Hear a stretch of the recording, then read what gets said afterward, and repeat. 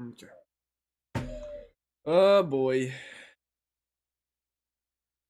Is the chat working now? That's the question.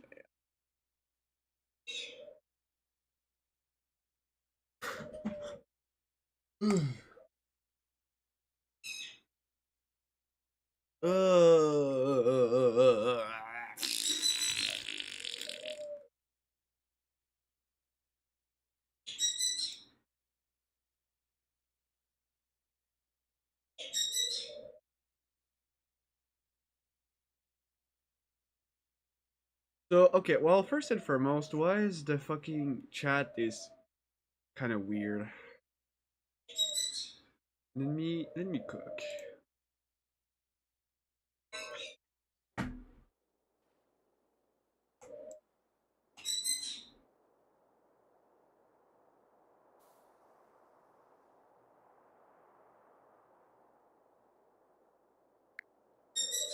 Dude, we're not even at fire. I gotta expand faster. I'm gonna be honest. I'm literally so slow.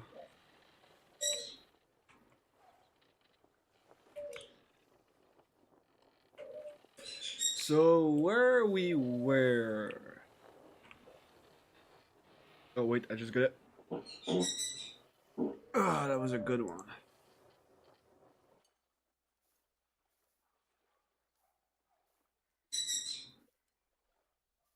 Let me delete the chat and make a new.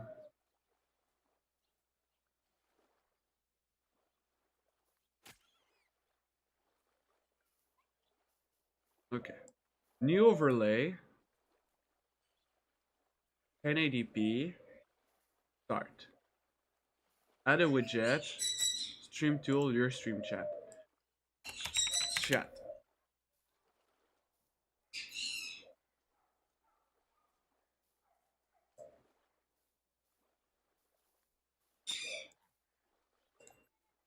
I'm gonna copy the. Bye bye.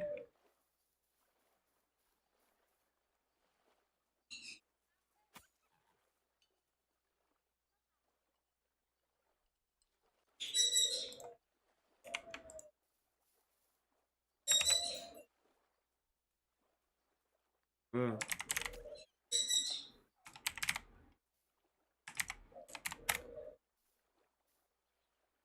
where's the chat, right? Enter widget. Why is it so white?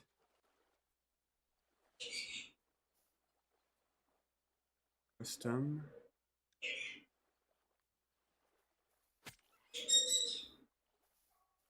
We need select. Save. Okay, where is it? Oh, it's in the middle right here. Go right here. Let me give it a try.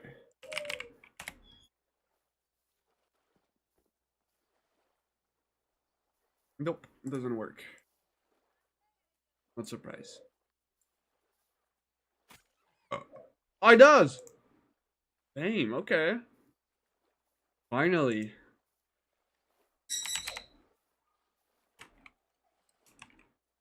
That's a great the resolution. You center the widget. And now you make it.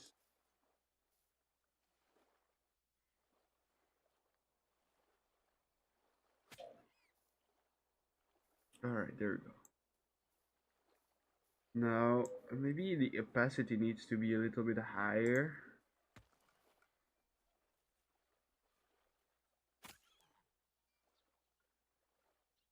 Let's put like this. Save. Now it shows. It's way better. This text. It's gonna be.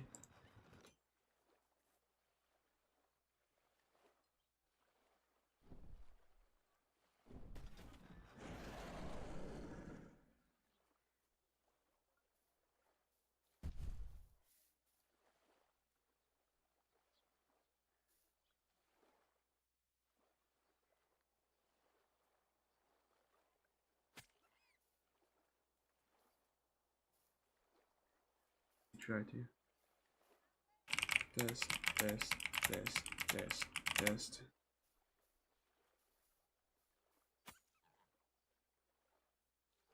Oh, my back. In the back of my mind, you die.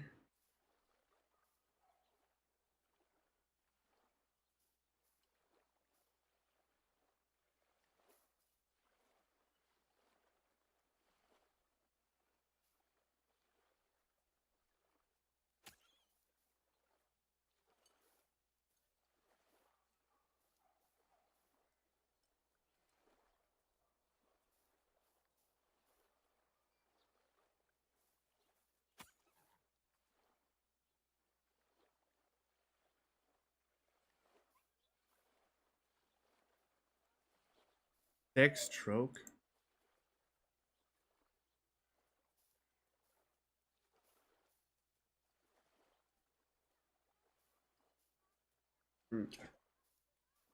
Save. Let's keep it like that for now. In the back of my mind, you die.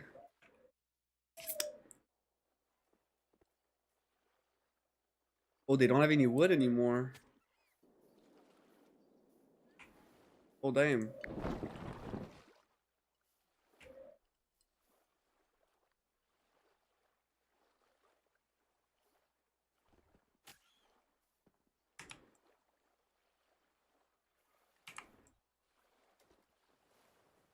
A little bit of Monica in my life. A little bit of these nuts in my mouth. Alright.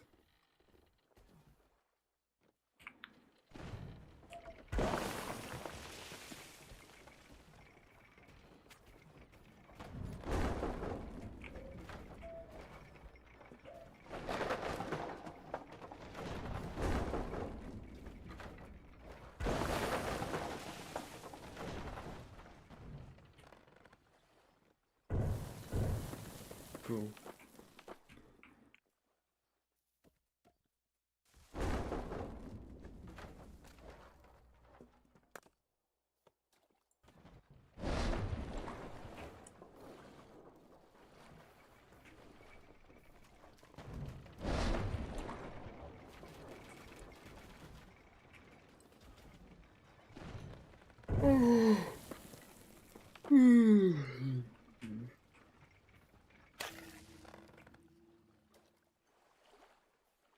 Okay.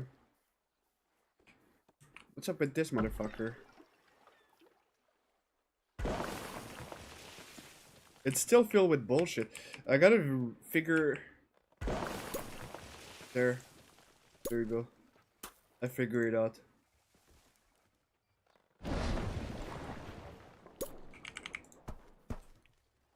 There you go. Fixed. What? Fuck? Are you... This house... So, what is really frustrating is I put a water thingy here that touched this house, but yet it's still burned down often. Either attacking. I'm not letting this slide.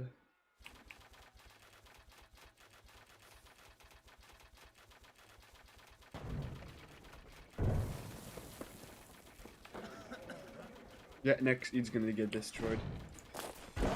Whatever.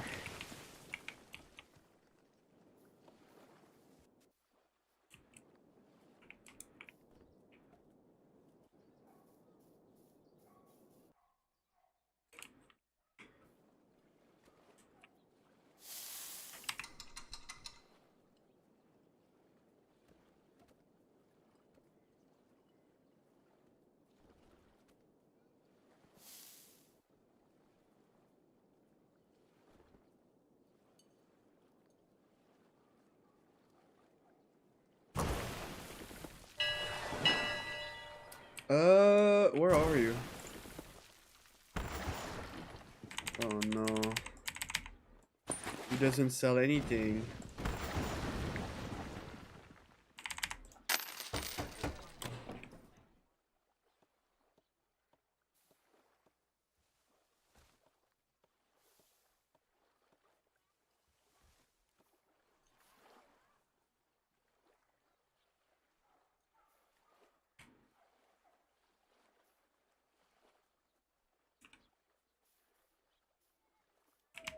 Oh man.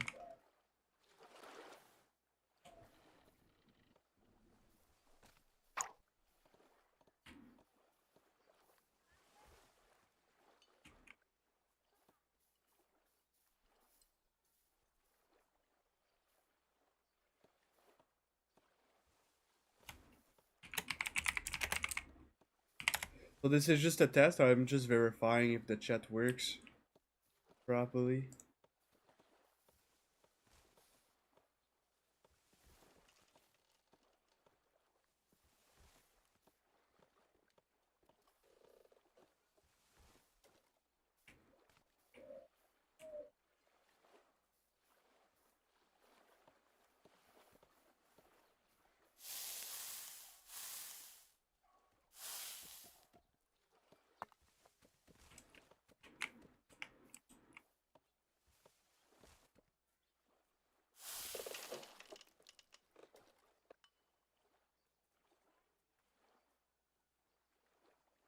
Oh yeah, it's so small. What the fuck?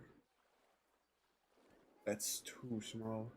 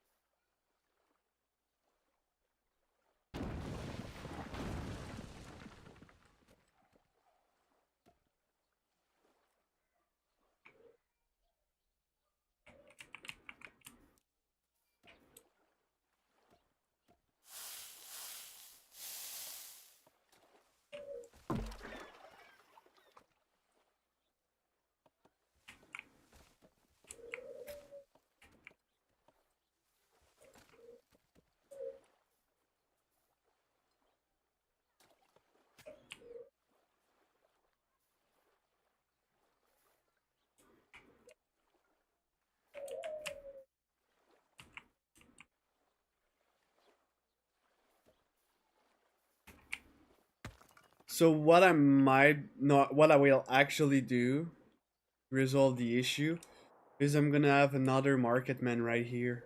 So there's gonna have two marketmen.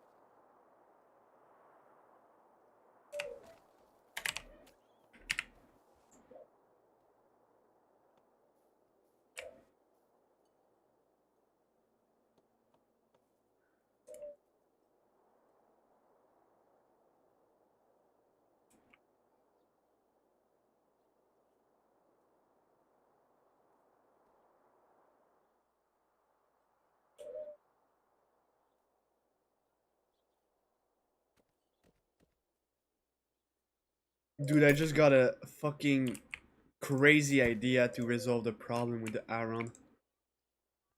We're just gonna make a boat, take 500 of them, and he's gonna go a full circle around the island and he's gonna drop 10 each year.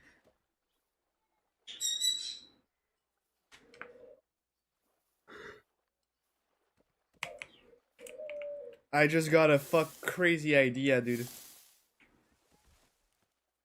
Oh, I think it's 170, isn't it? 270. Okay, well, it's gonna take 270. It's gonna drop 5 of them each year.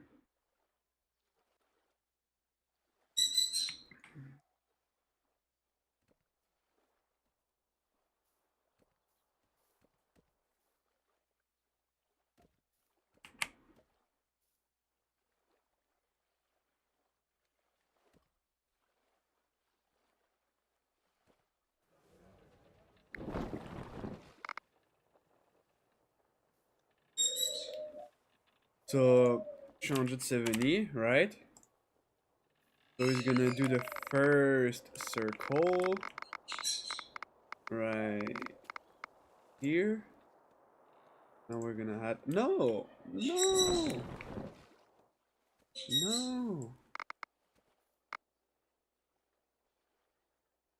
Man, you're such a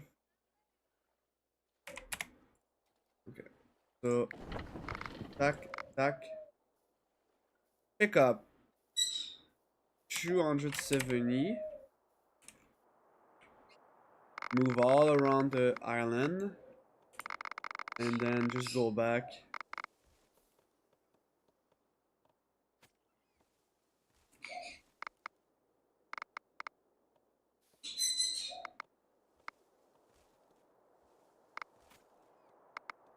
Oh, damn it. Just like... So, let's make checkpoints. Right. That's your first checkpoint. That's your second.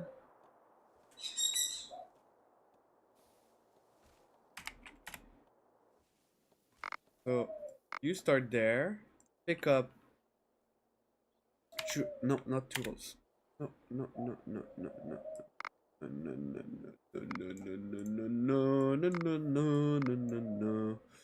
Pick up 270 tools.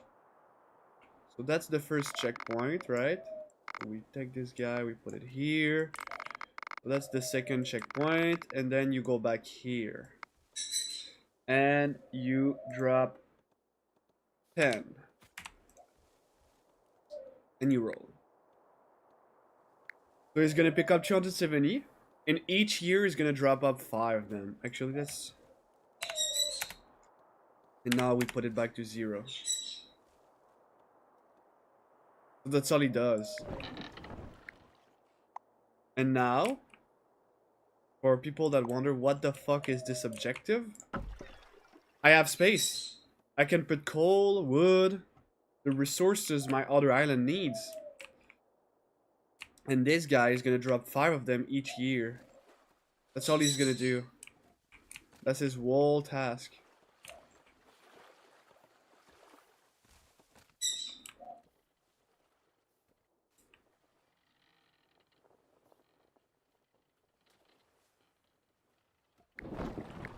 So now this guy, with 5 iron, there you go, he just dropped everything. And he took the berries and the coal.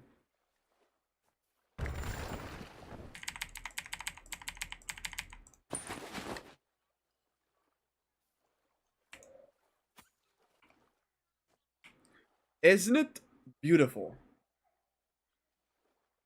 So now they're able to fill the coal.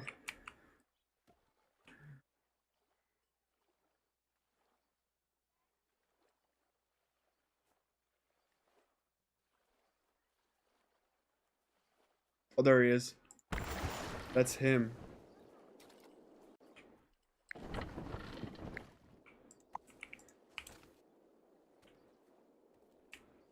His whole purpose is just to take stocks and run around the island, I guess. That's all he does. Alright, there is the bitch ass. I'm gonna need Ballistica right here.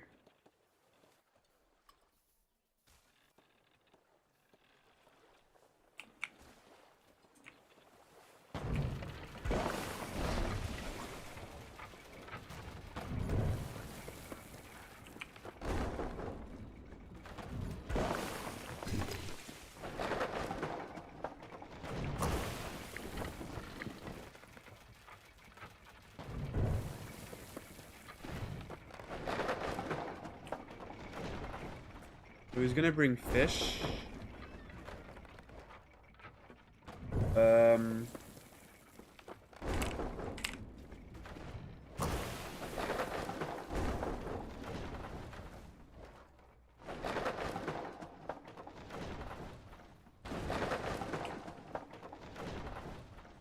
Who's getting attacked?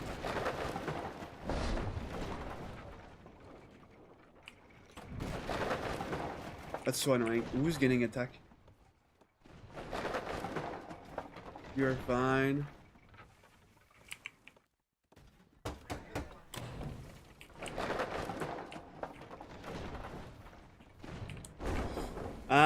gonna do another two Ballistica and two Ballistica here.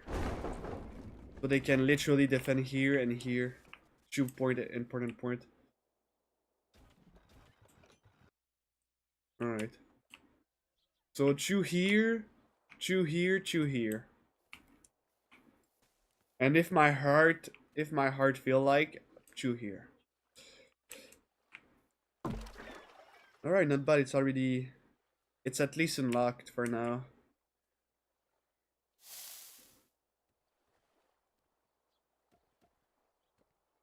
That's gonna be a problem, dude.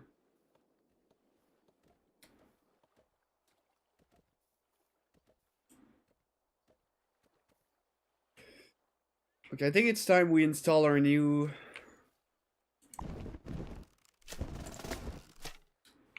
little ship. Where's the ship? Uh-oh. Did I just lost the ship?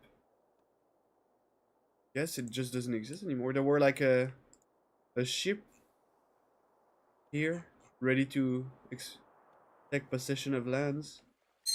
What the fuck?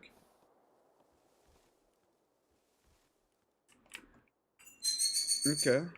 Well, I guess it doesn't exist.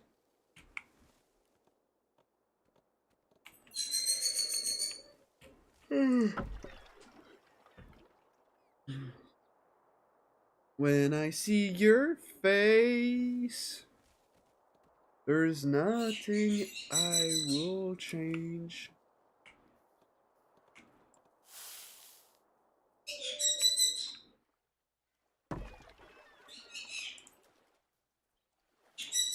Oh, what is that? Oh, that's armaments, weapons.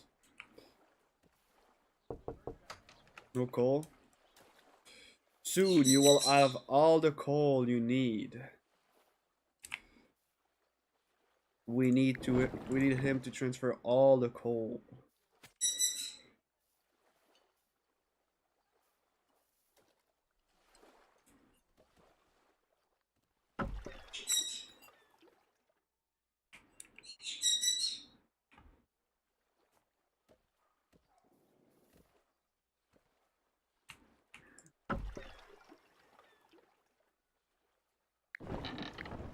$27.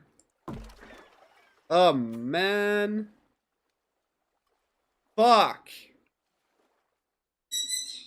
Do we need to take the tools and run around?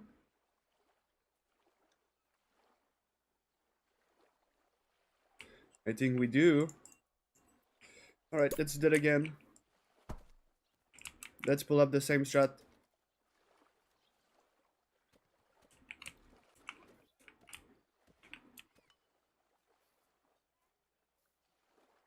PD1. There you go. No more taxes. You can live free.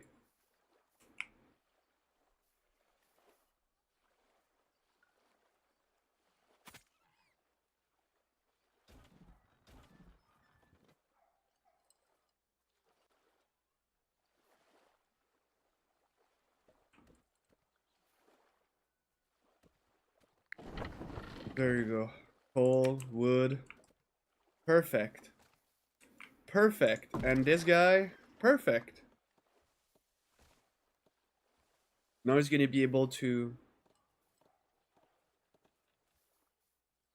have the berries he wants.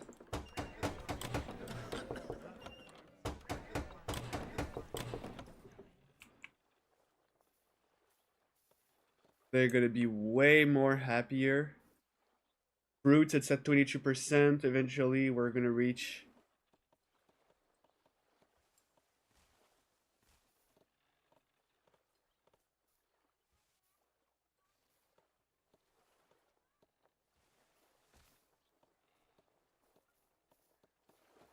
This guy's coming. Yep.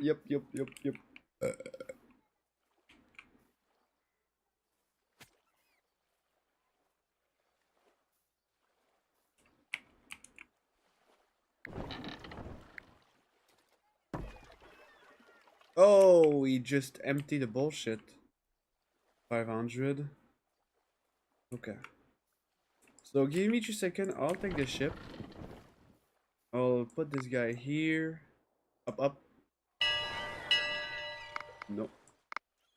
Up, up, up. Pause. Zoom.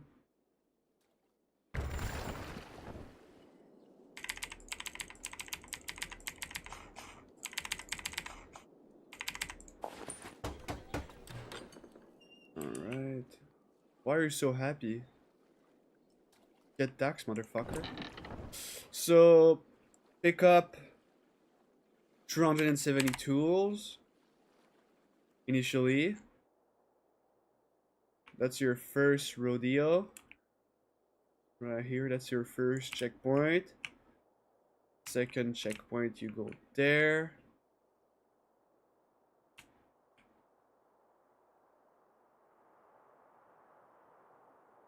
Second checkpoint. And third. And you're gonna drop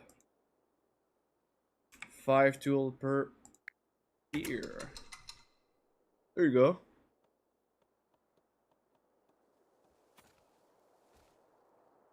So now he's gonna empty this entire thing. So this guy can drop all the coal he needs. Oh, he doesn't have enough coal. What is going on?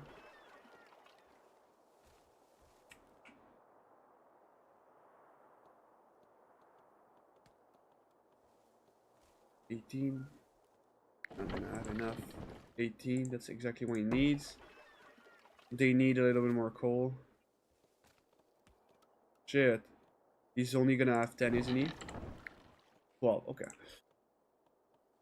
They need more. They need more coal.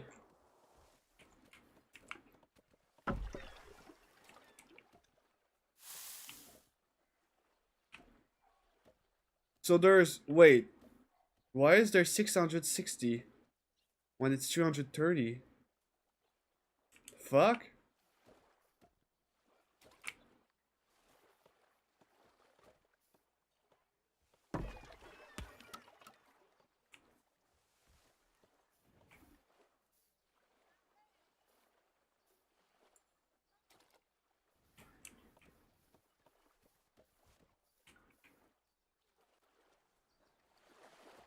That's the guy with all the tools.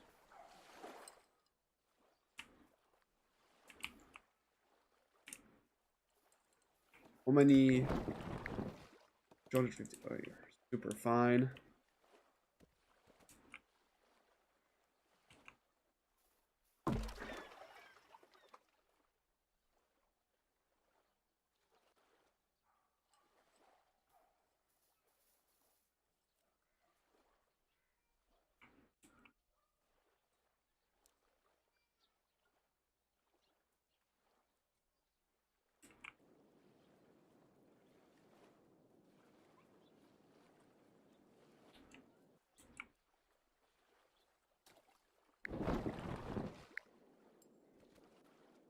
Wait a fucking minute.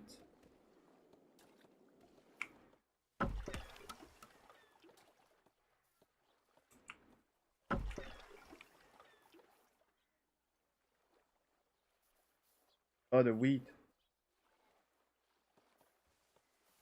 That's a problem.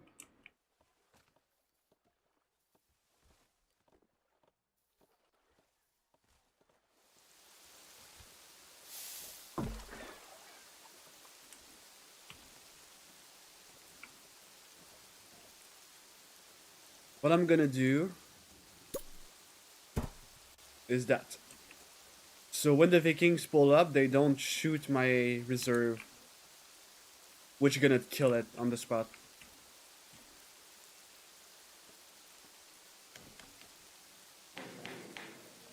Yo, what the fuck? 100 wood.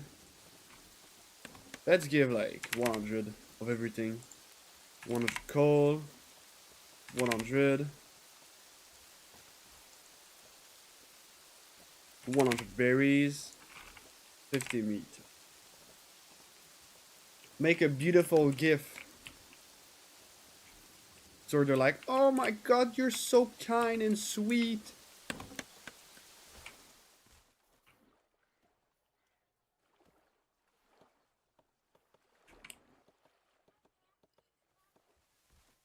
What do you mean? There's literally troops here.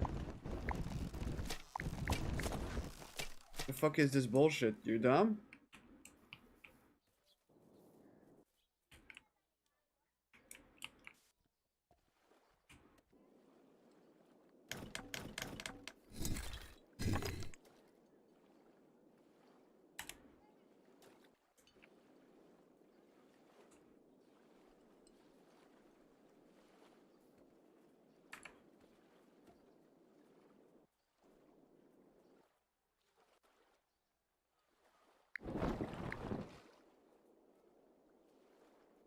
There you go. We just got a rock.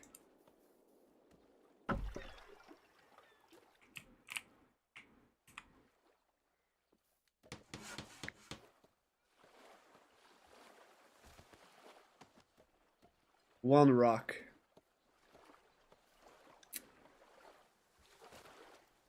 Yep, you got this, buddy.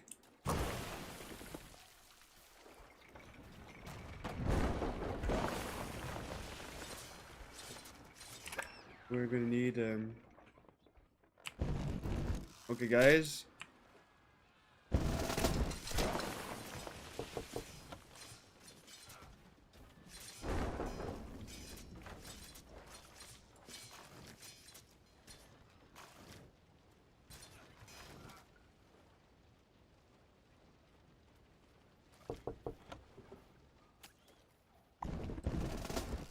Stay here. I'll just make more of you.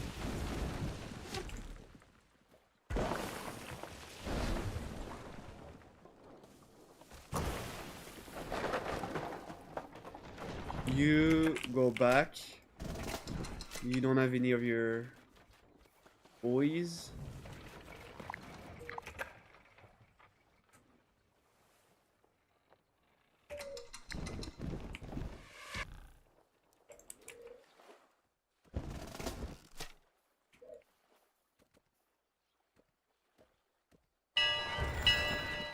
Holy moly!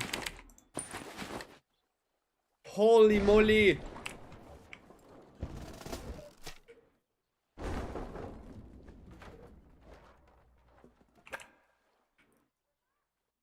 You recuperate.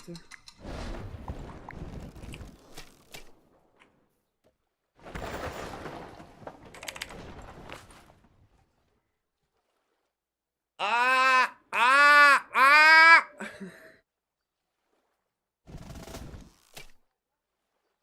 And that doesn't sound like tech support to me. That sounds like criminal support, in my opinion. And this shows the black and how Trader's Domain faked this whole thing. They would do these trades, but they would remove the losing ones and keep the winning ones to create a winning record. Alright, I'll give you a bunch of soldiers. Because there were orders, right?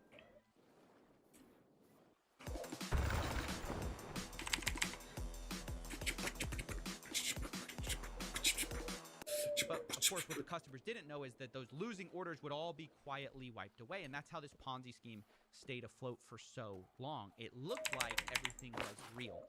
They were very successful at faking this stuff. Although, of course, in the end, it's also how it fell apart, because as we showed in the first episode, Trader's Domain's customers started catching on to the changing trades, and they would Oh, I have enough. openly. Okay. He just changed the 1, 2, he 3, just changed 4, the exit 5, 6, dollar amount 7, that he took on that trade. 8, So this all lines up with what we know. I Ted think it's appeared to be trading in real time. 9. I think it's but 10. Losing trades would suddenly vanish. We'll give it a try. And you might be thinking, well, look, this is great and all, but how Bro. do you know that these support Bruh. chats are real? Maybe these are Bruh. photoshopped screenshots from Bruh. and I wanted to go ahead and validate the authenticity of these chats. It's a hard problem to solve. And what I realized is I could actually compare these requests for order removals with what people were publicly reporting. And if those two things lined up, then these screenshots are very likely authentic. And that's when I found this Reddit post showing two pictures of their trades changing. Once when Ted had lost, and then later that day when those same trades suddenly changed. They changed where they closed. Now, just so you can All right, realize, get tax, the blue arrows are motherfuckers. the buys that Ted did, and the red arrows are the sells. And as you can see from the first picture, Ted has lost money using the Wall Street Bets trick of Bruh. and selling low. Now, he's going to solve this, though, with a very simple trick called fraud. Because in the second picture, you can see that the trades have been adjusted and the story has changed.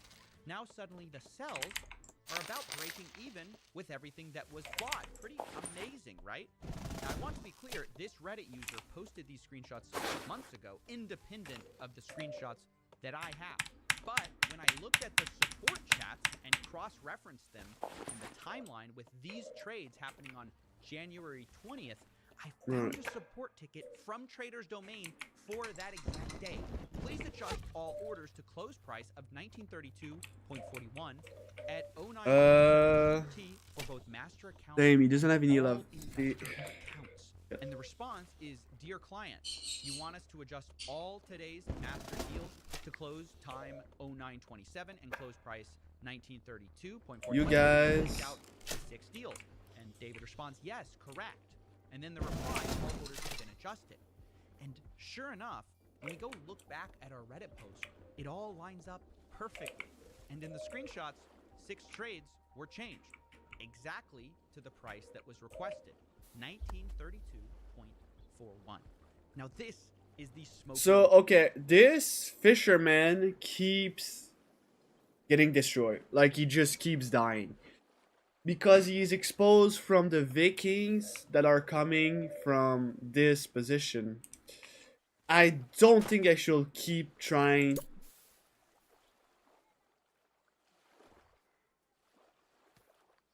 So here it's kind of like the situation where I just cannot do anything about it, because no matter what, the Vikings gonna come 2 times and they're gonna destroy it in 2 shots. Once upon a time.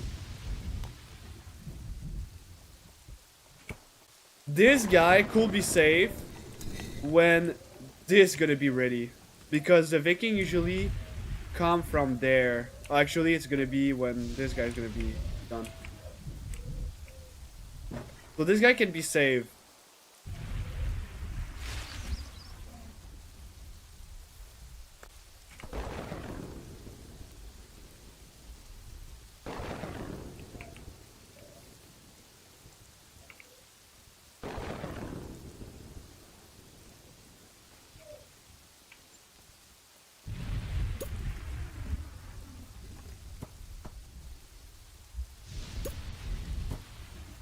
Done. So next attack, we're gonna have 2 Ballistica here. So they're gonna stop being a bunch of bitch.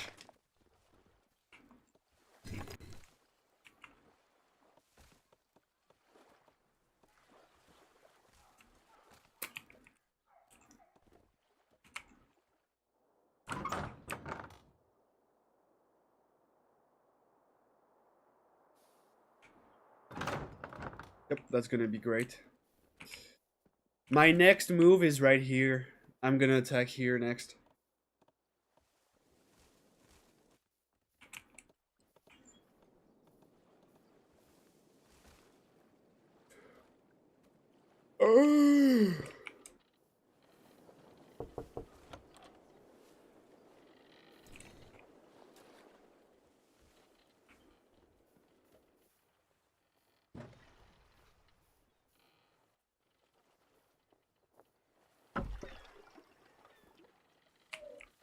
Now the question is, do they have enough fruits?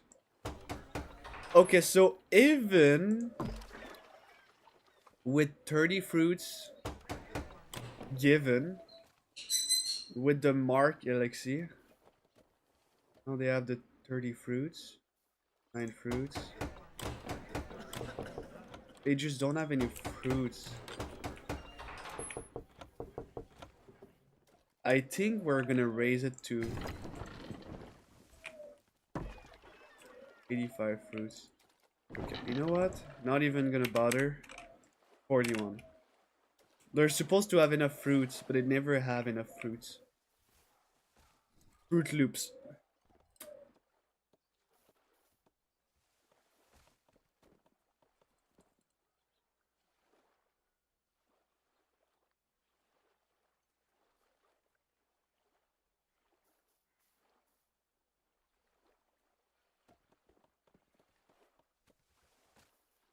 gun, undeniable proof of fraudulent, fake trading straight from behind the scenes of Trader's Domain's own software provider. But I'm not finished, because it's not enough to talk about if there was fraud. Where did the money go? Who is entitled to that money? Well, I think I discovered that too, because I had 50,000 emails from Trader's Domain leaked to me, and I was trying to figure out how I could use these to reconstruct a map of how this Ponzi scheme worked, when suddenly I realized the answer was right in front of me. And that comes from the daily account statements. Now, I think we've talked about this briefly, but the way Trader's Domain convinced people that this was all real is they sent a set of daily trades, fake trades, to their customers, supposedly how much money they had made that day. It all looked very real, official, but in these statements, they had people's names in them, account numbers, and their balances. And I realized, well, I had several snaps of these. Good. And using this, I could reconstruct this whole thing. So here's what I did. I picked the day near the height of the Ponzi scheme, September 20th, 2022. It's right before withdrawals all stopped.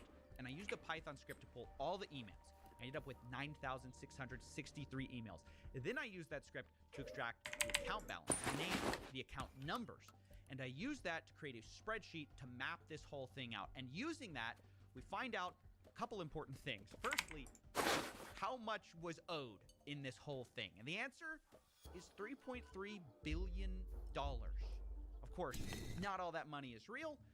We have uncovered about $500 million of real money that went in, but that brings us to the second thing we can discover, which is who this money was owed to. And this is where all the pieces of our Ponzi fall in place, okay? Here are the biggest promoters, sponsors, and owners in Trader's Domain. Firstly, at the top of the list, we have Tintin, aka Tin Tran, with nearly $1 billion. Now that might surprise some of you, but keep in mind he was the main account people would send money to, as we discovered in part 1. The second largest holder is, not surprising, Ted Sifranco, the guy who says he doesn't own any of this anymore. Well, on September 20th, 2022, he had $370 million. Next up, we have somebody from Houston, an MLM promoter, Holton Bugs. He had $125 million. And if you remember, the first victims we spoke to, they talked to Holton and were shown huge account numbers. Now we know how that was possible. Now the fourth largest holder is Algo Capital, another sponsor we've known about for some time. We didn't know the size though, $96 million. Mike Sims, another big promoter, is close behind with $84 million. And here we can find some interesting connections actually, because it allows us to discover Ponzi schemes within Ponzi schemes. Watch this. So apparently, Mike Sims and Algo Capital work together, at least according to them. I have a role of serving as Director of International Business for Algo Capital, which is a firm in Miami, Florida. We're also going to be expanding internationally here pretty soon as well. And we are a hedge fund. We're a hedge fund, and we specialize in Forex trading. Now, this is actually interesting when you realize that Algo Capital was partnered with something called Omega Pro, which is an MLM Ponzi scheme which purported to trade Forex. Might sound familiar. And we're excited to be partnered with Omega Pro on their vision. So it appears this is where a lot of the money came from, was this other Ponzi scheme. Let's go! Mike Sims took Free meat! supposedly to trade, funneled into their own thing around this. Oh, you killed it too fucking near. That lot was crazy. In reality, it seems like they forwarded that money into another Ponzi scheme, which is Trader's Domain. That's why I said Ponzi schemes within Ponzi schemes within Ponzi schemes. Yeah. It looks pretty bad. And actually, funny enough, do you know who one of the promoters of this Omega Pro was? Come on! Let's go! Come on! Come on! Je pense que c'est un peu grand. Pour les meilleures œuvres de la saison pendant le grand solde rouge de Canadien, il n'y a rien de trop grand.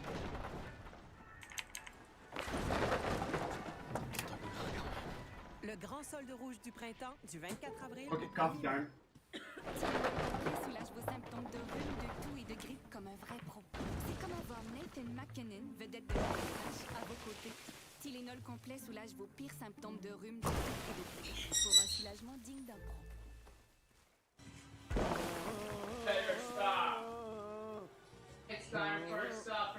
right. The scammer owner of Wall Street is back, Jordan Belfort. And I know some of you are thinking, wow, I thought he changed. Well, not so sure. There's only one way to get rich in this world, and that is quickly. You gotta get rich quick. I'm not talking about a get-rich-quick scheme. That's not what I mean. So I'm not advising you to go out and find some get-rich-quick scheme, which this is not. It's a legitimate business, okay? Oh boy. Actually, no, it isn't. None of that's true. You don't have to get rich quick. Omega Pro was a get-rich-quick scheme, and it wasn't a legitimate business. Unfortunately for investors, Omega Pro has since collapsed at the same time Trader's Domain did, and so investors, ironically, got poor quick, listening to a guy who got paid to speak. Good job, Jordan. I hope that 300 grand you had locked within Future Gin LLC was worth it, and I hope you pulled it from Trader's Domain in time.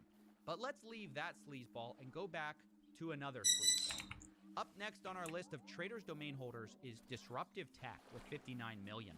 Now, who is that? Well, the email associated is Gilbert Pardalla, who calls himself an enthusiast of the blockchain. In fact, he's so enthusiastic, he's previously been detained for a different scam called Dagcoin. I mean, allegedly, guys, allegedly. Up next, we have Stormy Wellington, another top 10. She's an influencer with $26 million in Trader's Domain, which may explain why 9 months ago she posted a video called, "I bought a $1 million yacht cash." I mean, how do you think she did it, guys? It's a real mystery. Was it maybe that you were in a Ponzi scheme? I went out here and got it all off of hard work and dedication. No lottery ticket, no luck. Darn it.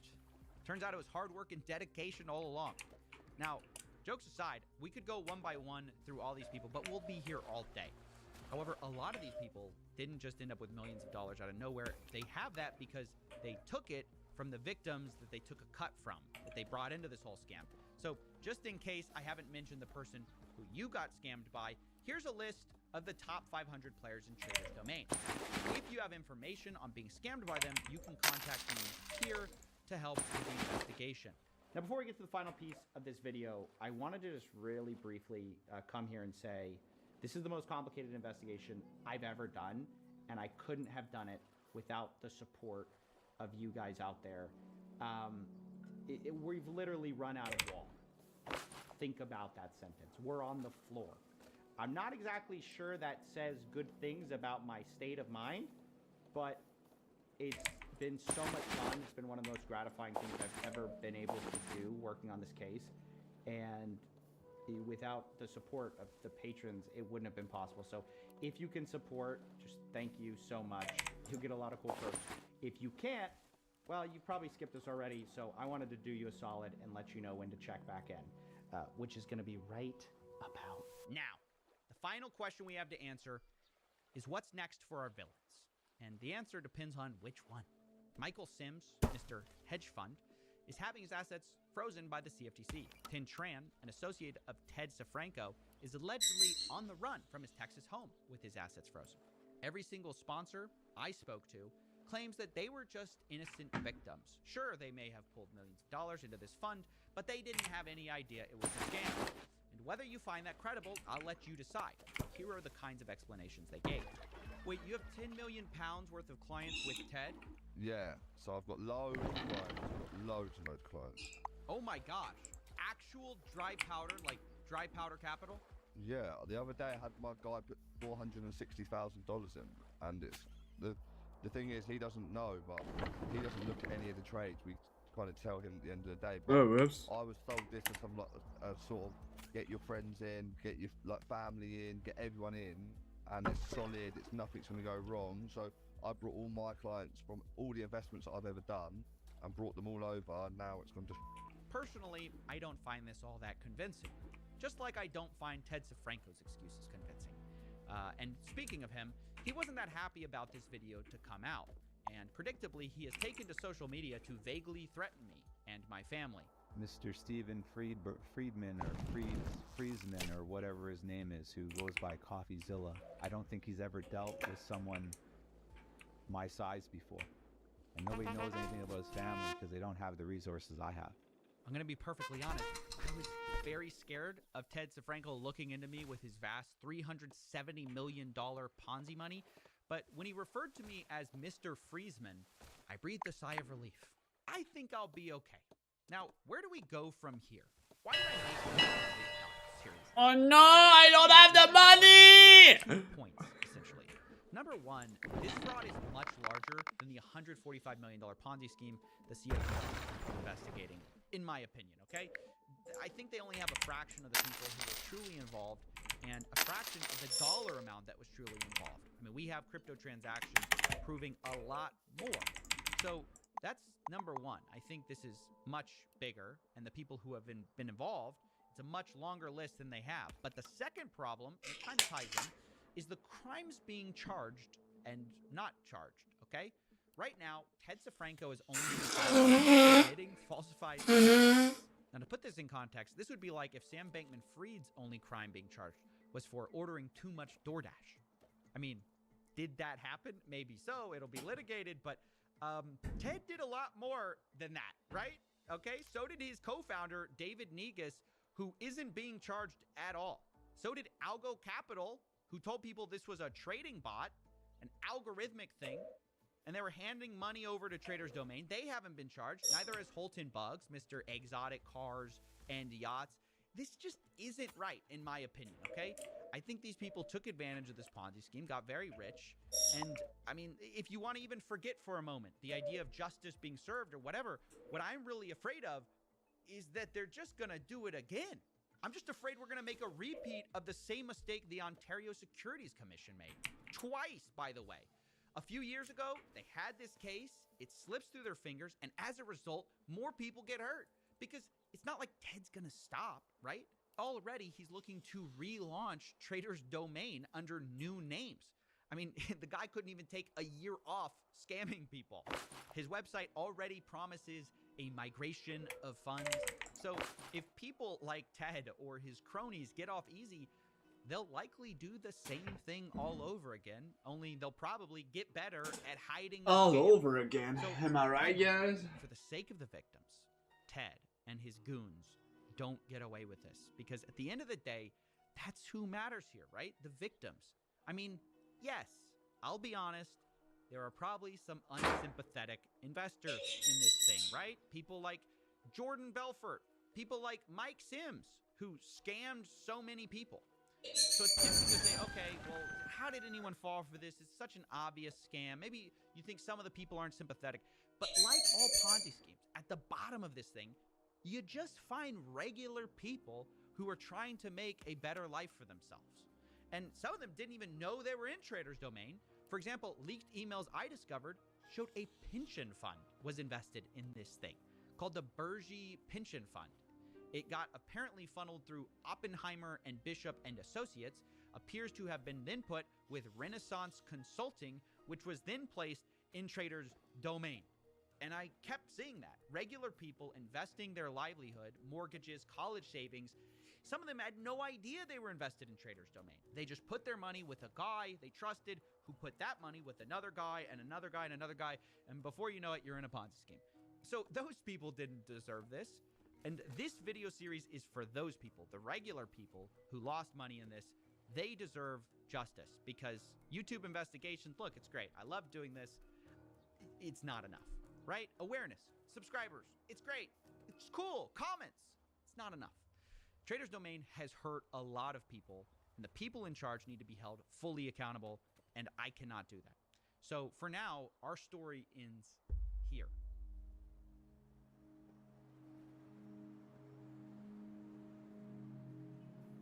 Le changement, par où ça commence? Chez Silk, nous croyons que ça passe par ici, par des plans. Chez Silk, notre volonté d'être meilleur passe par notre volonté de changer à tous les jours. Silk, meilleur de jour en jour. Ok, bye la gang. Char jaune. Aucune chance.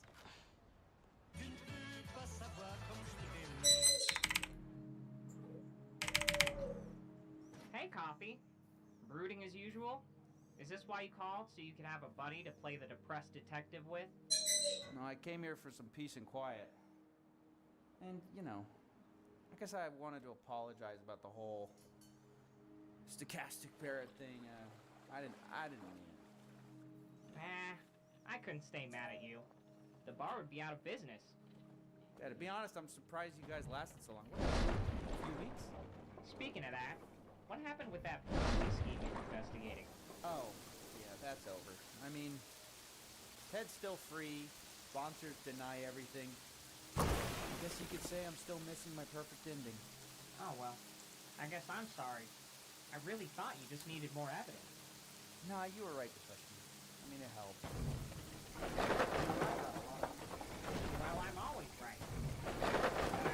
What was that other thing I was right about? You know, I think you said something about enjoying the next best thing with a friend. Oh, right. That. Well, I can't drink, though. Yeah, I thought about that, so I picked up something on my way here. You like a little bit of juice, right? Coffee. You did.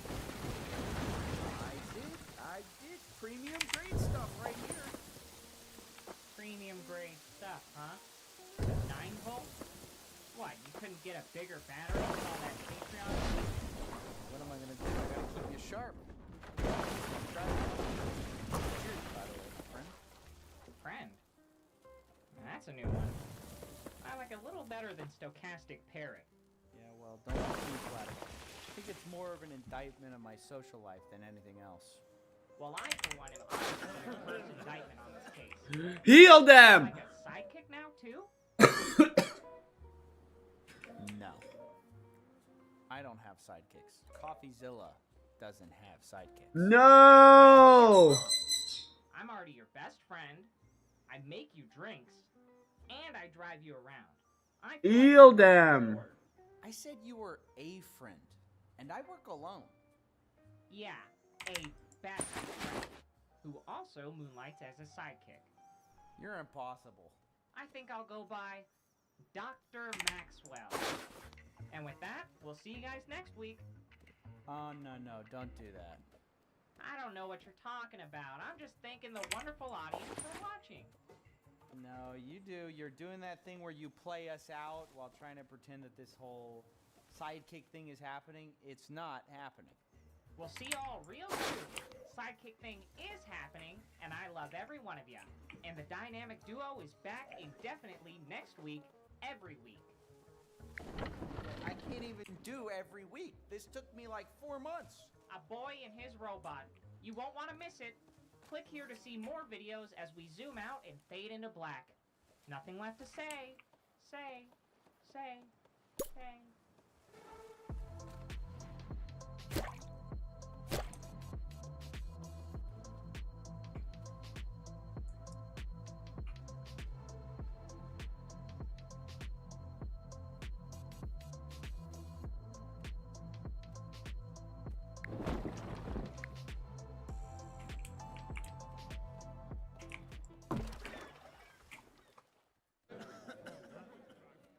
Financial freedom. It's what everyone wants. The ability to not worry about money, the ability to flex on people, and also sit on a beach for some reason with a laptop, which I'm sorry is a dumb fantasy. Sand and keyboards do not mix. All you've done is give yourself a terrible experience with both. Sorry to go on that weird tangent, but also it needed to be said. The point is that everyone wants financial freedom, and many people look to cryptocurrency as a new way to get it, because nobody trusts the monopoly man controlling the money printerino anymore, and because of that, a lot of new people are just looking to Dude, I just cannot afford it. the new monopoly man, if you will, but a better one, sort of. Enter Celsius, who we're talking about today, a company that takes crypto and also lends it, that pitched itself as being a new place to put your money and borrow money, but that's kind of not a thing. It calls itself a new economy, an economy where, quote, financial freedom doesn't come with a price, which sounds about as believable as a diet pill that gets you a six-pack without the exercise. But even so, Celsius's pitch was undeniably effective, promising up to 10% a year on your money.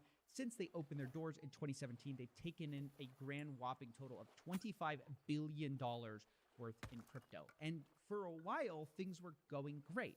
Right up until on June 12th, 2022, they suddenly collapsed without warning and froze withdrawals and went radio silent.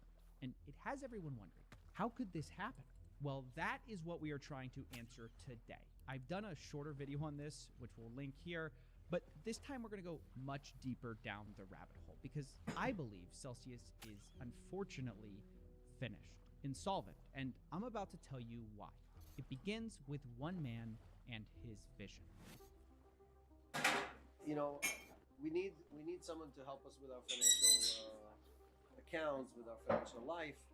And normally we trust people that we think are acting in our best interest. But what if these people are not acting in our best interest? What the banks really think is that because we have to trust them, we cannot trust somebody else. So they don't believe that a company like Celsius can exist, because who would be crazy enough to give their coins, their crypto, to somebody who's not a bank? Alex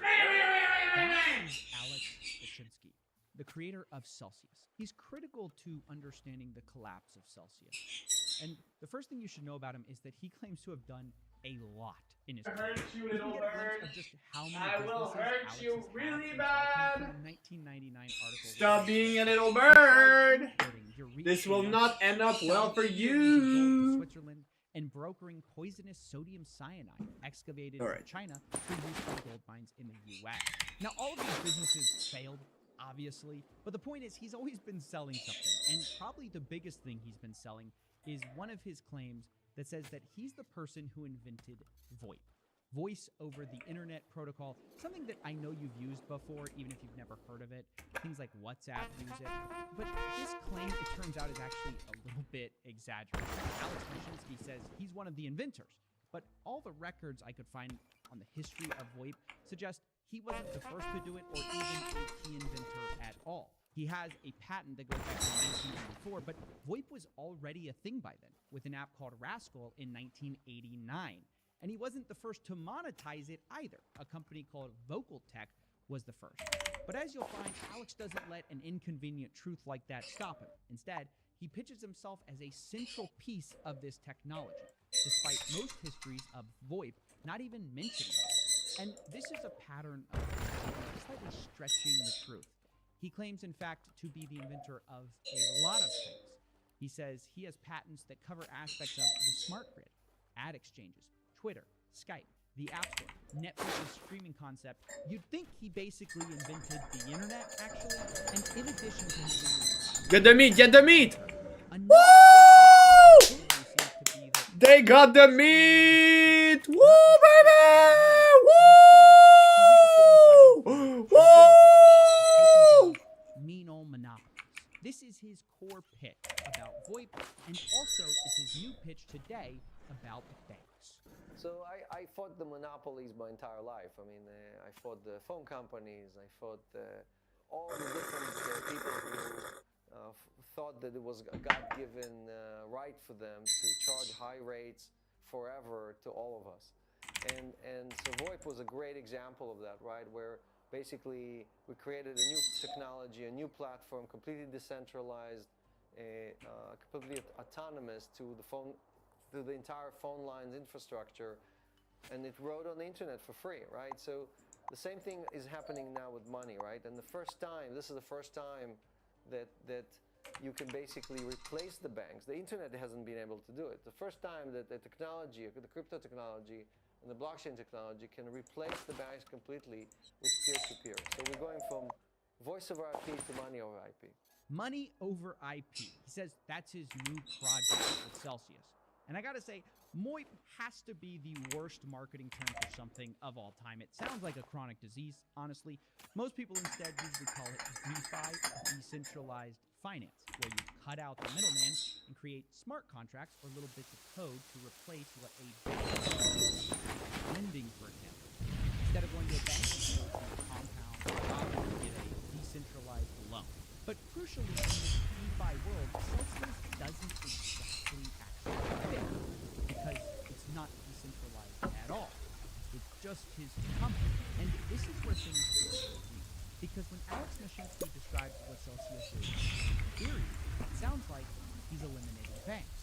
That is the killer, the application of basically eliminating the toll collector. is the purpose of the blockchain. But then when he describes what Celsius actually does, it sounds like he is a bank. So Celsius Network 1, enables 2, you to deposit 3, your coins, enables you 4, to lend them to 5, someone else, 6, and you get to keep 80% 7, of the value. 8, I mean, you just heard it. 9. Celsius takes deposits. Fuck, I don't have enough rocks. I'm gonna That's wait. literally the definition of a bank, according to Investopedia, except, well, for the fact that in this definition it also says license. And Oh, in wait, that I have enough. What the one fuck? sense, the worst sense of all, Alex is correct. Celsius is Okay, not yeah, I was. licensed It's to do it. 9. They're not licensed to do this. I thought it was If a bank 10. loses money, for example, it's insured. Celsius loses your money, well, But I you're out can. of luck. I And cannot this afford it. verbal sleight of hand is a pattern. Mashinsky would use words like deposit and I'll raise withdrawal, your- which sounds like banking terms for a savings account, don't they? But in their terms of service, they explicitly spell out that these aren't banking terms at all. It's not what they mean. Instead, Celsius considers these deposits actually a loan to them, that you are lending to them to then lend to somebody else. And when you withdraw your money, you're Oh, not damn. withdrawing from an account you own. You're calling your loan due, basically. And it turns out that's a pretty big difference. The other big trick they did was convincing people that, like a savings account, they said their Earn program, where you could get up to 10% a year on your deposit, they said it was low risk, incredibly low risk, as seen in this study. Bitcoin pays dividend. Try Celsius. How does Bitcoin pay a dividend? How does Bitcoin pay a 6.2% dividend? because we earn yield. How do you earn yield on Bitcoin? What do you do to generate income on that Bitcoin? I'm happy to spend an hour with you. Yeah, you're trading it. and You've educate got to you be on how- taking tremendous amount of risk. The Bitcoin itself doesn't generate any yield. It does. Just like How? any other asset can generate yield. Gold. No, we but got gold what earnings here. does the Gold- Bitcoin generate? Gold generates 5.5% at Celsius. Yield. No. Tokenized What are gold you doing to generates generate that? 5.5%. You must be taking tremendous risk to You're not generate taking those tremendous returns. risk. Well, that turned out to be a huge lie. They were taking tremendous risk. Now, I spoke with a Celsius insider who, on the condition of being anonymous, told me that, quote, they were kind of degenerate in their DeFi pool. So it turns out they were taking tremendous risk, according to their own people. And I also spoke with a crypto sleuth called Dirty Bubble Media, who's been tracing these actions a long time before it fell apart to understand more. And I asked him, how is it possible that Celsius could earn 10% on crypto? Here's what he told me. Essentially, they were engaging in really risky practices, essentially taking borrowed assets and lending on them multiple times in order to try to maximize the yield. And most of their yield was likely coming from stablecoin loans. At least their claims are that they were making these large loans of stablecoins out to like institutional traders who were engaging in undescribed or undisclosed activities that somehow generated the returns sufficiently high enough to make these 10% or higher payments. One way I had heard it described was that people thought they were investing in a bank with Celsius, but actually they were investing in more like a hedge fund. Do you sort of agree with that? Yeah, I mean, I think that describing them as a hedge fund that was playing with retail money is probably a fairly charitable way to describe it, but they definitely weren't operating like a bank. So I know you looked at their DeFi wallet. What kind of returns did you see them getting there? Did you see them getting like 10%, 12%, 15%? No, not at all. So what part of their strategy was using DeFi to access stablecoins. So, for example, they would borrow Ether from their customers. They would then deposit that borrowed Ether into, say, Compound DeFi protocol, and then use that as collateral to then borrow stablecoins against. And then from there, the stablecoins flow out all over the place, and that's something that trying to track that is very difficult. But essentially, I mean, net, that actually costs them more money than it makes, because first they're paying interest rates out to their customers to borrow the Ether, and then they're also paying between 2 to 3% to those protocols to borrow the stablecoins in an over-collateralized manner. So it was actually costing them money on the part of the part that's actually visible to us on the blockchain. So they're making all these bets, some of them risky, and I guess you found that some of these didn't exactly pan out. Can you explain that? Yeah, so there were a couple mistakes that they've made that I found, and there are probably others as well. One example of that was this thing called Stakeout Ether, which, to get into it's a little bit complicated, but essentially they were using this service to take some of the customer Ethereum and deposit it to this ETH2 contract, which is something that has to do with Ethereum switching from proof of work to proof of stake. The long story short is that the money that goes into this contract is locked. So you can't access it for a very long period of time. It's indefinite, at least until this switch occurs. So what StakeCount allowed you to do was they gave you a derivative token that you could then kind of keep playing with and use to, say, borrow against or lend out. And for a while, the market was treating that as equivalent to Ether. The problem was that StakeCount actually lost the keys to over half of the Bitcoin or the Ethereum or Ether that they had deposited. So essentially, what happened is the crypto that they gave them is locked up for essentially forever, unless the keys can be found. And the STETH derivative token that they were using to kind of stand in for the Ether that they had deposited basically is worthless now. So it was a massive loss. I mean, we were talking tens of millions of dollars. Another example was this Badger DAO hack, which happened several months ago.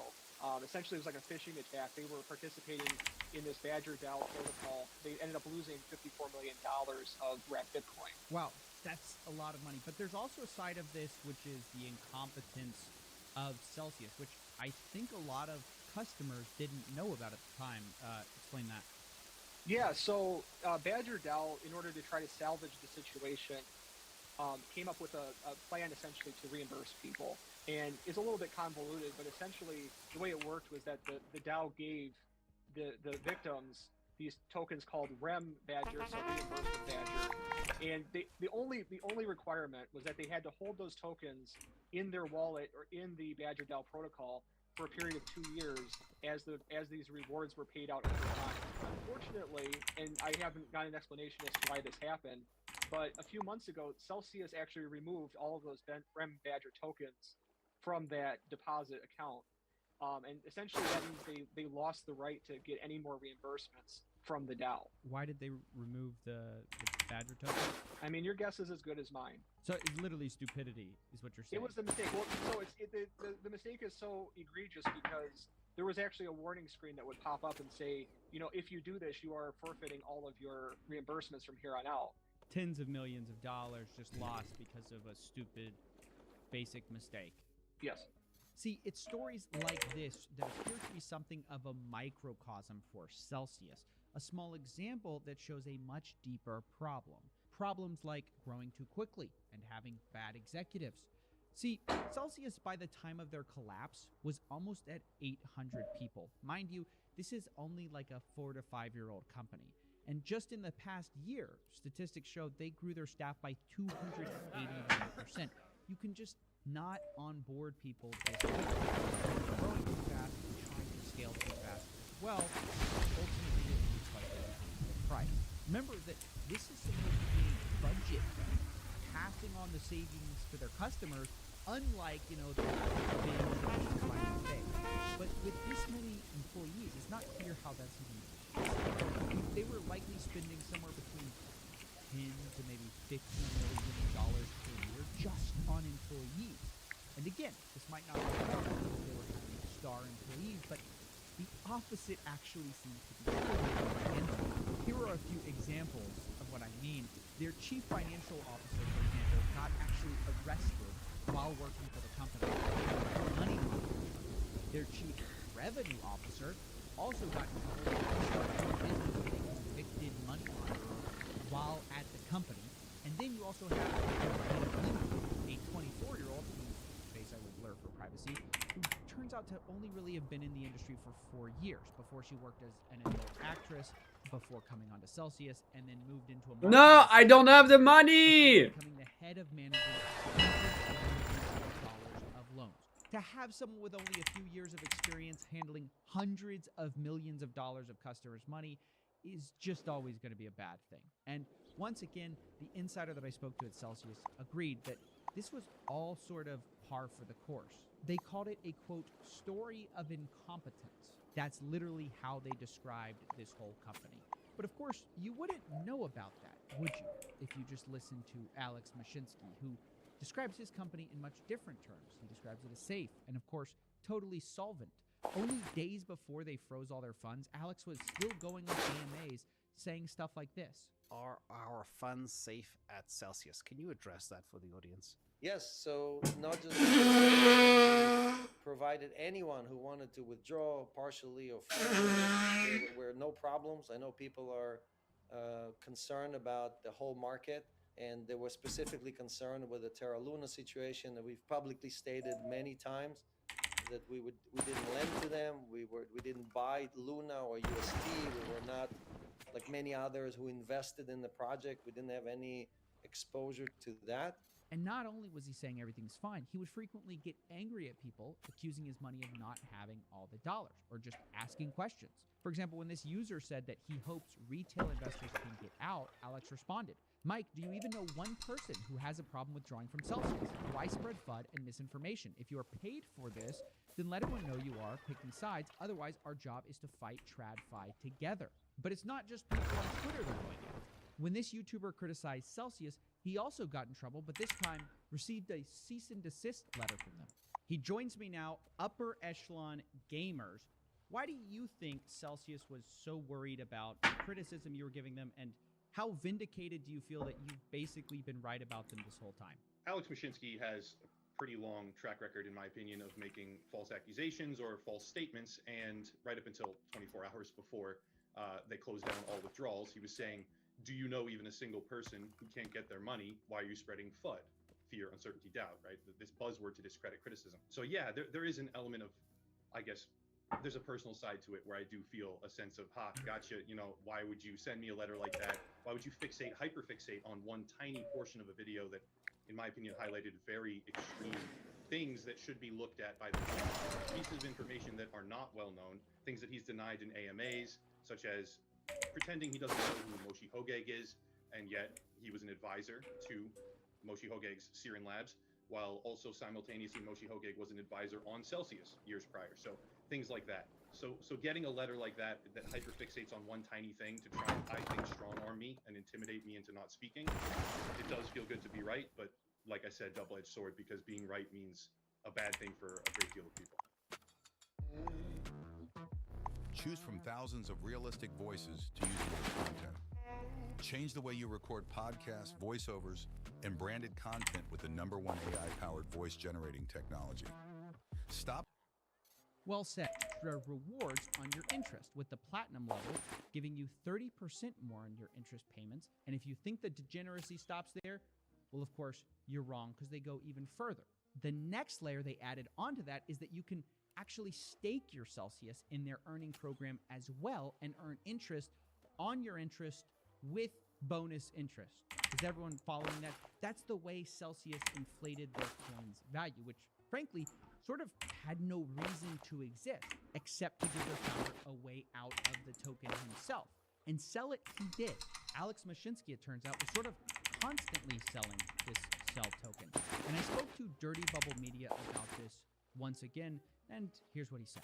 Yeah, so Alex's selling is kind of a focus of a lot of my work. There was a total lack of transparency around it. I mean, Celsius often would kind of tout their transparency on things, but when it came to these sales, he would admit that he was selling some tokens, but never give a specific amount. So based just on the numbers that Celsius itself provided, they have a list called the Top 500 Holder list that they would periodically update. That was the top 500 holders of this Cell token. It looked like there were several million tokens that were sold by Mashinsky over a period of about a year. What is the rough US dollar kind of equivalent of that? Tens of millions. So he's walking away basically even more rich than he was before, and his users are walking away what seems like maybe bankrupt. Very possibly, yes. Wow, that's... When I later went to the insider I'd been talking to at Celsius and asked them what they thought about this whole situation, they told me sort of a similar sentiment. They said 2 words: it's over. So even though I don't like to give bad news on this channel, despite what everyone thinks probably, I do have to agree. I think Celsius's time as a fake bank, LARPing as Robinhood, is coming to an end. Ironically, they ended up screwing regular people way worse than the real banks ever will. And it's become a huge cautionary tale to not just listen to people because they're saying what you want to hear. They told people that financial freedom was just an investment away, that they would do all the heavy lifting, and all you had to do was sit back and unbank yourself by banking yourself. And unfortunately, that's just kind of where the story ends. I know it's a bit of a bummer today, guys. Thank you for watching, and I'll see you in the next one. Getting your hands on the new Equinox Please. EV is good. Getting your hands off the new Equinox EV, thanks to Super Cruise, that's better.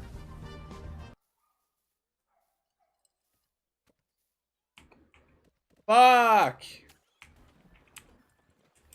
I uncovered a fraud worth $4 billion. There's an FBI investigation, lawsuits, and a lot of influencers.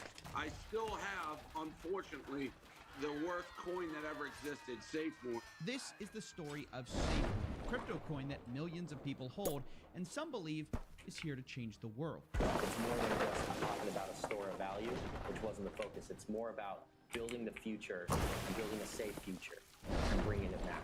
But what if they're wrong? I've been working with a small team to investigate SafeMoon for almost a year now, and what we've uncovered is shocking. Secret payments, I believe. I think those guys are gonna attack here. But since I have this guy... Oh, never mind. I actually have no clue where they're gonna attack. But that's gonna be pretty unsuccessful.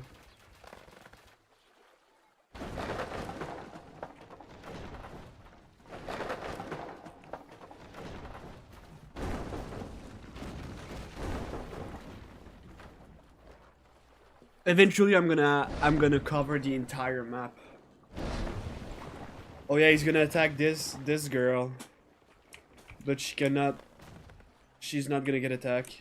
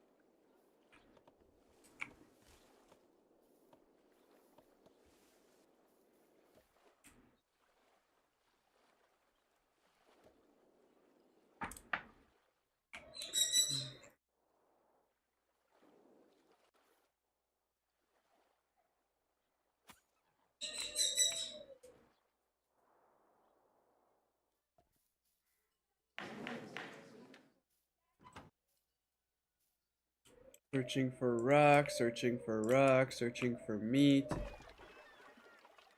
Right here, guys. Right here.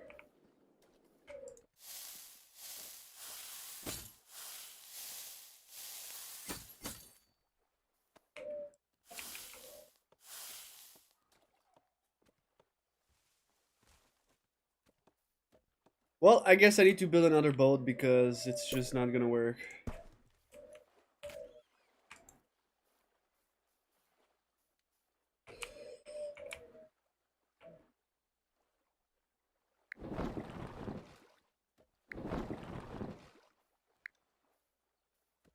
He's supposed to give fishes, but it just doesn't work because this thing is always filled out with bullshit.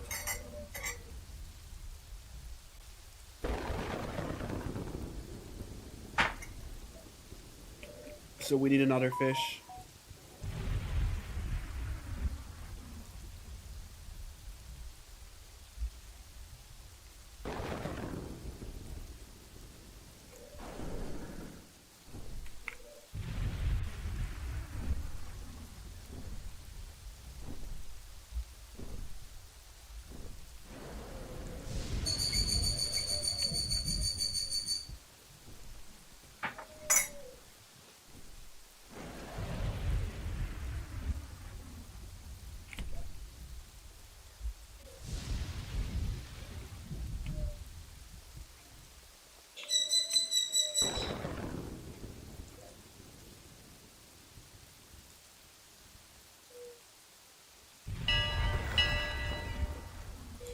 Oh my god. Oh my god. All I need.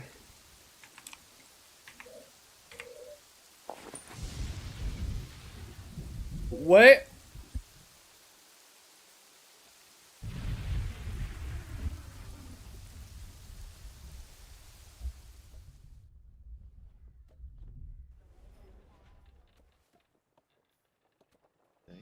And hundreds of millions of dollars that appears to have been stolen provably on the blockchain. Welcome to the $10 million studio. I'm your host, CoffeeZilla. Let's get into it. Are you sure this is smart? I mean, this isn't the small fries you used to go after. Yeah, I know.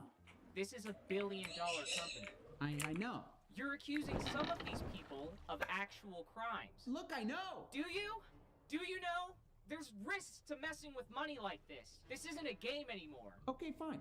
If you really think it's so irresponsible of me, how about we flip for it? Heads, I go through with the video. Tails, I don't. This is a story of greed, bad financial decisions, and somehow Gambian wind farms. The creators of SafeMoon are now being sued and investigated by the FBI, but before we get to that, we have to discuss, how did this all start? Who creates coins like SafeMoon? Was it a crypto mastermind like Soulja Boy or Gary Vee? No. It turns out it was a guy who believes in Q. Yes, that Q. His name is Kyle, and very little is known about him other than he distrusts the government and thinks they're a bunch of criminals, which, I don't know, fair enough, I guess. But Kyle's not going to complain about it like most people. And I think he decided at some point, if you can't beat him, you might as well join him. And he decides getting into crypto is the perfect way to start redistributing some of that wealth back to himself. And that's when he starts making a bunch of coins. Coins like Give Me Your Money token. Really classy stuff, you know. But for some reason, this really wasn't working out for him until Kyle found something called B token. Now, when Kyle invested in B token, he liked that it had a special property to it. A 5% tax on every transaction, which was then split into two parts. 3% was added back to the liquidity pool, and 2% was distributed to all the holders of coins, which just encouraged people not to sell. You just held and made money. And Kyle liked this idea a lot, which is why soon after he copied the code and launched it himself, but with a few changes. He raised the tax to 10%, and he changed the name to something a lot more catchy. He called it SafeMoon. And he promised everyone from the beginning, no rug is possible. Join us on our journey safely to the moon. Now, just so you understand, in the world of meme coins, SafeMoon basically translates to easy money, safe money. It's like setting the world's most delicious cheese on the world's most obvious trap, which is why, of course, everyone fell for it. Look, I appreciate your concern, but somebody has to do this. There are literally millions of people who are invested in SafeMoon. And those millions are gonna hate you for it. You think anyone who is in SafeMoon is gonna be grateful for your story? They're gonna be pissed, Coffee. And not at the people who lied to them, but at you for telling them the truth. And the probability of you coming out ahead is unlikely. That's all I'm saying. Yeah, you're probably right. But you're gonna do it anyways. Yeah. You humans are so confusing. SafeMoon immediately went viral because of the promise of safe, easy money, and Kyle pretty clearly wasn't ready for it. People who knew him say Kyle kind of didn't think this stupid plan would actually work. Hi, I'm James. I was a senior moderator for SafeMoon. Kyle told me that he had no idea SafeMoon was going to explode like it did. His expectation was that he would be in and out. That's right. He was expecting to be in and out, and I only can imagine how he probably thought to himself, how can people be falling for this? But clearly they were, and Kyle decided he may need to hire some people at this point to help him out. But when it did take off, he wasn't prepared. He had to bring in people really fast. And he did. Kyle hired a bunch of people, almost as unqualified as himself. There's a guy, Thomas Smith, who became the lead developer. He's a grown man who insists everyone call him Papa. I'm your Papa. I'm the lead dev here. Now, after Papa, a guy named John Caroni is brought on as the CEO of SafeMoon.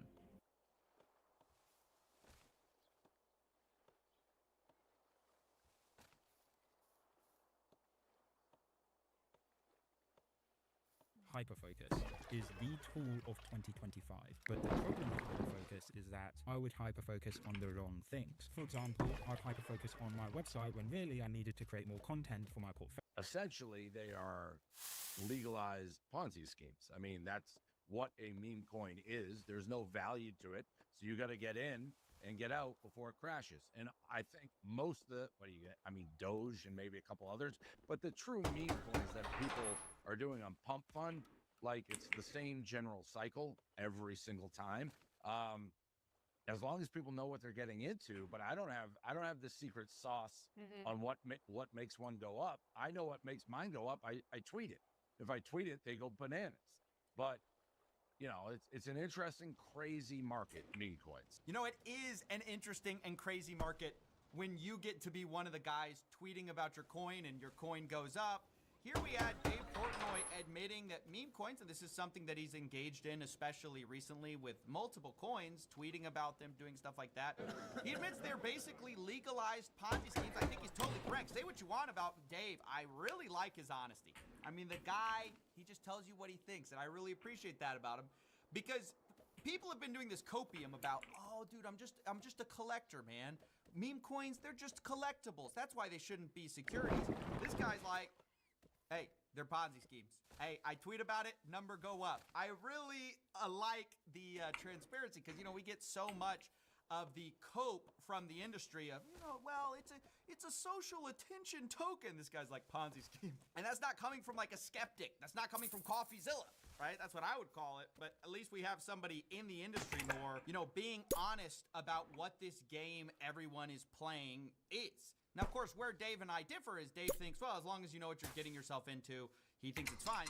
I think most of the people who like meme coins for that reason are usually the people who can move the needle. You'll notice when they talk about like, oh, I don't know the secret sauce, but when I tweet about it, number go up. I mean, yeah, of course, if you are at the top of a Ponzi scheme, you're gonna think it's fine. But disproportionately in Ponzi schemes, there are always more people at the bottom getting screwed by the Ponzi scheme, which is why we made them illegal, because it is preying on our people. Like, it is not a value-adding activity.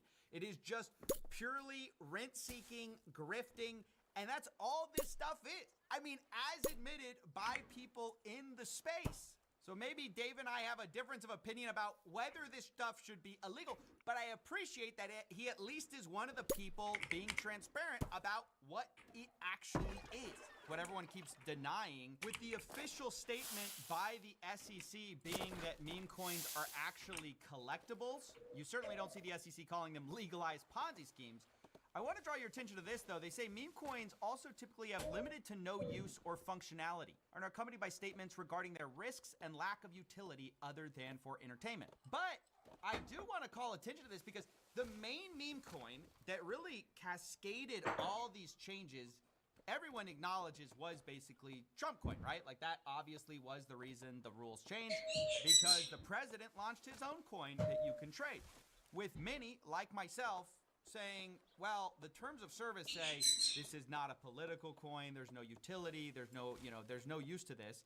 But I was like, well, if it's the president's coin, that seems like a pretty big deal, and not like it has no utility. But today, we actually got an update on that, because the website was updated today with a new perk.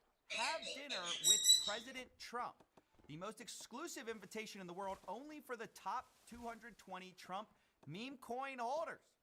If you hold enough of his coin, by the way, the unlock is coming up. They did just push it back a little bit for, I think, 3 months or something like that. But the unlock is coming up. And so now, if you're a holder of this coin, you get to attend the dinner.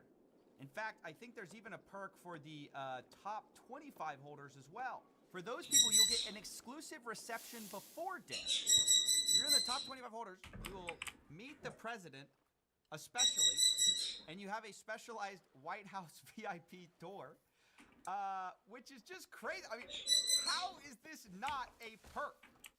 Like, the SEC's guidelines are very clear. Like, oh, yeah, guys, all because of, you know, the meme coins. We're legalizing meme coins. That's fine. It's not a security. Why is it not a security? Well, there's no functionality. And then a couple months later, hey, you could have dinner with the president for holding this coin. That's like huge utility. I mean, you know, call me crazy. Maybe nobody else thinks so. But I think that's a pretty big deal. And it appears other people feel the same, because when the news hit, the price skyrocketed like 50%.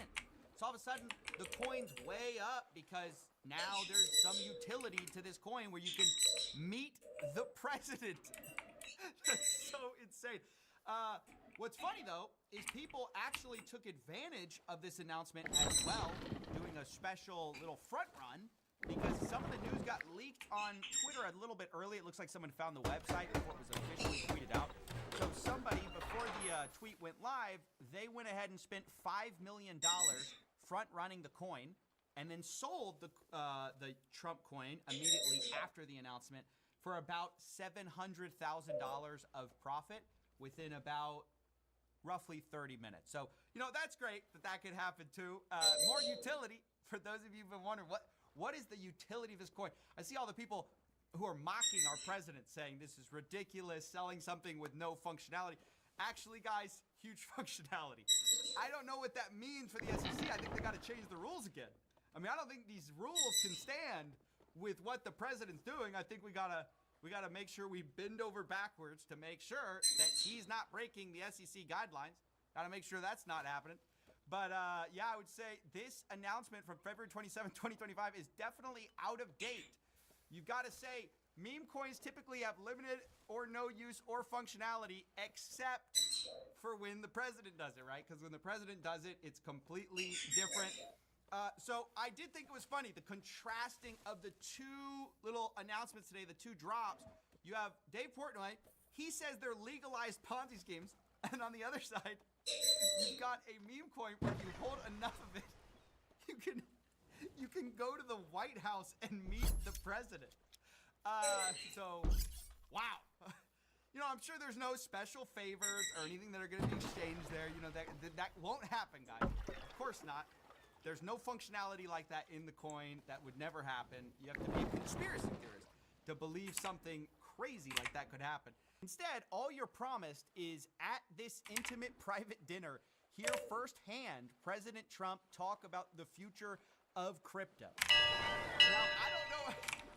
I don't know if they write it this way on purpose, but like they're teasing. Like imagine you're an industry leader in crypto, and you get told if you hold enough of this coin, you're gonna hear the president leading regulations, hear him talk about the future of crypto firsthand in a way that almost nobody else gets the chance to hear.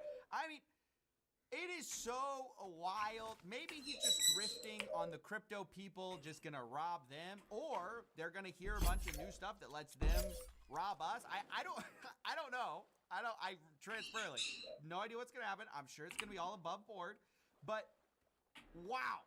I mean, I don't even know what to say every time I see these updates. I'm just stunned. And you wonder, you know, when you're thinking about this coin now, as an investor, you're trying to think about this coin, how do you price it? You've got to speculate, like, well, maybe Trump's gonna give another dinner, right? And so when people are thinking of selling this coin, because this coin has basically been down only, but now people are gonna have to price in the fact that randomly it may get these new perks, this new utility for being, you know, the president's coin, as we've said this entire time. Like, it's just bonkers, man. It is insane. And by the way, if you're wondering what it's gonna take to get the top spots, you know, in this, for the private reception, these are the top holders of the Trump coin.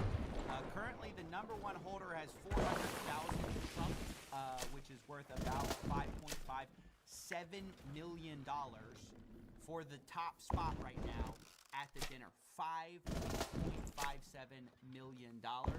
With one person on Twitter saying they analyzed some of these wallets that are holding the top 25 spots, and a lot of them are actually recent purchasers, like they're like new wallets. Now, I haven't personally fact-checked that myself, but I wouldn't be surprised if people who would have never before purchased Trump coin would suddenly do so because they get like actual things now for paying the money, right? If you're a crypto industry leader, it might actually make financial sense for you to do a business write-off. I don't know if you can do a write-off, but for you to basically buy this Trump coin to be able to attend a dinner with the guy who is making the future of your industry. I mean, that's not even like crazy thinking. That is a common sense kind of decision. But yeah, I just wanted to cover this news. I mean, I just saw it. I was like, wait, I think the SEC's out of date. Think we got to update this one, fellas. back to the drawing board. So, yeah, that's basically it. Maybe they can include some language about legalizing Ponzi schemes next time. I'm pretty sure that's the mandate of the SEC, making sure you legalize those Ponzi schemes. All right, that's basically it. I'll see you next time. Chez Starbucks, nous sommes fiers d'offrir à nos plus de 20 000 employés canadiens les meilleurs avantages sociaux de l'industrie, comme le congé parental payé.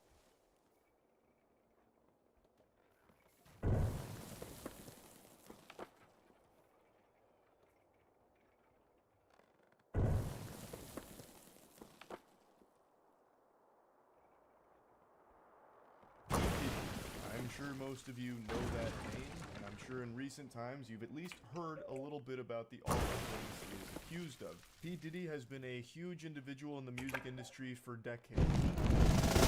Information coming to light about what he's been doing behind the scenes. A lot of people are comparing him to the Harvey Weinstein or the Epstein of the music industry. It's abhorrent stuff that's come to light. And in recent times he's become known as the Diddler. You don't want to fiddle with the fiddle. P. Diddy's got a laundry list of extremely serious accusations, and he's embroiled in a ton of controversy as well as lawsuits, and there's just been a lot to keep track of with everything he's accused of. From car bombings to assault to abuse to sex trafficking. It's like he's trying to get the platinum trophy for crime. He's committed like every crime allegedly. It's scary stuff. And like I said, there's been so much that I imagine a lot of you aren't even aware of all of it, but luckily, Jackson, Windigoon, and myself did all the heavy lifting and compiled all of the information about everything he's accused of into our Red Thread episode covering P. Diddy. I'll drop a link to the full episode in the description, but for this one, I'm just going to give you all of the most pertinent information concerning the P. Diddy case. We're going to start with Cassandra Ventura's case against P. Diddy. She was in a relationship with him for quite some time and suffered greatly as a result. It initially started with P. Diddy signing her to his record label, Bad Boy Records. He signed her for a 10-album record deal, which is a ton. 10 albums is more than probably most artists have ever put out. Unless you're someone that's just using AI-generated music, it's hard to just shit out 10 albums. That's a lot. Like, that's not small potatoes at all. You're fucking in there for like 30 years to make 10 albums, most likely. And it seems like from the very start, this was all just a ploy, a nefarious scheme from P. Diddy to get Cassandra to be with him. So immediately he started driving a divide between her and her boyfriend. He would leverage his power in the industry to just have control over her, and just a horrible, horrible situation. So on the 16th of November of 2023, P. Diddy's ex-girlfriend, Cassandra Ventura, filed a lawsuit detailing a years-long series of abuse perpetuated on her by Diddy. Ventura claims that she was trapped in a cycle of sexual abuse, violence, and sex trafficking, listing that Diddy, A, raped Mrs. Ventura in her home after she tried to leave him, B, often punched, beat, kicked, and stomped on Miss Ventura, resulting in bruises, burst lips, black eyes, and bleeding, C, blew up a man's car after he learned that he was romantically interested in Mrs. Ventura, D, forced Mrs. Ventura to engage in sexual acts with male sex workers while masturbating and filming the encounters, ran out of his apartment with a firearm in pursuit of a rival industry executive whom he learned was nearby. Alright, never mind. He could have absolutely killed Tupac if he's doing shit like that. He's assassinating rival industry executives. Yeah. Yep. So for what it's worth, I don't know if you clarified, but the car explosion was actually Kid Cudi being the victim. So Kid Cudi's car exploded in his driveway, and P. Diddy is the one that's blamed for it. Cassie was in a relationship with producer Ryan Leslie from 2004 to 2007. It appeared from the start, however, that Diddy was interested in a relationship with Cassie. He started to push her away from Ryan and forced a divide between them. Diddy was in a long-term relationship with Kim Porter, which ended in 2007 due to his alleged infidelity. Even while in his previous relationships, Diddy would apparently not allow Ryan, her boyfriend, around, flirting with Cassie and forcing her to do drugs while she was in private with him. Cassie was young and impressionable. YouTube Premium is ad-free YouTube and exclusive access to... Diddy flaunted his wealth, showing his ability to look after her or control her. Diddy had the ability to skyrocket Casey's career, but in return, he seemed to have wanted her obedience and loyalty. She feared that rejecting him would harm her future career and album deal, so she eventually went along with his request. So just the like age-old manipulation tactic that all of these like Hollywood producers and all these executives have used time and time again. It's like you want to be famous, don't you? Yeah, you want to be famous. Just holding it over their head. Just some awful stuff. The stuff that started the Me Too movement, obviously. Harvey Weinstein. Stuff like that, obviously. Just massive amounts of pervasive corruption that's kind of systemic in all those entertainment industries. And yeah, I'm not shocked at all that Diddy is one of them, the biggest proponents of it. Yeah, people using their power to get sex. Yeah. Casey decided to leave, prompting Diddy to repeatedly message her throughout the night, accusing her of leaving him high and alone. Imagine getting those kinds of messages and these actions from what is ostensibly your boss. Because he is. He's a boss. Come back, frowny face. Yeah. I'm all alone. You're just gonna leave me like this? I'm scared. I'm high and I don't want to be alone. Why have you never messaged me like that, The Charlie? phrase of that did seem kind of juvenile, accusing her of leaving him high and alone. I'll start sending you those text messages, Jackson, when I'm out, like in a bar. It's like, Jackson, I'm so lonely. Where are you? Why didn't you come? Why aren't you here? Where's my hug? Yeah, where's my hug? But it's a little funny that someone whose whole mantra is like as a big, tough and rumble rapper, part of the lawsuit is that he had a cuck fetish, you know? I mean, that's how that always goes, right? Like, I feel like we see that a lot with like these perceived powerful people, like strong guys. It's always like, well, he actually really like to watch me fuck other dudes in front of him all the time. Oh yeah? Yeah, you think you're tough? You think you can take my girl? I bet you'd like to. Why don't you do it right now? Go. And there she is. You think you're so tough, huh? Why don't you fuck my girl? Oh, you think you're such a fucking tough guy, huh?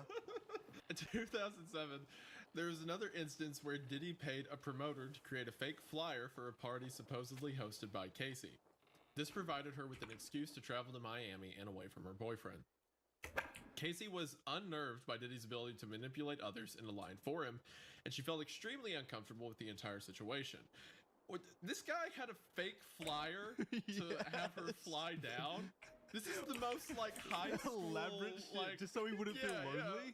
Casey alleges that Diddy or his management controlled every aspect of her life. He introduced her to a lifestyle permeated by drug use, which contributed to her compliance. He insisted that she refer to him as Pop Pop, a term she called her grandfather. It's fucking disgusting. Ew, gross.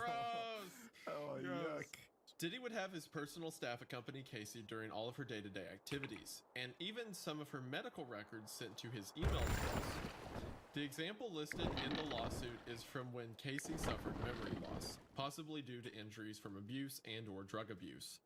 When she had an MRI, her results were sent to Diddy and not her. Diddy also made Casey get prescriptions from his doctor in her name for medication that he was addicted to when he exhausted his own supply of pills. God, This that's guy so. like Lex Luthor. He's, Yeah, like, that's getting all fucking just constant drug. Diddy would often show spouts of incredibly violent fits of rage, apparently beating Casey multiple times each year, leaving bruises all over her body. He would go to extensive lengths to hide evidence of this, like having Casey hide away in hotels for days while she healed. She recalls after one particular party in which Jay-Z was named as being in attendance, that Diddy kicked and hit her and forced her out of a vehicle on 5th Avenue in New York City. She got a cab to take her to her apartment, but was so traumatized and afraid of Diddy that she had the realization that she could never tell anyone due to how influential he was in the music industry, where Diddy discovered that Casey had a conversation with another music producer at a party in Los Angeles in 2009. Casey wanted to discuss her career with the producer. In response, Diddy abruptly removed Casey from the party and departed in a car. Allegedly, Diddy forcibly pushed her into a corner of the car and proceeds to, quote, stomp on her face. Despite the presence of Diddy's security team, the situation escalated beyond their control, which showed her What just the how fuck? loyal his network was. I doubt the security team Man. even like tried to stop it. right? No, Yeah, they definitely yeah. didn't. Casey was expected to find locations and hire male sex workers when Diddy wanted. The situations being frequent, sometimes weekly. He would become so intoxicated and belligerent during these situations and would allegedly also beat Casey in front of the sex workers. The lawsuit lists multiple locations where this, what Diddy referred to as our secret to Casey, what happened, including Trump International Hotel, the London Hotel, the Intercontinental Hotels, and more. Man. Hotel suites would be decked out with baby oil and Astroglide, and Diddy would provide Casey and the sex worker with seemingly endless supply of drugs, including ecstasy, cocaine, GHB, ketamine, weed, and alcohol. What's GHB? I have no idea. I don't know what that stands for. Diddy would film these encounters, and even when Casey deleted the videos, Diddy would claim that he had backups. So using it for blackmail, probably, like hoarding these. Oh videos yeah, as blackmail. absolutely. Casey tried to escape Diddy multiple times, but he utilized his staff and networks to lure her back in. During a brief breakup, Casey actually dated musician Kid Cudi.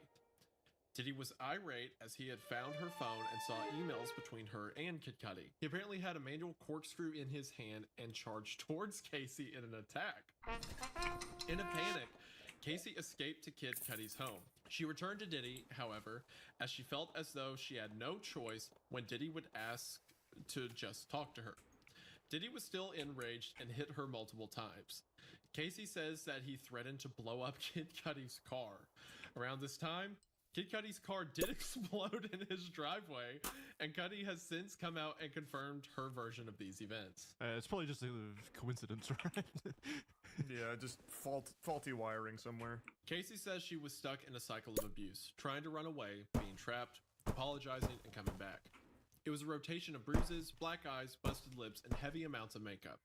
She believes that Diddy paid Intercontinental Century City $50,000 for hallway security footage that showed him beating and throwing glass at her. Man, if that's fucking true, if that is true and they have proof to back that up, that Intercontinental Century City is complicit in hiding evidence of domestic abuse, fuck whoever accepted that offer it at had to that be a hotel. manager or something, right? Because it's not like 50,000 is a bribe to the whole organization. brand. Yeah, it'd be nothing. It'd go to an individual, so they need to find the individual. They arranged a dinner in 2018 where she thought they would be discussing their official separation.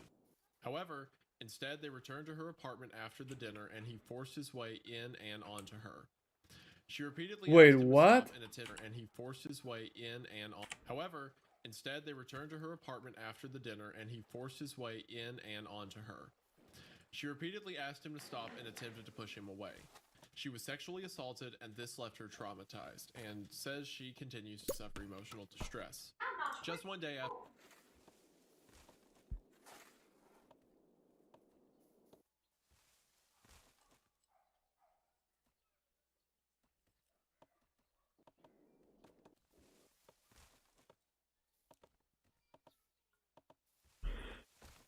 after the lawsuit was brought against Diddy, they settled outside of court. The terms of this were not disclosed, and Diddy's attorney in a statement made it clear that this was not an admission of wrongdoing. Cassandra's statement in this says, "I have decided to resolve this matter amicably on terms that I have some level of control. I want to thank my family, fans, and lawyers for their unwavering support." And Diddy's statement says, "We have decided to resolve this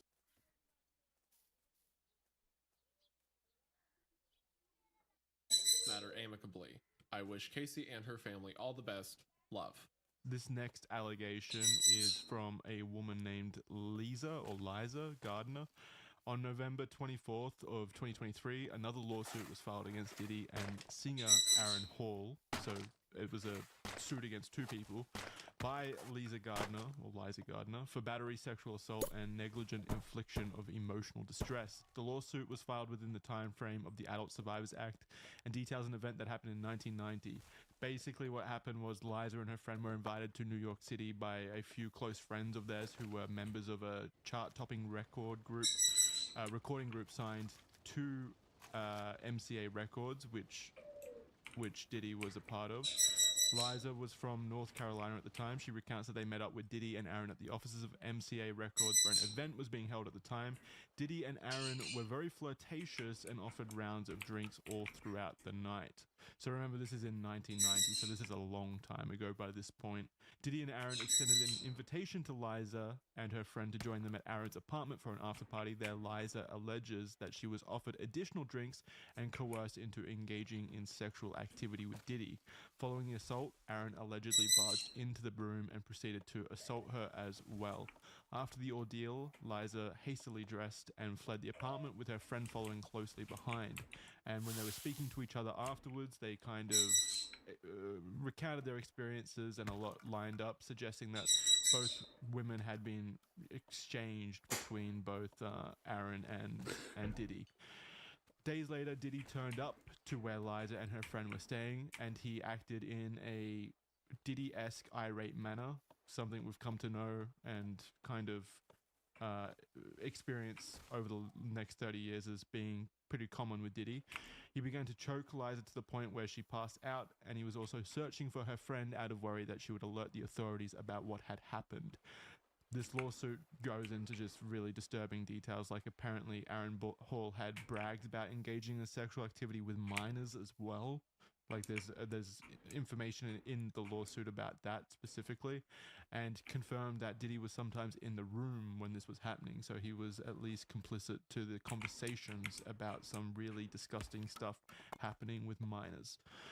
So one thing that you didn't mention here is that she was 16 at the time. The Liza Gardner was 16 during this period.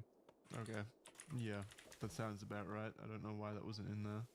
It's awful. I double checked, and yeah, according to NBC, the amended complaint filed by Gardner on Tuesday, which was like a week ago, obtained by NBC, said she was 16 at the time, thus too young to consume alcohol or consent to sex. So that's in the amended lawsuit? Maybe that's why I didn't see it. Yeah, this is the That might be why it's not there, because I remember seeing that headline, and the fact that it wasn't there, I just thought it was important to mention as well. Yeah, so yeah, that's maybe you just missed it because this is pretty brand new.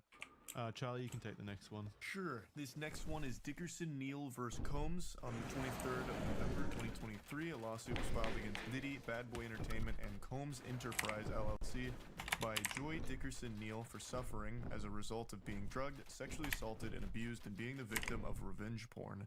The lawsuit was filed within the time frame of the New York Adult Survivors Act, same as Liza Gardner's.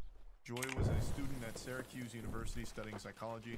She was looking to make a step into the music industry and also worked many odd jobs in industries such as a receptionist at a renowned talent agency and as a location scout. When they met, Diddy made several advances on Joy, but she had heard that he had a reputation of treating women badly and rejected him every time. So he already had that reputation. Yeah, and this was in 1990. Yeah, before he even had like his massive amount of fame to his name. Fucking Christ. In January 1991, she eventually agreed to meet Diddy in New York, but she chose the Wells restaurant in Harlem as she was reluctant and knew the employees there. During the evening, she started to feel more comfortable. They were sharing drinks and food, and she made a point to say that there was a period of time that she went to the bathroom and she left her drink unattended. Diddy did not want the date. Didn't want the date to end, and invited her to run errands with him. And once they were in the car, he brought out a blunt.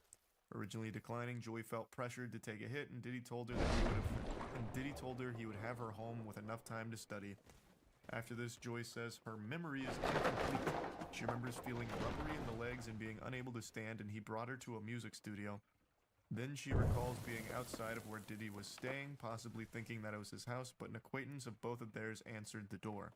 Once inside, she was sexually assaulted, and due to being drugged, was unable to fight Diddy off. She says that the day after, she was in so much pain in a way she had never felt before, and held a lot of embarrassment and shame. This resulted in her not going to the hospital or reporting the incident, instead seeking safety in her apartment.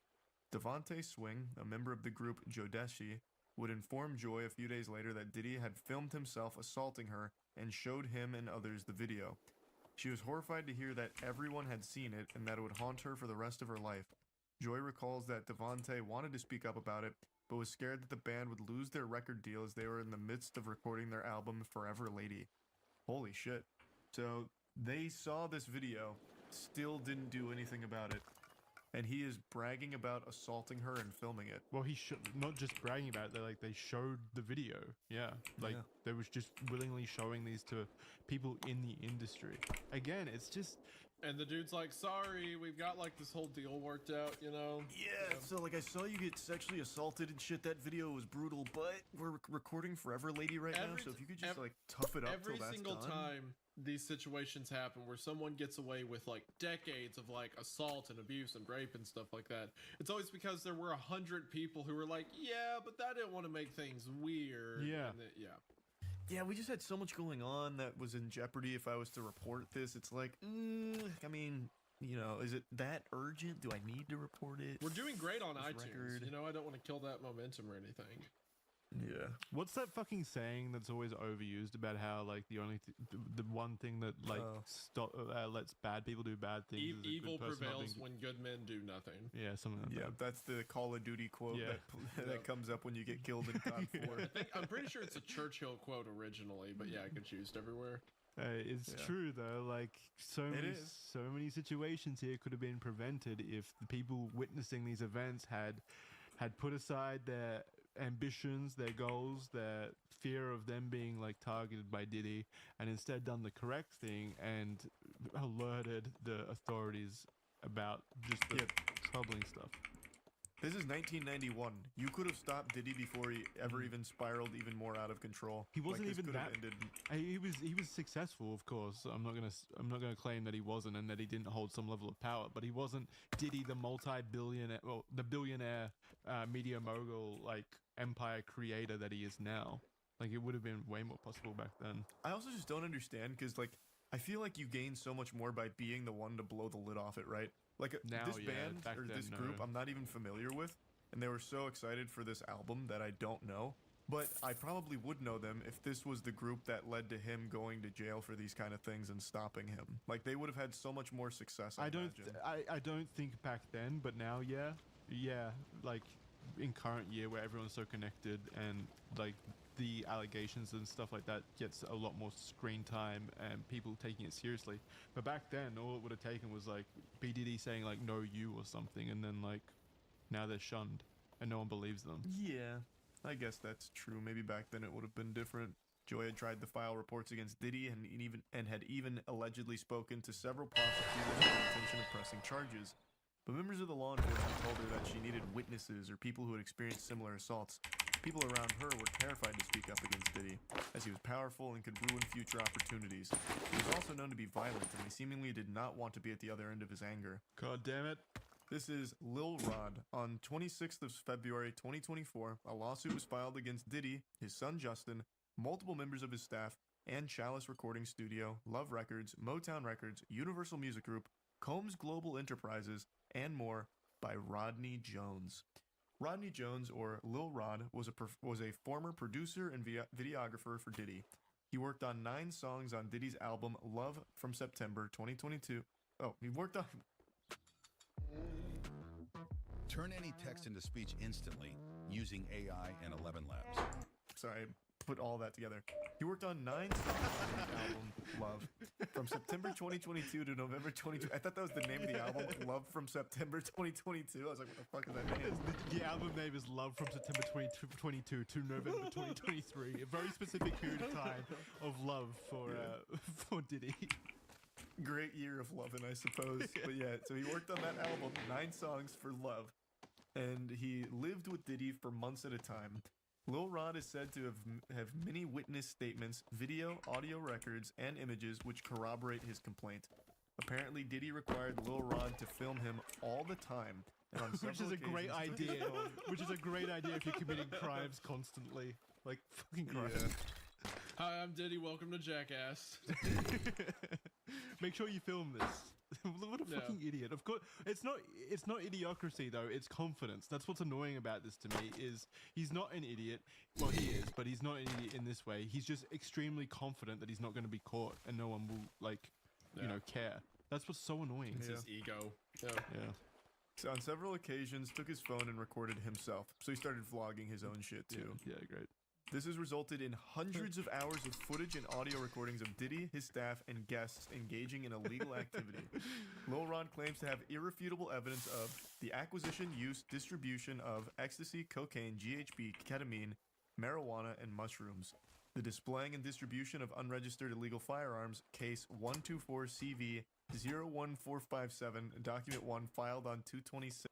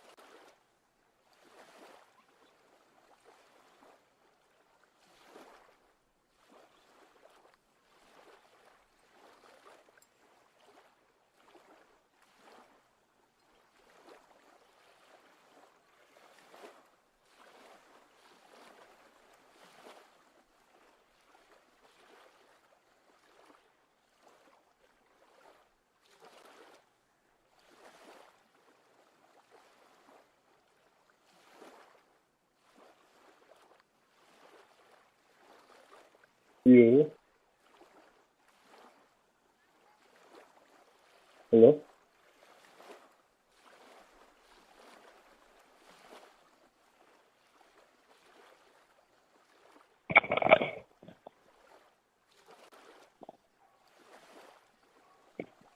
Hello?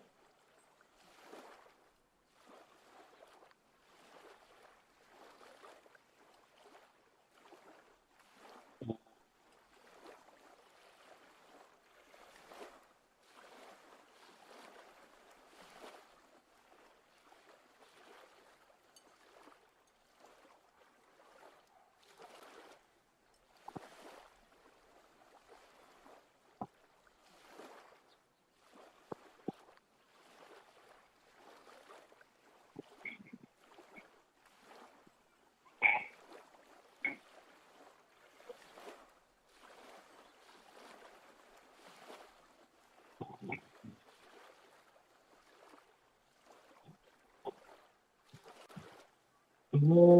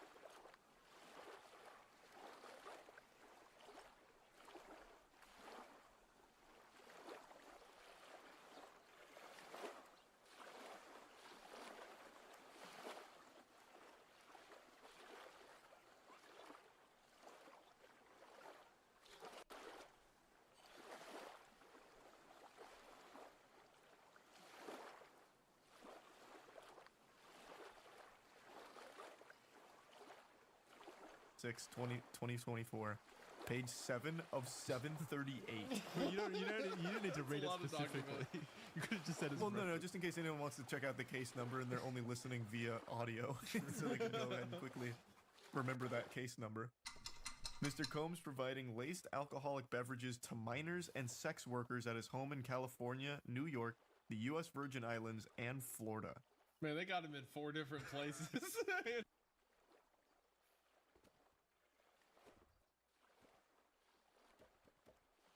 Producers, this plugin helps you finish your tracks way faster. Check this out. I'm going to start with this loop that I made here. I like nothing more than watching scammers get arrested for their crimes. In this case, we're going to be talking about a scammer getting arrested that I didn't catch, I could have caught, but missed. Now, I know a lot of you guys think I'm just out here lasered in on every crime, and, you know, I try. But the truth is, there's so much going on every single day, so many tips coming in that I can't possibly get to it all. And sometimes, even worse, I'll have something in my hand and miss it. So today, I want to celebrate one of the people who caught the guy that I didn't catch, which in this case, his name was Abraham Eisenberg, or Avi Eisenberg. Now, here's my Twitter thread with this guy. Back in 2022, I had this scoop and let it drop. He exploited something called Fortress DAO for a little over $10 million. I said I wanted to talk. You know, we started talking a bit. We moved it over to Discord. Ultimately, never made a story out of it because it was so complicated, so convoluted. And frankly, I had other stories going on. You know, not to make excuses, but that's just the truth. Meanwhile, somebody named Christopher Brunette did cover the Avi Eisenberg story, showed how he stole tens of millions, then later showed how he stole $100 million plus in something called Mango Markets. Well, Avi Eisenberg has just been convicted, guilty of market manipulation crimes, among others, which we will get to. Now, I wanted to interview him on how he did it. Here's that interview. Ladies and gentlemen, we have Christopher Brunette with us. You're the person who first outed Avi Eisenberg for Fortress DAO and Mango Markets. So can you walk me through how you found out about this and what you first discovered? Sure. So I am an investigative journalist, and I wish I could say that like I put all the puzzle pieces together and I tracked him down for months, but the reality is that I was in the right place at the right time because I was in Avi's Discord server where he hangs out to talk about trading and trading crypto and stocks all day. So I knew him as a person before this ever happened. Like I actually like kind of know, friends is not a good word at all, but like I have some insight into his mind. And so as both of these exploits happened, Fortress DAO and Mango Market, people that were in the Discord knew it was him because he was very open about it. And he was talking in the Discord, like brazenly, like planning how he's going to attack these different protocols and saying stuff like, I'm investigating a platform that could maybe lead to a 9-figure payday. That's what he said before doing the 9-figure attack.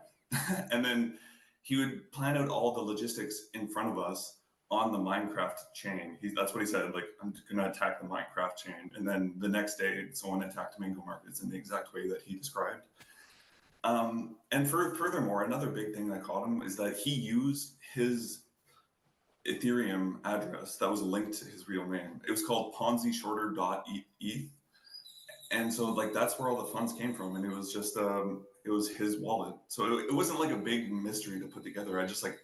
I was there and I saw him bragging about it and people like sent me proof as it was happening. So I had all the proof. And so I wrote an article about it on October 2022. I was the first one to break the story. Exclusive men who hacked Mango Markets, which we'll talk about both. They're not hacks, actually. I use the word hack sometimes. Market manipulation is the proper word for it. Now, Avi's kind of interesting because, funny enough, people had started talking to me about the Fortress DAO. I think you and I may have even talked about it in Twitter DMs in the past. So I reached out to him, and he's got this interesting way about him where he simultaneously is really dumb about like what he says publicly, but then also he's good at hiding what he's doing behind a veil of incredible complexity. I remember looking at the Fortress DAO situation, and my mind was like bending with what exactly he was doing. It was like he was using some derivative of the Fortress token to get some underlying assets, and like he said he was minting at a fair price. It was a disaster. And ultimately I had a bunch of other cases at the time, you know. But when with you were there, you saw him kind of doing this. What for you kind of get the best games at the best prices? I'm sure you talked to him. I'm sure he tried to explain it. How is he explaining it to you at the time, and why did you think that was kind of nonsense? So there's 2 Discord servers. One of them is like just a normal Discord server where people talked about trading and crypto and stocks, but the other one was the Fortress Discord server that he built for the Fortress DAO. And he'd be saying one thing in the Fortress DAO, he'd like be talking about the plans for the coin, but in the other server he'd be calling there were 6,000 investors in Fortress, and he was like very mean in how he would talk about them. He'd say like, these people are very stupid. They deserve to lose their money because they're trusting me with it. And he's like, he was laughing at them. He was like calling them all these names and like saying they deserve to lose their money because they trusted him with it. And so I saw this happening in real time. I was like, I went in the Discord and I tried to warn them. He had control of the Fortress Discord server, right?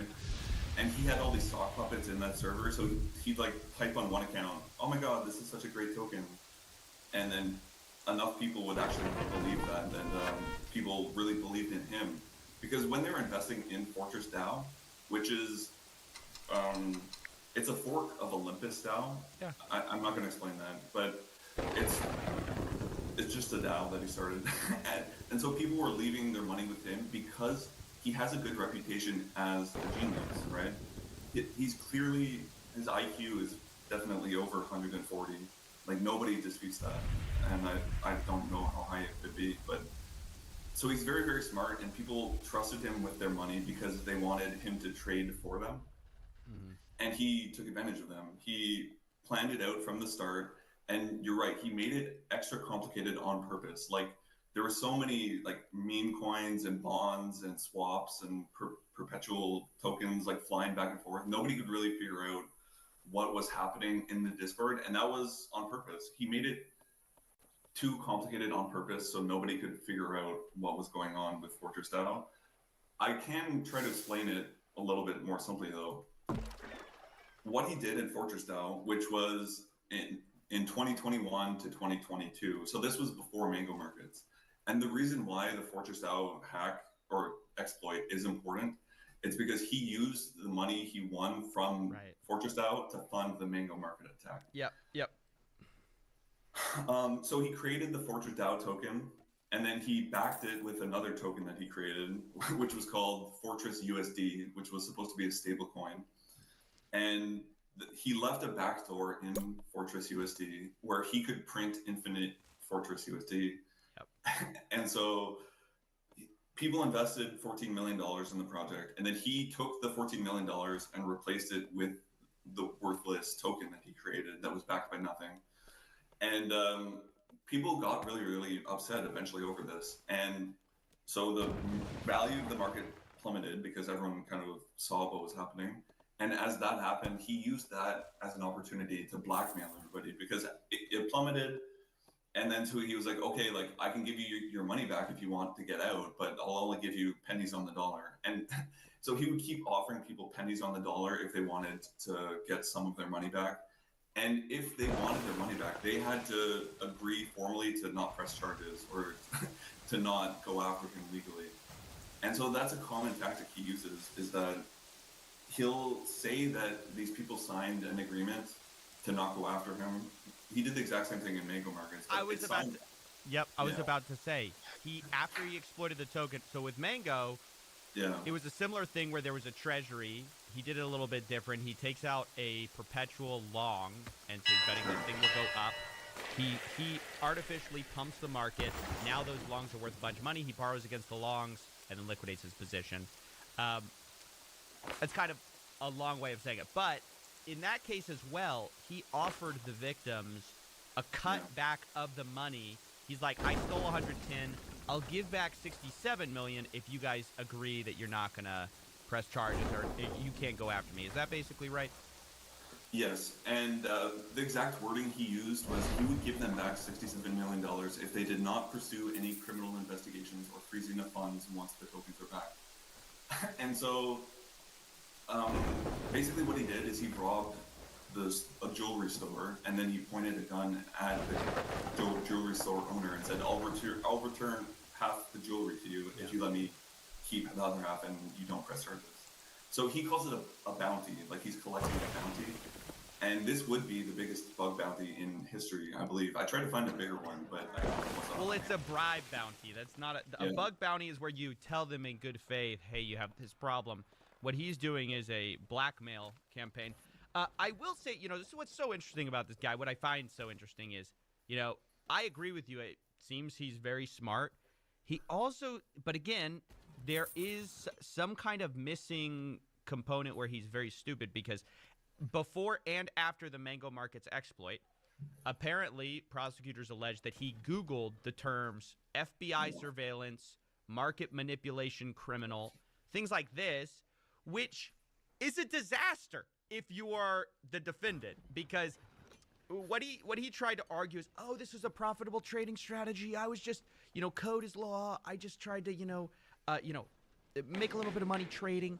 And instead, by Googling, am I in trouble with the, things like that, you're showing your hand that the intention is to rob people. Is that right? Sure. So his lawyers, what they argued in court was, quote, none of us want to be judged on our web searches, none of us. And so, like, they were just trying to say that's not an indication of guilt. But it's kind of the same thing where, like, Casey Anthony murdered her daughter, allegedly, and then she Googled, like, how to asphyxiate a toddler. And that was used in court against her. Yeah, it's so unbelievable people Google that stuff. Sorry, I didn't mean to laugh about that, but it's so unbelievable what people will put into their search bar. I think he also was looking up extradition, like questions about extradition from Israel, things like that. So the day after I published my article, he flew to Israel, which again the prosecution used as a tacit admission of guilt. But the excuse that he made, which he made the same excuse in Fortress DAO and in Mango. In Fortress DAO, he ignored it was supposed to be a decentralized autonomous organization, right? But it was totally centralized because he was in charge of everything. He made all the decisions, and he ignored the votes of the DAO. And the reason he gave for ignoring the votes were that he was being threatened for his life by Russian mafia, and so he had to do whatever he wanted. And when it came to Mango, he said he flew to Israel not because he was guilty, but because his life was being threatened. So he had to flee to Israel to be safe. So he's like that's just one of the tactics he uses. One of the famous things he said before getting arrested was, "What are you gonna do? Arrest me?"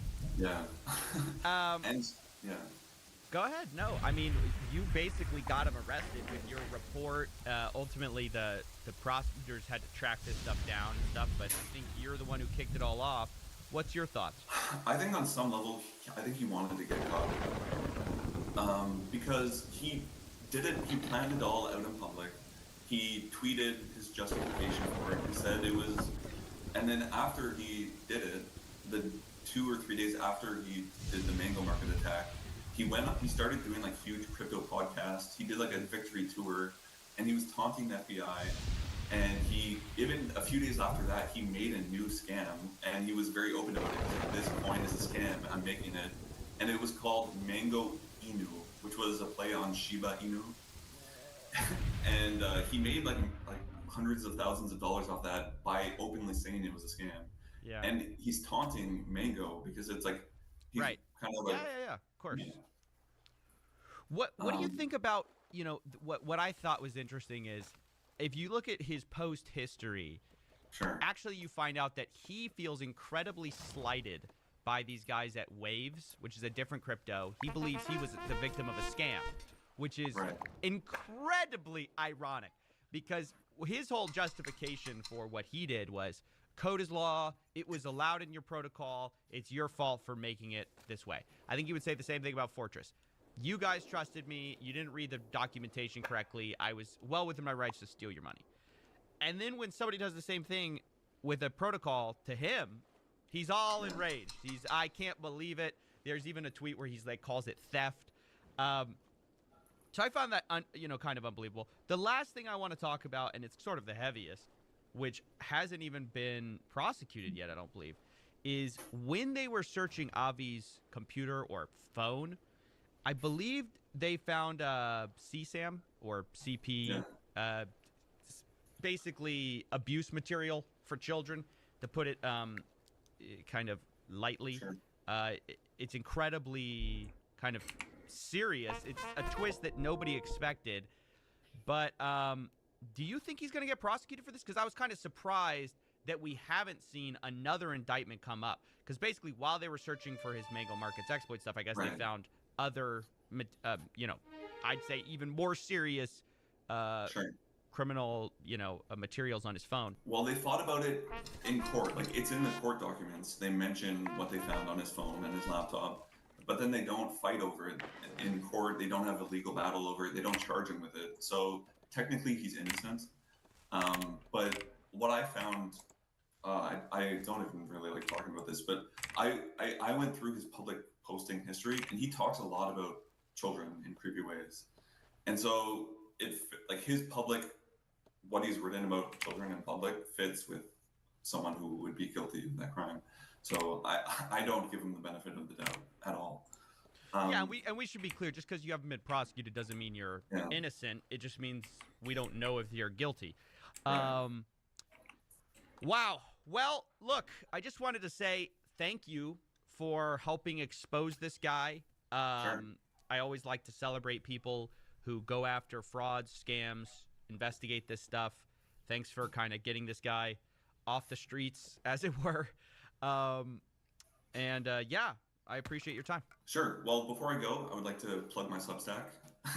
It's Carl Stack, Carl with a K. If you Google Carl Stack, it'll be the first one. Okay, cool. Yeah. Thanks, man. Appreciate it. See ya. Bye. Cheers.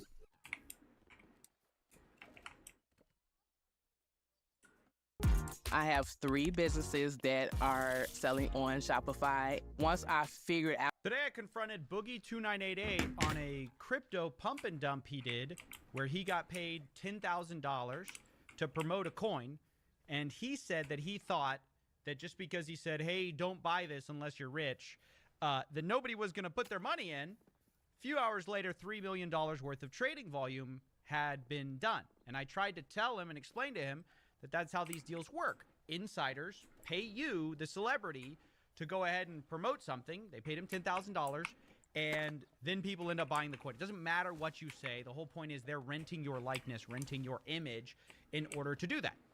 He then told me, well, basically he's paying for cancer, so he can't pay that money back. It's all spent, money's gone. And I tried to get to the bottom of why he did it, why I think that he didn't actually care whether it was a scam or not, because he actually came to me ahead of time. It was a really weird story where he came to my DMs before he fully launched the coin. He had just done an announcement tweet saying, hey, at pump.fun, which is the platform he was launching on. And then he said to me, hey, I got a question for you, something like that. And I looked at his Twitter profile and I said, don't do what I think you're about to do. And he said, oh, it's too late. Like, I already spent the money, hospital bills and stuff. So I thought it was really weird. Like, why would you come to the guy who busts scams if you thought it was all on the up and up? Because that's what he tries to say is, no, if I had only known, if I'd only seen ahead of time what this was, I wouldn't have done it. Very strange story, though. I want you to hear from Boogie2988 himself, though, about this. Decide what you think. In general, I think it's fine to say people should not be investing in memes. I just think it's also obvious that marketers wouldn't pay people if people didn't fall for this stuff. Ultimately, they are scamming your fans. They get in on the coin early. They sell as your fans pile in. I hope we can continue to expose celebrities who do this, such as Boogie. Desperate or not, it's not okay. There are other ways to make money. And yeah, here's the call we had. Boogie, it looks like you launched a crypto token that is a scam, a pump and dump. What do you have to say for yourself? Well, I don't think it's a pump and dump. It is a meme coin. It's literally from a thing called Pump.Fun. What are you talking about? I never knew who Pump.Fun was until today. Well, that's what you tweeted. That's what you tweeted. You said, "Oh, we're gonna break." But I learned about it today, so I also tweeted about it today. Try to find a time I tweeted about it before today. You won't, because I just found out that I didn't know who this company is or these people I'm working with, other than they referred to me by Afroman's manager. Right, but you said before you posted the pump and dump, you said we're going to crush the internet, Pump.Fun. You didn't realize at that point you're doing a pump and dump, that you're getting paid by insiders to do this? Well, not really, because again, if you watch the video that I launched this with, the entire video, the entire bit, the entire joke is I lost all of my money in crypto. But I'm here to tell you the truth and the hacks to help you break free from the matrix so you can be a brokey like me. True happiness comes from a goldfish, from the same woman a couple of nights a month, and the occasional meme coin. Fatty for life. Here's my shitcoin. If you want to be broke too, buy my shitcoin. That's what I say in my tweets. What's the joke about you getting paid to do this, though, and asking people to invest in this coin? I mean, what's the joke exactly? You know people are going to invest. That's why you're getting paid. You know that. I thought people would buy one coin to come onto the server and hang out and fuck around. That's what I thought. That's my understanding, and that was the point.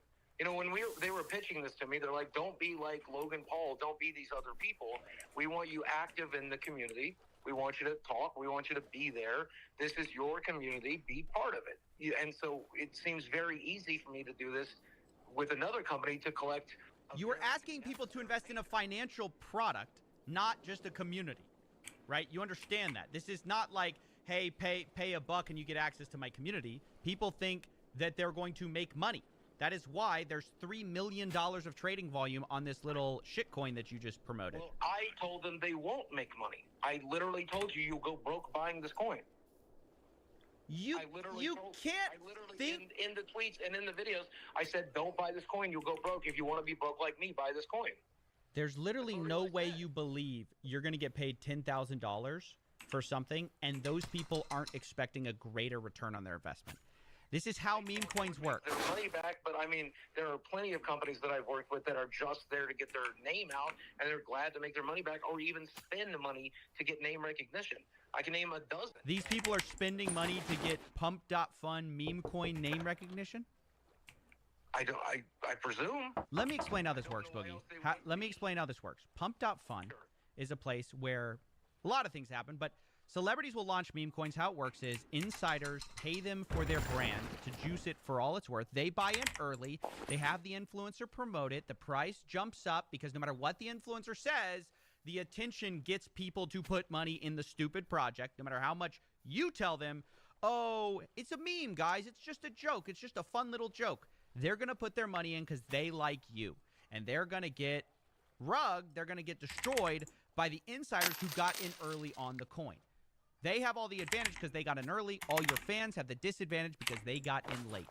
These coins always spike at the beginning. They always die. You think you're going to be around this community for a long time. You're not. Within 6 months, this thing is going to be dead. I mean, if the community is dead, I won't have anybody to talk to. Exactly. So there it is. everybody's left the server, but if there's people to talk to, I'll talk to them. Why wouldn't I?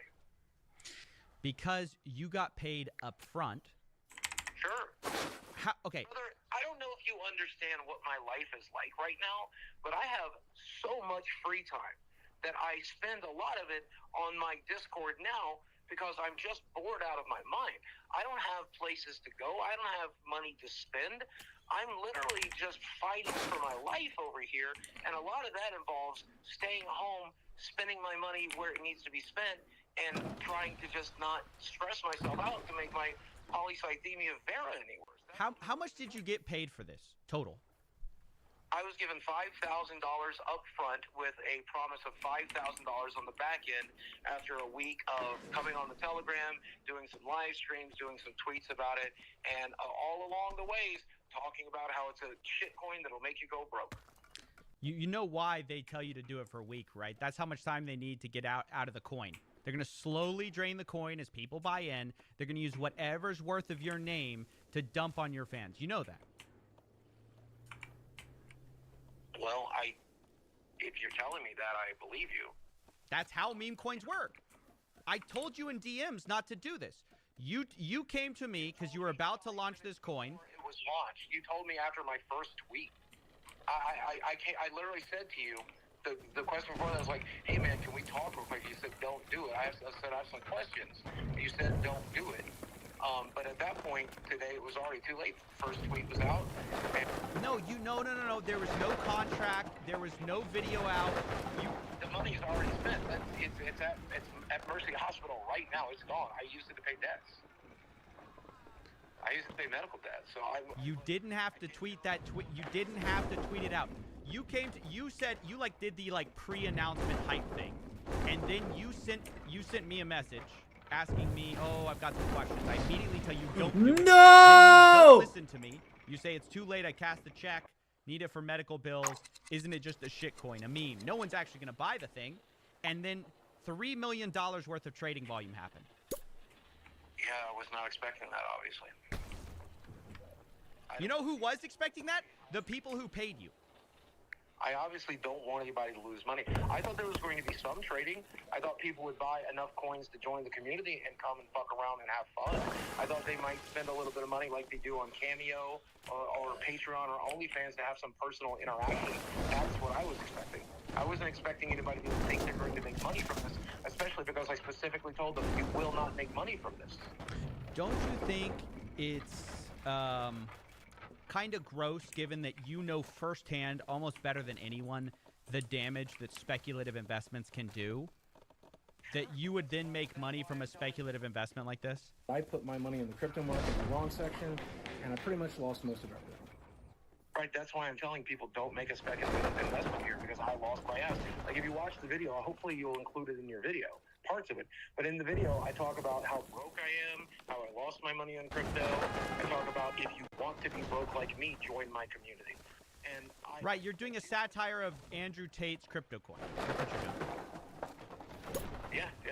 Where... Okay. Whereas he's saying, join it, make money, I'm saying, join it, lose money. And you think that's okay to then financially tie money for yourself where you could hurt your audience? You think that's fine as long as you say, oh, join it and you can lose some money? Even though you know with your following, people are going to invest in that. I mean, I'm steadfast in this, yes. I believe that if I got paid to tell you don't buy something, I'll gladly take that money. If I get paid to tell you this might be dangerous for you, invest smartly, yes, I think I'd love to get paid for it. I'd love to be paid to be an example of somebody who lost their ass in crypto and teach people that very important lesson. I think that's a very good lesson to learn. You think making people lose money, that's a good lesson? No, I wanted to keep them from doing that. I wanted to get the message out to make sure they didn't. That's the point. I thought it would go viral as a meme coin, as a joke, as a comedy bit. I thought that it would make people laugh. I thought people... An investment is never a comedy. Like, people who are trying to tie comedy to investments, it's hilarious. To make an investment. I didn't expect anybody to make a large investment. Why would they? I told them not to. Okay. Let me ask you this. When were you paid the $5,000? 5 days ago? 5 days ago. Less than a week. Were you paid in cash or were you paid in, like, crypto? Cash, obviously, yeah. Okay. And you're being... I hold none of... as far as I know, it's my understanding I hold none of this coins. I don't have any coins in my wallet. It's my understanding they've set aside 2% for me, but I don't have a way to receive that. So I don't know what good that does me. And 2% of nothing I thought was nothing anyway, so who cares? No, but now the coin is... your coin that you told no one to buy is being bought, unsurprisingly. And now it is worth something. Are you then going to sell that too? if you get a hold of it, are you going to sell it? No, I will not sell. I won't be able to get a hold of it. I don't have a wallet anymore. Well, they can just sell it for you. They can just make money for you. Are you going to take it?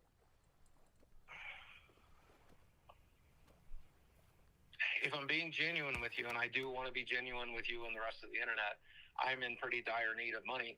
I have a lot of medical bills, and I'm fighting cancer, and I very much like not to fuck around with my healthcare too much, but that's something I would genuinely have to consider. And I know that from watching your videos in the past, if I say maybe here, a lot of people are going to take that as a no, and it might end up being a no. So I may as well give you a hard no here. Because, I very, very much need the money. I'm on $1,800 for the medications right now. I need the money to pay for that. I have a $2,000 a month mortgage. I genuinely would like very much to keep my home. I'd very much like, but I don't want to do it at the price of ripping anybody off. And that is kind of what's happened here a little bit, though. You know that.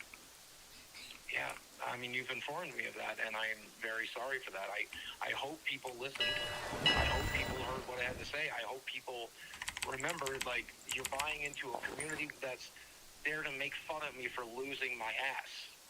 That's the entire point of the community. You're supposed to, as a crypto bro, come in and maybe you throw me a bone because you know I have medical bills and shit to pay. But that's for millionaires.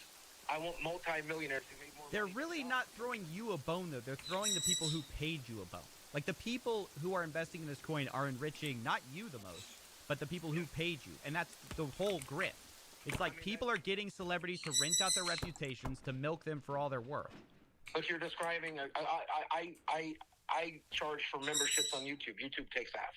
You're talking about a grift that every company does on the entire internet. I didn't think it would be an unfair percentage. Otherwise I wouldn't have signed up for it. No, I'm talking about a pump and dump, because this is not some kind of like obvious, oh, this is a membership.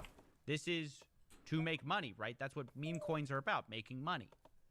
Well, I accept the fact that you're telling me I'm ripping people off, and I accept that might very well be true, and I don't mean to be. And it was not my intention. My intention was to be a spectacle, as I've always chosen to be on YouTube, for people to look and laugh and realize that I'm the fat, dumb idiot that lost his money in crypto, to drive home the point that crypto is not a smart or safe investment. You have to be very careful with your money. I said that in the video. I've said that on the Telegram. I said it on Twitter, and I'll say it again here. And I genuinely do not think anybody would think... This isn't some grand point. You're just making 10K. This is just you making 10K. I think you can do both. I think you can make a point and get paid to do it. I think you can do both.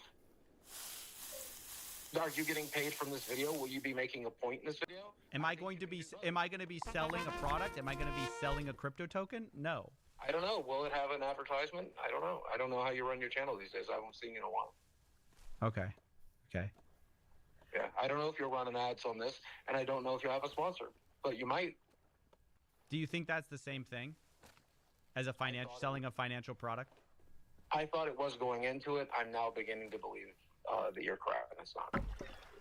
Okay, now that if you start to believe that I'm correct, are you willing to try to avoid the damage you might do to people by, 1, not selling your tokens, and 2, maybe giving back the back half of... You said the first half is spent. I don't know if that's true. I'm just trusting you here.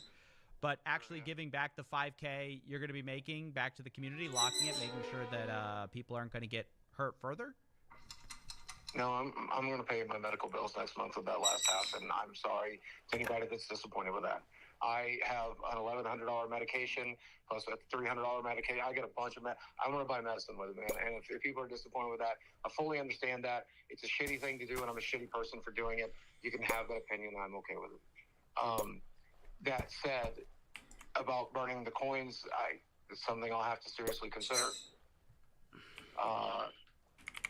My immediate answer is I'll need to survey the damage. I'll need to understand what people have lost. I'll need to understand how much good burning those coins will do, and if it's going to make a genuine impact, I think I'd consider making the sacrifice. Yes, I think I would make the sacrifice if I thought it was going to make a genuine impact. I don't believe you. I think you're going to try to get as much money out of this as you can. Well, if it's probably the last thing I'll get to do, and I bet after this video is live, I don't think a lot of people are going to trust me moving forward. That might be the smart move, but I'm still going to consider it. Well, you did just sell out your community, and your answer is sort of like, oh, I have bills. But look, everyone's got bills. You have medical bills. That's horrible, obviously. You know, I wish you the best, but is there not any other way to make money than launching meme coins? Well, I'm currently selling every collectible I own to try to keep my head above water. I'm making YouTube videos as much as I can, but I make $20 a YouTube video if I'm lucky, because my channel is completely demonetized. I have my podcast, and I'm working as hard at the podcast as they'll let me, but there's only so much we can do there, and it's bringing in $2,000 a month. So collectively, I'm bringing in about $3,500 a month. Without medical bills, I need about $6,000 to survive. With medical bills, I need close to 8 or 9, and I've run out of savings. So I'm selling everything I can to just try to keep my head above water here. And I think it might go. I know we made a big joke out of it on the documentary that I filmed last year, but the reality of it is I'm very sick, and it's very difficult to get work.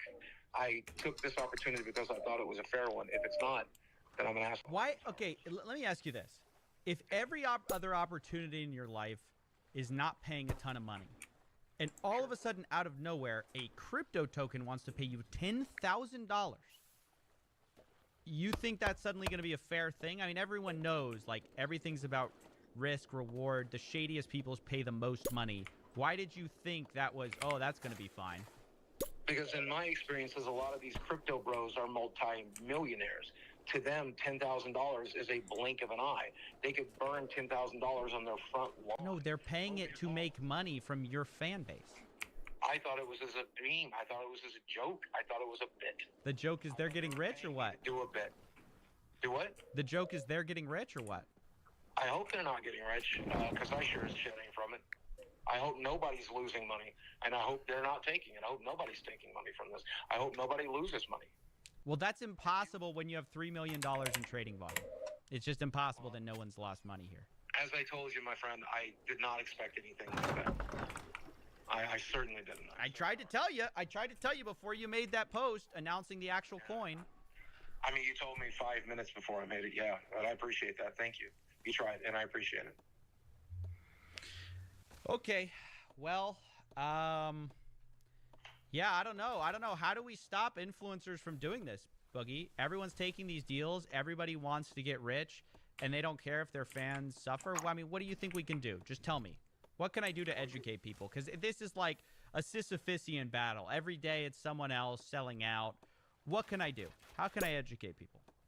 Had someone... Give me a moment to think about it. I'm sure this will be edited a little bit, I hope, because I'm going to need a pause here if that's okay. So I really want to think it through.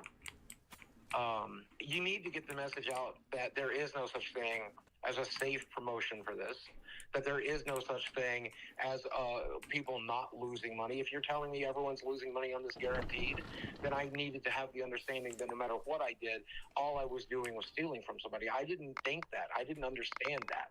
You're telling me that now, and I'll never do anything like this again. I'll do my due diligence here. I do have some integrity, and I'm going to do the work that I'm paid to do. But after that, I'll never do this again, because you are telling me the only outcome is that people get ripped off.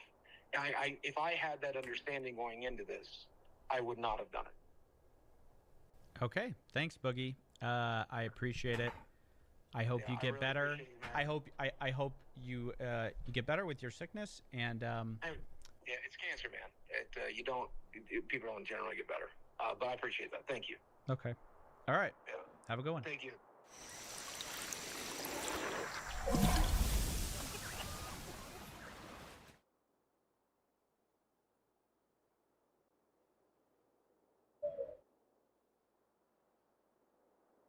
For the last 6 months, I've been working on my own NFT project. We've put hundreds of thousands of dollars in it. Personally, the whole team, $1 million plus. We had an issue with CryptoZoo, where our lead developer took the code that he made, fled to Switzerland, and like held it hostage for $1 million. He literally never paid me anything at all, ever. Eddie promised me, 5% of the tokens and $1 million. He literally never paid me. This reporter says Eddie's entire story is fake. The biggest reason it failed, in my opinion. Doug, I'm not the bad guy here. Yeah. There's some actual out there. Yeah. And it's not me. Like, I'm here to build. Welcome to part 3. So far, we've discovered fake orphans, millions of dollars stolen, and a cast of sleazy characters. But now, it's time to put it all together. What is the truth? And who's to blame? We're going to start by going through leaked text messages of the CryptoZoo team to understand all of their motivation. Then we'll go to blockchain evidence and show who sold what. And finally, we'll confront some of the people responsible. But before we can do any of that, we have to start in March of 2021, 6 months before the token even launched. Our 4 suspects, Logan, Crypto King, Eddie, and Jeff, are in a group chat discussing CryptoZoo, which starts as a copy of something else. Quote, "I like imitating CryptoKitties," Jake the Crypto King says. Logan replies, "I agree." And initially, it wasn't called CryptoZoo at all. It was called CryptoPets, and they were gonna sell a Pets token. And pretty early on, it became clear this was all about money, how they were gonna sell this thing to investors. In fact, Crypto King said he thought it was worth at least $20 million in only 6 months, saying the range is insane. $20 to $210 million. It's beautiful wherever we land. Eddie jumped in at this point and talked about how he could sell the project as an investment to a friend, Matt Higgins, saying, quote, "He has to spend that $350 million somewhere. Why not us?" And Logan says, "I love that idea. Crypto King, I'm in." And of course, you have Jeff saying, "Let's go." So you can see right there, they wanted to sell this game before it had even launched.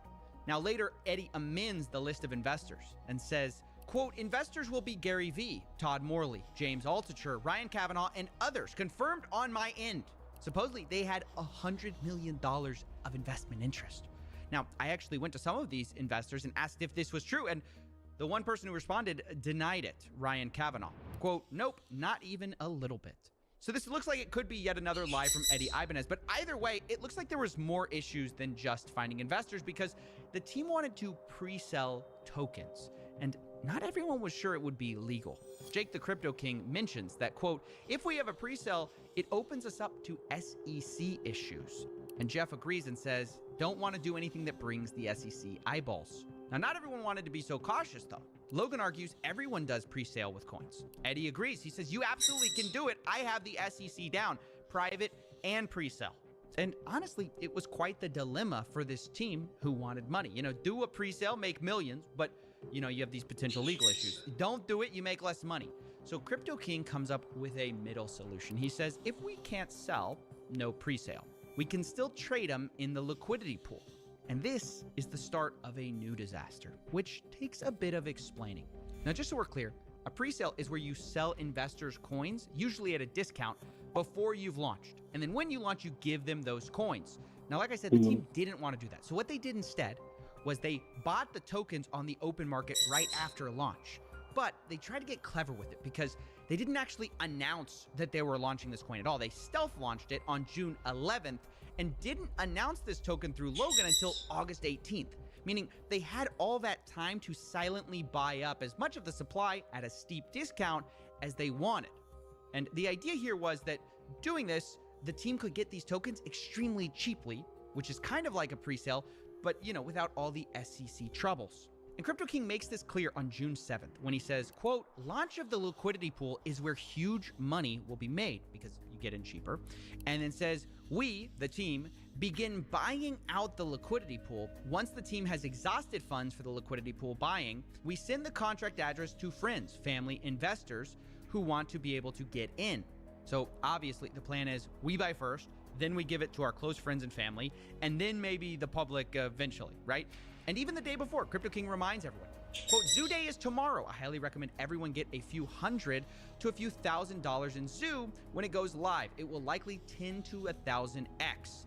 So that was their plan. Rather than doing a pre-sale, they were going to do this stealth launch and hopefully get tokens cheaply the same way, but without all the legal troubles. Or at least that was the plan. Et c'est parti. On accélère et on y est presque. Magnifique! Crème à vino régénérante anti-âge Calm and Restore hydrate la peau 24 heures et améliore visiblement les premiers signes du vieillissement. Because on stealth launch day, this is where things first started to go wrong for the team. At first, everything seemed to go normal. The team sat in a circle and literally bought it out as planned. But the next day, Crypto King says something odd. Quote, a bot is playing with our token. Kind of cool to watch them work. But he doesn't mention who this bot is. And he also says the asshole finished selling, but doesn't mention who that is. Now, Jeff, Logan's manager, replies upset. He says, how do we prevent someone doing what they just did again? We went from a $130 million to $26 million market cap in 2 hours. It's not cool to watch. Logan jumps in. Yeah, wait, how did that happen? And he also says, what asshole? How did anyone get this token except for us and none of us sold? And I think actually this is incredibly suspicious because the implication of what Logan's saying is, hey, we tried to scheme this really well. We tried to all buy this without letting anyone know. How did anyone else figure out we were buying it, right? And this is where a fight ensues that's going to become really interesting. Crypto King deflects the question by saying, my buyer pushed it back up to $40 million. And Logan says, no, bro, F your buyer. Explain to me what just happened and how there were 30 token holders. And Jake tries to explain that this was just traders and bots happening to find the token. But Logan says only 5 of us knew about it. Jake says, well, many people chase volume and new tokens. And to some extent, he's kind of right. But Logan replies, cap. He doesn't believe it. Quote, I can't be the only one who thinks that's too incredibly convenient. Like someone was tipped off. And look, no one's more critical of Logan than me. But as I'm reading these texts, I was kind of like agreeing. Like, yeah, it does seem too nonchalant when somebody's ruining your secret plot. You know what I mean? Because Crypto King was acting very strange. He says, we created $40 million out of thin air. This is a success. Logan replies, this nonchalance worries me. F 40 million. It was at 120 million, which again, it's all about the money with these guys. But truth be told, I did agree that Crypto King's attitude seemed strange in these texts. I mean, he's not wrong that bots are a thing. Traders are a thing. But it sounded like he didn't want anyone to look into it. So, naturally, I looked into it. And what I found surprised me, because there were bots, but there's also unusual human activity during this time. So I tracked the 5 biggest buyers of this Zoo coin. And lo and behold, this is what I found. Logan was one of the biggest buyers, which is what you'd expect. But he wasn't the biggest. In fact, 2 of the biggest wallets seem to be associated with Crypto King himself. And here's where I paused. I said, wait a second. Why did they buy more Zoo tokens than Logan when this is mostly Logan's project? I thought Crypto King was a small part of this team. And so to get more info on this, I actually got access to an internal meeting note from the day of June 11th, which they called Zoo Day.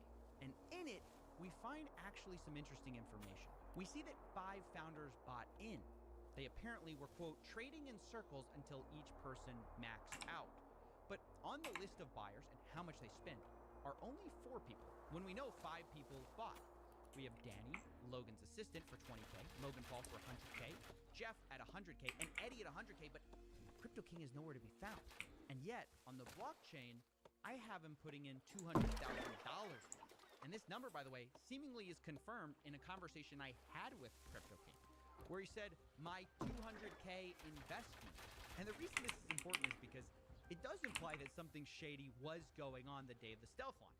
Because Crypto King had a relatively small role in this whole project. He was the advisor, but it wasn't that big of a deal. Like you can see from the internal meeting notes, they have a breakdown of who's getting what in terms of founder tokens.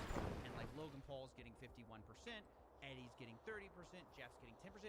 Jake's only getting 5% of tokens, but he has the most of these like stealth launch tokens, which makes no sense.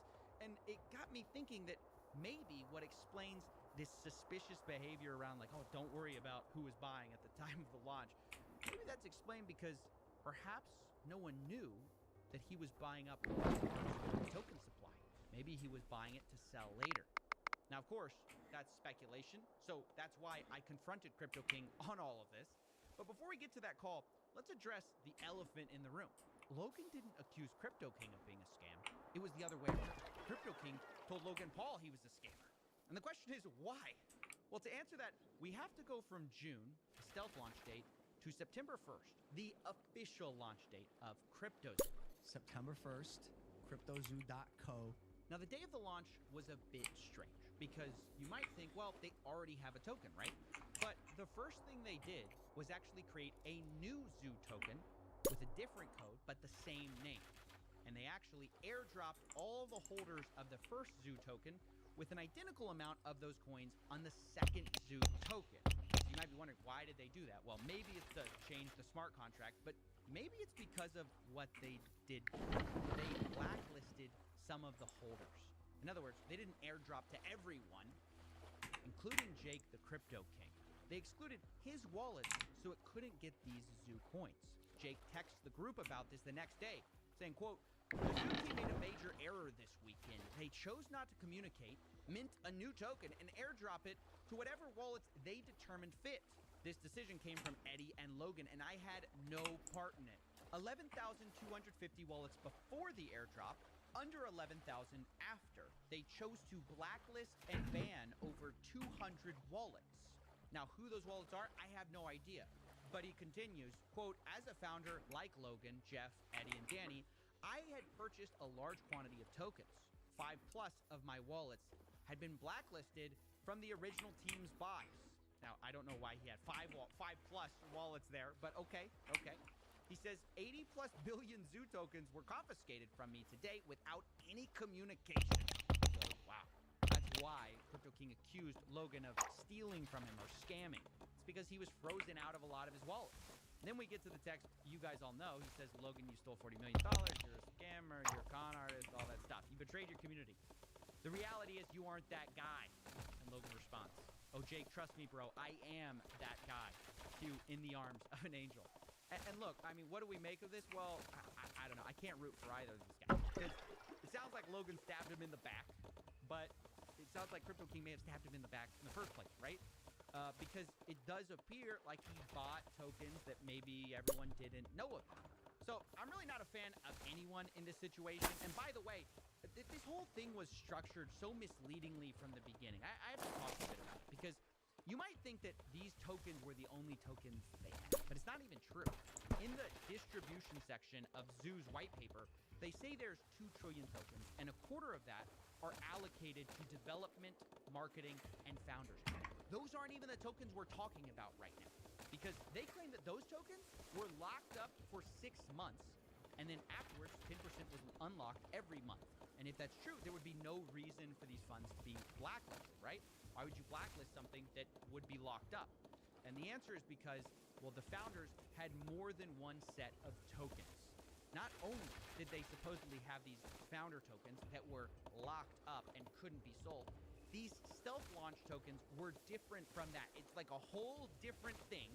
And the tokens that they bought, that all of these guys bought, they could sell at basically any time because they weren't locked up, which is a massive problem. And this fact was explicitly laid out in their meeting notes with only one rule. They say, quote, "No selling until $200 million market cap, and don't impact the market more than 3%, and not impact the market more than 10% in a day." And by the way, this is basically conspiracy to manipulate a market. You know, they literally have an insider rules for how to sell. But we're gonna look past that, right? Because these rules eventually kind of changed. A text from Logan's manager, Jeff Levin, came to the group chat, Zoo Founders, saying, "Guys, new and absolute rules. No one can sell or transfer any Zoo. Logan's gonna make the call when we can make moves." Logan replies, "Your tokens do not leave your wallet. This is a game. Now, that all sounds well and good. Don't sell your tokens, but the reality is, they're unlocked. They're not locked up. They could sell it at any time. And I guess that's why Crypto King's tokens were blacklisted. They thought he could sell, or maybe it's just the fact they found out he bought and didn't know about it. It's honestly hard to say without knowing more evidence. And this is where we're going to jump into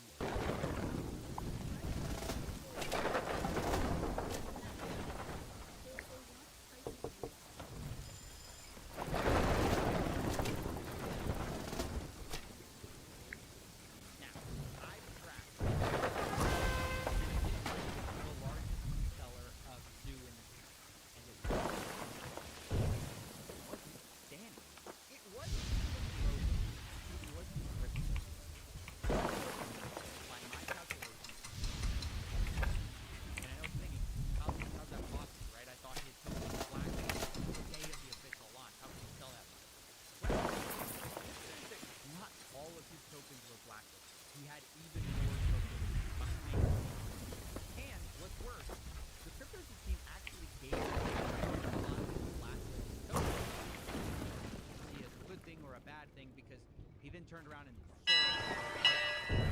And from my blog, across his blacklisted tokens he got back and the tokens that he had squirreled away the whole time, he ended up making $6 million. He did this by sending out tokens from these larger wallets to dozens of smaller wallets, selling it, and then sending the money to final wallets. Use those final wallets to calculate the amount he made. Now, I know it's a lot to accuse someone of selling $6 million in a project that doesn't even work. It's a giant scam. So I wanted to give him a chance to defend himself. So I got on a call with Crypto King, and here's what he said when I finally revealed that I knew he had sold. I'm gonna change the whole story. Yeah, I'll go on the record for you, and yes, I'm gonna show you the text messages that say we can sell at these ascending market caps. And literally, I'm 100%. I don't think your biggest issue with me is that I sold. And if that's your biggest issue with me, that's okay. Wow, that is a big admission. Selling tokens for a project that you're an advisor on when the project has never been delivered. Although Crypto King insists that it wasn't $6 million, and he wasn't trying to rug a project. In fact, really, he might be the one who got screwed over in all of this. Like, I didn't sell $6 million worth. So that's going to be other wallets, but that's probably not going to be able to be me being able to be proven, except for them saying, can you send BNB to all these different wallets for me? Which that I'll be able to show you that I was giving BNB to the whole team. I'll also be able to show you that I was a 5% holder of the Zoo token. That was over the 3-month period, was never given. I can also show you that I was frozen out and was never given the 15 billion tokens back that I paid for in cash. Okay. All of those things on the record, and then you can also say that I did sell, which is also true. Yep. But as long as it's accompanied with he was a founder who was supposed to be even 5% of the project and was never given a token or paid, worked for almost a year on the project. As long as that goes in with it, then at least that tells my side of the story, so people understand that it's not like I was trying to rug a project. It's like I put $250,000 into a project plus 6 months of time, and the founder never did anything he said he was going to do, and then hired a bunch of devs that didn't do what they were going to do, and every time I gave advice, the advice was so it can be that story, or it can be he sold all this amount and he got in early. Well, yeah, that's like 1% of it though. Incredible. He sounds like he views himself as the victim, or at least like he got screwed too. Which just has to win the gold medal for me for mental gymnastics, because, I mean, he literally had put $200,000 into this, and he says he made millions of dollars. Even if you take him at his word that he didn't make the full $6 million, he admits to me later that it might be a pretty close guess. He tells me via text, quote, I don't care if you tell people I sold a few million and leave it at that. Well, okay, $6 million, a few $1 million, it's millions of dollars, right? Millions of dollars when you only put in $200,000 into a project that's never been delivered, doesn't work, scammed people out of their money. How is he saying he's the one who's in the wrong? Well, in his view, what he did was not wrong. It might have been arguably unethical, but it wasn't illegal. And what Logan did, well, that was illegal. You can say the timing was bad and it was inappropriate to sell, but the reality is I bought tokens open market and sold them open market. So there was nothing illegal about it. Ethically, arguable. The rest that Logan did to me was ethically wrong and illegal. Now, what do I think of all this finger pointing? Well, I think it's pretty wild to try to make yourself look like the lesser of two evils when you made millions of dollars and investors lost millions. I just do. Now, at the same time, I want to be fair to Crypto King. He's not the only one who sold here. But I also have to say, not everyone from the founders did sell. For example, Jeff, Logan's manager, to my knowledge, never sold. Neither did Logan Paul, which was a huge surprise. All their wallets that I tracked, held on to their tokens, which is good, and to their credit for a game that doesn't work. But you know who did sell? Eddie Ibanez. The guy who didn't pay the initial devs, the supposed MIT orphan? Yeah, from what I could see, his initial wallet got a ton of Zoo, sent it to a bunch of smaller wallets, and then sold off, kind of like Crypto King. And for my calculations, he made about $1.7 million. Now, I have to tell you that like Jake, I tried to confront him and give him the opportunity to defend himself, but he never replied to my emails or my phone calls, and we're just gonna have to leave it there. But we're not done with the money just yet, because we still need to talk about the eggs. Remember, we talked about how they profited from Zoocoin, but they also made millions from eggs. According to their own internal meeting notes, they plan to make about $3 million selling these eggs for 0.1 ETH a apiece.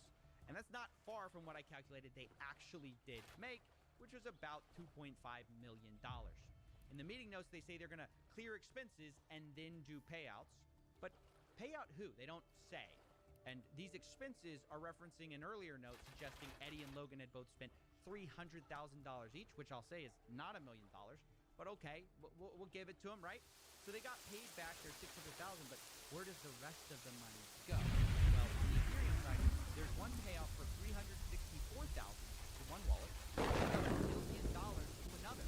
Both are Coinbase addresses, so we don't know who exactly that is, but clearly someone on the team from these NFT egg sales that do not work. And on the Binance side, where they also made money selling eggs, the zoo that was spent was supposed to be set aside to burn, which they did, but the other 50% was supposed to be allocated for wildlife charities and crypto development. Neither seems to happen because all the money is in a wallet that the team still controls, so they're open questions to go. And where the Ethereum money went. Did it go to Jake? Did it go to Logan? Did it go to Jeff? Did it go to Eddie? We don't know. But what I know for sure is that no one was innocent, although there's certainly shades of guilt you can argue about. Because, of course, not everyone did sell. You could look at that as the most important thing. Logan Paul didn't sell. Jeff, Logan's manager, didn't sell. But does that make them innocent? Well,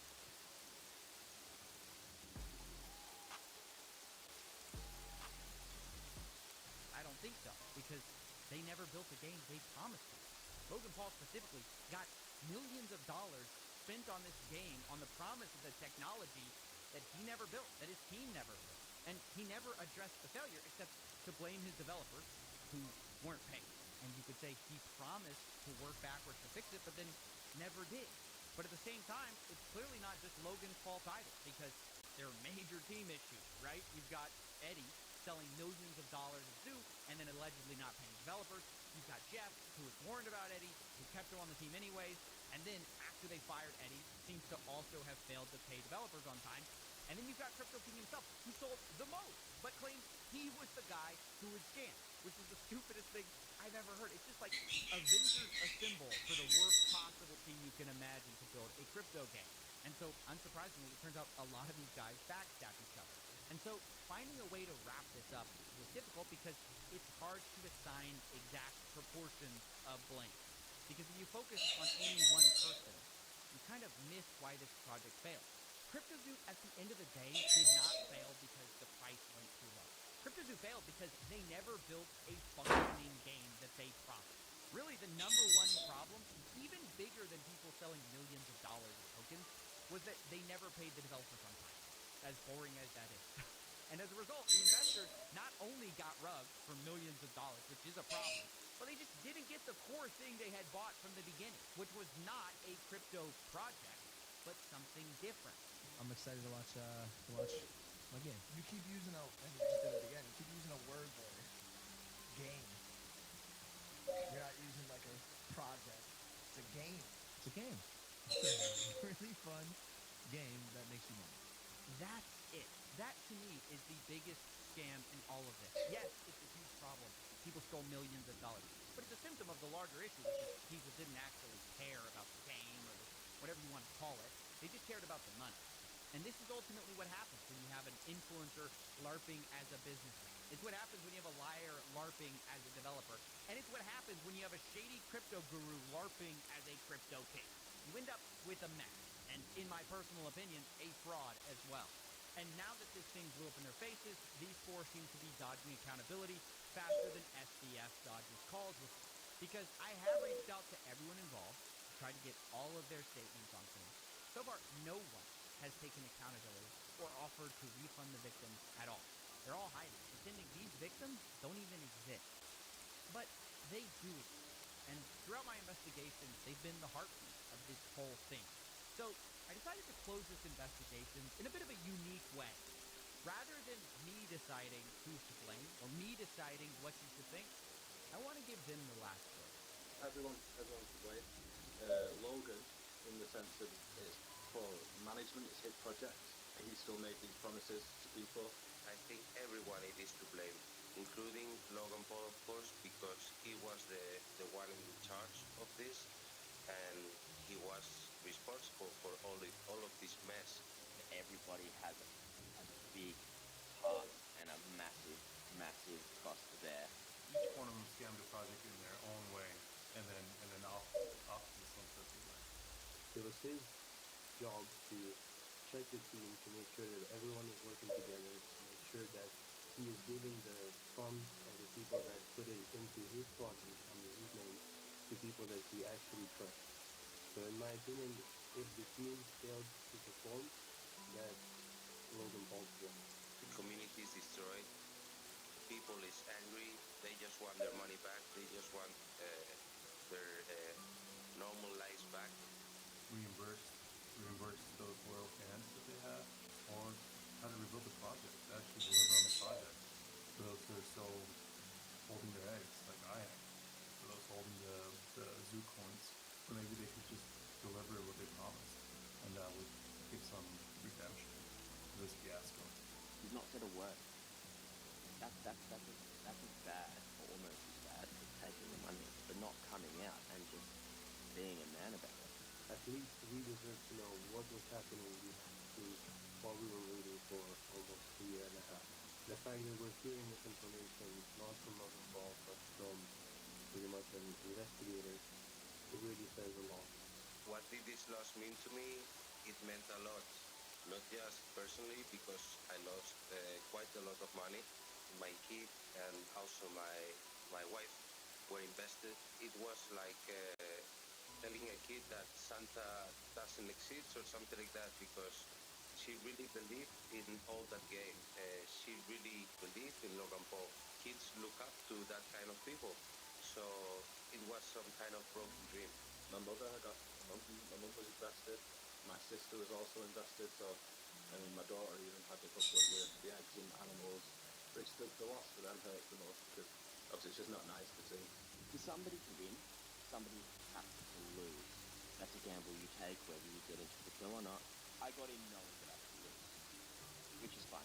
That's on me. But I thought if I lost something, it would be because I sold at the wrong time, or the game didn't earn as much as I thought it would, and therefore my things weren't as valuable.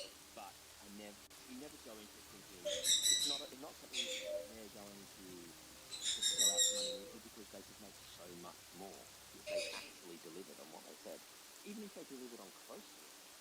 And that's the thing, is you don't think they're going to rug you, because there was so much money in a game wallet. Ultimately, at the end, the way I see it is fraud. Logan could have stopped the red flag, or people would stop investing more into it. People were investing for this project until the very last minute, where the ship was still just sinking down the ocean, and people were still putting their cash into it. If I was gonna call Logan Paul, I would ask him where did his redemption arc go.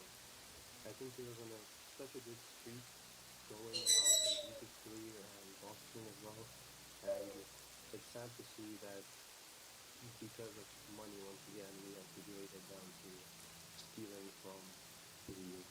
What would I say to Logan Paul and his team if I could?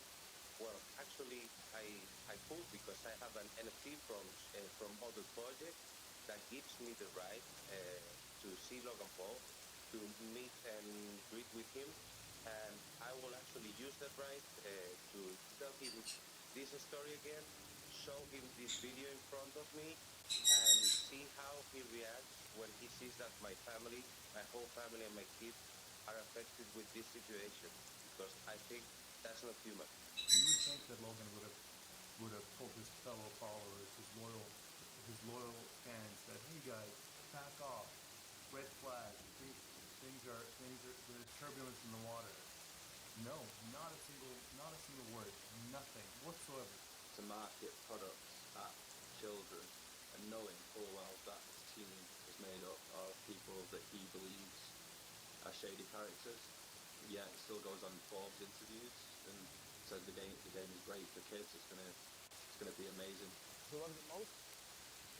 Their kids love. Our developers' kids, all of them, cannot stop playing the game.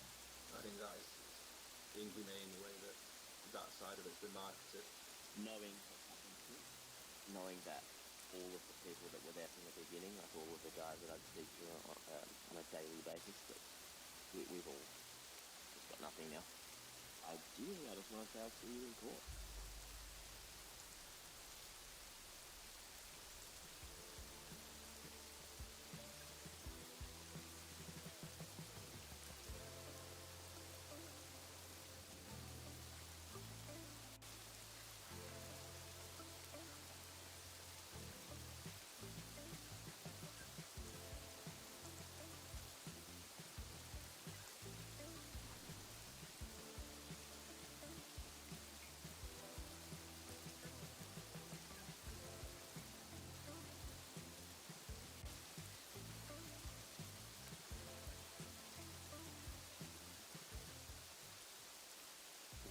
Caramel over Reese's. J'ai tellement de questions. Ah, bon.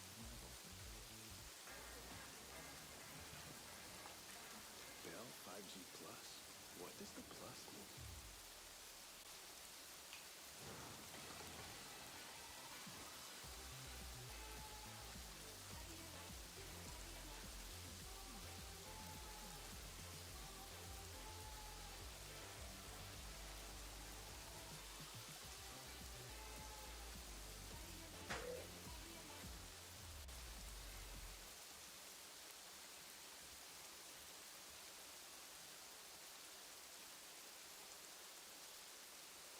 For the last 6 months, I've been working on my own NFT project. CryptoZoo.co. It's a really fun game that makes you money.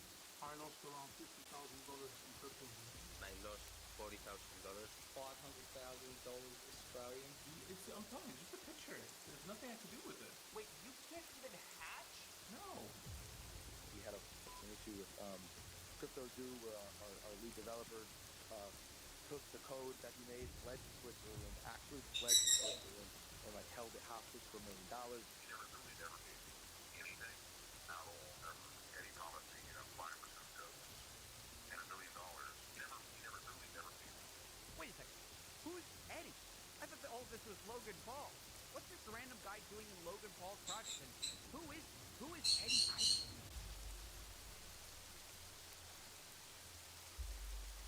To begin answering the question of who Eddie is, I decided to take a deep dive. I started by looking through all the news articles I could on Eddie, where I found out he graduated from MIT, and from there became a data scientist and cybersecurity expert, and used that technical background to win a Super Bowl with the Eagles. And there were videos on him too, which all painted him as though he was extremely accomplished. Yes, hi, my name's Eddie Ibanez. I'm the father of three, lead developer here at CryptoZoo. Teenager, he successfully hacked AOL from his bedroom. He continued to pursue computer science until attending MIT. He was then recruited out to work for a government agency in cybersecurity, developing software that reverse engineers the location of known government and terrorist threats. You started with the federal government and you started off really tracking criminals with burner phones and all. Honestly, after this whole search, I felt more confused than ever. If Eddie's such an amazing guy, why didn't he pay developers? And is he really the puppet master behind CryptoZoo? Or is it someone else? Honestly, I felt like at this point I needed a drink, and I needed to ask for help. Coffee, how's it going? Not good. What happened? Well, I'm confused about this Eddie Ibanez guy. He comes out of nowhere with this CryptoZoo story, and everything about him I find seems great. So, what's the problem? Well, everything's not good. Everything about this guy just seems too perfect. He's an MIT grad, he works for the military. He even claims he won a Super Bowl. Why would that guy work for Logan Paul? I don't know. But I can find out. You said his name is Eddie Ibanez? I think he goes by Eduardo technically, but... Wait, what are you doing? I'm just looking around. And done. Well, what'd you find? A few red flags, a couple of misdemeanors. Ooh, a few court cases. I'll send him over. He got sued by his landlord for not paying rent, sued by his credit card company for not paying his bill. You can skip that stuff. I just need whatever's relevant to CryptoZoo. Well, that's basically it. Other than... Hold on. No, wait, I did find something. Look, look at this. What's this? It's from a paper in Philly. I barely picked it up. This reporter says Eddie's entire story is fake. Wait, what? Yeah, the whole Eddie Ibanez character. This guy Adam Robb investigated it. He says it's a lie. I gotta find this guy. Send me his info. I got some calls. Tom? That's right, ladies and gentlemen. We met up with Adam Robb, a reporter who's been investigating Eddie Ibanez for a while now. And I wanted to know, what did Adam think of him when they first met? I wasn't quite sure what to make of him. Based on what I knew about him, he was a MIT grad who went on to work for the CIA and Defense Department, and I didn't want to waste his time. And it wasn't long after I sat down that I realized he was wasting my time. Can you tell me about some of the lies Eddie told you? Eddie has told me so many lies over the course of my 2 interviews with him, and the first lie he told me is probably the oldest lie that he's told so many people, which is that he's an orphan. I first realized Eddie might be lying to me when I went home the next day and Googled Eddie Ibanez's family. I found a video of Eddie and his wife making rice pudding on a Fox and Friends segment on Fox News, and Eddie's wife Jackie explained that she learned the recipe from Eddie's mother. So in that picture, you've got Jackie Ibanez. You know her, along with her husband Eddie and her 2 little girls. You know, all rice pudding. Why is this a family recipe? Okay, so Eddie's mom made this rice pudding once. Wait, Eddie's mom? I thought Eddie was an orphan. Oh, it turns out the only problem with that is that not only does his mom exist, she's alive and in his life. And it turns out it wasn't just Adam that heard this story either. He told it a lot. Did you ever meet his mother or his parents? I did meet his mother. Did he ever tell you he was an orphan? Yes. How did he share that with you? So that's why he told me he was an orphan and all this stuff. But then I meet his mom. He told me he was an orphan, and then I met his mother. Is quite the string of words. But as insane as these lies are, let's be real, it doesn't explain why Cryptos has failed. But the next lies kind of do, because part of Eddie's story is also that he went to MIT, where he was recruited to the CIA. And it's part of why he was so attractive as a lead developer, all the wild experiences that he had had. But it's just not true. I emailed the MIT registrar's office, and I asked if Eddie Ibanez attended the school, and they confirmed in absolute terms that he never attended MIT. That's right. The whole orphan to MIT origin story, it wasn't true. And Eddie's whole backstory from here kind of falls apart as well. How could he have been recruited to a government agency out of MIT if he never went to MIT? If this is all seeming crazy to you, you might ask yourself, who would believe him? And this is where Eddie shines. He kind of had a gift for getting people to believe in the lies he told. Especially super rich and powerful people for some reason. Like take for instance this story, him winning the Super Bowl for the Philadelphia Eagles. He managed to convince the owner of the New York Yankees that it was true, Barry Carver, who completely bought into it without question and told the same story later in a college seminar. Let's go right into the work that you did for the Philadelphia Eagles, which led to a Super Bowl championship, led to you getting a Super Bowl ring. Tell us exactly what your job was to do for them and how it worked out. No, sure thing. So first off, they said like we don't know where to put you, but and then the sports science guy, there was the one guy. He's like, hey, I got some data. I'm interested. So so we took in his data and we found out that these players, what happens is like the players as they run around, they get a certain fatigue level. So if you ever played Street Fighter, the video game, there's like a red bar at the top, and every time you get hit, that red bar goes down until you die, KO, right? So that we're trying to figure out kind of what that is for a player, and on an injury level, right? There's an injury bar that gets knocked down when that gets KO'd. This is insane. He convinced an owner of the Yankees that he won a Super Bowl by turning sports athletes into Street Fighter characters. And of course, none of it's true. The Philadelphia Eagles responded to a fact check saying he never worked for their player analysis team. Not only that, the Eagles also said that Eddie did try to do an in-person presentation in March of 2018, but that was already a month after the Eagles had already won the Super Bowl. And also they didn't hire him because of course not. Meaning there's no way this story is true. And yet he's convinced people at the highest levels of sports that it is. And this is where we get back to Cryptos' work, because it's how he got involved with that project. Remember Jeff Levin, Logan's manager, who we spoke to last time? Well, he also spoke to Adam Robb, And when he told them the reasons he liked Eddie, they sounded very familiar. And did he tell you, I guess, kind of like about like working with the NFL and that kind of stuff, and the whole, like his time in the CIA and all that? He did. And it was interesting. It was like, this is wild, you know, like, that's pretty cool. But he's, once again, he's humble and he's not like ever bragging or anything like that. Wait, but he is bragging. He literally made it all up. The CIA NFL stories aren't true.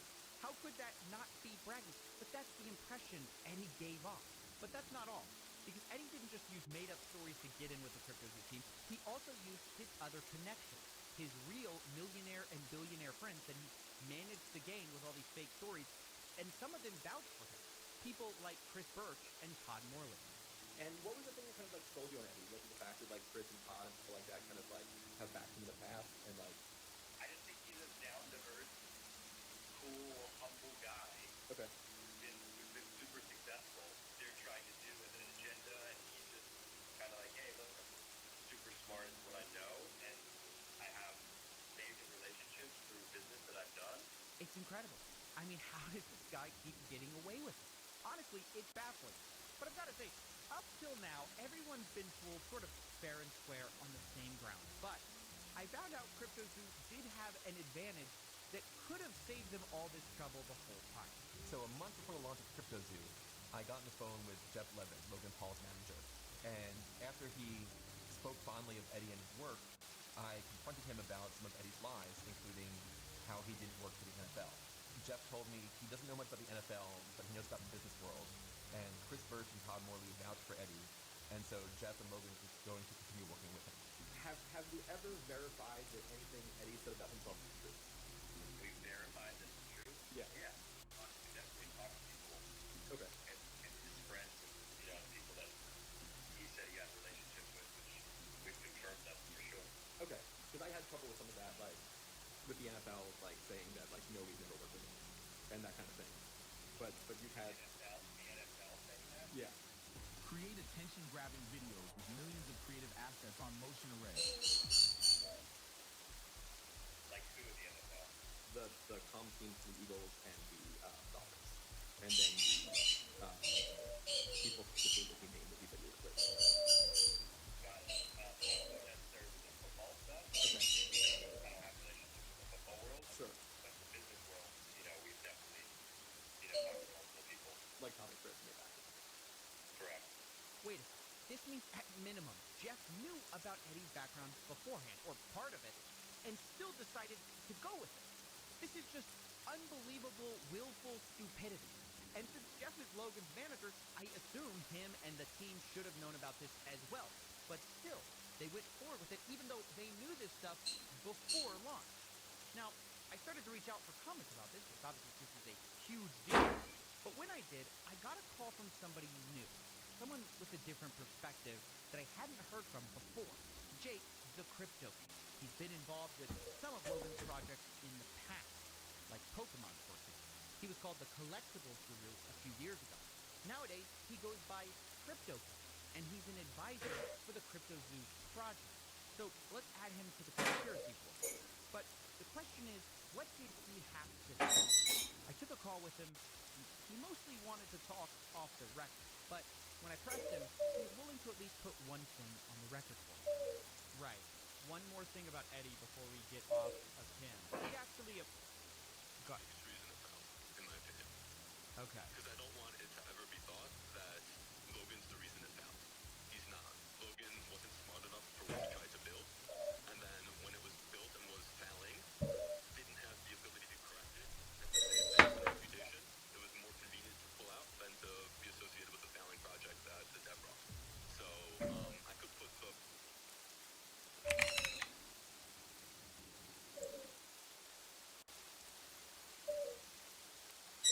that one sentence on the record. Wow. That is certainly emphatic. CryptoZoo says it's all Eddie's fault. And this is a theory for us. You know, Eddie ruined everything because, yeah, Eddie is a liar. So it does seem to explain how this... All right.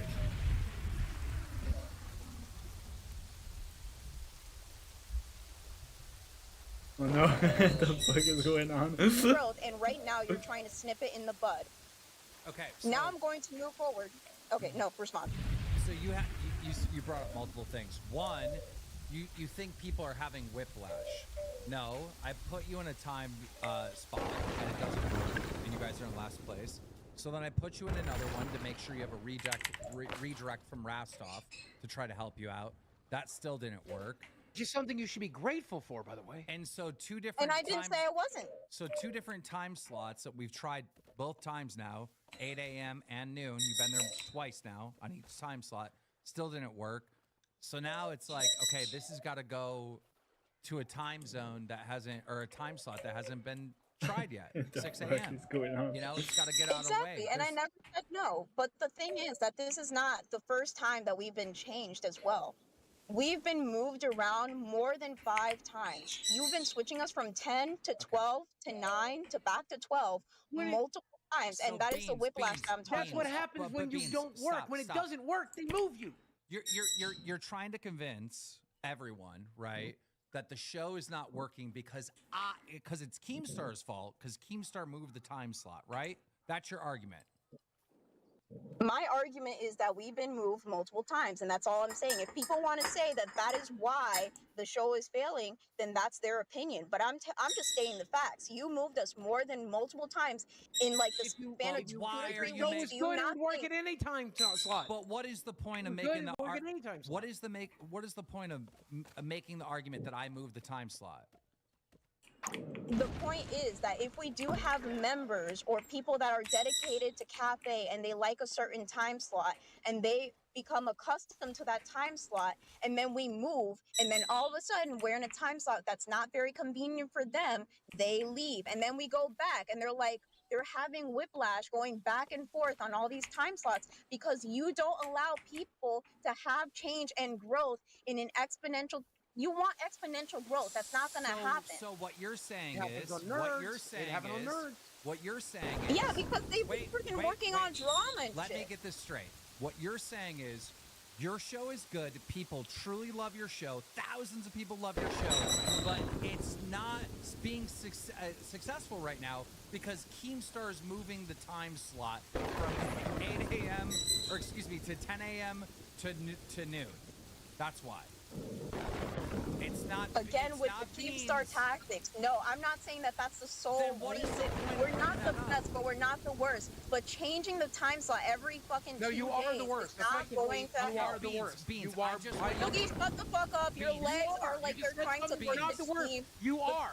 You're By probably numbers. tired of carrying a I full-time can victim analytically complex. prove fake that your test show's the worst. You I can milk pity analytically like the prove Patreon nerd that your and show stealing is the sex worst. I applause can for show it to showing you. up. Would you You're like me to show it to a you? It's in recliner, public you're information. Go to oversized, Playboard right now. overused, You can and see it. powerfully Analytically, my show is not the worst. It is. Even your shadow It is. giving up, Fix bro. your show. It's This is all how you react to lymphedema people and trying to tapped help out. you fix Shut your the fuck show. up, This is how you react to people trying to do you a favor. This is why people don't do you favors. Time out.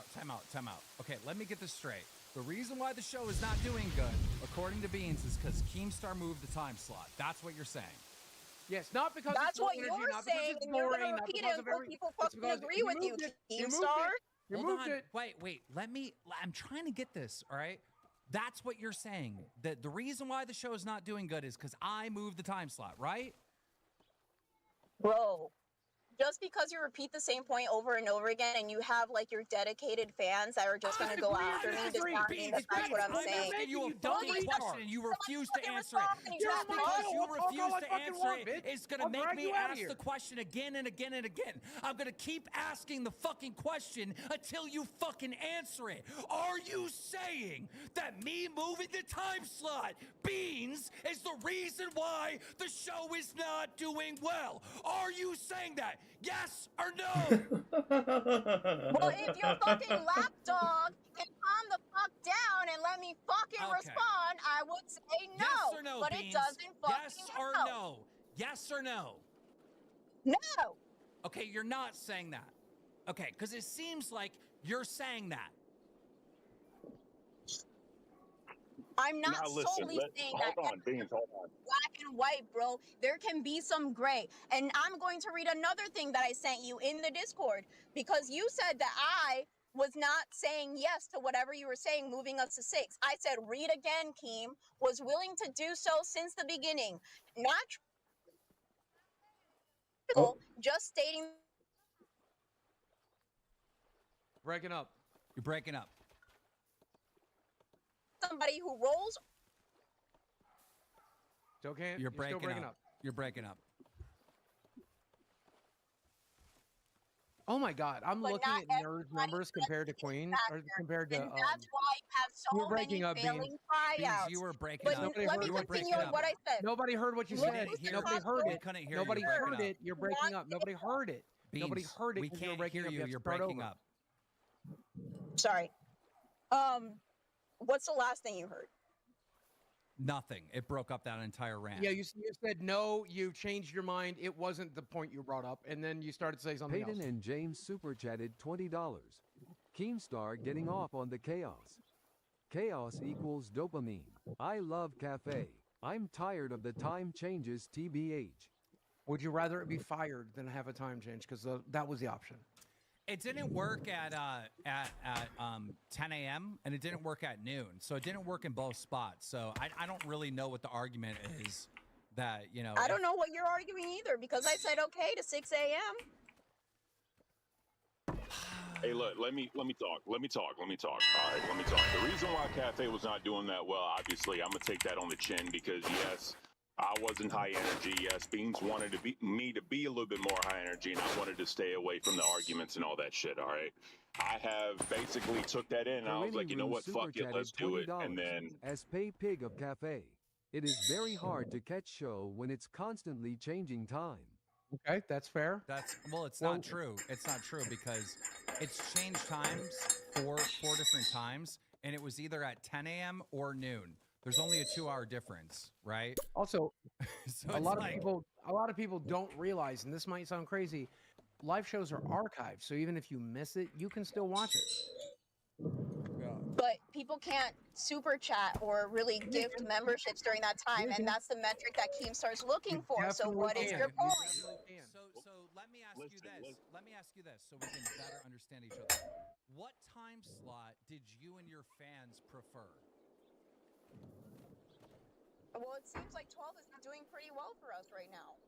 You think it is doing well? You made $100 today. Okay, change happens slowly. The thing that you want is exponential growth.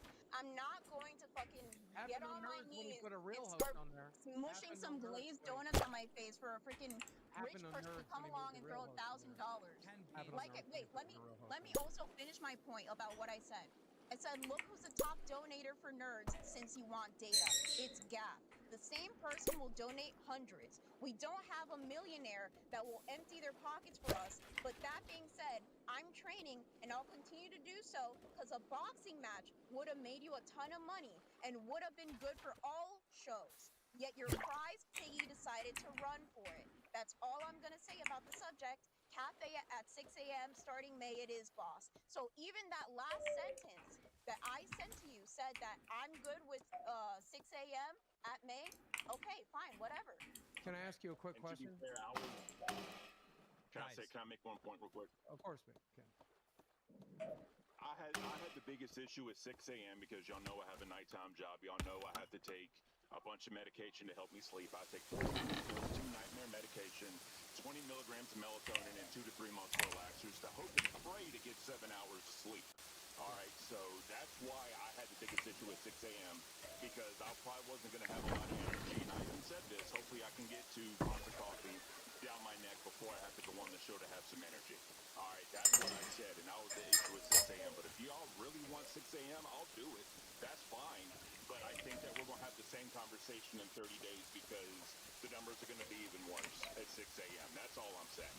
Okay, well, you guys are sitting on some good real estate right now, noon to 2 p.m., and I want to put a show there that I think is going to perform. I want to try something else. Here's the unfortunate truth, right? I can put somebody in the position, and I can put people together who I think is going to be entertaining, and I can try a show with 2 different people out all day long, right? I have some knowledge in this entertainment business, but at the end of the day, the real judges are the viewers. and the viewers are not shelling out, and they're not showing up for Cafe, right? And, you know, blaming me for changing the time Doll slot super just chatted makes $20. it seem like there's going to be problems. Here is what I don't understand, Keen. What the hell is your standard? You so far have said, not enough, to low, least performing. So give them a bar to crossover that you consider for them to always cross. He already did. I did. At the very beginning of the month, I said these are the shows that are in last place and don't be in last place. And, you know, one of those shows is in last place, and it's Cafe. Said every show is that's fair, safe but- if it's 15K or above. Otherwise, you're potentially on the chopping block. He made that abundantly clear. Look, I mean, the fans and the viewers can say whatever they want, but they're the same ones that made your show last place. I mean, it's them, and they're not coming out for the duo of Beans and Cav and Ken. They're just not. Maybe we should just axe the show. You know what I mean? Like, maybe it's just not going to ever work. You know? And like the worst part about it, and this is what I was trying to tell you. No, now I get to talk. Okay, this is what I was trying to tell you in fucking Discord. Okay, when your boss moves you to night shift, you say thank you for giving me another fucking shot. That's what you say to your fucking boss. You don't tell them how wrong they are, how shitty they are, how it's not a good fucking plan. That they are doing you a favor. He's doing you a favor. And, the way you're talking right now, you're making every excuse of why it won't work and why it won't work. If it's not going to work, then he's better off just putting a bullet in the goddamn thing. That's why I got frustrated, because it was like, that's why I got frustrated, because when I brought this up, it's like, hey, I'm going to move it to 6 a.m. I thought I was giving him a favor instead of canceling the show, but then it was like, oh, Keem, it's your fault because you changed the time. I changed the time to see if that would help the show because it wasn't doing well. You know, to be labeled as the bad guy that's fucking with Cafe and trying to ruin Cafe. You know, I just dumped like $2,500 into buying coffee so they have a thing and they sold like one bag or whatever. And maybe it was too high, which I lowered it now. And I think there's like 3 sold or something the last I heard. So it's like, dude, this is not working. And then when I come and say, hey, this isn't working, I'm being told it's my fault. I did something wrong. I'm like, well, what the fuck then? Like, why don't we just get a different host? I don't get it. Keemstar, the only thing that I'm trying to say is whenever you say something, people say things back, and that's a conversation. And just because somebody makes something known does not mean that it's your fault or that you're the worst person ever or you're the worst boss ever. The thing is that you say something, I'm going to say something back. God gave me a mouth and fingers. With that mouth, I'm going to talk. With those fingers, I'm going to type. Another thing, I'm going to read another thing that I said. You saw. Thank you, boss. Your boss can say your You're mouth getting can almost say, to the balls. I'll do Stick my your tongue best out. to make it work. There's crazy things your mouth can do, like not be insubordinate. Have you tried that? Have you tried not being insubordinate? That's the thing you can try. Try do not be insubordinate. Your mouth doesn't have to be insubordinate. Say what I said to Keemstar in the group chat. You saw I had potential and switched me from Test to Cafe. By the way, does he know Him that? and I does he know helped you're you a lot going to during delete back his camp. DMs today? You know I know had that, by the way, potential Kim? when I Did you know signed this up woman's for trying to profit, leak your make you DMs? more money She's and trying to do it entertainment. again right now. She's trying to do it again Recently, right I now. showed I can be more of an entertainer because Ken, as awesome as he is letting me be myself and be with more energy. Can you not do that? Boogie. And I am. Please am I don't the dox best? your No. DMs. One Please minute. stop doing that. 1 minute. Please Boogie. stop don't do Boogie, that. you need to understand this, okay, Boogie? Like, just so you know, I moved them to noon so Rastov could give them a redirect. Like, I know. I moved, know. I moved them to help them. And how much now, does he redirect? Wait, and now that I'm coming and saying like, hey, Cafe's in last place, now they're saying, well, it's your fault because you moved us. That was to help them. And Oh now my God! And You now will they got their never tongues hop off twisted. of that. How much Oh does my he God! even redirect Nobody this can say anything anyway? to Keemstar So with you're him thinking fighting that for it's the all new his spot, fault. even though it's not worth anything. That's what you're saying. You listen. You got to pick one side out of your mouth to fucking talk out of. Well, here's the thing, bro. The entire time and every single time, Keem, every time you've had us change, I said, all right, cool, too easy. Right? I've never given you lip. I never argued. I never did any of that shit. When you went to move us to 6, I just wanted to voice concerns to just tell you why I'd have some issue with that. That's literally all it was. And then at the very end, when Dean said that, I was like, fuck it. Let's just go at 6 a.m. If this isn't a place where I can voice Boogie, some get sort of... Keen's glizzy out your mouth. 2 seconds. The There's glazing is some crazy. donos coming in. It's going to be a minute. Nope. There's 3 of them. Calamity super chatted $19.99. The last time Cafe was on primetime, they pulled 1,000 viewers, put them back on primetime, and changed Queen's time. I will talk about that. Elizabeth super chatted $20. Boogie, how does it feel having your head so far up KEMS ass? It feels like 5 figures a month is how it feels. So when dipshit. Cafe was in primetime, it did do very well. But if you go back and watch that episode, it's because all the other hosts jumped on Cafe. That's the main reason. I mean, that's fine. Yeah, I won't even argue that. I won't. It's just the But truth. what I'm saying is... I'll argue that. No, Ken, I'll argue that for you. So a lot of people jumped on Nerds whenever they were on primetime, and how well did they do? Because what I remember is Eric eating pizza for like the last 5 to 10 minutes. Still did better. The shows that are like No, more, they didn't. The shows that are not controversial, that are more wholesome, which Aussie was wholesome at the time, your show was wholesome at the time, do very well when they get that queen spot. They do very well. You know, you and Aussie were the only ones that I can think of that did really well, you know? You put That's very Nerds in that slot right now, they're going to make 10 grand a night. You put Cafe in that slot right now, they'll sell 3 more bags of coffee. If they're lucky. Beautiful. Last thing I want to say, because I got to go because I'm almost at work. Last thing I want to say is this. Yeah, granted, 6 a.m. is going to suck, but I'll do it if that's what you want. I'll do it, bro. But the other point I'm going to make is you said Cafe's going to get canceled 300 members, and I don't see the memberships rolling in either. People like Cafe. People do like support Cafe in their own way. The last 3 days or 3 or 4 streams that I've amped up the energy and been a little bit more animated and Beans has fed into it, our numbers have been better than what they were before. We're gaining momentum, but I think that's going to get killed at 6 a.m. Well, but if that's truly what you want, bro, I'll do it. But I think we'll be having the same conversation. I have Go an ahead. update. We sold 7 bags of coffee now, so I guess the drama helped. Beans did buy. Yeah. For the record. Yay. For the record, by the way, bring Baja in here if you want. How many shirts have I bought this month? I bought 3, 1 of each that we've launched, by the way. Bring Tuffy in here. Ask him how many card packs I buy. I buy 3 packs of everything we have. Everything Tuffy is always sends them to me about for free. you. Tuffy sends them to me for free anyway, but I buy them to support our products and support our shows. How many bags of coffee did you guys buy? Well, I already had coffee, you said. Well, I don't give a fuck. I already get the cards for free. I buy them anyway. Support my shit. Support your own shit. I'm a member of my own show. I bought 5 of my own t-shirts to give the family members, right? I get paid tomorrow, so I plan on... Is there a donation? Okay, I bought 5 t-shirts. I'm buying more coffee tomorrow because I'm actually almost out because I love the shit. And then I've also been buying crown bundles on Locale TCG. I've been doing that too, Boogie. Let's calm the fuck down. Beans did not, though. Beans did not. Hey, Rastov. Time out. Stop. Rastov. Hey, what's up, guys? Rastov, I told Beans and Ken that I moved their time slot so you would redirect to them. And they said, well, how much is he really redirecting to us? So how many are you redirecting to them? About 380 to 400. Hey, you pitched that to me as you wanted to help them. You wanted to give them a better shot, and you wanted to see if I would cover the gap. Oh, what do you know? The bad guy Keemstar that's fucking with Cafe, moving their time, who's trying to sabotage Beans, actually did So something you're gonna to try help to us for help them. 1 week, and then you're going to move us back. Whoa, yeah, because you're not performing in the time slot. You gave us like 3 fucking days to prove to you, and we've been changing, and the numbers are going up. But because they're not from 200 to 1,000 in 1 fucking day, you mad? How many viewers are you pulling?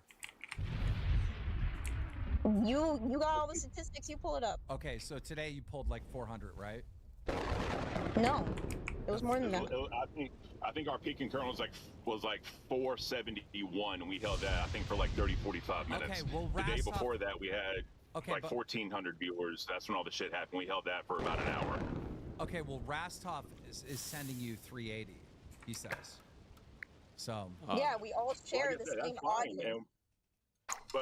But we are maintaining them, and it is growing. Like Like we are literally doing away with everything on the show. Like everything. We're doing a whole new thing. I've People been seem moved to like enjoy it. 7 times, bro. I don't care. I But just again, fucking want Beans, to do a show. again, Beans did say, what does Rostov even send over? And the answer to that question would be about 80% of your viewer base. Roughly. Okay, you take what I say and then you make it 10 times worse. We're not fucking talking about Rostov. I'm just I stating know, I the take fact. what you say and I point out how fucking stupid it is so you can learn. No, you how fucking make it sound fucking stupid because that's what you fucking literally do for a shit on fucking Rostov's living. gift So if to somebody you, sends you over sound like an 300 and ungrateful then retard. more people So come in, don't that is say a shit positive. that's But if stupid. more, Don't try if to move he the- sends just some say, people well, you're and right. it goes Try down, saying that's thank a you to negative. I Rostov. can teach you I know some you can't say fucking thank you to math. Keemstar because of teach whatever you bullshit some shit's fucking wrong with math. your brain. Say So thank you to again, Rostov. Say thank you to Rostov. Try saying I thank you to have him. multiple times. I actually Do it talked right to now. other Let's hear you hosts, say it unlike now. you, who You are just so shit far, on him. You had no you're trouble so shitting far on up him. your own Try saying ass thank you that instead. all you talk about is yourself. I talk to other hosts, and I have a really good relationship with other people, unlike you. So I'm going to move on and read the rest of the text that I was talking about earlier. Recently, I feel like because Ken being as awesome as he is letting me be myself. Doxing your boss, More you energy. retard. Am I To the be fair, best? she's reading So, her messages. do I She's reading need her to messages.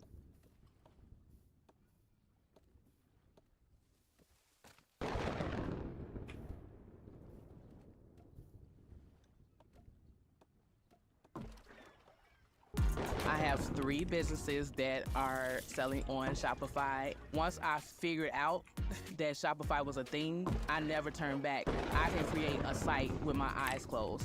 Shopify thinks ahead of us, and it thinks about the customer more than anything. It's just helping push and drive sales. Every day I'm thinking about some other new business. But Shopify is doing it to me because it's so easy to use. It's like I can't stop, I'm addicted.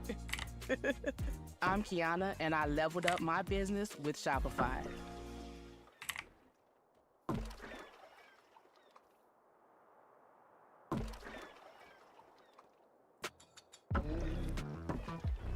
Translate your content into 29 languages in just seconds with I'm gonna be doing something unexpected here today.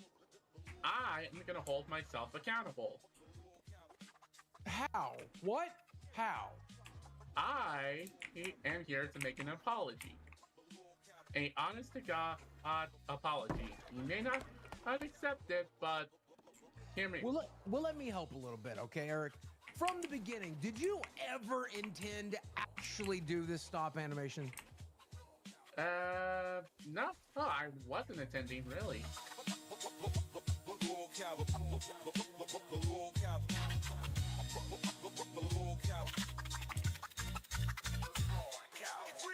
You. Mama's boy. Give me a minute here.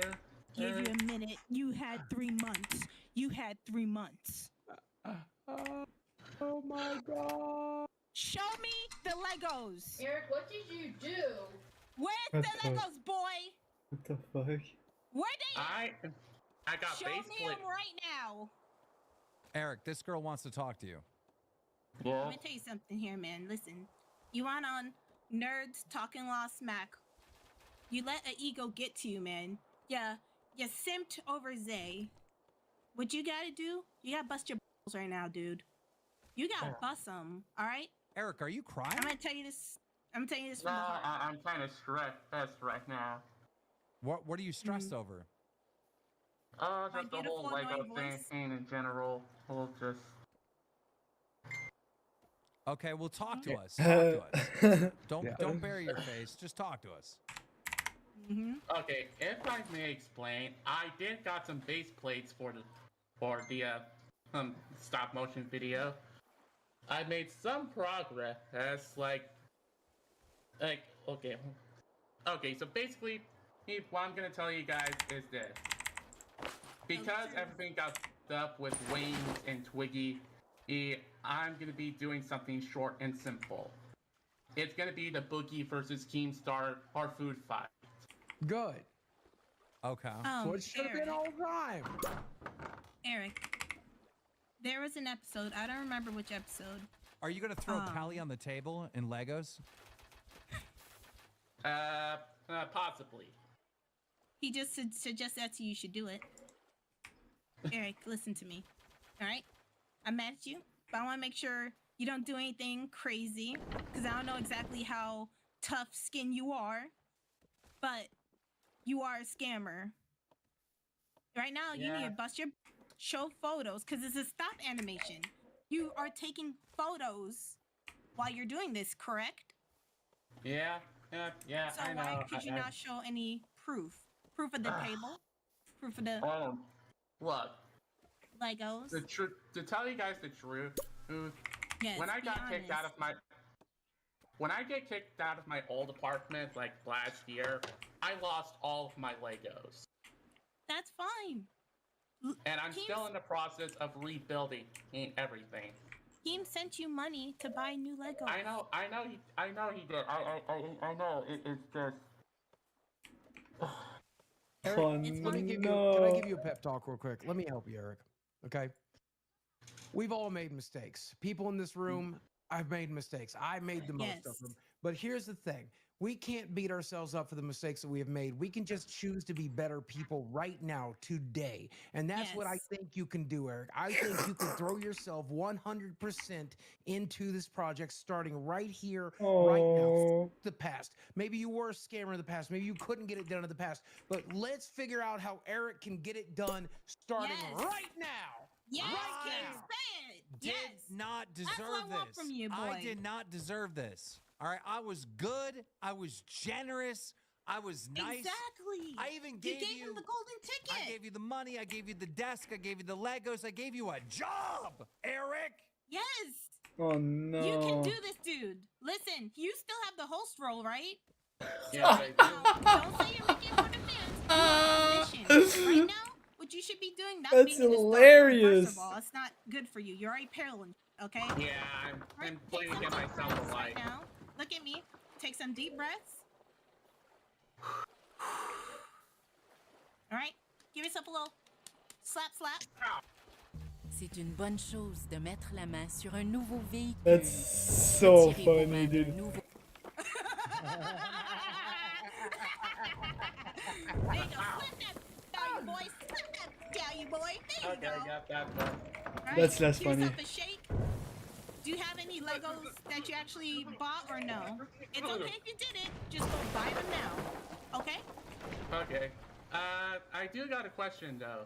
Yes. If I do manage to get this done, what will my award be? Who knows? Make it a surprise and find out. Just like you surprised Keemstar. I'm just curious. I'm just curious. The money. You You're got curious? paid to do You the got job. money? The reward is the money you already have. You are doing a commission for him, kid. I forgot how old you No. are, honestly. That's why I'm Oh, trying to like- be gentle, but still scolding you because you needed it. Honestly. I've already paid you for this. Why would you get an award? I don't know. I was curious. I just.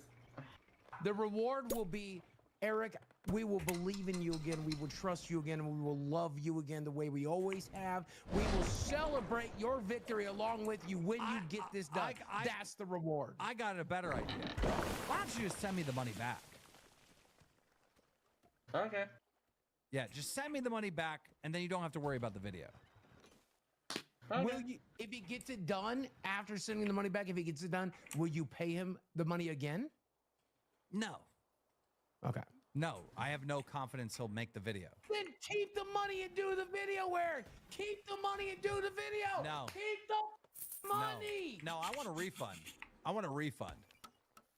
Just because it's a little bit late. It's like, I you're want trying a to give me the benefit refund. of the doubt, my boy. Seriously. I want a And refund. here she comes. Okay, hold on. Oh. Give me the information. I will give you that money. Not next week because I don't have it, but I will give it to you my next paycheck. I appreciate that. Thank you so much. Okay. Like I said, like Eric was telling you, we lost everything last year. Okay, that includes all his goddamn Legos. I work paycheck. I live paycheck to paycheck, Oh no. barely making ends meet. Oh no. So no, I don't have the goddamn money to go constantly buy Legos. Okay? Okay. What's that stupid look for, Bogey? Yeah, I'm getting sick of your. I'm getting sick of certain attitudes.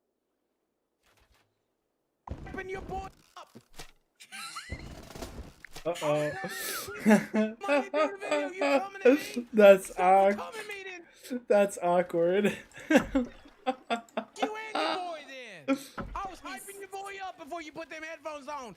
You and your boy then. Gladly. Yeah, miss, we were actually trying to be nice to Eric and trying to figure out what was the easiest way to get things done. And mind you, he was sent the money this year to do it. Yes, and that's the like I thing. said, I will send the money back next week. Okay. Thank you, man. Yeah, it's taken way too long, and I've sent even more money, right, to get the Legos and to replace the stuff that was missing. When? January. I think it was in January. I don't remember. Oh, that's so awkward. What the Look, I fuck? have to ask this because Chat's asking me to ask you. Did you take the money? Did you spend that money? Yeah, we got it we used what money he did get for the table the desk that he's using right now. And that's all you spent it on? The rest of that money's still there in his bank account, then why can't you send it back? Uh-oh. Why you gotta wait till next paycheck if you didn't spend that money? Because one, I don't know how much you sent him. Oh, fuck. Okay. I don't know how much. I do not know how much money he has. Honestly, okay? I won't even take it back. I will just let these people have the Chat money. super chatted $19.99. Boogie hit with the friendly fire is crazy. Madonna super chatted $20. Keen got scammed and nobody cared. Nobody cares. I cared. Well, I got a question. Has the video actually started? Were the pictures taken of the Legos? Or is there still no Legos in the house? Okay. The Legos we have. Oh no.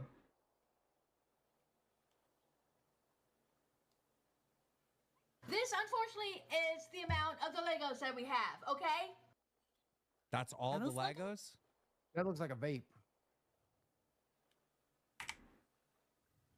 Because, unfortunately, my bills don't revolve around the goddamn Legos. Okay, but What's your bill got to do with it? Why didn't the money we sent They get could've. spent on it? Because I don't know how much you sent him. I Excuse think me. you do. I think you do. I think you Yes, know sir, you exactly. paid him when he was on I Nerds, bet- right? I guarantee you did. I know you. You spent every dime. I know you did, Mama. Okay. You come at me, I'll come at you. Well, on what? On what? I know what you spend your money on. Oh, I can't. Break over a Lego video you got paid for. You have had so long to do it. All right, so here's what I remember, and I could be wrong. We sent money for the desk, sent money for Legos, and then he worked here, so he should be getting like a paycheck, right? Or maybe that hasn't went out yet. I don't know. The only money I know he ever received was for the desk. That is the only and his Eric, when did you paycheck start? from. Eric, when did you start working on Nerds? Like, what month was that? Do you remember? When did you start working here? Didn't you? Wasn't it like? I started work around February. Well, then you should have Like got it. mid-February. Well, if you started working mid-February, you should have got a paycheck on the 1st. Are you sure you didn't start on March 1st? I am pretty sure I didn't start on March. Della Okay, super well, chatted if you worked in February, you should have had a $19.99. paycheck. Keen sent over $500 for the desk, chair, and Legos. Okay. That's true. And then gave him a job. Okay, yes. Okay, that's okay. Then I am right. I do remember this right. Eric, they want to know: did she take that money and spend it, or did you spend it? No, I spent it on the desk. That must have been the expensive desk from camp. No, the desk was only 100 or 200, right? Yeah, Oh it was. my And- God. And it's like, I'm sorry, guys. Eric, I how much really money- am sorry. Wait, Eric, how much money did I send you? I can't remember. Was it? I think it was 300. Yeah, I seem to Minimum remember. 300, top 500. Either way, that's. I think it was 300 because the desk was 200 and it was $100 towards the Legos. Still enough. Yeah. But still. Don't you know what he did? Hello, Eric. How are you doing today, buddy? What's up, Eric? I'm still trying to feel like real That's and crazy. everything that's gonna come my way. Local I nerd? know you're gonna grin and bear it. So, I told you over text what they brought you up for. So I texted you already. I let you know. So, as far as this like Lego video goes, we've kind of talked about it behind the scenes already, and I'm just gonna kind of like say almost what I've said to you behind the scenes, like here, and like give you like the same advice. So, when you first got kicked off Nerds, I called you, and do you remember what I said to you on the phone that day? Work on the Lego video. Yeah, and the reason that I told you that is because I was really scared that we were gonna get to this point where it was gonna be like Keem is pissed that it hasn't been done because other people are bringing it to his attention more than he even cares about it. You know what I'm saying? Because like we all know, like Keem has made the money back from the video. Like he has, without the video even being made, just from talking about the video and whatnot. But I think it's just the principle of the thing that he paid you, like Cece was saying, in a commission style, and then the video isn't done. You know what I'm saying? And It's called Local Nerd. and you don't have to say this here because I'm sure people will want to hear this on Locale Live. That would help. Is if you kind of Oh like lay it my out, and I don't god. think I said this to you. I don't think you owe people this explanation, but if you wanted to clear yourself up, This you is kind of lay down so where good. you spent the money and things like that, because we both know you've been through some shit. All right, I know you've dealt with a ton over these past like few months, few years. Like it has not been easy for you, and that's why I'm empathetic to this situation. That's why I can sit here and say I know it's not entirely on you, but at the same time, there's part of me that's like, you were commissioned to do this and you have to get it done, Eric. You gotta show something, or at least go get those Legos and show people that you have the Legos for the video. Because I believe in you and I know you can do this shit, because anytime you put your mind to something, Eric, you've showed me a million times you can do it. And I want to see you do that with this. I want you to prove all these idiots in the chat wrong that you're... I want to see the part with... I'll know. For the money, opportunity. And because you can't come 30 minutes into that, I just want to clarify the monitor actually. I think bills. You should just... So Okay. I gave him 300 money so I can get in an L-shaped desk. So, because I have my computer on the. What kind of time to make Lego? I'm so proud of you, man. Lego video being pitched. Have that kind of time to make Lego Rosa animations. 94 You super definitely don't know chatted your dad. $20. LOL Cow Live Lego Animation by Eric. Animation. I mean, Lego animation.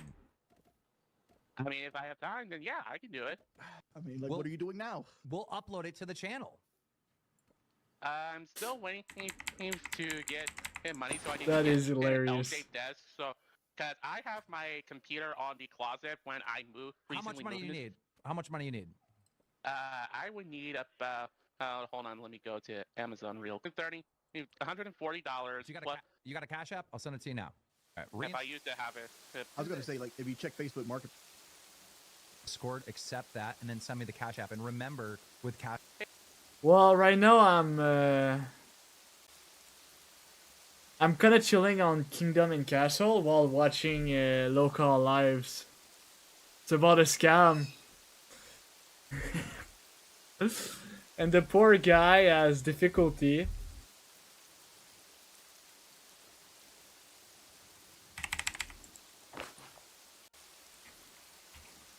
Hey, I just added you, Keith. Okay, so I sent him $300. Okay. So then I sent him $300. Keem asked how long it will take. I guess this is important. Let's watch this. All good, but I'm looking forward to this. How long do you think it'll take to get the video done? You think you have it done in like a couple weeks? I will have it done in like, I don't know, maybe depends on how long it'll take. So this is what I would do if I were you. Is I would take a section of. Yeah, I have. The game is about building your. Let's build a village on the island. As you can see, I have multiple of them. That's where I started. That's my second island.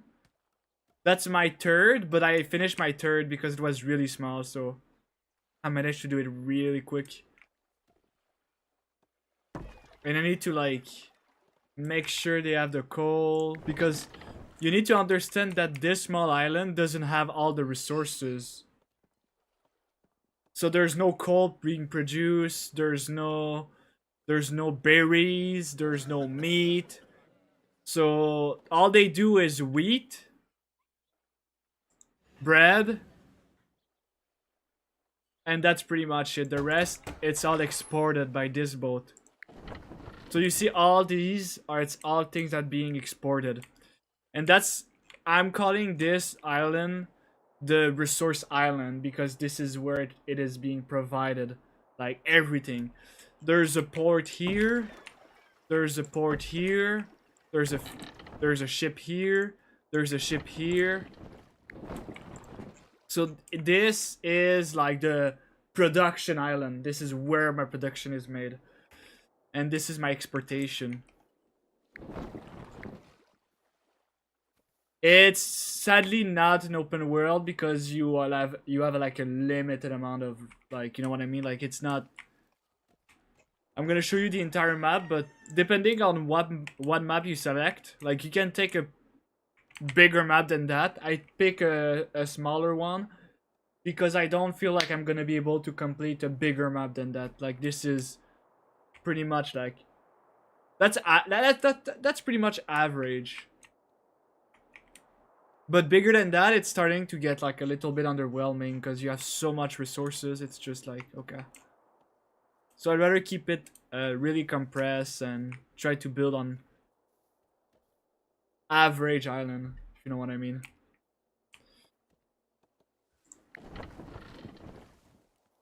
So this guy is supposed to transport coal, but there's not enough coal being put here. So what I will need to do... So this is my coal maker, right? I will need to do... Or do something that the coal is exported faster to this dock. Yes, so you have AI here. AI here, AI here, AI here. If I want to buy rocks from them, which is the most rare resource of all resources, because I play on like a limited resource world. The base game doesn't have that, but I play like that because I feel it is more challenging. If I try to buy rocks, they're gonna raise their price normally. They're gonna make it more pricey. Normally, if I'm not mistaken. But my trades between my island, there's no taxes. They just trade directly. Like, they don't pay a fee to like just put it here. They just do it because it's like I'm the government. I decide what they do, and they all have the taxes that it's being collected. It goes in my wallet, as you can see here on the bottom right, left.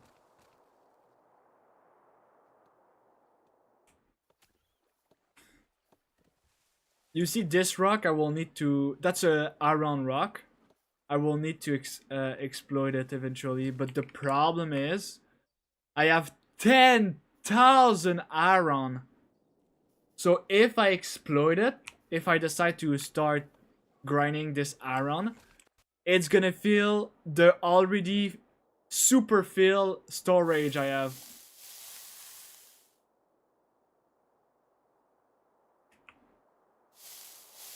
I cannot afford to grind this rock yet. I need to like transform all my iron into tools and armaments.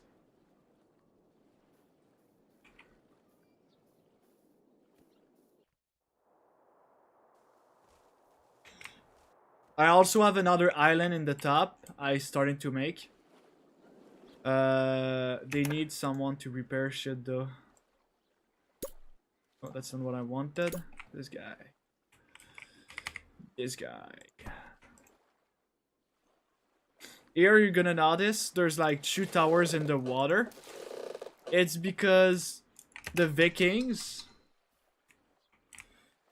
No, because iron is like, it's more in a, like in general term more rare than rock. But you don't need that much iron because there's so much thing you can do with just iron. It's just kind of like pointless to get iron. Eventually, I will have no doubt the iron's gonna be rarer than the rock. Like, I will not be surprised.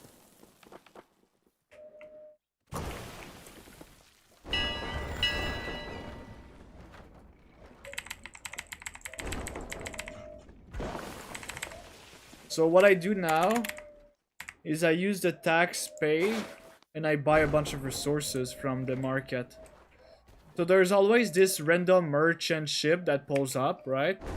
He just pulls up once upon 8 years, alright? He just does that. And after 8 years, he sells a bunch of shit. So I can just buy it with the money I've accumulated. Also, I need to check on my little citizen here, because they're really exposed to the Vikings' attack. They're really weak compared to like this. Like here you see they have Ballistica.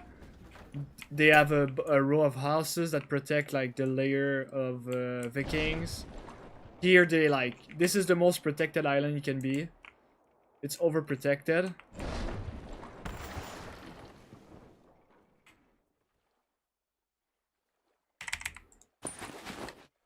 The goal right now is to get 2,000 citizens. I think I'm at like 1,600. The end goal, and like the end goal is 5,000. When you have 5,000 citizens, you win the game. Pretty much, because it's all the achievements on Steam. Maybe the developer is gonna add a 10,000 achievement, but the max, the best achievement is 5,000 citizens.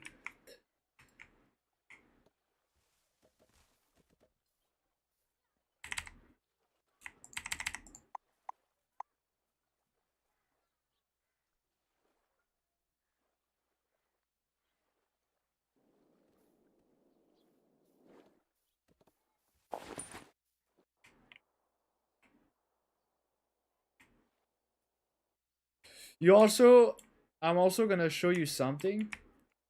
So here you see, this is second town, top town, which is the original island, and small town. This town I have no name yet, but I'm probably gonna call it some like third town. Yeah, third town. Sounds third town. Alright, third town.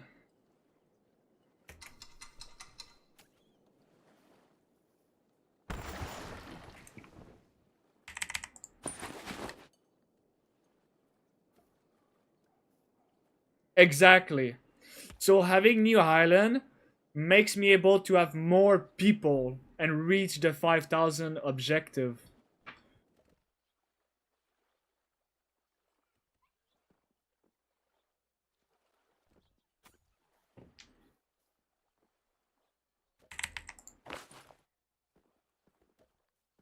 So this town, by the looks of it, I think I'm gonna be able to do 1,250. This town it's 750, as you can see. There's like 739 people. There's 500 people, but don't worry, it's gonna raise eventually when I'm gonna claim all these spaces. Here also. Here I really capped it. I cannot really go further than that unless I kind of like start putting houses here and like overlapping some windmill and farms.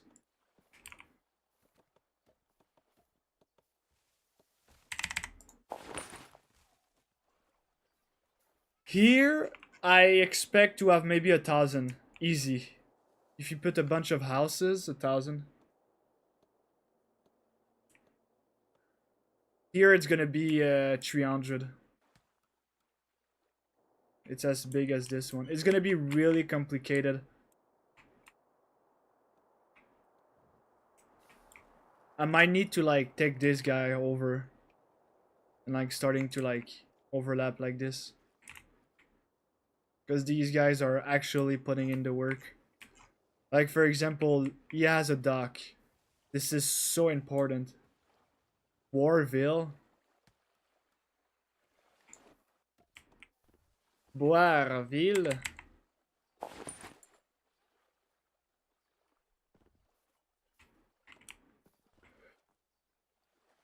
Putting to work.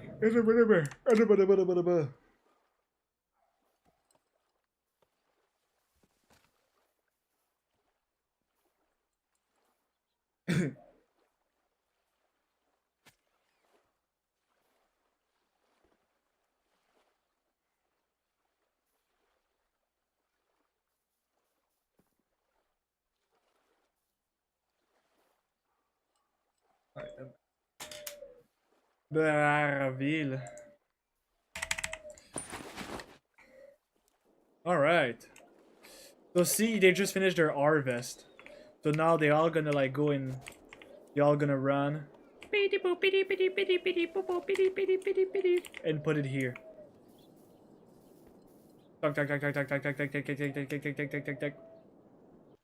Because they finished their harvest, so they don't need it anymore.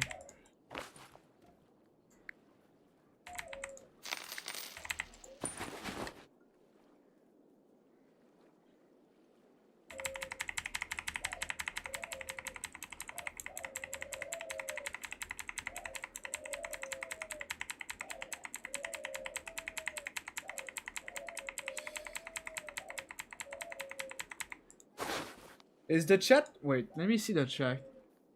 Ah, I don't like it. I don't like the chat. Why is it? Maybe if we put the text to white.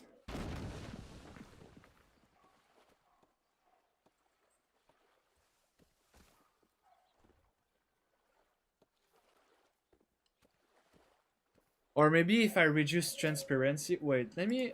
That's so weird. Looks really bad.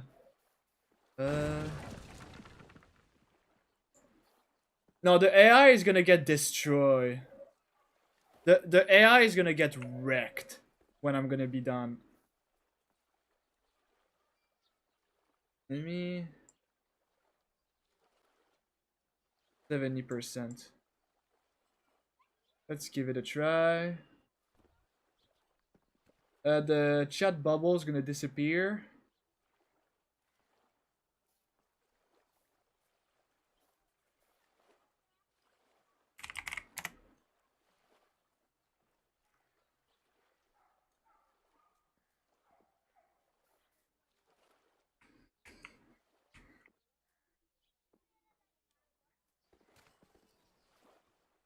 Yeah, I put it at 70%.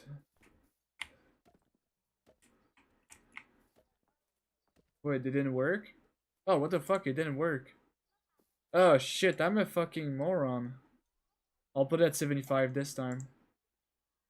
That's your call. There you go. Now it's gonna disappear. And now we can type test.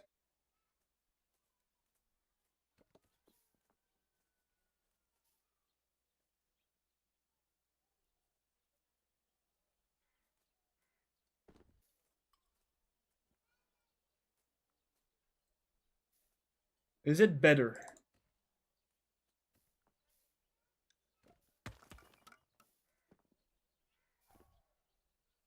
Let me try putting it to gray. Like that. And I will also change the text. I don't like this text. Is there like poppin'? What is poppin'? Oh, this looks actually super cute.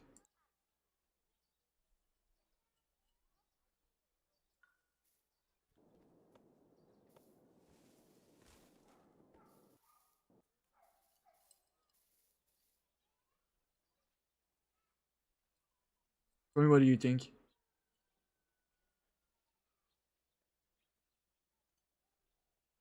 I'll let you decide the fate of the text bubble. Done. Alright. This guy can go. I don't need you anymore. Oh damn, why is the text so small? What the actual hell?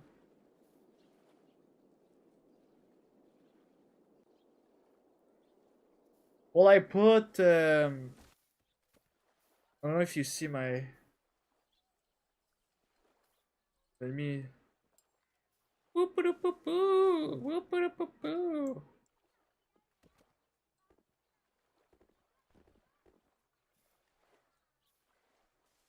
It doesn't look the same at all. What the fuck? Whoop.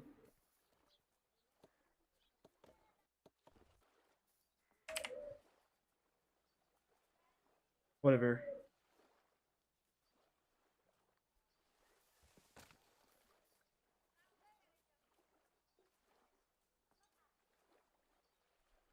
Oh shit.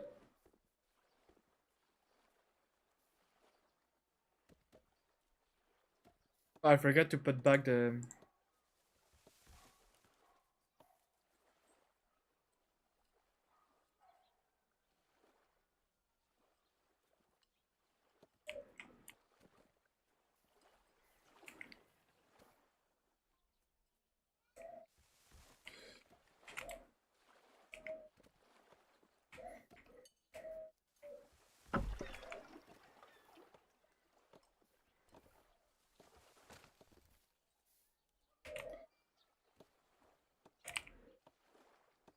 If I save right now, right?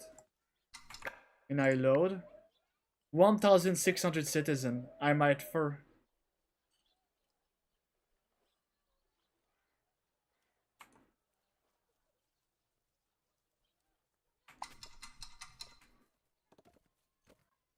It looks like the Pokemon games.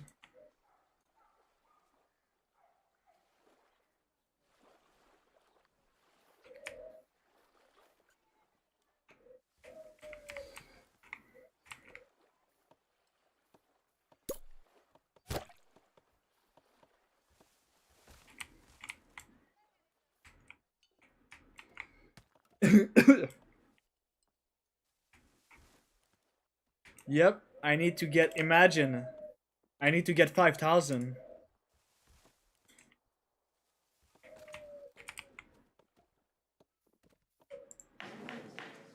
Let's make a GIF.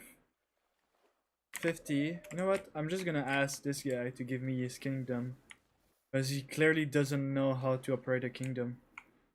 I had to put all my archers to defend him. Because he doesn't know how to do it.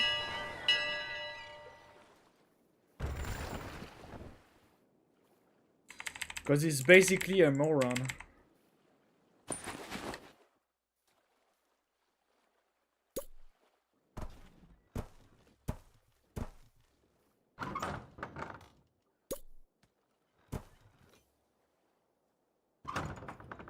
Alright.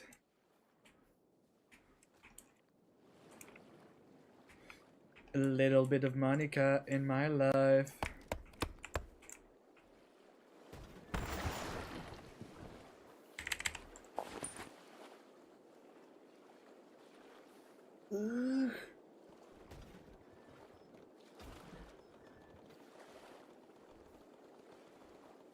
Like a big army? A grand army? What do you mean by a grand army?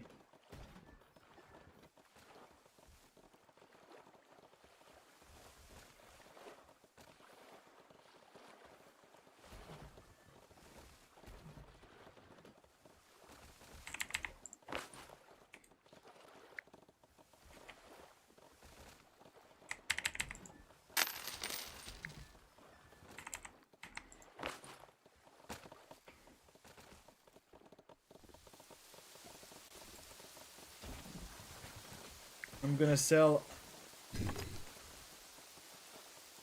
Oh yeah, I can literally like. I mean, I need a Ballistica to blow up their little shit here. So what you do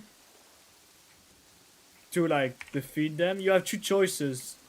You have the pacific way to like tell them to lay their that you own their fucking thing, or You destroyed their shit.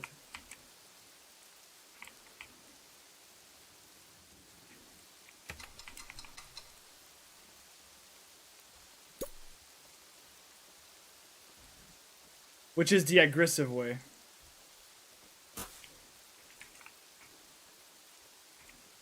A little bit of Monica in my life.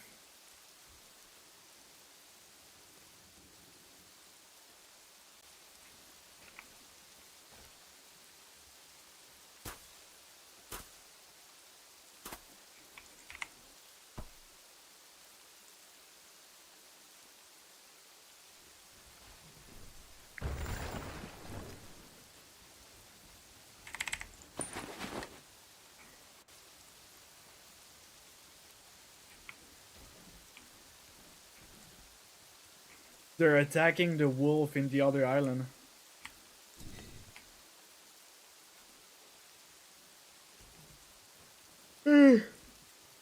That's actually so funny.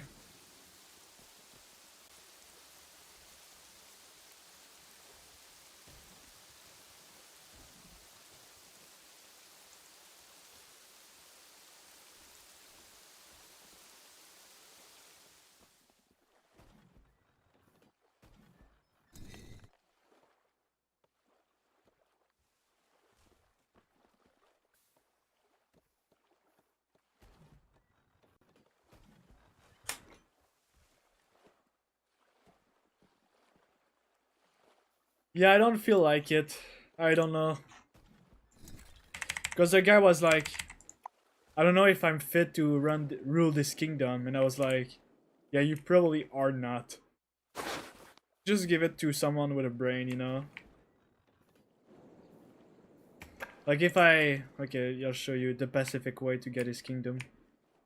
So if you go there, and you go there... I'm gonna save because I don't want to...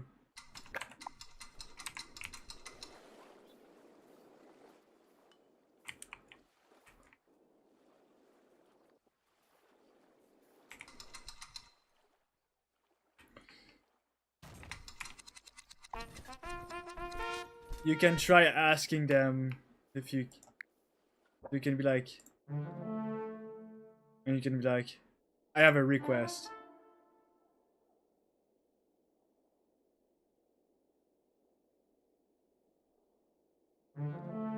So he said no. Basically, he doesn't want to. He doesn't want to join my kingdom, pretty much. So I could just destroy him and get his territory.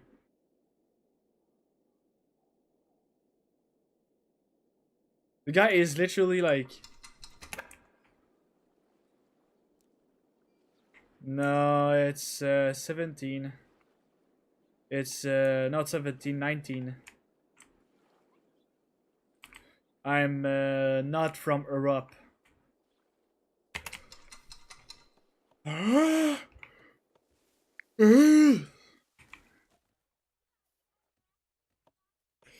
little bit of Monica in my life.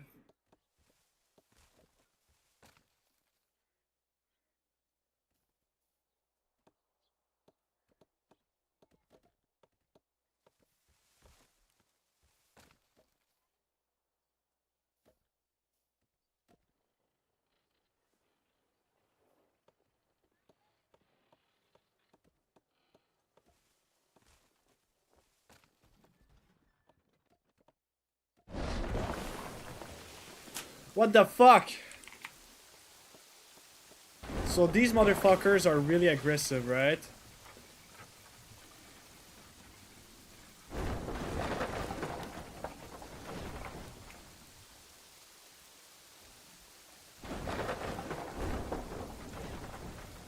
Who the fuck is Oned?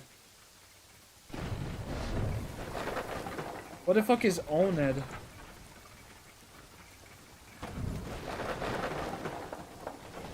What the fuck is that?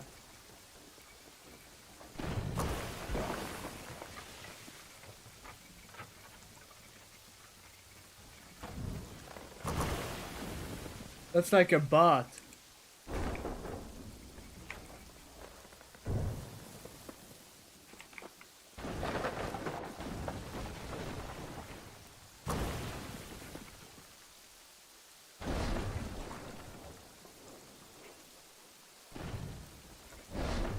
Kill it, kill it, kill it! Oh, he's gonna destroy it.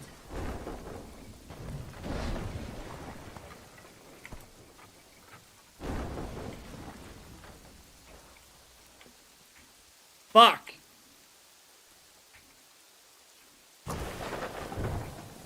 Whatever.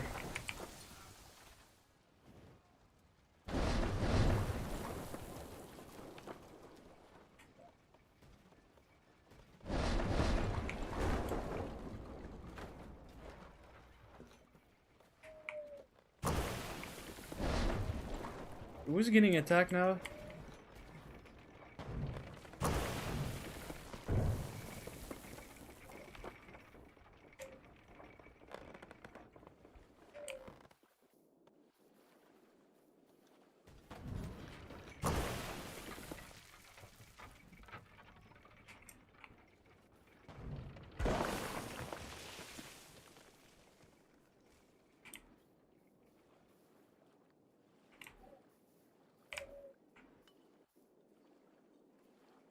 Okay, they all died.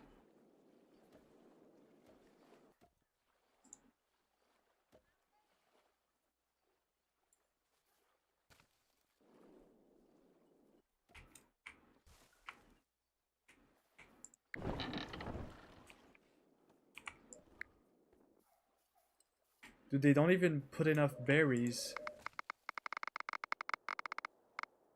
What the fuck?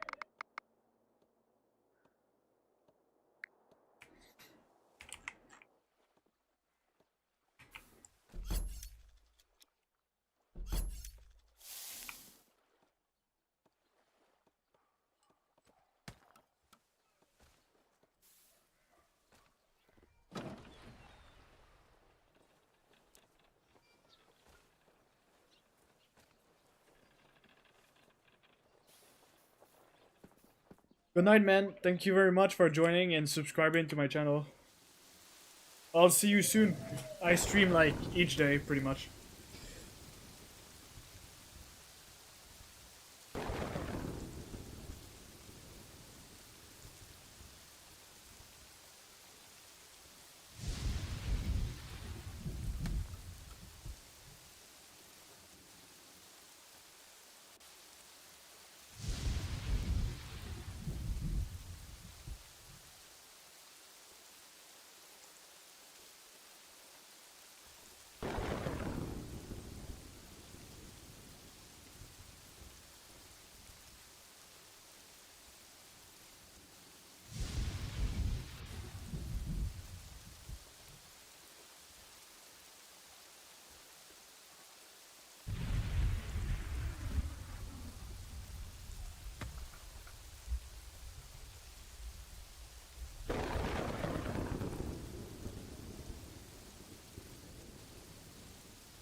Oh shit.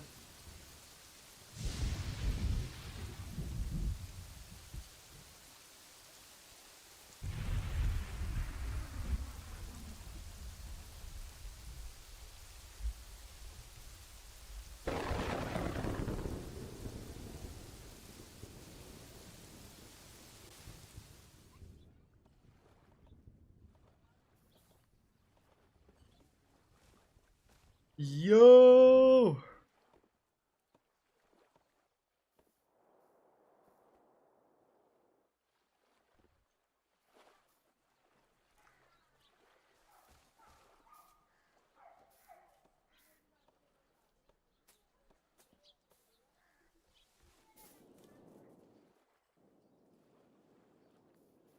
Right now, there's an extremely interesting lawsuit going on between Activision and Anthony Fantano of The Needle Drop, the internet's busiest music nerd.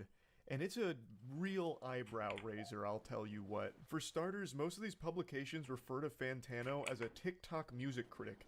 That's the most disrespectful shit ever. That's like cheerleaders laughing at you right to your face, pulling your pants down. Like, that's so embarrassing to get labeled that. They're spitting on him.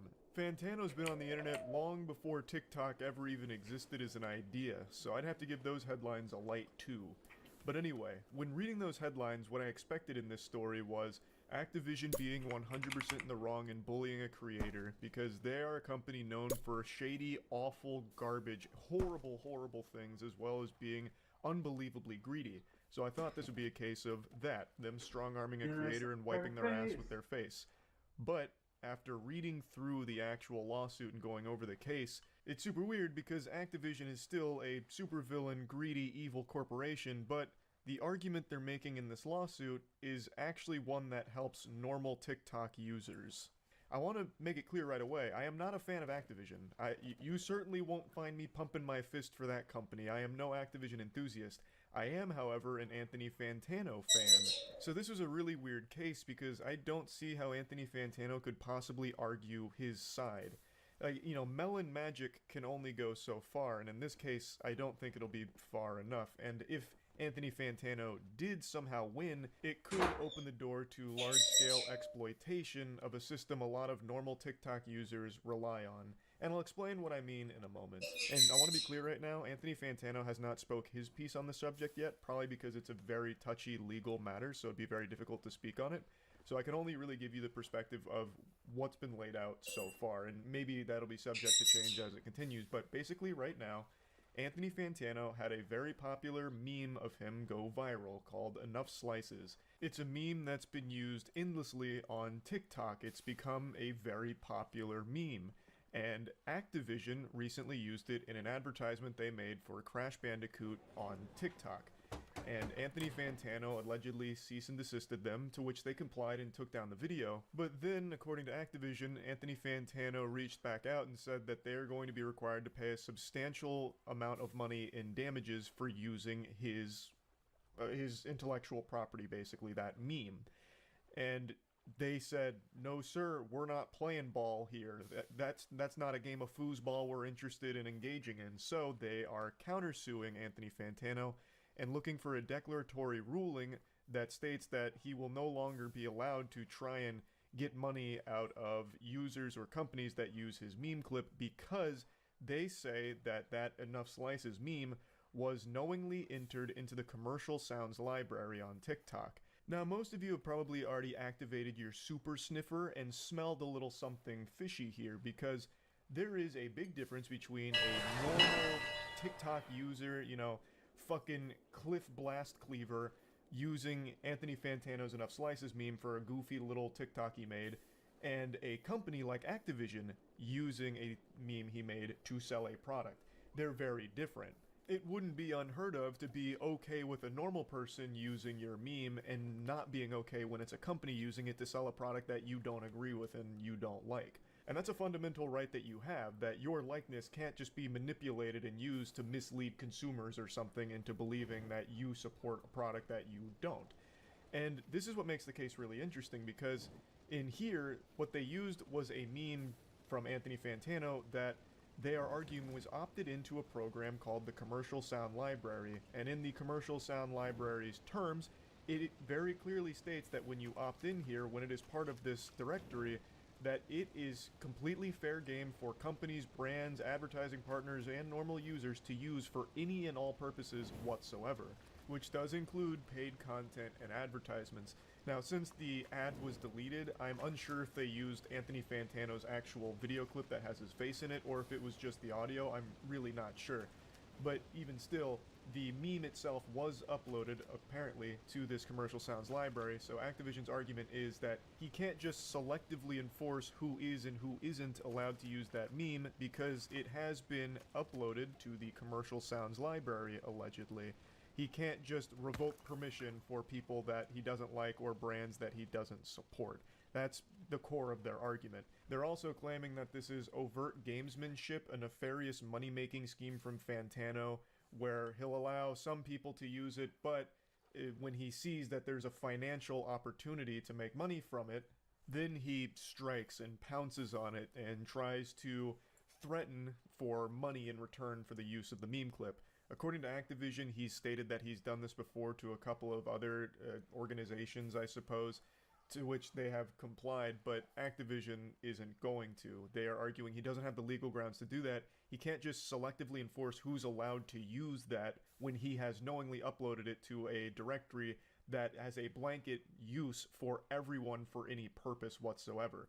And it extends to normal users too, and this is what I was saying a bit earlier, where this argument from Activision is actually helpful to normal TikTok users, because normal TikTok users often rely on the commercial sound library in their content, and by their own terms, it should be safe for them to use. But if Anthony Fantano does squeak out the W here, the big dubski, it would kind of throw that into turmoil, where you wouldn't feel comfortable using the commercial sound library anymore, because there could be a bad actor that has swooped in to exploit it, where you might use one of their memes and they'll sue you for it or demand compensation for it, even though it was uploaded to the commercial sound library. So like, if Sally Strawberry taps into a popular meme and the user's like, damn, that content was fucking cheeks, that was some turbo ass, I want money because you used it, then it would be a lot scarier. Now obviously Activision isn't making this argument for the better of the platform, they're arguing in their own selfish interests, but what they're arguing does actually extend to help protect normal users if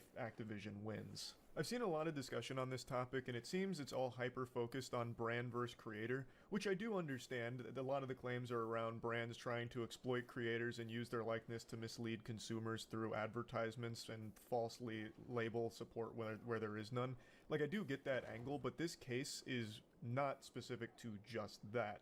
If it was, I wouldn't really give a fuck. My heart's not exactly breaking or shedding any tears because brands might not be able to use TikTok memes.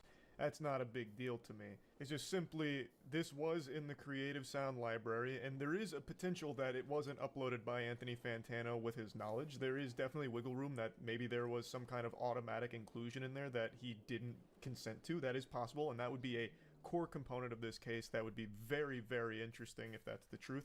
But since it is there, and it does clearly state brands can use it for any purpose, then if it rules against them, it means that no one can really use it for any purpose, because all of a sudden it's now unsafe. This is just one of those things where I do think there's a potential for a dangerous precedent being set, where if someone knowingly uploads something to the commercial sound library, which obviously states that it can be used by anyone, including brands, for any purpose, you really shouldn't have the right or ability to start attacking selectively and threatening people for money, because that extends beyond just brands. That extends to literally any user ever. What's to stop me from uploading tons of audio and sounds and shit to the commercial sound library as bait, and then just going around cease and desisting and demanding money from people that use it because they were under the impression that it was safe to use? It's one of those things that exists on other platforms as well. Like YouTube has one for music, it's the Common Music Library or something like that, where artists knowingly post songs that are DMCA free for creators to use. You know, they just choose the music and it's totally fine, there's no problems. But what if an artist said, you know what, I'm going to put music on here, and when a popular YouTuber uses it, I'm going to demand money from it, even though it's uploaded to a service that states that it's, you know, okay to use and there will be no problems with it. It's one of those things where these directories exist on other platforms like YouTube and Twitch, and if all of a sudden people are able to put things on there as kind of like a trap where you use it and then you could potentially face like a lawsuit or something, it's just bad for everybody, not just brands. And according to a lawyer named Richard Hogue, he believes the company has a decent case. Basically, he says, as described by Activision, it would seem they have a good case. The TikTok audio library appears to allow for general commercial use on TikTok, so anyone placing content in the library should be limited in their rights to challenge. That said, there could still be facts we don't know, like whether an unauthorized third party actually affected the sound's inclusion, or even where it might have been automated. So fundamentally, the entire case is going to have to be argued on Fantano's side that he was not the one that put it in the commercial sounds library. At least that's my understanding of it, because again, it is entered in there apparently, and since it's there, it means any brand, company, or user can use it without consequence. It's fair game, you know? It's open season on enough slices. So Activision saying, since that's the case, Anthony Fantano can't try and threaten them for money because they used it. And Activision is seeking a declaratory ruling that will prevent not only Anthony Fantano, but anyone on the platform, any kind of bad actor perhaps, that might come forward to try and extort money out of users that use content from the commercial sound library, when it's totally in their right to use that content. The only thing that can really win this for Anthony Fantano, I think, is if he can prove that he wasn't the one who opted into the commercial sound library for the Enough Slices clip. It was some kind of third party that automatically entered it in there without his knowledge, or it was, you know, a fucking burglar broke in in the middle of the night uploaded the Enough Slices audio or meme clip to the commercial sounds library. I feel like that's the only thing in this case, but even then, I still don't know how liable Activision would be for damages, because it's not like they would know that it wasn't Anthony Fantano that uploaded it. It's there, thus you would work under the assumption that the user is the one that put it there. So the whole case is just really messy, and it really fucking sucks because I very much dislike Activision. I really fucking do. But here, I just don't really see how Anthony Fantano has a good argument in this case. I'm gonna go ahead and just play all the stream clips where I went through this from the very beginning here, so you can kind of follow along with the entire story. I kind of just broke it down here in the beginning, but in the stream clips you'll get to get the entire, you know, situation, so I'll just go ahead and let that rip. The game company claims Anthony Fantano is misusing intellectual property laws by threatening to sue TikTokers over a widely memed audio clip. Video game giant Activision is suing a prominent TikTok music critic over a viral audio clip that he created, claiming he is unfairly demanding that some of the social media users pay him an extortionate settlement after they reuse the heavily memed clip. In a complaint filed Monday in California, Activision accused Anthony Fantano of misusing intellectual property laws by threatening to selectively sue TikTokers who use Enough Slices, a popular audio clip that originated with a video Fantano posted in 2021. Activision, which says it receives such a threat after it used the clip in a promotion for its Crash Bandicoot franchise, claims that Fantano intentionally made the clip available through TikTok's audio library, meaning he cannot now sue the hundreds of thousands of users that choose to use it. This dispute is a textbook example of how intellectual property law can be misused by individuals to leverage unfair cash payments, Activision's lawyer wrote.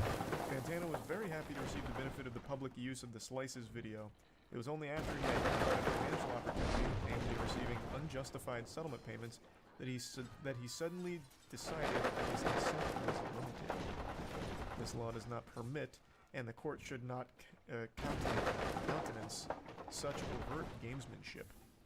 That is interesting. If you make something available through the TikTok audio library, I'm very unfamiliar with the platform, does that just waive your right to enforce, like, IP law? Probably. Makes sense, it's like a public audio repository. Well, what I want to know if on TikTok, do things just enter the TikTok's audio library by default, just by posting? Because I know they have that, like, original sound shit that goes to the source, and it's like fucking Bumblefuck Joe over here is the one that created it, but it's not like he did it on his own accord. TikTok auto-generated it. Yeah, at least I think that's how it works, right? You have to make it a sound through a video. Oh, so you do have to, like, say, I want this in the audio library by making it a sound. That is a very interesting case. So, has Fantano done this to other TikTok creators, or is it just Activision? And if it is other creators, not just Activision, I wonder what the legal ground is for using it in an official ad. Because it'd be different if it's just like, you know, fucking Carl Hamburger using Anthony Fantano's meme in a TikTok versus Activision using it in an official ad. Only way I think Fantano has a case is if someone else uploaded his video audio to the library. In its lawsuit, Activision says there's an obvious reason why this clip was used so widely. Fantano deliberately and knowingly added the audio to TikTok's library, making it easily available for millions of other users to create their own videos. They say he even opted into the commercial sounds library, which means he agreed his clip could be legally used in promotional videos of brands. That sounds like a dagger if that's true. That sounds like it's open and shut if that's the case, if that's real. If he opted into the commercial sounds, that seems like he waived all rights on that. I don't know how he'd win this case. The company says it was surprised when it received a legal threat from Fantano after it used Enough Slices in a TikTok video depicting the creation of custom Crash Bandicoot sneakers. He allegedly told the gaming giant the use of his clip not only used his name and likeness rights without permission, but also violated federal trademark laws by suggesting he had endorsed the company's games. Which is a real thing. You can't do that. But if it was made readily available on the Commercial Sounds library, I don't know how you're supposed to argue that you didn't give your permission. That's what this is for, I imagine. This is what it's for on every other platform, maybe it's TikTok. Activision says it agreed to pull the clip down, but Fantano demanded the company either immediately pay him substantial monetary damages or be prepared to defend a lawsuit. The exact amount of money demanded was not included in the lawsuit, but Activision says Fantano asked for a 6-figure sum and said that other companies had paid a similar sum in order to avoid the expense of litigation. What the fuck? On his Dr. Evil grind, $1 billion. Hey, I'm always rooting for the little guy here. I don't know how you're supposed to somehow argue that what they did is illegal and violated federal trademark laws if it was knowingly agreed upon to enter the commercial sounds library. That seems like it's an uphill battle, but I mean, that maybe there's more to it. This is right now Activision's lawyer. With Fantano's approval and encouragement, hundreds of thousands of TikTok users have incorporated Slice's audio into their videos over the past 2 years. But now, Fantano has embarked on a scheme whereby he selectively threatens to sue certain users of the Slice's audio unless they pay him extortionate amounts of money for their alleged use. The commercial music library from the TikTok's ad manager. Let's see. In order to get it there, it's called Commercial Sounds. Even in the own post, Commercial Sounds. But it's listed as the Commercial Music Library. Okay, I see. Oh, so this is it. shit. This is correct. CML features commercial sounds. Both I didn't even notice my game was still up. I hope I didn't got killed.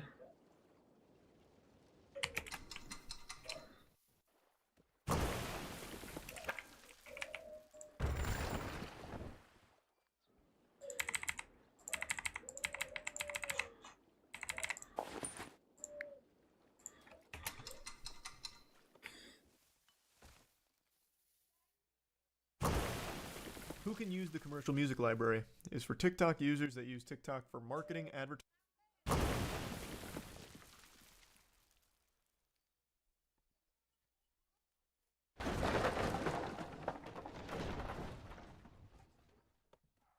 Launch the Slayer. The power of hell. Hello, guys and gals. Me, Mutahar. There's a guy in the YouTube comments that does like blue shirt polo analysis. And you know, I'm wearing the Best Buy blue today because honestly, ladies and gentlemen, you know, times be tough. I did go to the Best Buy. I wasn't working there, but I did see the amount of metric nonsense that some Best Buy employees got to deal with, okay? And, you know, I'll be real with you. If I could tip a retail worker, I probably would after what I've seen.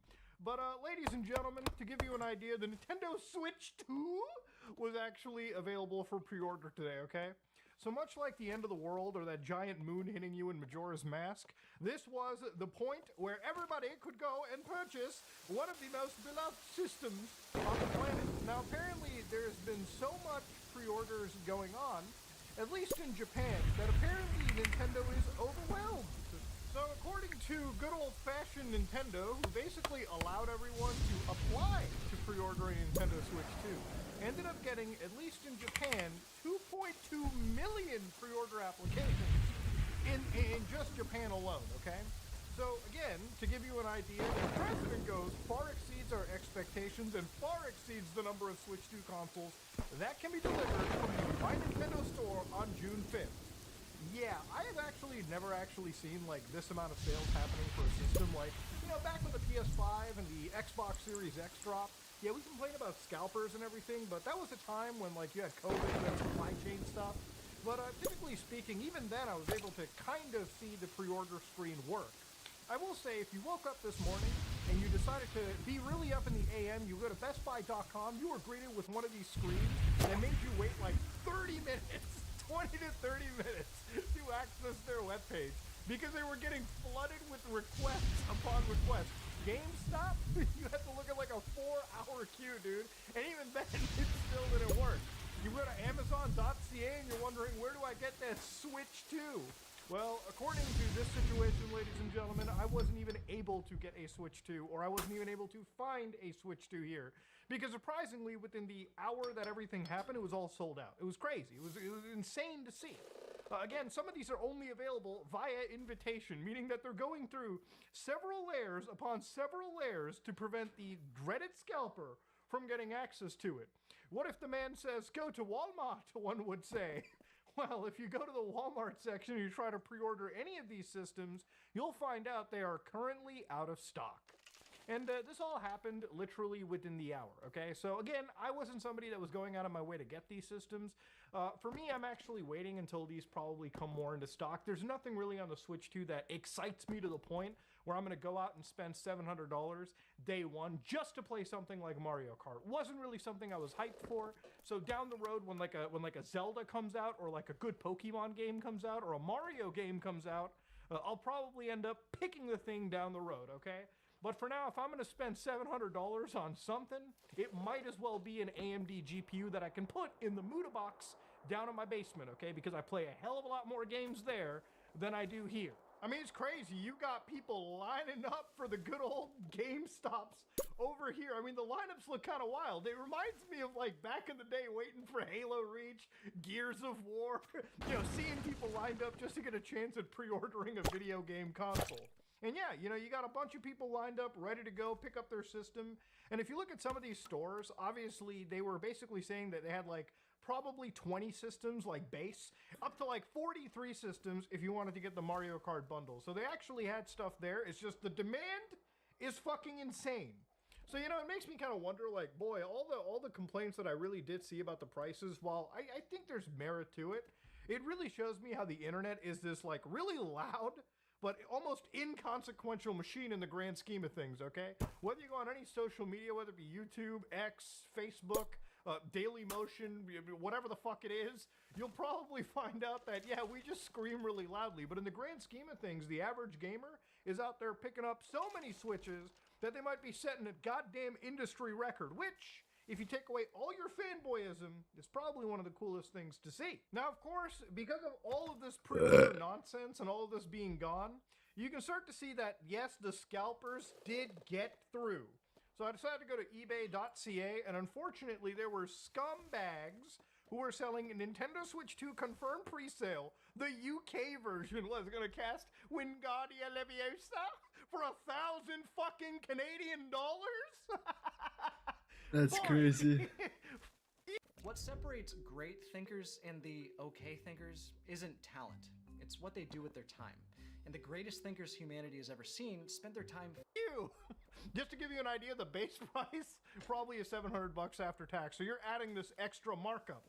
Now, one thing that I do really like to see about this situation as well, too, is just to make sure that some of these people are actually legit resellers. So, for instance, this person's actually selling the stuff for sure.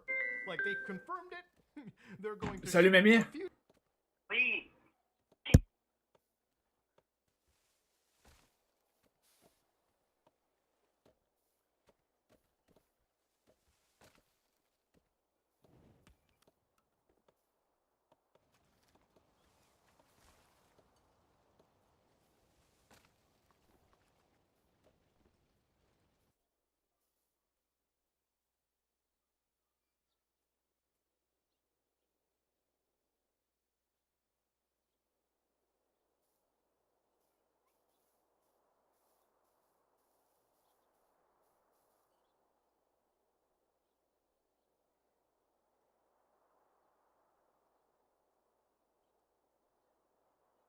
Few days after release. You know what's really wild? Pre-sale confirmed Mario Nintendo Switch 2 for $2,000 US, equivalent to $2,776.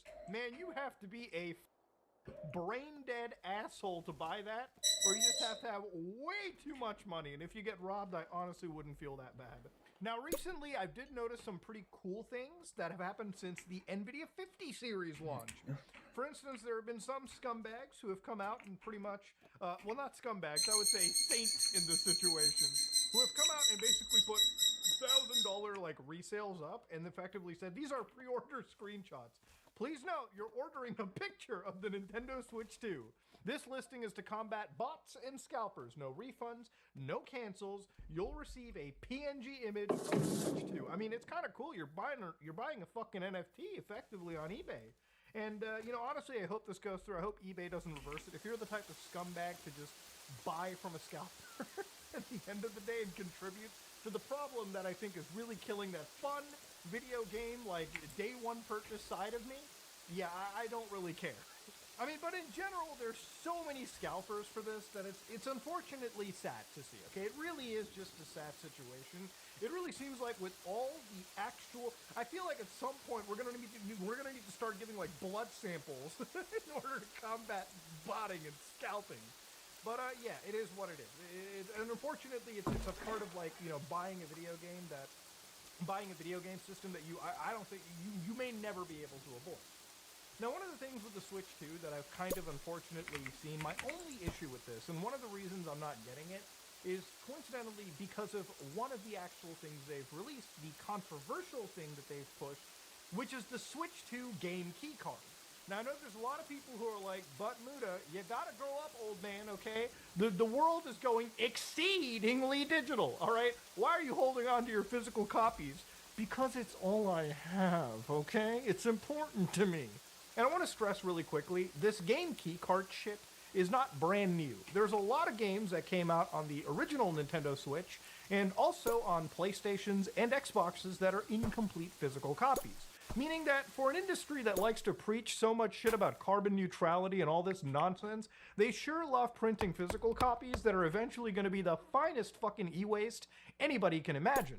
No, this is a situation where I've always voted with my wallet. I'm somebody that has a pretty extensive Nintendo Switch physical collection, and for a long time before I actually really played on my my Steam Deck pretty exclusively, I used to be a pretty big Nintendo Switch player. In fact, I actually went from playing on the PS4 as my primary console of choice to effectively playing for the last 2 years before this actually dropped, exclusively on my Nintendo Switch. I would just buy multi-platform games on my Switch, knowing full well they didn't look as good as my PS4 or PC, but the fact that I could play a video game in my bed hooked up to a TV and then take with me portably is pretty much all I needed. So ever since I got the Steam Deck, like, this is pretty much the only reason I was interested in this is because I love playing on the Nintendo Switch, right?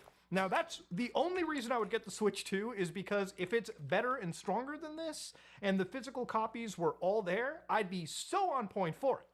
But to give you an idea, the Nintendo Switch, the original, had game key cards, right? Unfortunately, games like Doom Eternal, games like Wolfenstein 2, games like L.A. Noire did not ship on a complete cartridge. You put the cartridge in, you downloaded the rest of the game, and that's how it works. Now, the problem here, for anybody that's not picking up what I'm putting down, is from a preservation perspective, if down the road servers go down for any system, which they do, whether it be 10 years, maybe even 20 years if you're really lucky, those cards become useless. You can stick a card in, and if you can't download the rest of the game anymore because the server isn't available, that, ladies and gentlemen, is a bad time.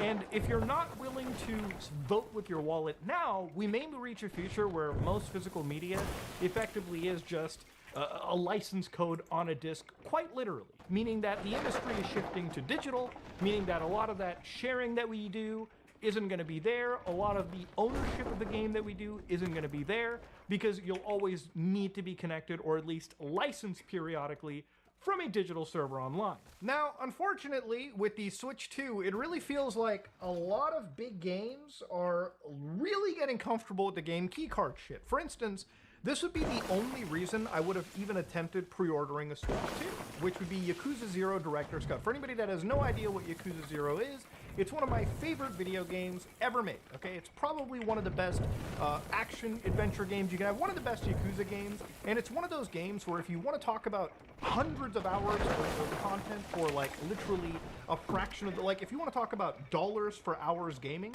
the Yakuza franchise is where it's at. You could buy any single one of these games and get yourself hundreds of hours for literally, like, whatever the price tag may be. For $70, this game is actually a steal. It comes with extra content, a redub. It's Yakuza 0, one of my favorite games. I mean, I love how much content is in this game. And unfortunately, with Sega, they've been so good with physical media when it comes to PlayStation. I bought pretty much every single Sega Yakuza-esque game, whether it be Judgment, Yakuza, the spin-offs, digitally as much as I can, or physically as much as I can. The only game I ever bought digital was maybe the Laika Gaiden Agent game, which they didn't physically release. So they've always been really good with releasing full physical media. Unfortunately, it seems they're in the game keycard world, meaning that this game is not a completed title on the disc when it easily could be, ladies and gentlemen. Are you Capcom and are you buying Street Fighter 6? I bought this game physically because it was a cool open world single player fighting game. The fact that it's also a game key card is just saddening. Again, anytime you see this white strip, it's one of those games where you may as well just consider purchasing this digitally, right? In my opinion, at least, just for the convenience. I know people say that I can share this with my friends, which is cool, or I can resell this, which in reality, are you really going to be reselling this to somebody that's interested in physical media? Because anytime I see that white strip or that download required, I literally just don't download games. Like, this does not appeal to anybody in the market. If somebody who wants the convenience of digital games will just buy the game digitally so they never have to switch cards in the first place. Now, unfortunately, looking further into a lot of this, most of these big games, or at least a lot of the launch stuff, seems to be game key card. So Suikoden 1 and 2, again, an HD remaster of like what, a game from Super Nintendo? Yeah, it's all game key card. Dynasty Warriors, game key card. You want to go down to games like Wild Heart, game key card. A 3DS remake of Bravery Default, that's a game key card. Sonic and Shadow Generations. Bro, we can't even stick a a PS3 game into it, come on. And then of course you've got games like Puyo Puyo Tetris. I mean, if Tetris cannot fit onto a full Switch cartridge, we've got some problems in the optimization department. Now, I always think voting with your wallet is the most important thing you can do. The best way to combat shit like this is when any publisher releases these kind of physical products, I would go as far as to say this is not only a scam, but also, if you can, buy games that are completed. Games like Cyberpunk 2077, surprisingly, compared to all of this other stuff, is actually giving you a full cartridge on release, which I think is a super awesome fucking consumer respecting thing to do. And honestly, when you look at the history of Switch stuff, there's so many games that literally do come entirely on cart. You know, I played through all of Dragon Quest on a cartridge, and again, this is probably one of the best ways to, in my opinion, play this game on a Switch, completely cozied up in your bed. You know, playing games like Final Fantasy, Zodiac Age, again, one of the best ways to play this really long RPG with 4x speed on a fucking Nintendo Switch in the comfort of your own hand. Playing something like Danganronpa, okay? A 4-game collection, all conveniently on one actual cartridge. And of course, you know, you even got indie games like Signalis, which is probably one of my favorite, like, survival horror-esque video games that has come out recently. Again, I bought this Japanese version because it was a physical release completely on the cartridge. And again, you know, it's not even just Nintendo. There's also, you know, publishers, the people behind Baldur's Gate 3 that released 2 discs with the entire game completely there. So we didn't need to rely on broken physical releases and download copies. I know that I'm kind of like screaming into the void, or maybe I am overly repetitive on this topic, but I really feel like this is my only issue with the system. I think overall the Switch 2 is kind of a cool product. I think it's, if anything, it's just more of the Switch 1, which I liked as a system anyways. Needed an update, and it seems like it got an update. It seems like it's going to be a pretty banging good time. Seems like the power is there, especially for a handheld. I'm not going to be somebody that's typically playing the game online or the system online, so I don't really care about the Nintendo Switch memberships or any of that stuff. I think the price they're asking for the power they're providing is not so bad. I don't necessarily like the increases in game prices, but I'm hoping that's not across the board. I'm hoping maybe it's just Nintendo with the bug up their ass, but could be entirely wrong on that. Video games are just getting more expensive. But overall, if I had one serious, real issue with this system, it has to do with the games that we're purchasing and owning, right? Because I feel like these cartridges, how Nintendo has released them, right? A lot of these companies are going with game key cards because I'm pretty sure it's just way cheaper for them in the long run, right? Like down the road, if you had the choice between, let's say, paying an extra few dollars to release on a higher capacity cartridge versus Nintendo literally allowing you to save those bucks, which really add up for distribution, just by releasing on a competent cartridge and selling it out there for the world, obviously every company that's interested in a dime is going to go with the cheapest option. And that cheapest option is by no way beneficial to you. So maybe Nintendo can force some of these companies to not use the game key cards as much. Maybe Nintendo kind of needs it to exist just because they've pigeonholed themselves into the cartridge meta. And cartridges are inherently more expensive to make than just raw Blu-rays. So yeah, ultimately, Switch 2 is a wild, wild scenario. It's positive in the sense that it's going to be one of the biggest releases ever. But unfortunately, I think Switch is probably going to be further heralding a situation where we just own less and less of our games. And that is the only issue that I'm not comfy with. But anyways, I've ranted too long, too much, and hopefully tomorrow we'll be looking at some creepy shit. If you like what you saw, please like, comment, and subscribe. Dislike if you dislike it,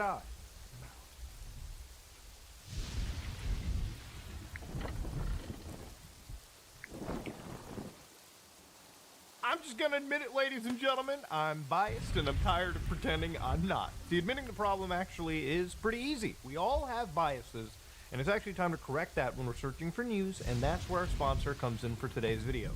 Ground News gathers articles from all over the world in one easy location. But overall, with the lack of sources from the right, it showed a pretty significant blind spot from, you know, the actual right-wing side. So again, it could actually affect readers who primarily focus on publications that lean there. So it's great to clean up your possible blind spots when it comes to news. I like Ground News because I can get a whole picture of a scenario and just who exactly is covering it. I've always said in my videos it's better to amalgamate your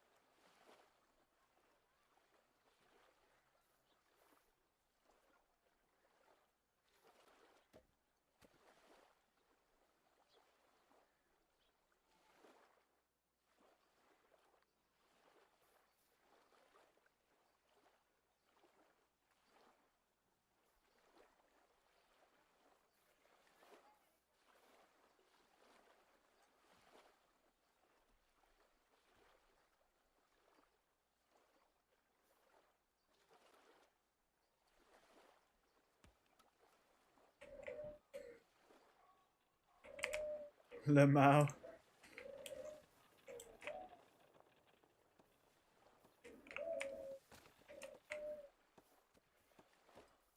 Your sources, get multiple sources so you can get a clear picture.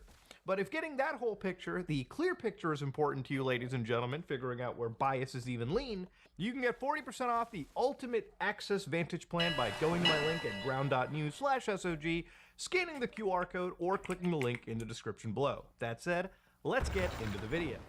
Hello guys and gals, me Mutahar, and yes, this is actually a piece of software sent by the North Korean hacker group Lazarus in order to hire, you know, yours truly and plenty of other people No, ladies and gentlemen, this is actually not any form of clickbait. North Korea is hiring you. You can be hired by North Korea.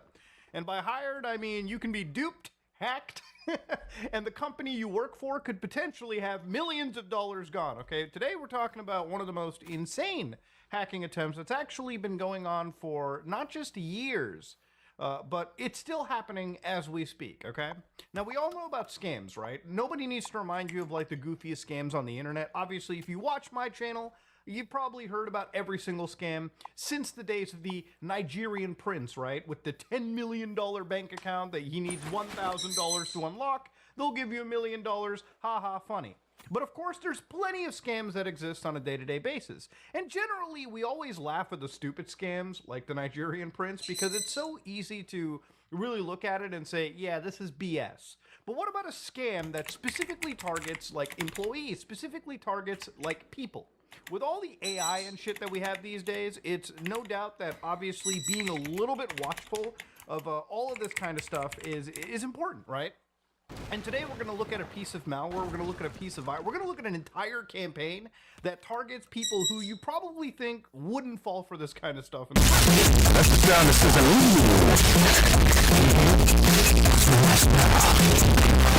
la la la la.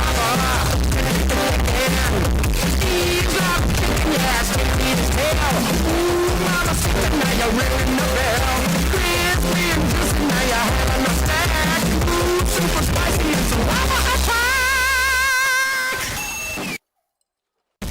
That's the sound that says,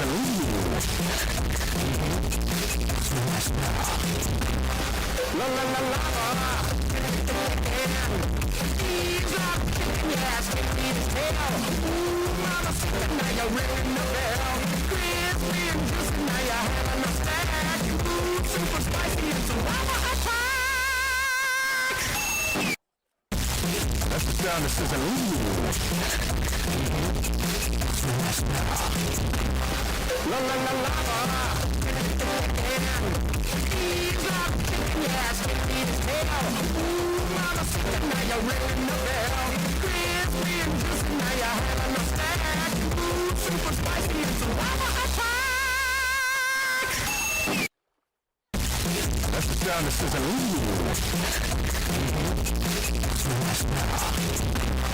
la la la la.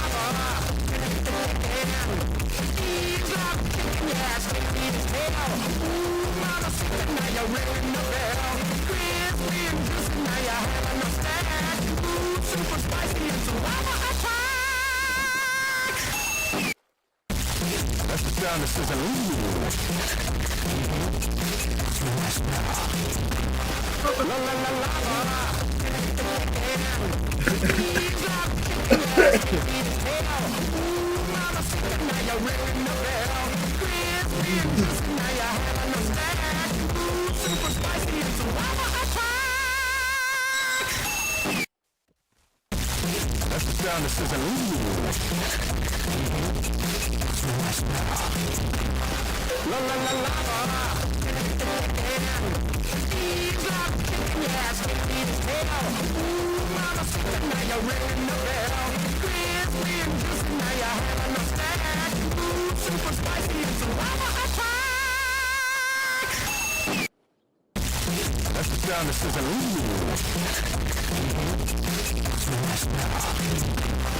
la la la la. Ease up, yes, it is hell. Mama said, now you're ringing the bell. Crispy and juicy, now you're having a snack. Super spicy and some lava attack. That's the sound that says,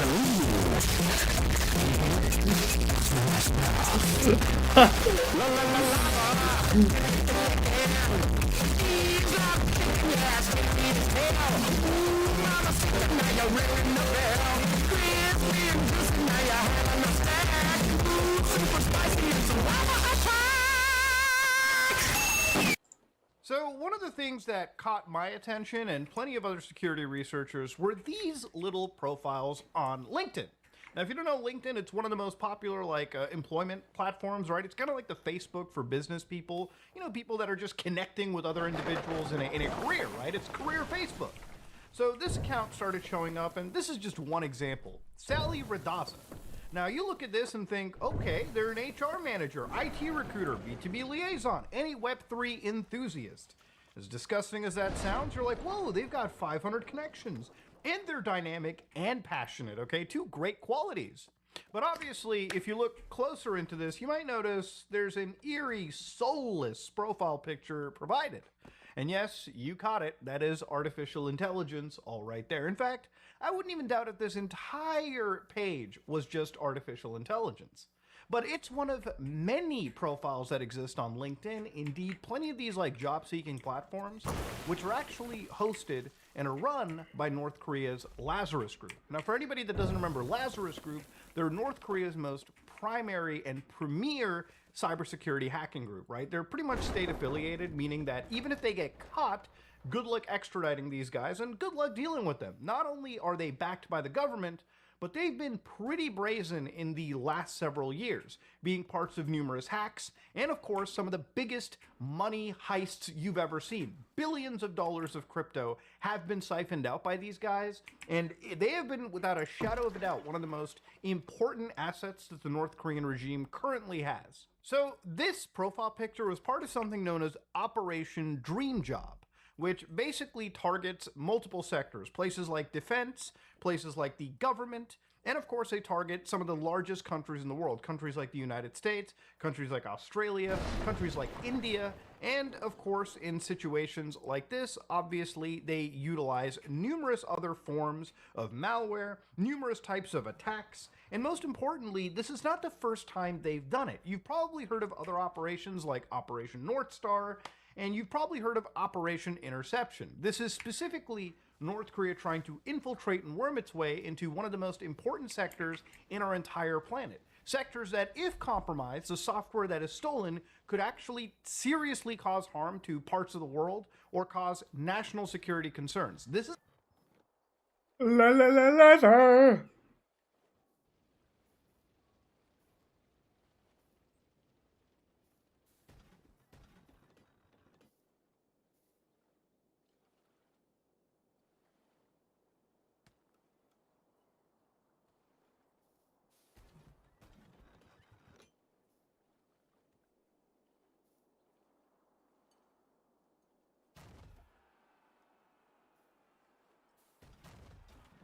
Let's play it again.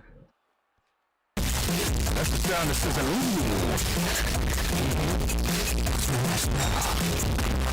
la la la la.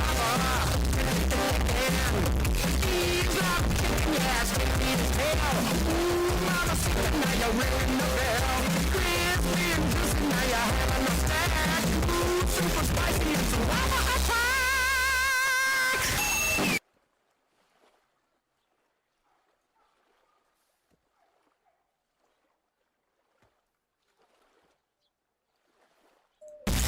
That's the sound that says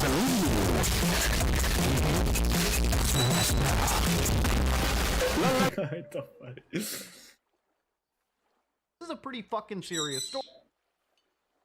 La la la lava. Chicken.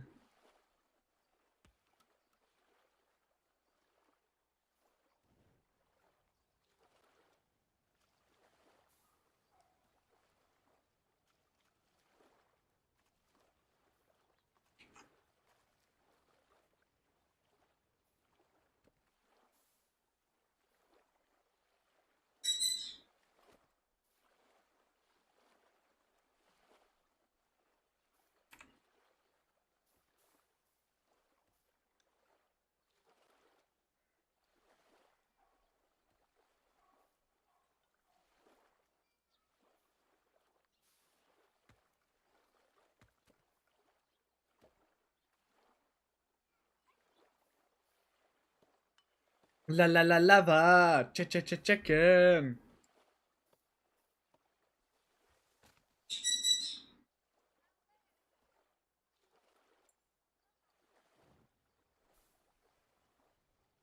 Story. You might even have remembered that literally, like, I looked at things like this FBI, like, public service announcement, and this is something that the FBI has constantly been talking about.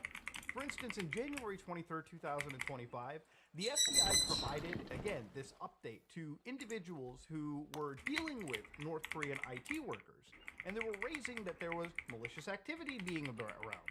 So, for instance, what would happen is North Korean IT workers, once they were hired, all right, what would happen is they would extort victims by stealing the proprietary data that they developed, hold that code hostage until ransom would be met.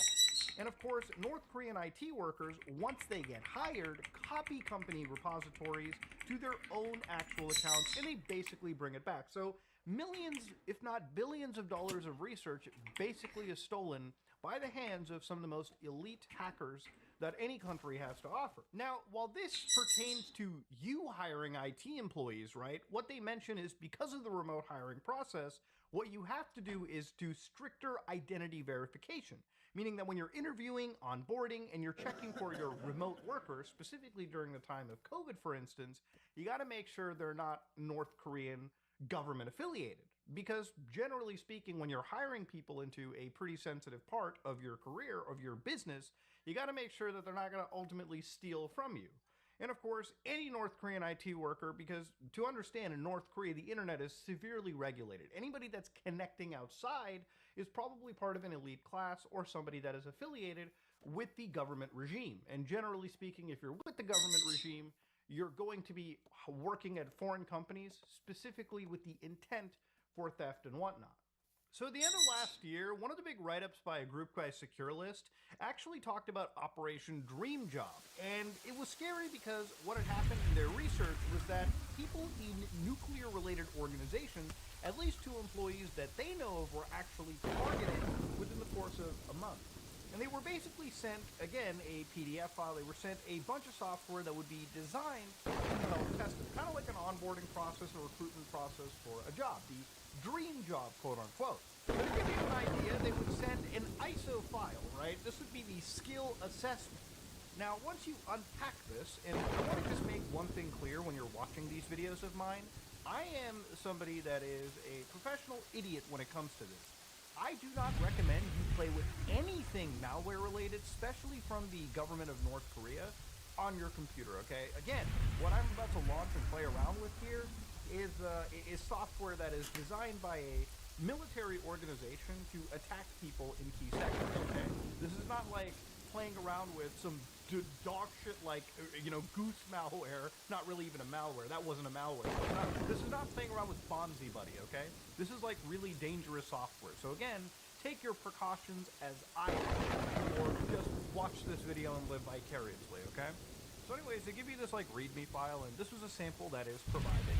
And of course, they give you the SA server, they give you a password, they give you users, they give you basically all the stuff that you need. And they also provide you with this little application, Amazon Workspaces.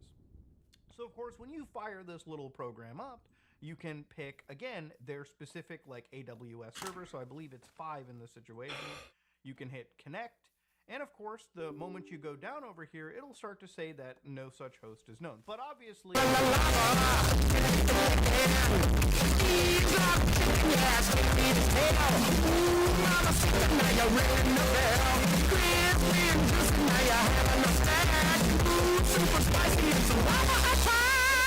Ultimately, when you run this piece of software, you are running a pretty dangerous piece of malware on your computer. One that, as I've already shown you, has already taken control of my system. Now, of course, there's other executable files, and if you launch them over here, you'll find out that, now Microsoft will actually detect these as threats.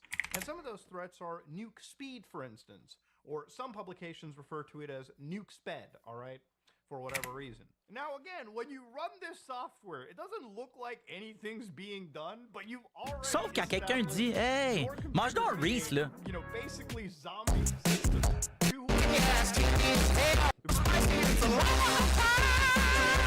Been goatseed by Lazarus Group, okay? If you're still active, they've got a brand new that will be put down before the end of this video.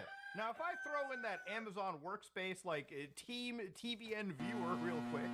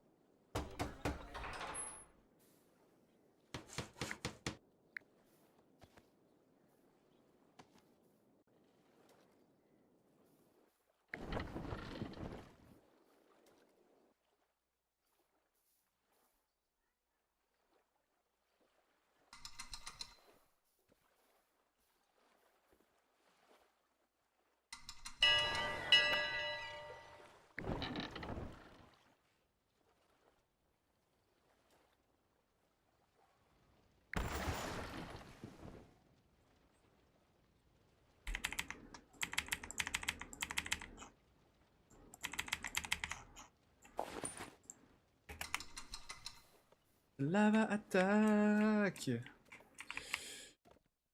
La la la lava. Chicken.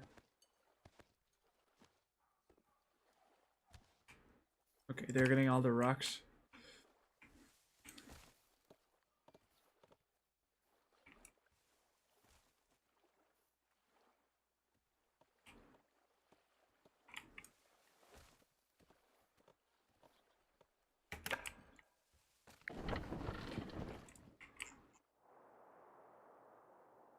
Okay, so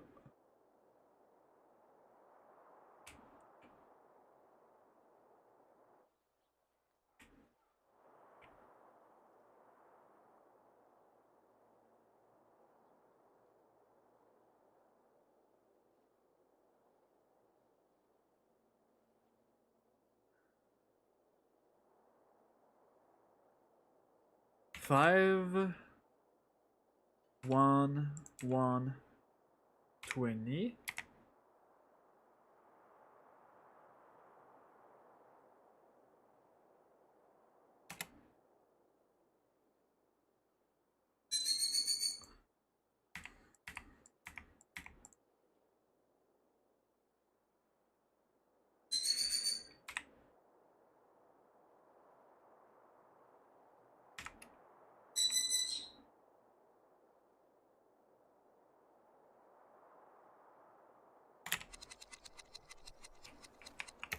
I love this. Okay, let's do it again. You pick up 5, 1, 1, 20. You drop this, and here you pick up 1. So basically, you pick up this, you drop a rock here, he goes there, you pick up a rock, you drop all the thing I've picked up here, you take a rock, he comes back here and he takes, okay, perfect.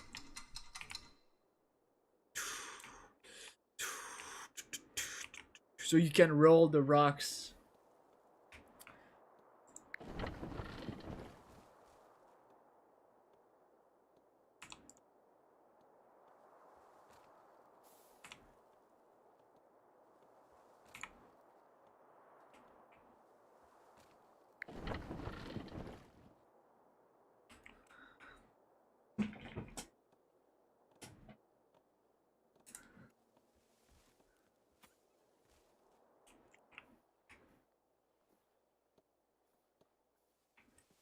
I need someone to subscribe. I need to test something up.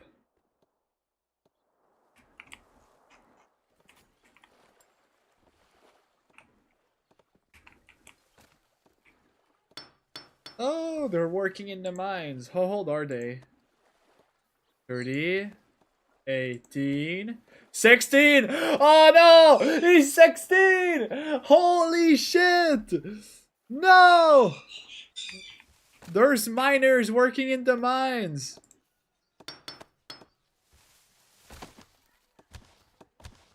I guess there's only this guy here. That's crazy. No way. Goodzo, are you here? Goodzo, there's a miner working in the mines.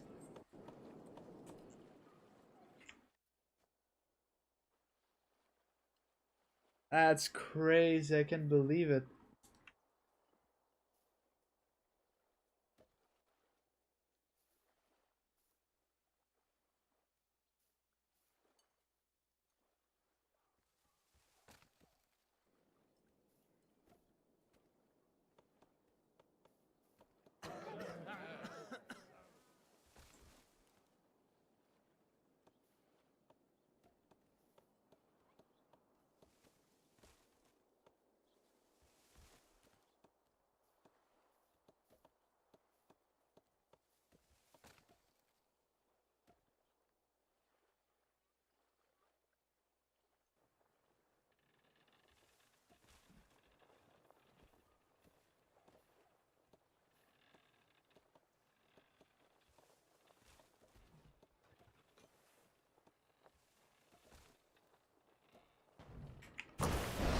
Yo, yo, yo.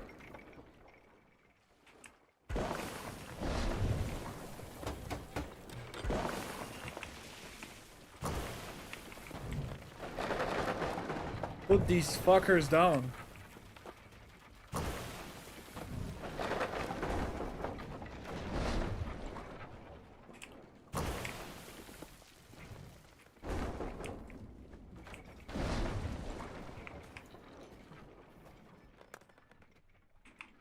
Fuck! Did they destroy a fucking thingy here?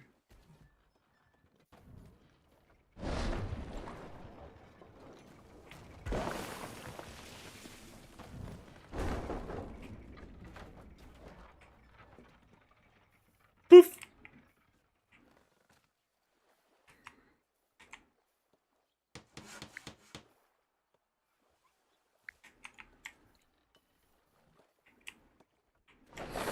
La la la lava! Chicken!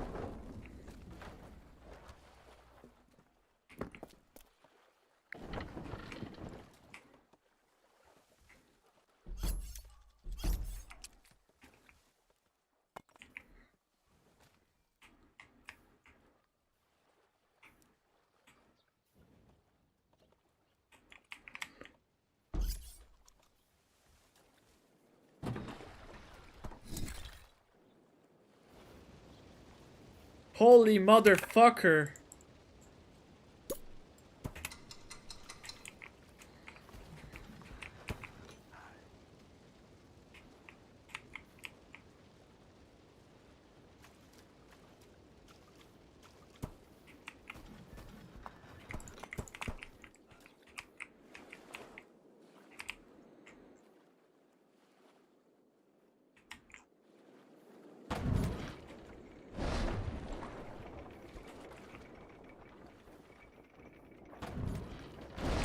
You know what, motherfucker? Wait, do I have a gift ready?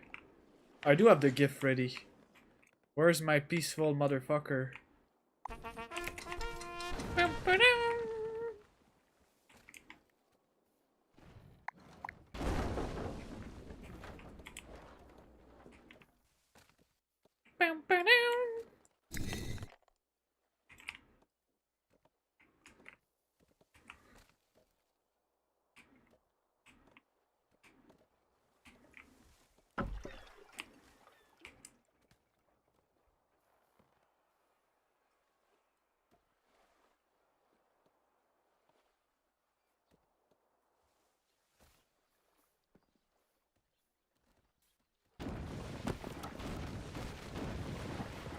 What the actual fuck is going on? Can you guys take him down?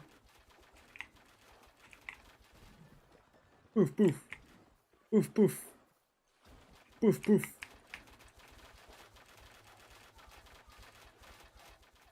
Oh, this guy's dead. Good night.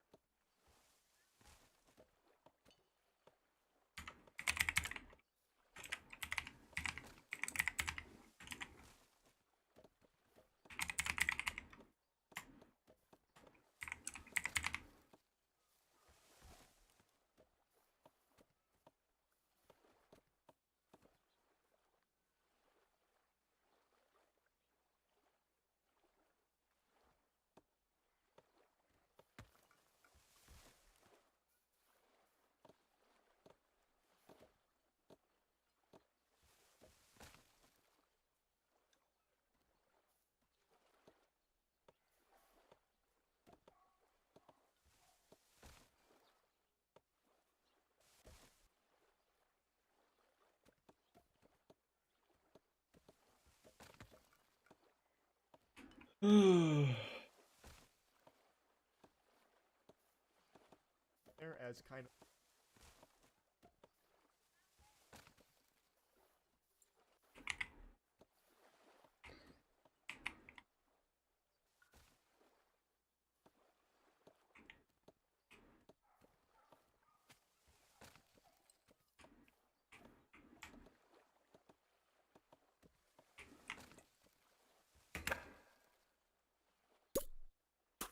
We seize the opportunity when there's no fucking trees.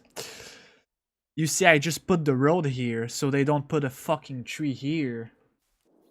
That's seizing the opportunity. The same way I'm gonna seize these nuts in your mouth.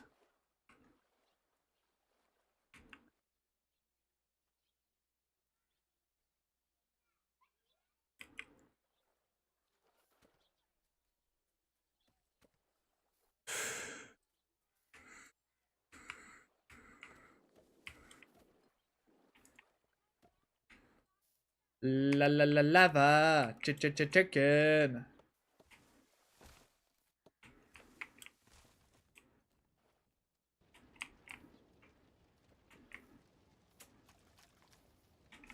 I just realized I might need a fireman.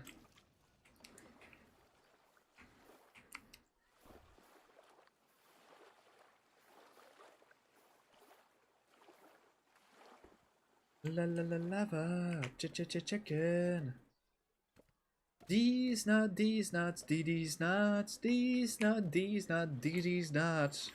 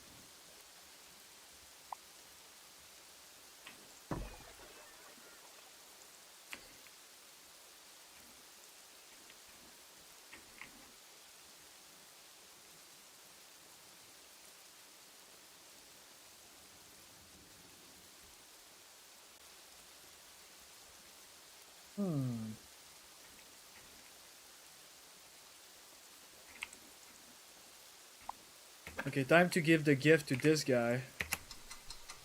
So he can defend himself.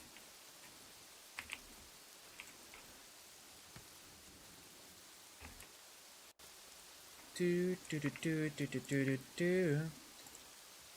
La la la lava, chicken.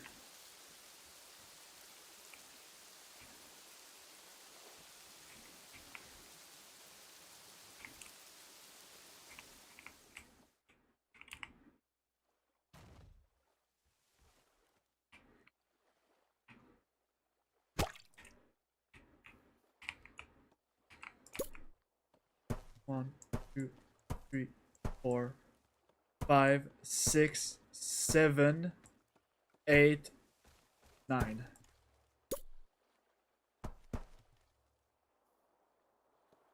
Wait, did I mistake? Did I put too much? Oh, it's 9. Okay. I'm starting to be good. So here they're gonna be defending the central part. This place. So if they pull up here and they attack here, well, these guys are gonna shoot them. These guys and these guys are gonna shoot them. And these guys and these guys. And maybe this two guys here. The point is, we don't have any attack from this direction.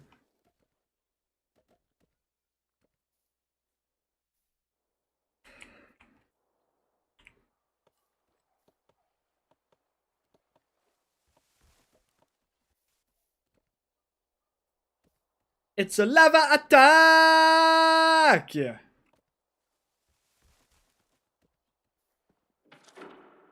Oh shit, they actually build it. Whatever, I'm gonna keep it.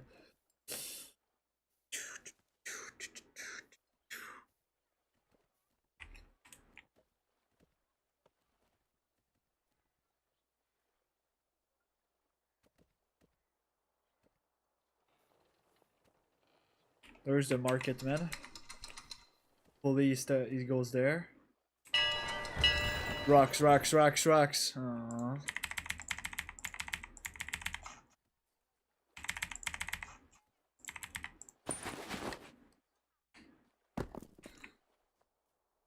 Oh shit, they have COVID. No, don't go to the COVID, guys. You're gonna get COVID. Don't fucking just no, you're getting COVID. Holy shit, I gotta put some doctors here.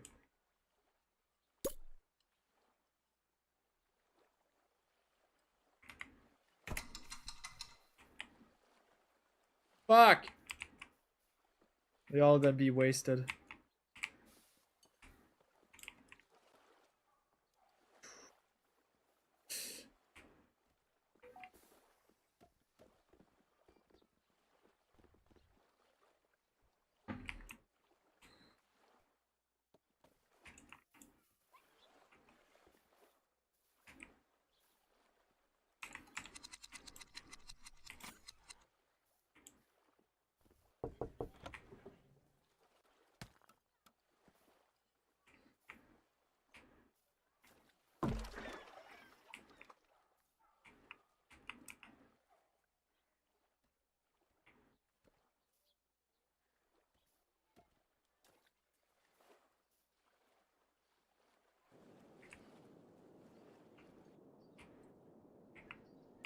Okay, the gift. That is for you, my friend.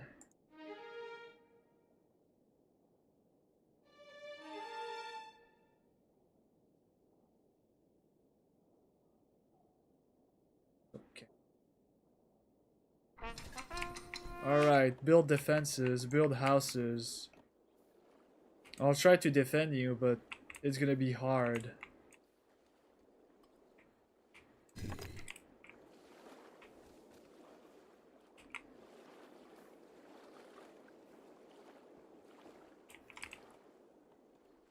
It's a lava attack!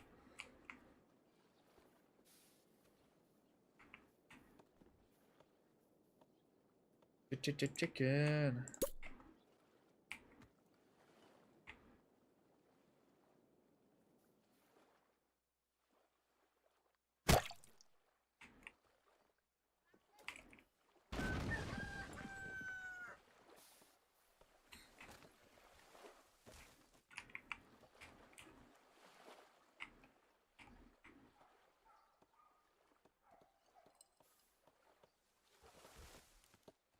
It's funny because you see here, right? It says, if you check on the top here, it says, one of our merchant has sold goods worth 64 gold, alright? She's the one that buy my goods. But she's buying the goods from the same money I gave it to her. So technically I got my money back. But I lost the goods, but whatever. It's good because she's gonna be able to develop. Also, I probably need to put more archers. I'll just... It's a lava attack! It's a voice crack!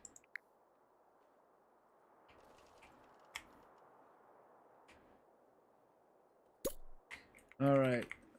Get this shit on business. We got some cack. We got some ass to kick.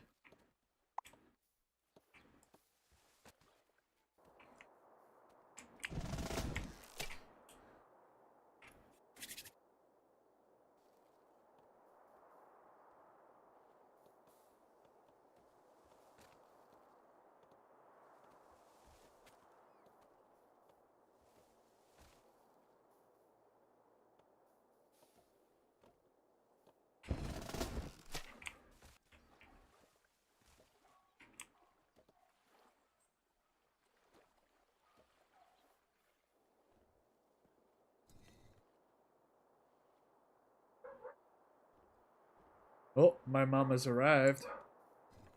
Is she gonna scream?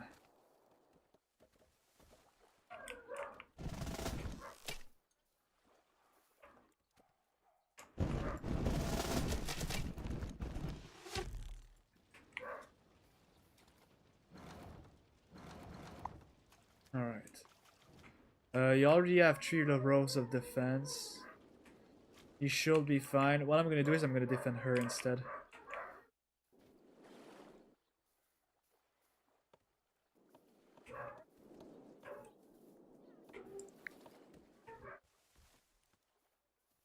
It's a lava attack!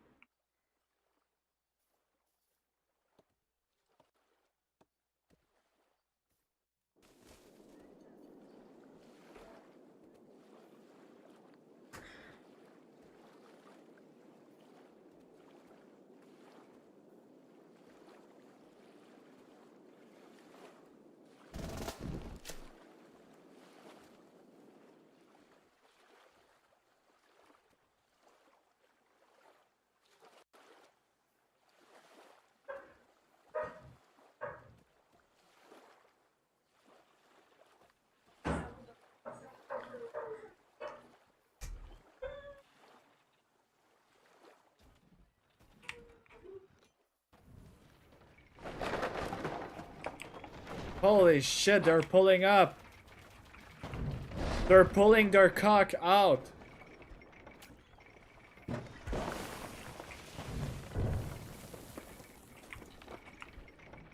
Please don't shoot, don't shoot, don't shoot, don't shoot.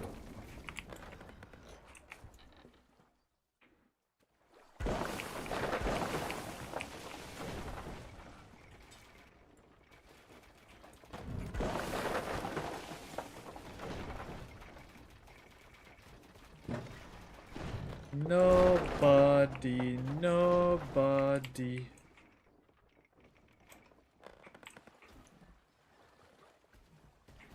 Uh-oh.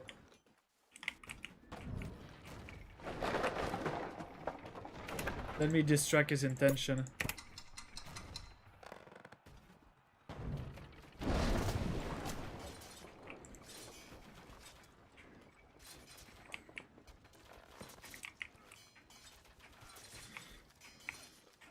Ocean man, take me by the hand, take me by these nuts. Oh, she's cooked. She's fucking cooked.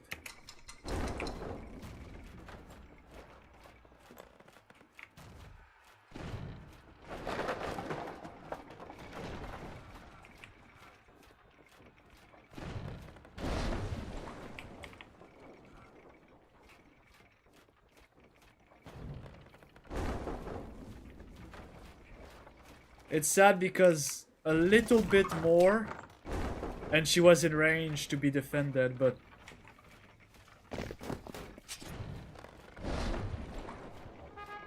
just a little bit more.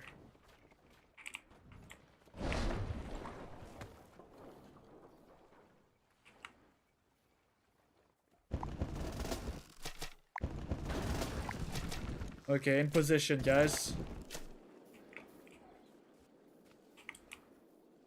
Ocean man, like me by the end, let me.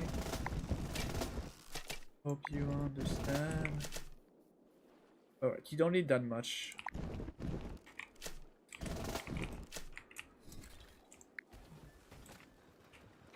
Poof, poof. Bye bye. Get fucked.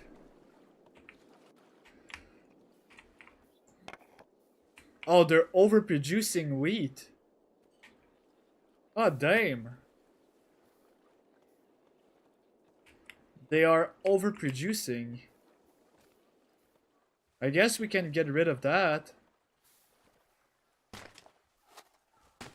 Yeah, you guys are making too much, look. You don't need that much.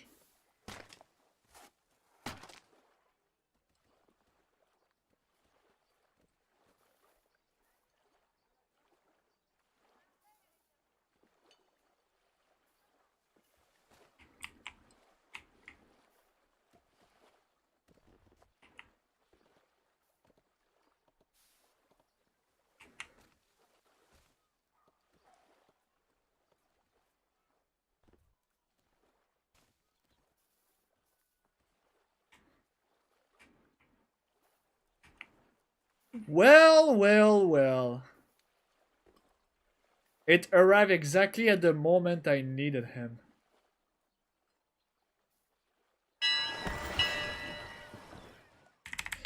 I have a love and hate relationship with this market guy. Oh, get him down, get him down, get him down, get him down. Oh, that's gonna be free meat. Oh my god, that's free meat. Literally. That's literally free meat.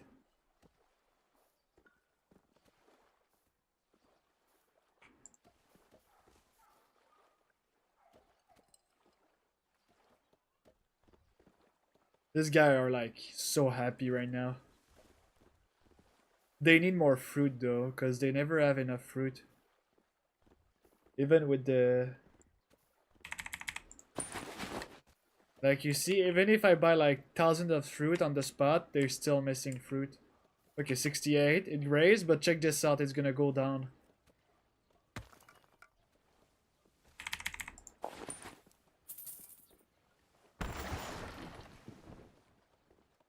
$71. It's because right now I just bought a bunch of fruits. 73. 24.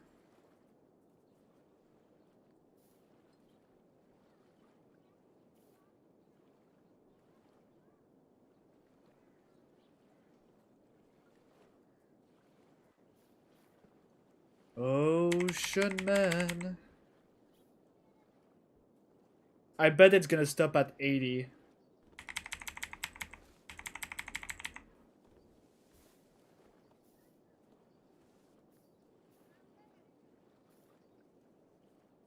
I bet it's gonna stop at 85.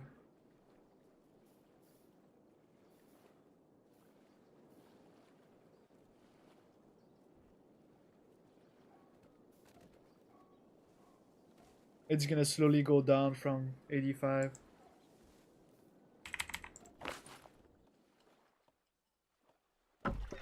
Yeah, they are overproducing wheat in their little island.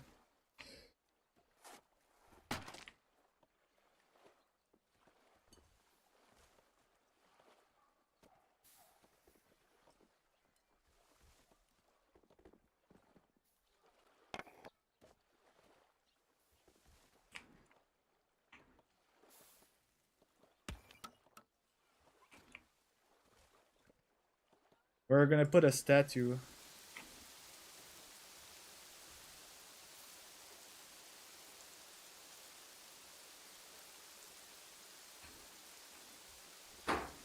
Ocean Man.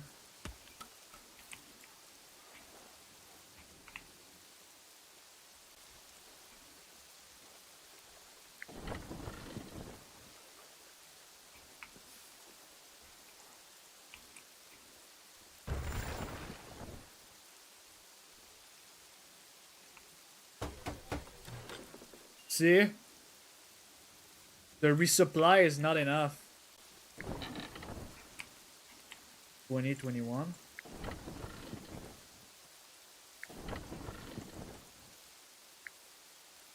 Wait, he doesn't have the rock?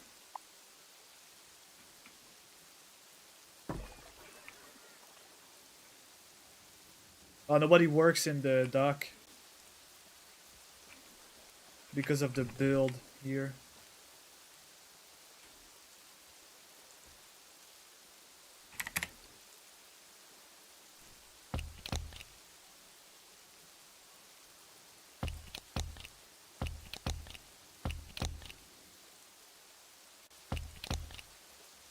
There we go.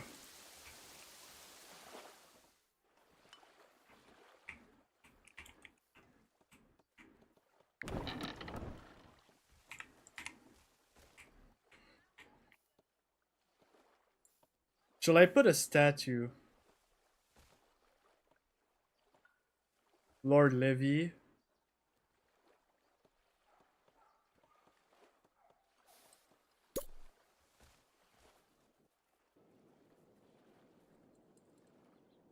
Maybe not.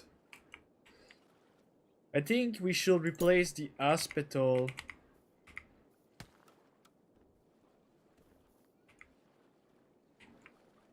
with this. Like we put an actual hospital.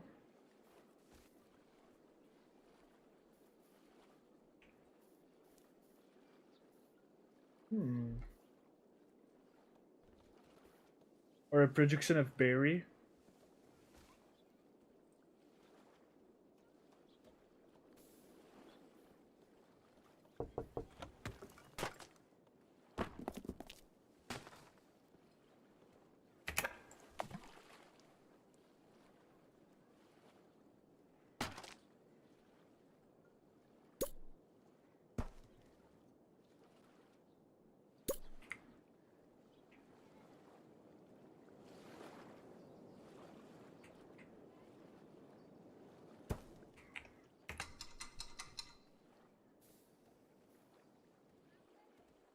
But they're not gonna be happy about that. It's whatever.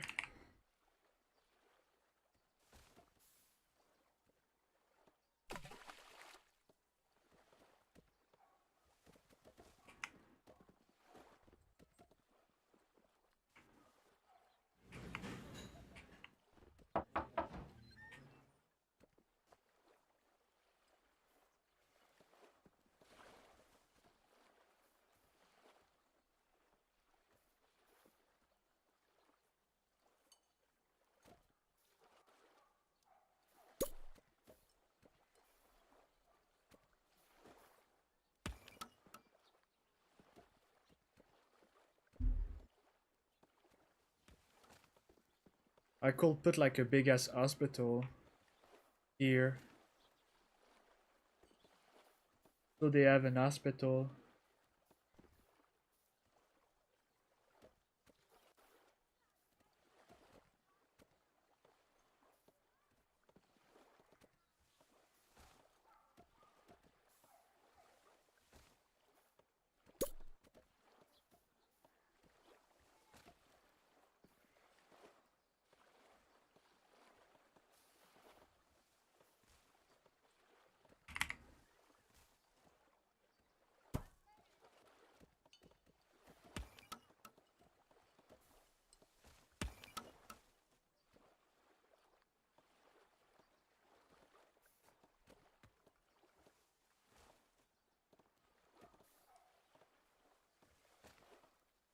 They're gonna be really happy with the statue.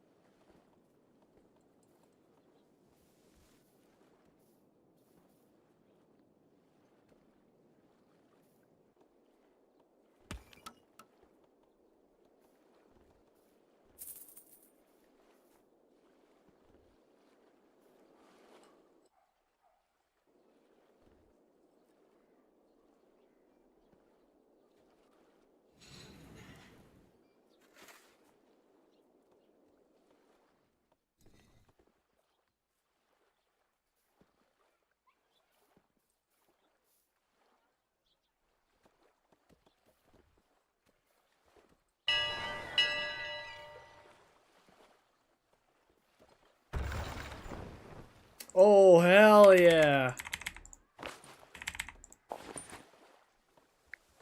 Fuck yes, dude.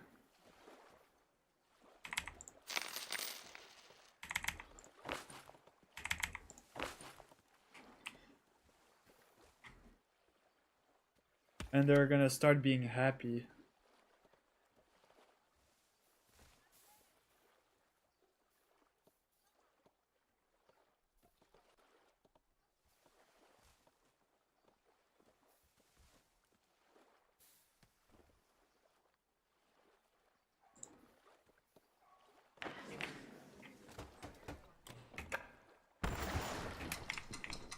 And now they have a big ass home. Let's go.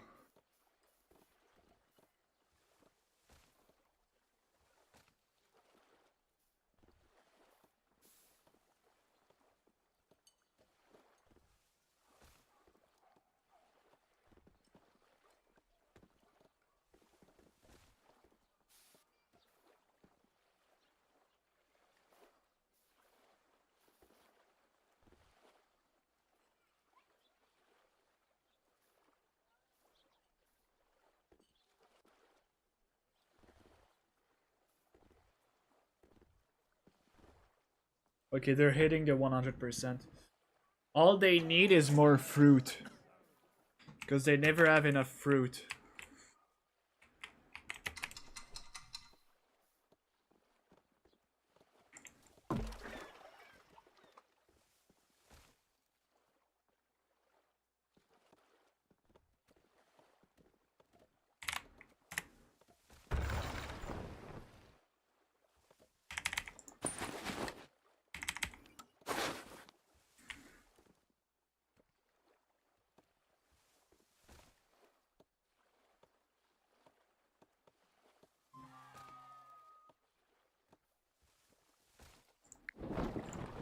Okay, so he has 50 fruit, right? Right now, they're losing slowly. Like, he doesn't have any fruit. So that's... Okay, the fruit are already at 0, right?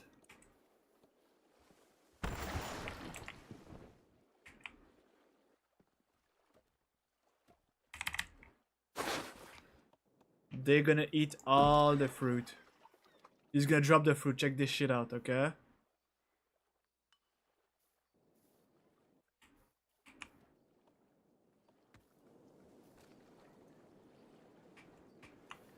See, and there you go. They just munch on all the fruits.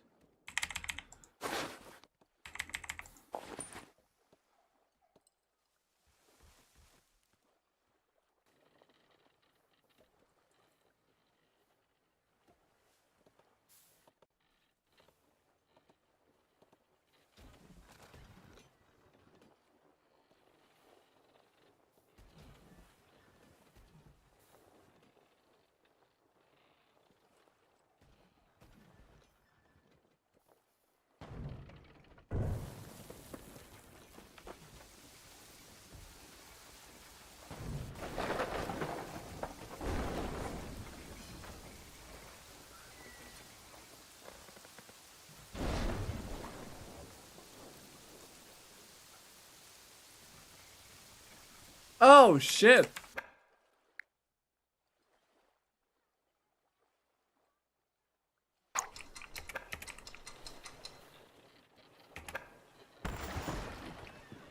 Okay.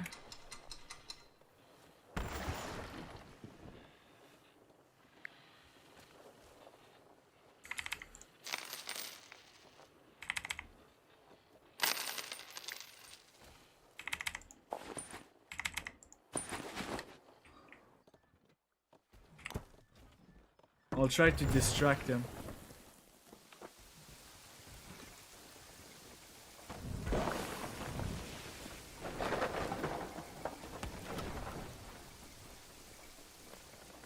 Okay, I guess this time he didn't manage to get it.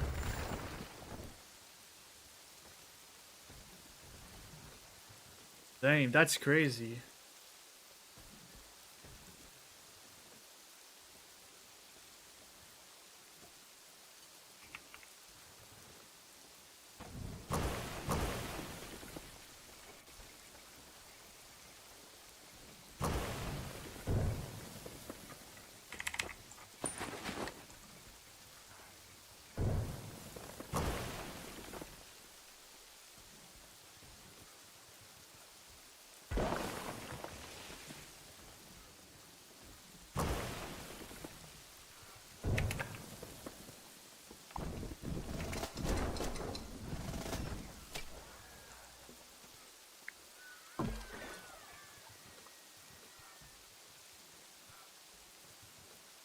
No! Okay, whatever.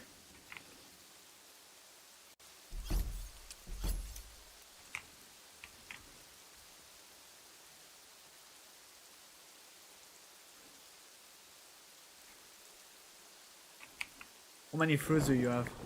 32. Yeah, I'm asking for 50 per.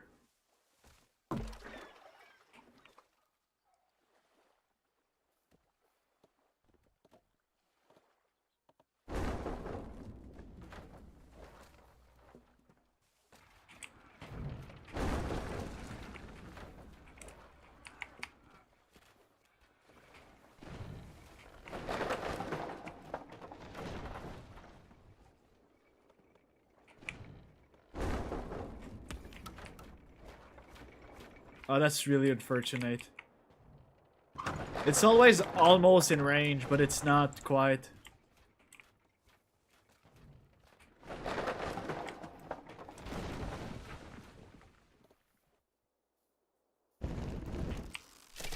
Alright, I'll bring you reinforcement. If it's what you need, I'll bring. Make gift. So 50, 50, 25, 50, 25, 5, 5, 5, 50, 50. Make gift. All right.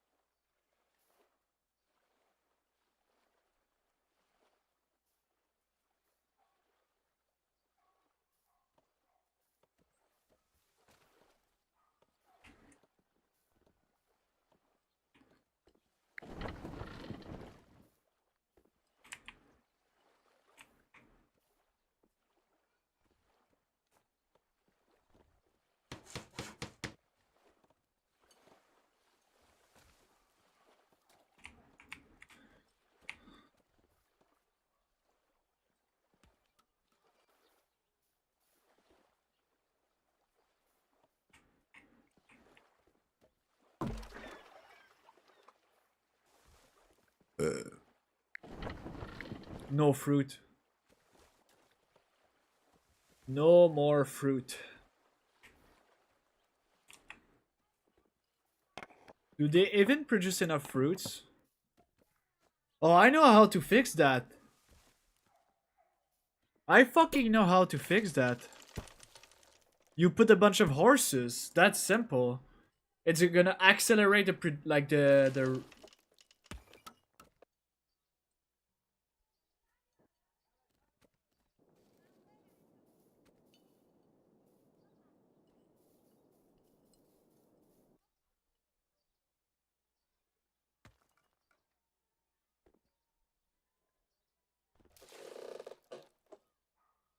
All right. So your job,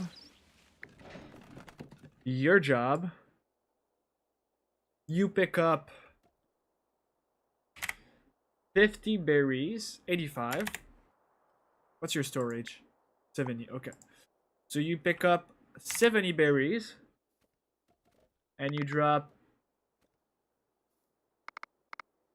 actually, wait. Pick up here. 70, pick up 70. And pick up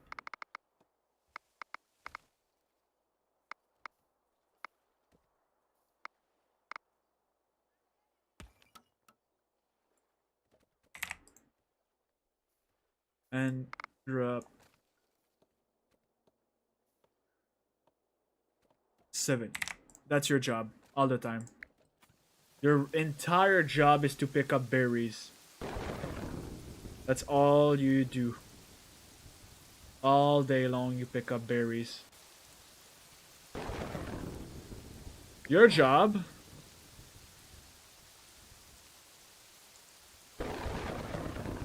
is to not be a bitch. You pick up 70 coal. 70 coal. 70 coal.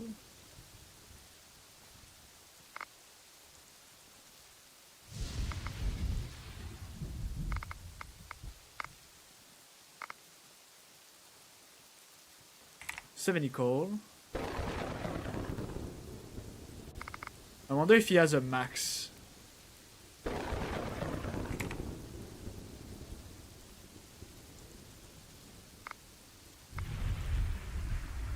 You pick up 70 coal.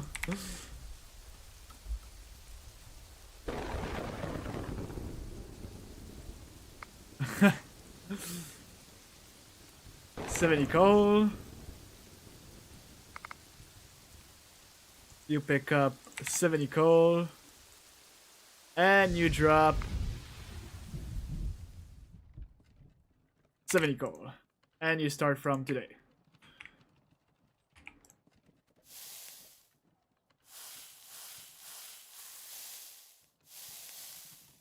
Okay, none of them has has coal. He's gonna pick up the non-70 coal. Hey! There's berries! They are getting the berries in place. Finally.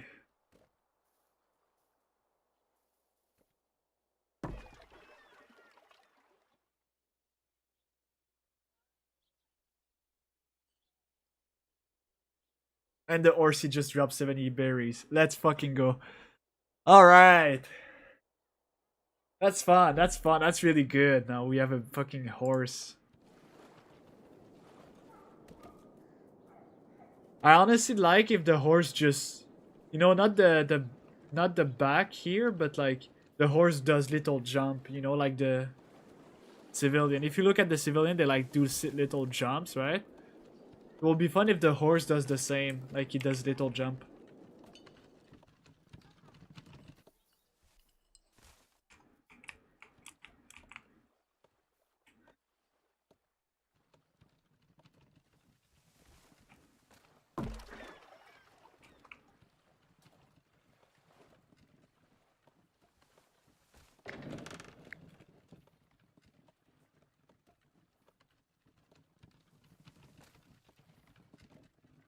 Alright, we're gonna be able to deduce whether or not 70 berries is enough.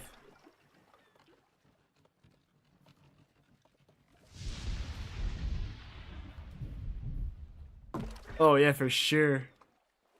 Look at this shit. PAF! 108.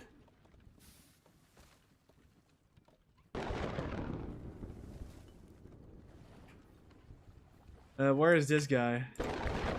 So you're gonna become the 31. And we'll see if...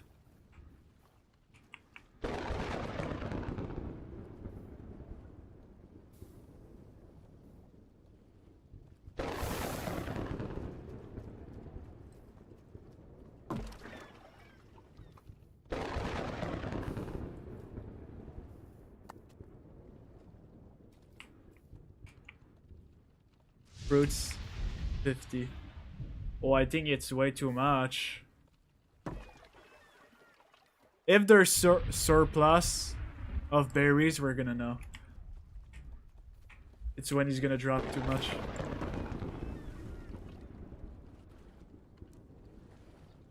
He takes 50. The horse is coming back. Where's the other motherfucker? Oh, there he is. He's coming. Okay. That's nice.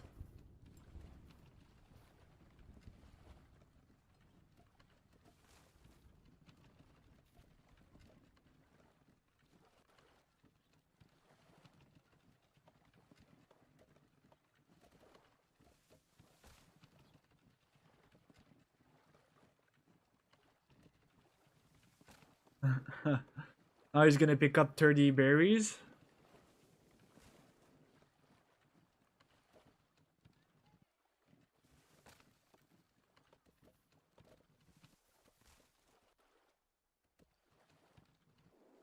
Does he have the 30 berries? He does. Alright.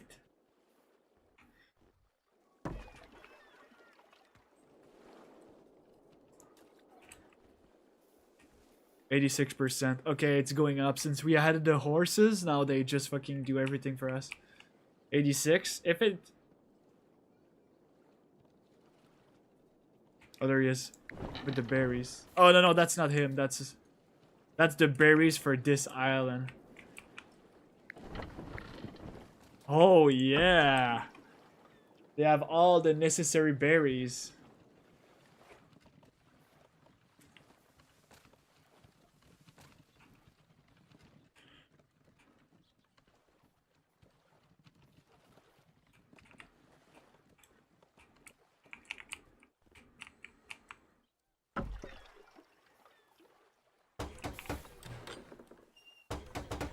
I think 50 berries is still kind of not enough. 89%. Maybe I'm wrong. I'm gonna make a coffee. I think it's just enough. If it's too much, I'll reduce.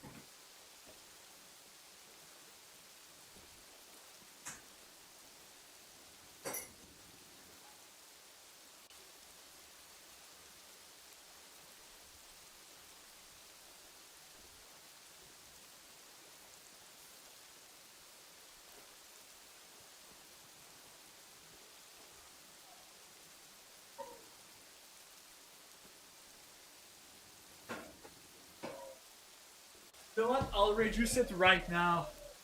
Cause I'm pretty sure they're gonna have too much berries. So 40, 41. They're gonna have an excess of berries.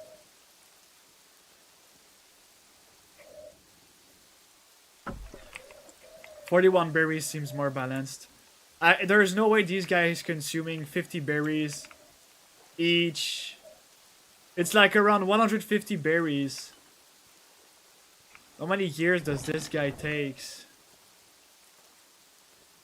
I think he does like 4.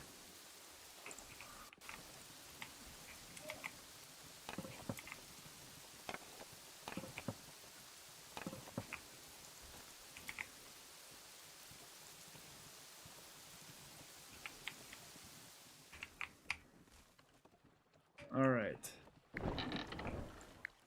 40 berries. Yep. I can tell. Just check the stat. It has raised from like 70% to 91 since he keeps dropping berries. It needs to go lower slightly because you guys need to understand that the market man, when he pulls up, he just put it back to 100% because he just gives so much berries one shot. So it needs to go down slightly, and when the market man arrives, or the merchant, half all the berries goes in. 13 berries. It is way slower than it used to be. Not fully staffed. Oh, let's put it back to fully staffed. We have enough people. Same for the stockpiles. Like, we just don't care anymore. We have enough people. Same for the cemeteries.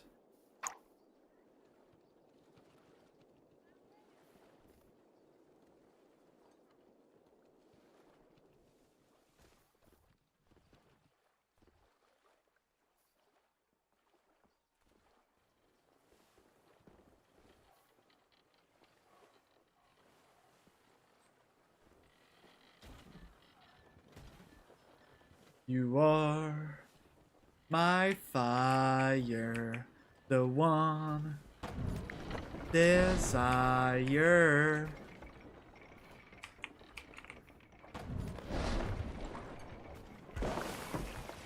$40 berries.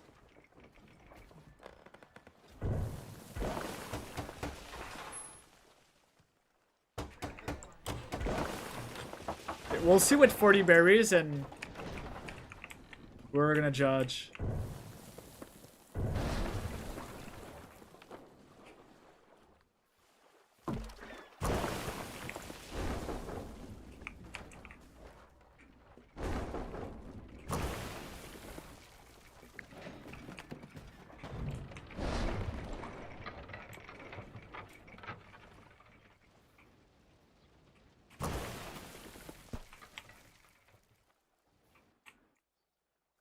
I don't have any rocks, so I just...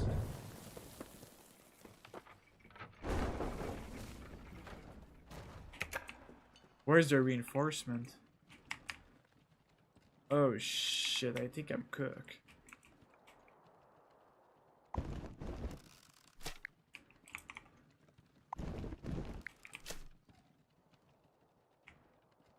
Oh, there he is. Okay, we need to defend her ASAP.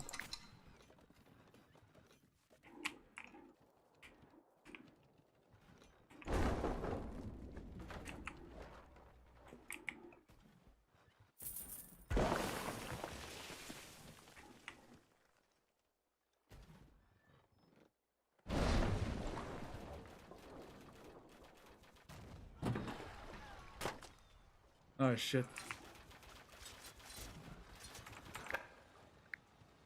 You are a bitch ass, the one that is a bitch. I'm gonna rename this port.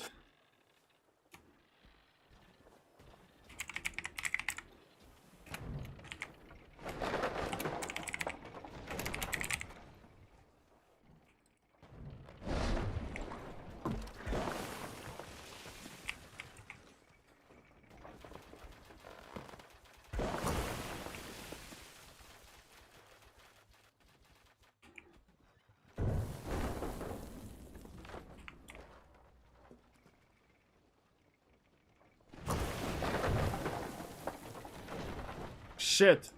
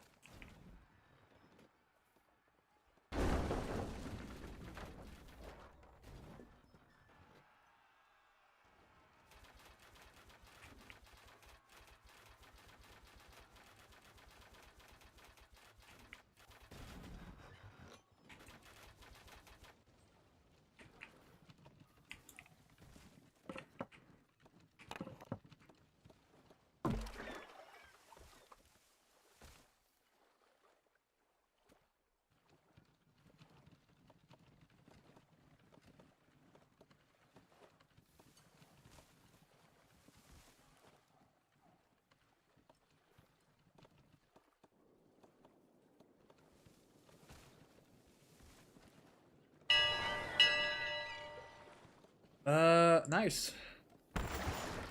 Holy moly fucking shit! That's crazy amount of shit. I'll just buy 15 of those. Let's go, man! You are these nuts, the one busting a nut. I want it that way. Tell me why ain't nothing but these nuts. Tell me why ain't nothing but these nuts.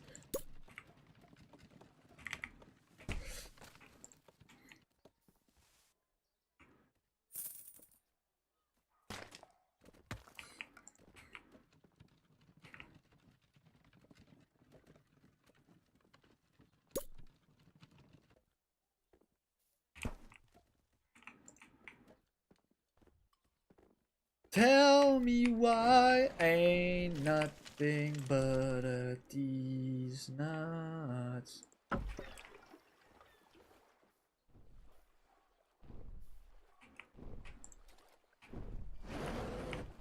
Where's the fucker?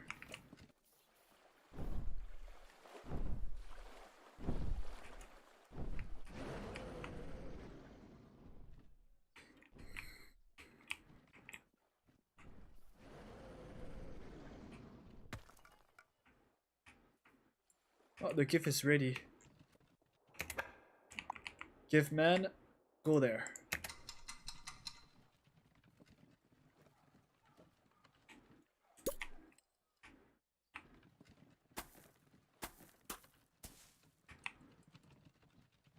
No, I don't have enough rocks. That's crazy.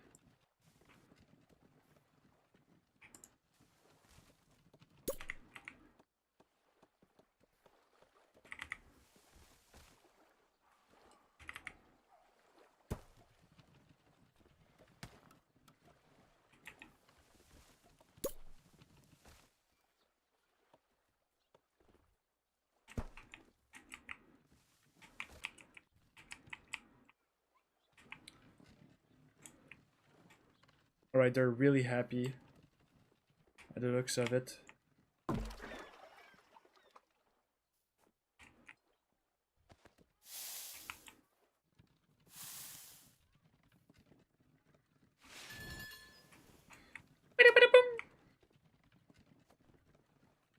So we're gonna have a big ass hospital here.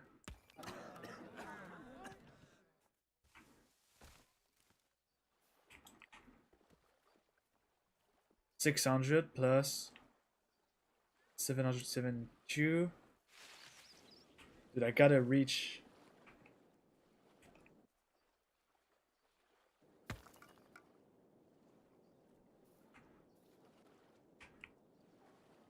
Okay. That's too much berries.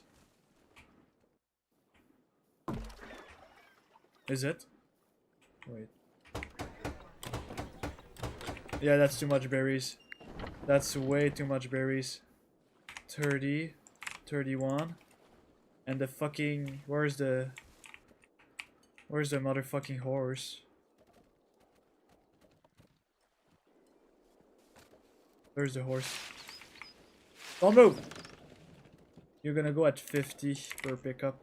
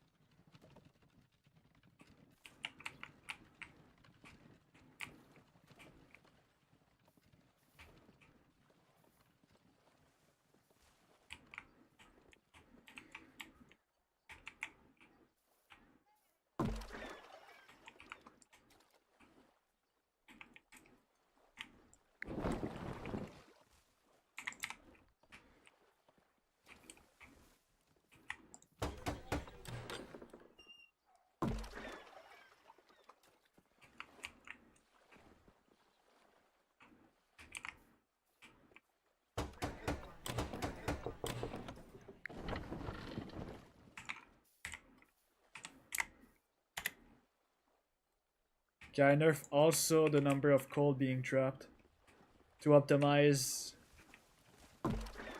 the coal here.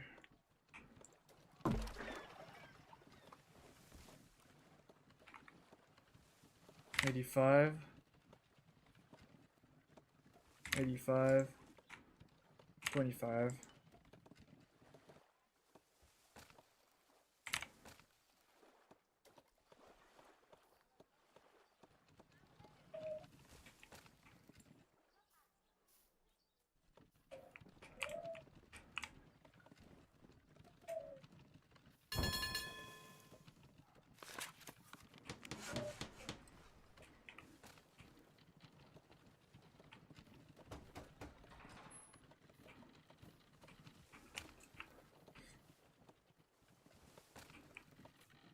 Oh, these guys are not even maxed out.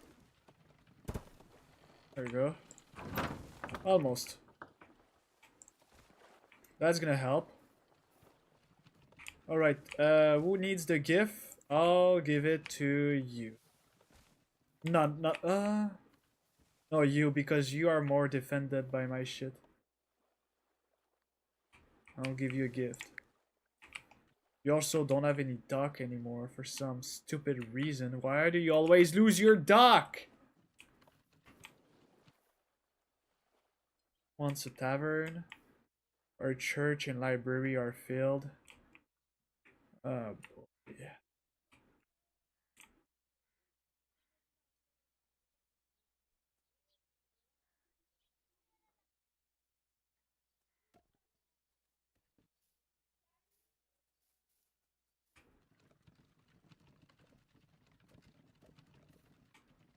4x4.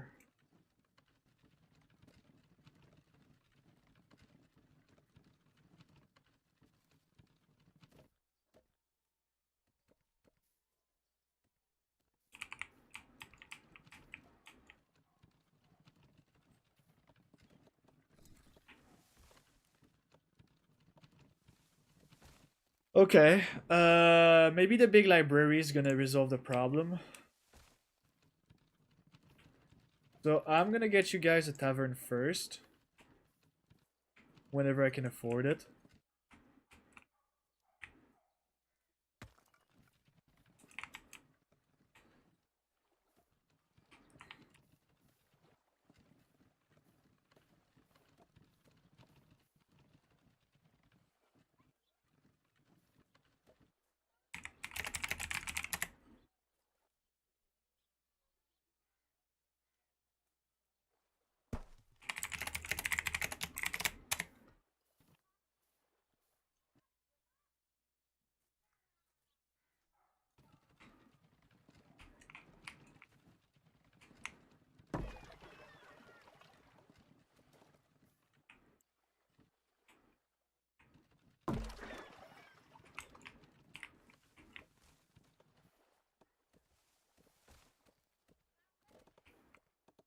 Ain't nothing but a heart.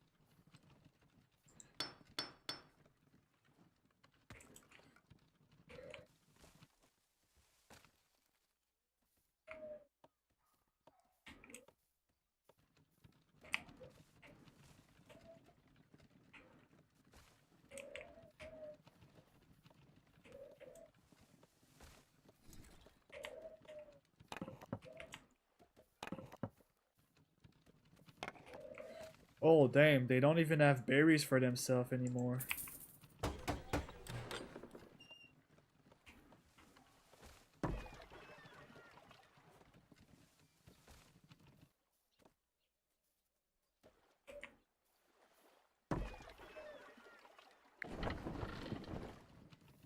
Well, at least they have one provider.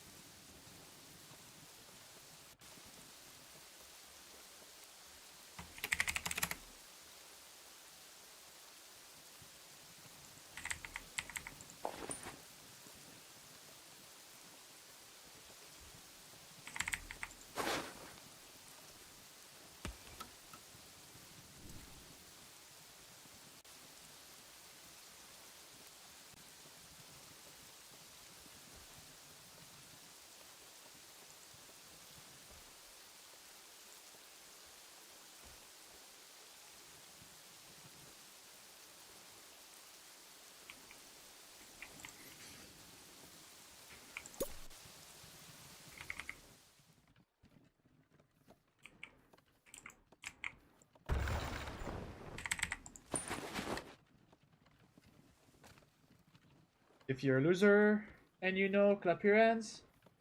If you're a loser and you know, clap your hands.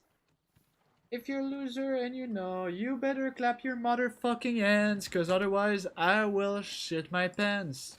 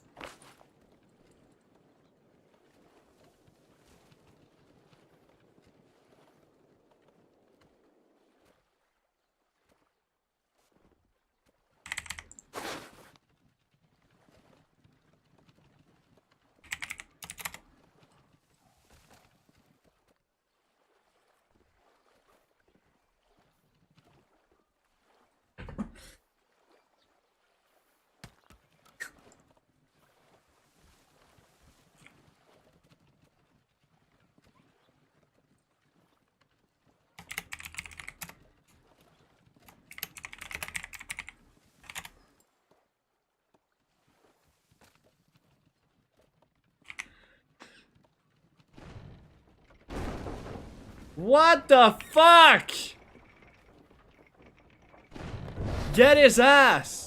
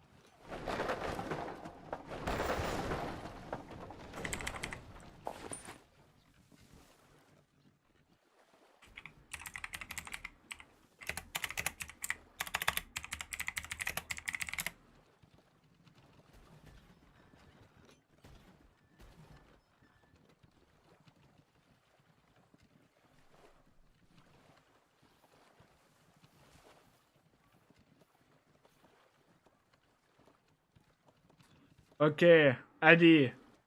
I got plenty of jokes for you to make this stream not only entertaining, but also to make you laugh. Are you ready? I got you, buddy. That's for you. That one is for you. What did the custodian say when he jumped out of the closet? Supplies!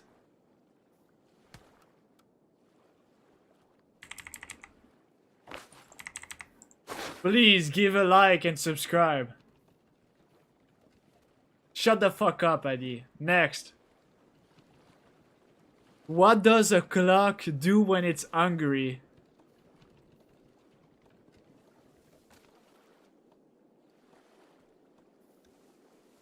It goes back 4 seconds.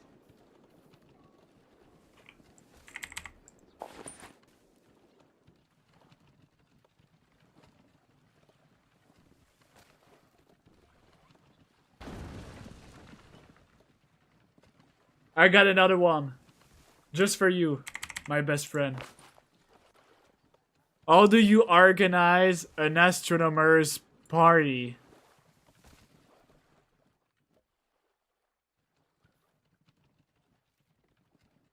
You planet.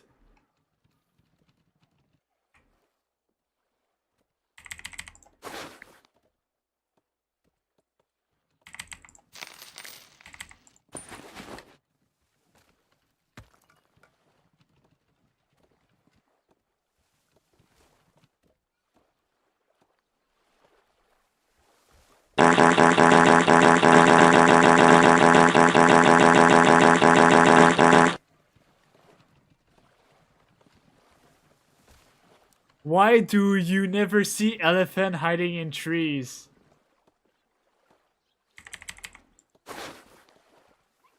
Because they're so good at it.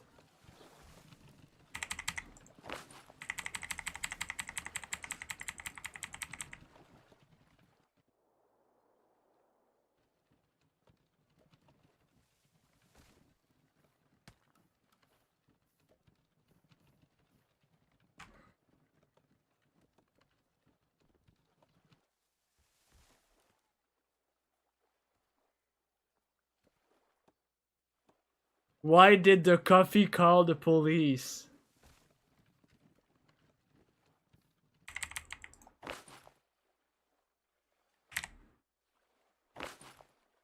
Because it got mugged.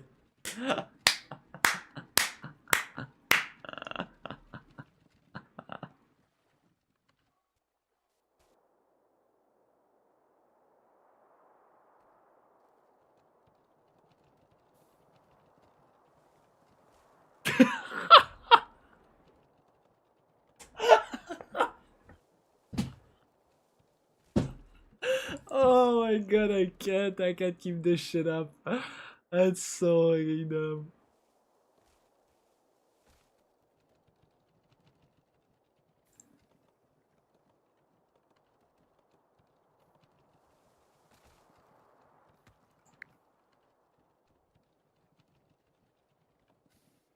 Ugh.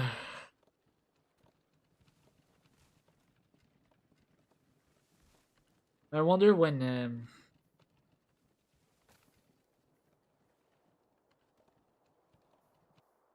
do you know what's going on in the US?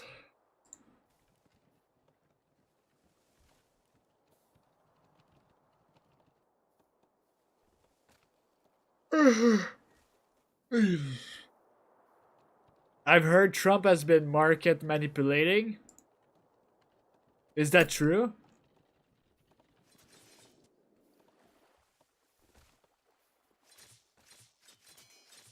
What the fuck? What the fuck?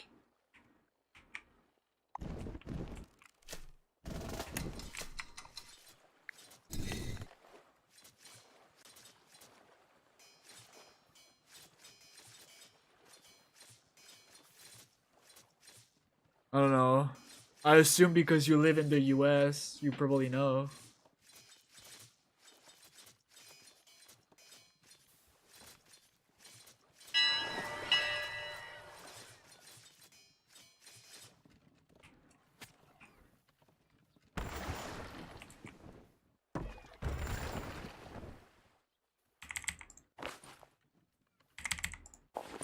What are you working on the server anyway?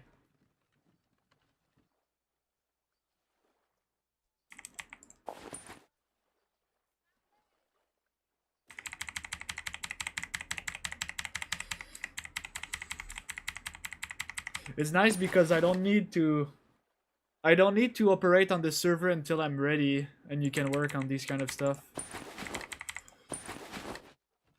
If you're happy and you know, clap your hands. If you're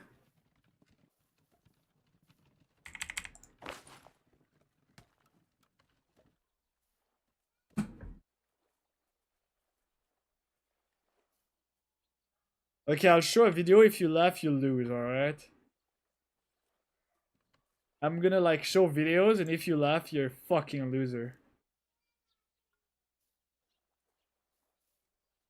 Wait, let me mute the stream. We're not hiding this mod. Unless you want to replace Crate. It's up to you. Because it's like literally Crate.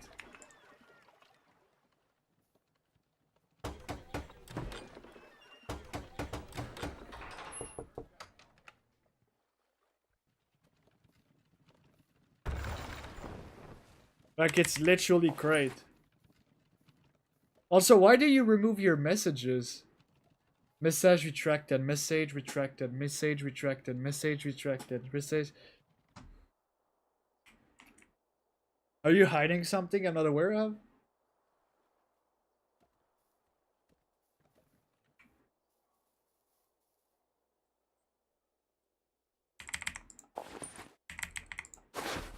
Are you scared of Ultra Seer?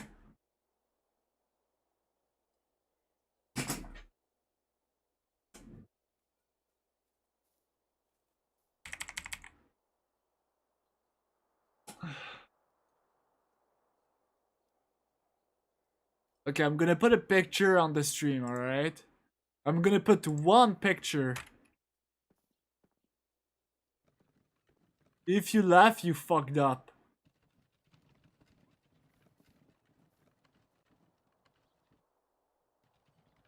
Do not laugh.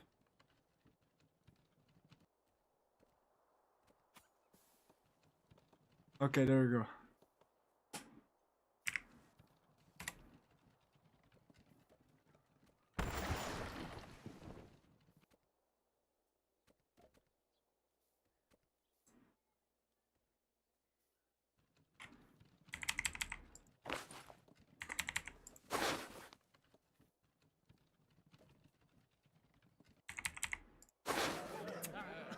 Okay, I'm gonna add another picture. Are you ready?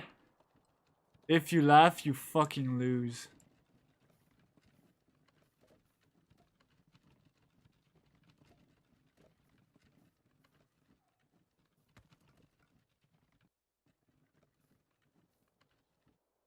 You're a fucking loser if you laugh.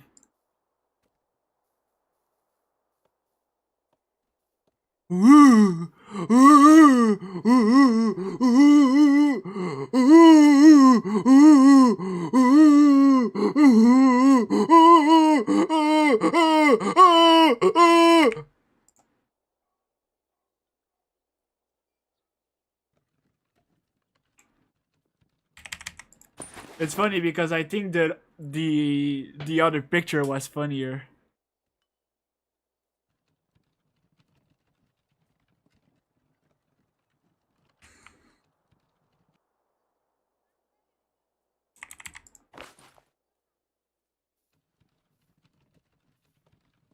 Well, that's just an opinion. Well, that's just an onion.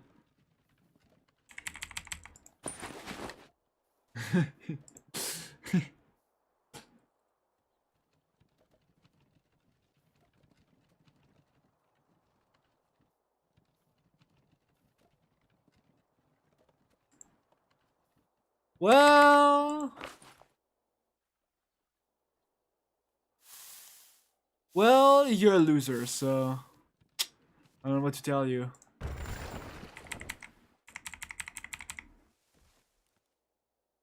If you're happy and you know, clap your hand. If you're happy and you know, clap your hand.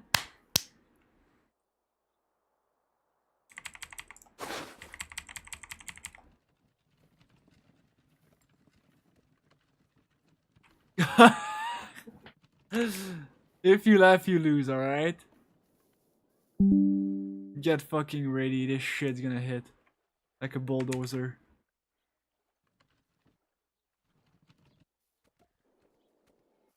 Get fucking ready.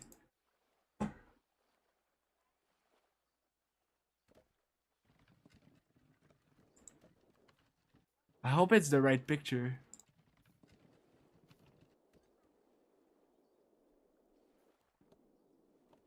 This shit's gonna hit. Now, you know what? What do you think about this picture? Oh, okay, so you're racist. Okay, I see. So the reason why you laugh, it's because he's black. I can tell. Okay, why are you laughing then? The only thing I can assume is that you're racist. There's no way, like, it's like for sure you're racist.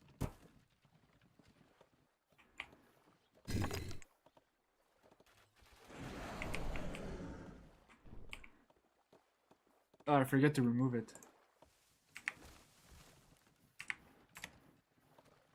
My bad, guys. That's a mistake I've done.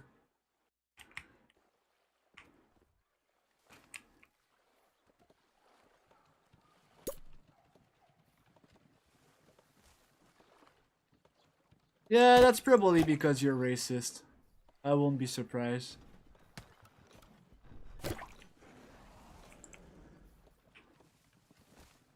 Yeah.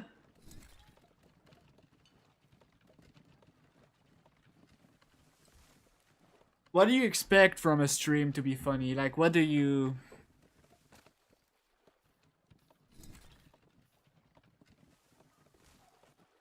Because it's pretty hard.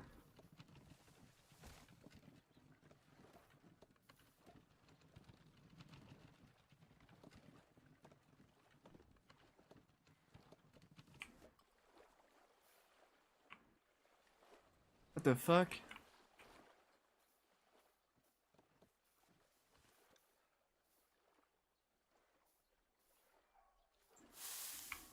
Oh, it's empty.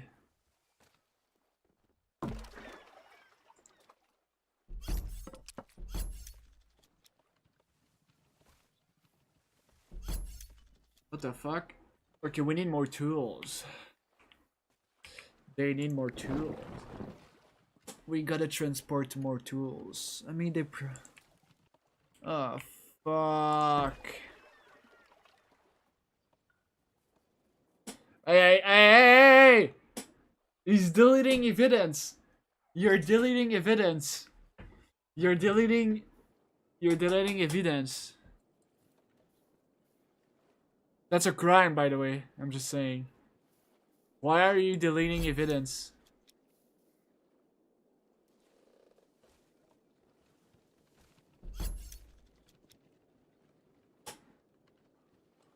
I see it in the chat. Holy shit, he's a criminal.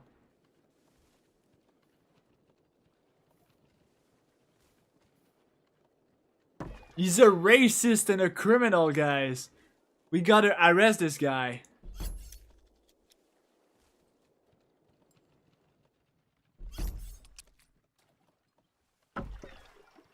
Guys, we need to arrest him.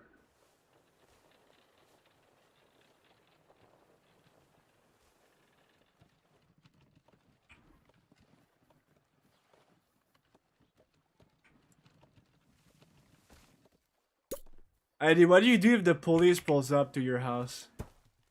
Like, what's your reaction?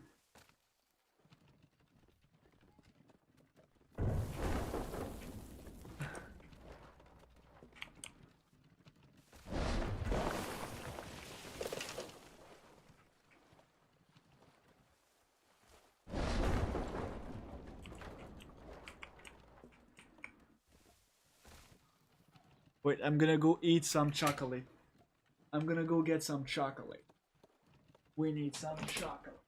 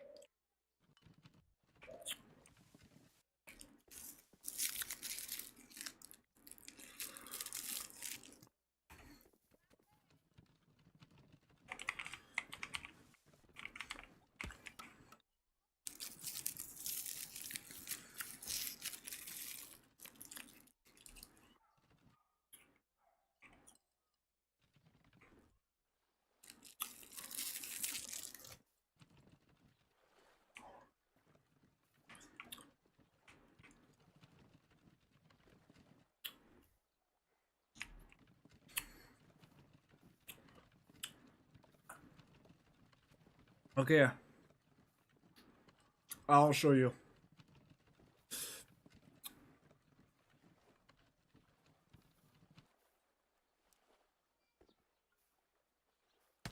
So when you go on your server, right? Basically, let me fix that.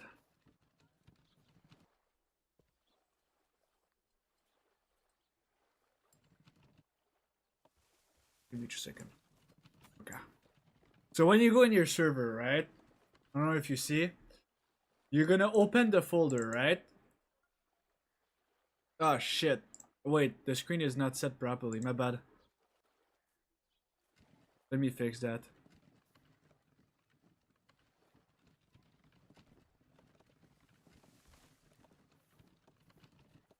Oh, well, I guess I'm cooked. Oh.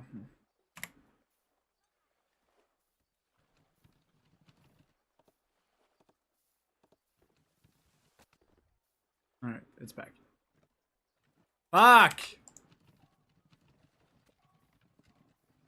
Okay. You go on the server file and you go on world. And after that, you want to go in data packs right here. And I want you to go in... Give me just a second. Yeah. I want you to go in custom recipes. You go on your data folder. And then, I don't know which mod you want to change. Which mod you wanted to change?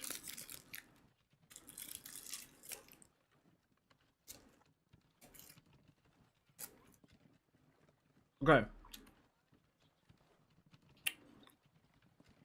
You go back here. You open a new folder, right? I got 2 folders. Mods. Mighty Mail, right? You open, and you're gonna have all the mods inside. All you need to do you go on data. You can, I mean, you could technically copy that. Go on this data folder and paste it. But it's really important. Oh, my bad. We're just gonna drag it instead. And where's my email? Here you need to remove everything because it's not supposed to be loot tables or advancement. It's supposed to be recipes.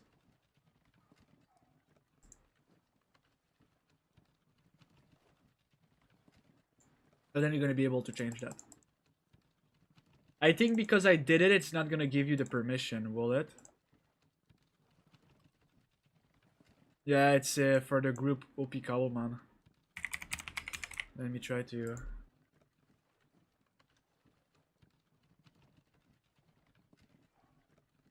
Okay, I think you should be fine. What the fuck? Okay, some of the folder are not automatically set. What I'm gonna do is I'm gonna properties, properties, OPK dev. Tell me if you have access, I'll just fix it.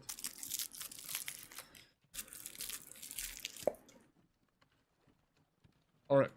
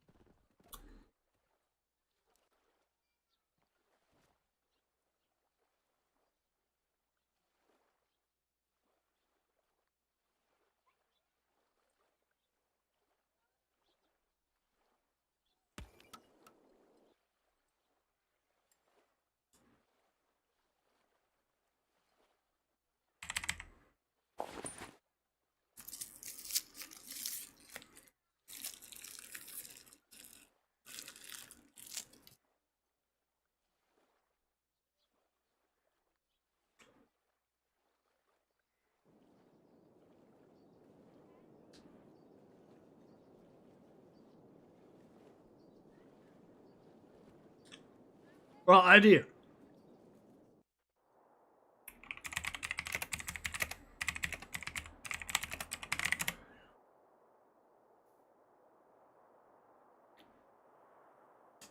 I wanna watch the original video with you.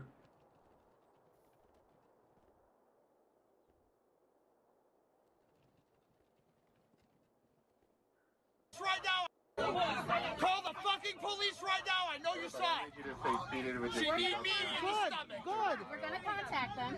Thank you. You need to. I've always wondered what the real Burger King looks like, and now I finally know. He just looks like a normal crackhead we get here in Florida.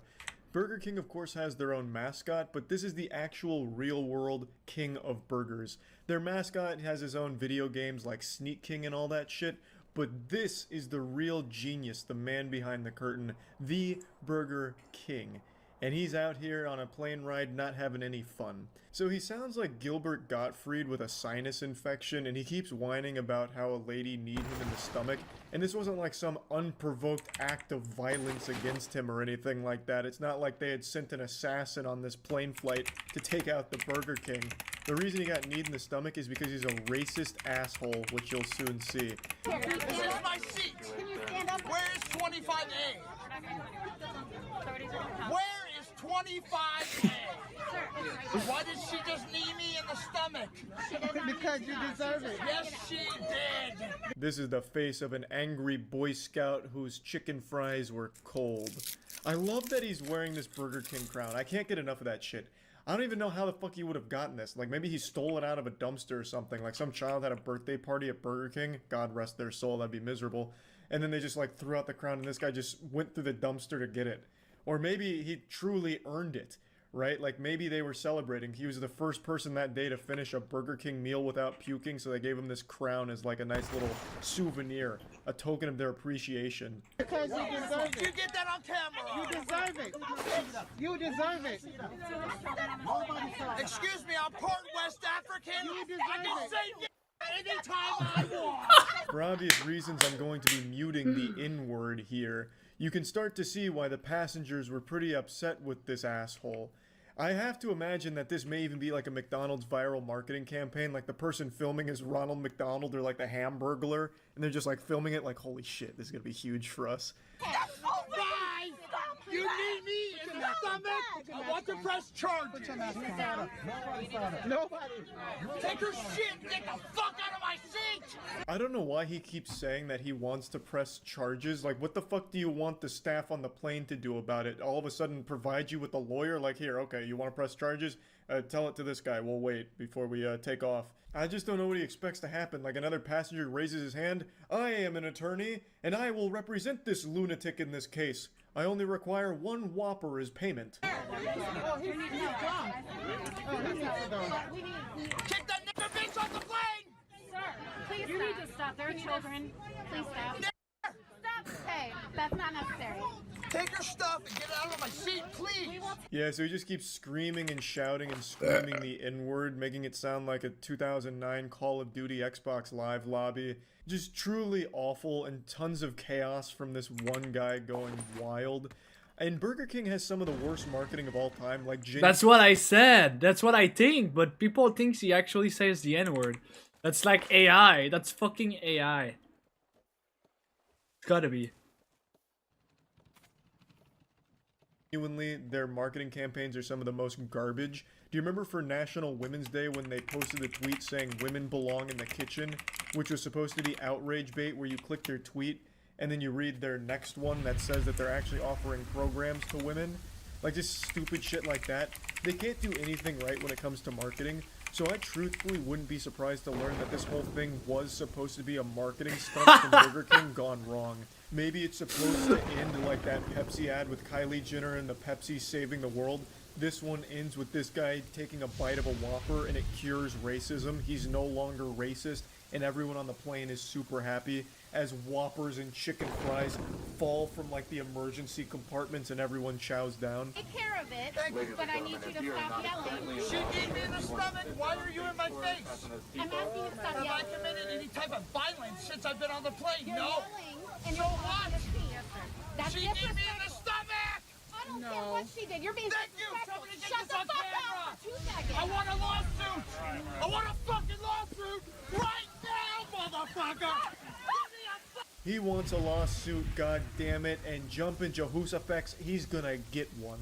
He just keeps saying that he wants a lawsuit, as if somehow that's supposed to happen like right now, that because he called for it, a lawsuit has to now be put into motion, a judge has to come out of like the cockpit, and a trial has to go underway because this guy has now declared his intent of filing a lawsuit. I just like that he proclaims that multiple times as if it's some kind of like ancient rule that we have to follow. Like back in the day, if you call for a duel, you have to engage in that duel or else your honor is fucked. Him calling for a lawsuit means that right now a trial is about to break out on the plane.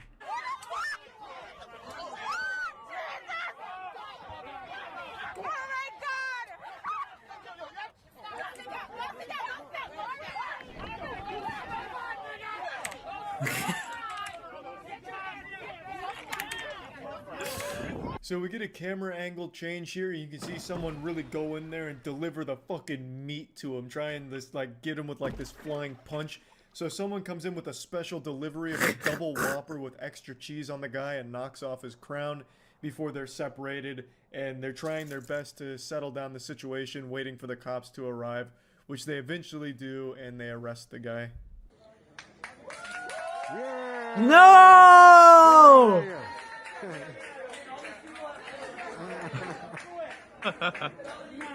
So yeah, this was a pretty wild Burger King related.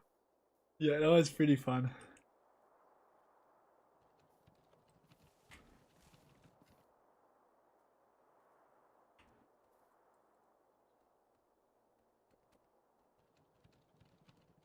People just don't understand. People always see the negative about things. They just cannot see the true nature of the guy.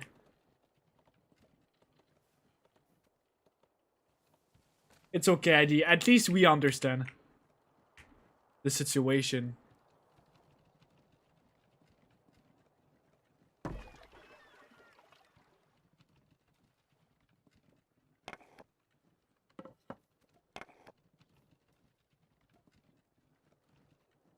Clearly, Morse Critical doesn't understand.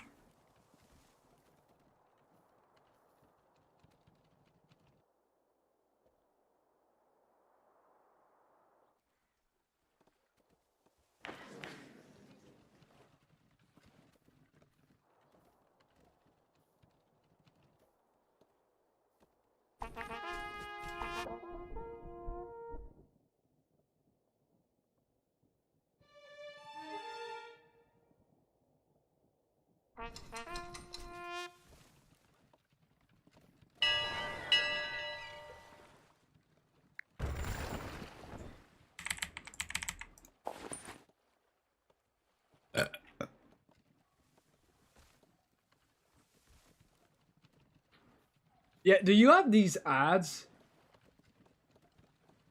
You know, I know you told me yes, but like, you still have them? Because it seems like YouTube is trying to tell me something I don't know yet.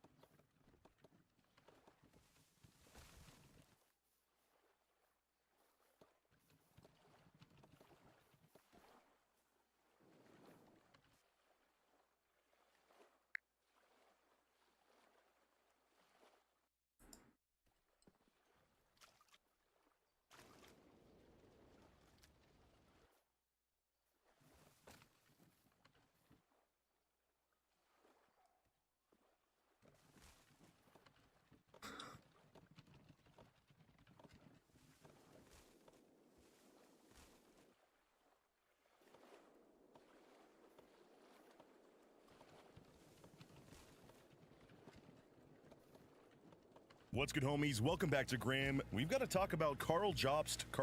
I still honestly don't know the correct way to pronounce it. But we got to talk about bro's response to his massive L that he took in his lawsuit against Billy Mitchell, or I should say Billy Mitchell's lawsuit against him.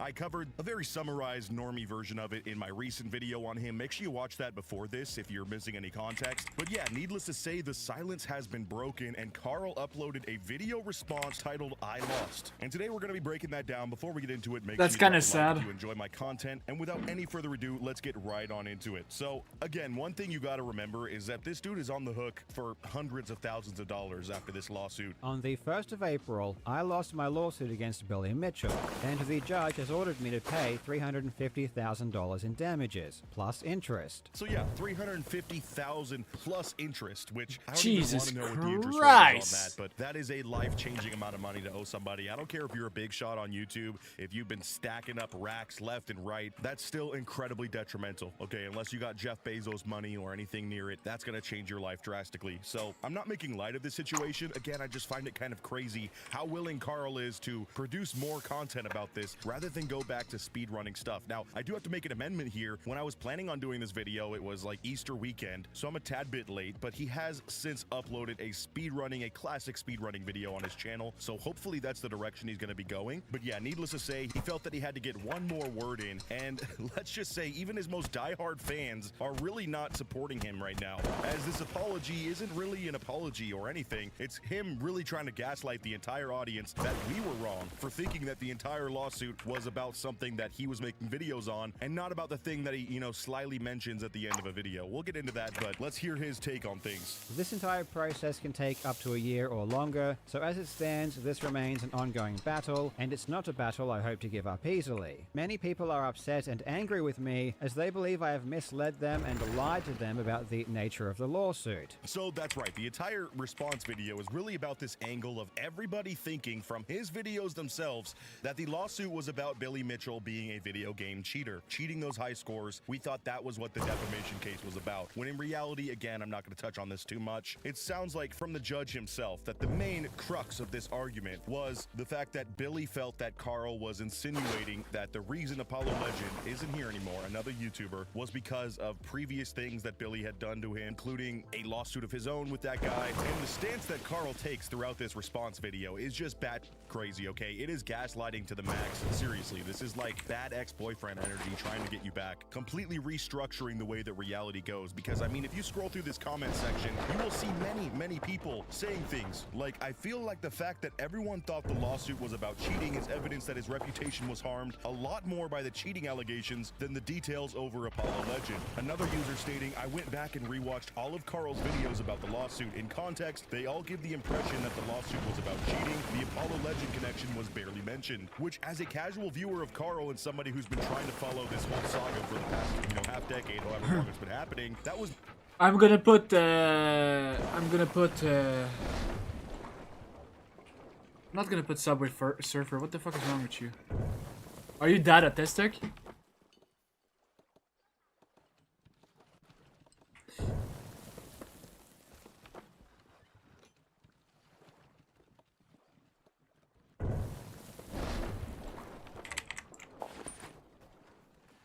I'm kinda sad because while I don't like Billy Mitchell for cheating, I'm kinda like against the fact that he said that the reason why... You know Apollo? Are you a little bit familiar with these YouTubers? Okay, so basically Apollo, I'll show you who's Apollo. I'm gonna show you what and who and what.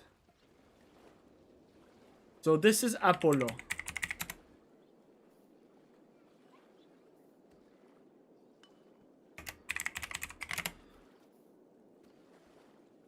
Apollo TV.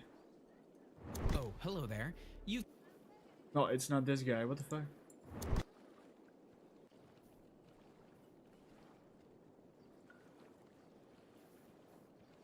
It's this guy, right? No, it's not this guy. What the fuck?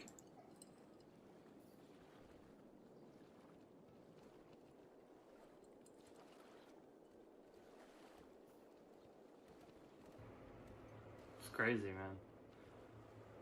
So, I really don't want to record this video, but I know that I have to. This is my final video, and... So basically, what happened in... So basically, what happened in the lawsuit, right? Billy Mitchell sued this guy first, right? For whatever reason. And Carl...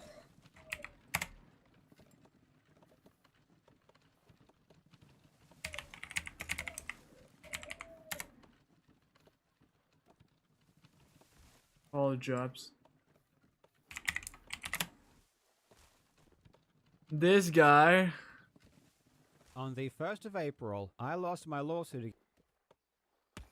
Made the argument that the reason why Apollo killed himself is because, or he didn't say that, he insinuated that one of the main reason why Apollo ends his life here, this guy, is because Billy Mitchell sued him in the past for another reason. So Billy Mitchell has been suing a lot of people, from what I understand. And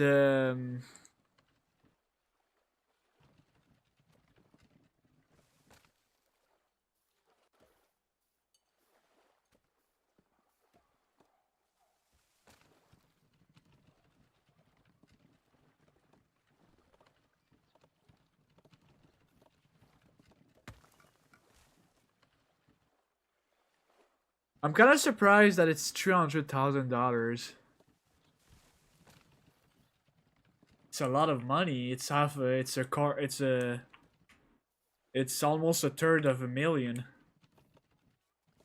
Like maybe a fine of like 50,000, but 300,000. It like who can pay that?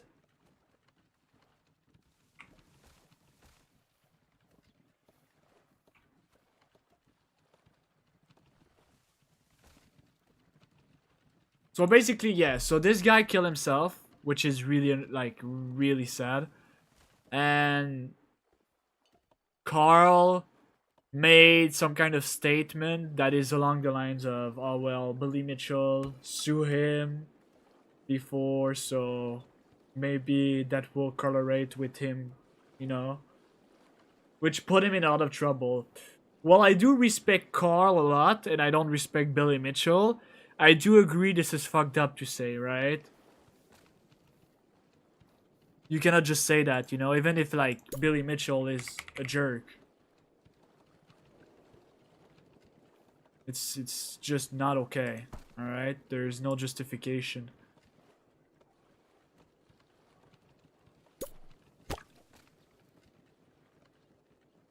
Now, I'm more like flabbergasted by the fees. I feel like the 300,000 might be a little bit extreme.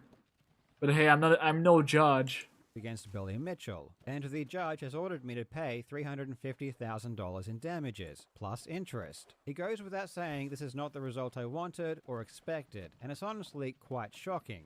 Personally, I disagree with the judge's decision, and so I'm currently exploring any potential avenues for appeal. An appeal may stay the judgment on application until the appeal has concluded, which might result in several outcomes. The appeal could be dismissed and I would be ordered to pay the original judgment. The judgment amount may be lowered if the court finds it excessive, or the judgment may be overturned completely if the court finds errors of law have been made. This entire process can take up to a year or longer, so as it stands, this remains an ongoing battle, and it's not a battle I hope to give up easily. This has been very upsetting, but truthfully, losing a court case isn't the end of the world, even if it is to Billy Mitchell. It sucks, it's not what I wanted, I know it's not what many others wanted, but life will go on. Unfortunately for me, something else has happened that has been far more upsetting, and far more difficult to deal with. Many people are upset and angry with me as they believe I have misled them and lied to them about the nature of the lawsuit. Some even go as far as saying that I intentionally lied to the public to scam people out of their money through my GoFundMe. Mostly, people are upset because they believed the trial was about me accusing Billy Mitchell of cheating, but it turned out to be something else. The backlash has been pretty brutal. Yeah, it's pretty not justified. Something I'd like to happen again, so I think it's very important for me to be as honest and transparent as I possibly can.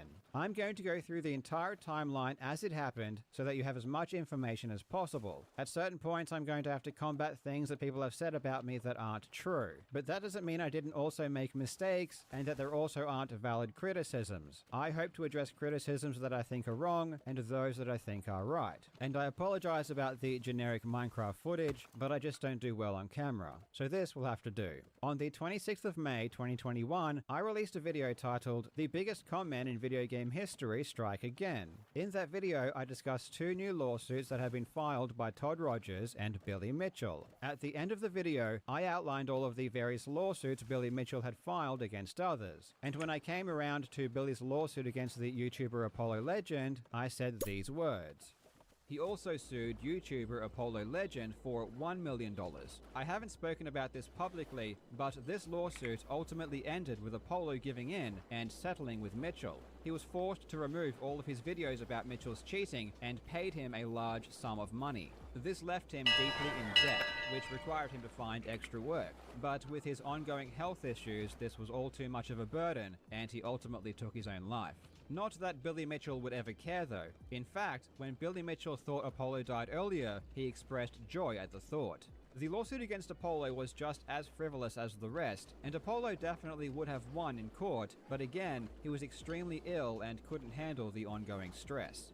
This was inaccurate because the settlement terms did not involve Apollo Legend paying Billy any money. Even though this claim did turn out to be false, I believed it to be true at the time. I had been personally told there was a cash settlement, which numerous others said they were told as well, and this was also stated by multiple Reddit users, with one of them even claiming to have spoken with Apollo directly. Obviously, a Reddit post isn't usually very credible, but this person made these comments and was talking about the settlement before the settlement was even public, which implied to me that they knew what they were talking about and it was trustworthy. It's so frustrating, dude. And the idea that Apollo Legend... I kind of don't know what to say because I just... You shouldn't have said that. I don't understand why he will base himself on a Reddit post. It's just... Because I like Carl. That's the problem. I like this guy. It's just... Like, he made a mistake and a pretty good one. It's really unfortunate.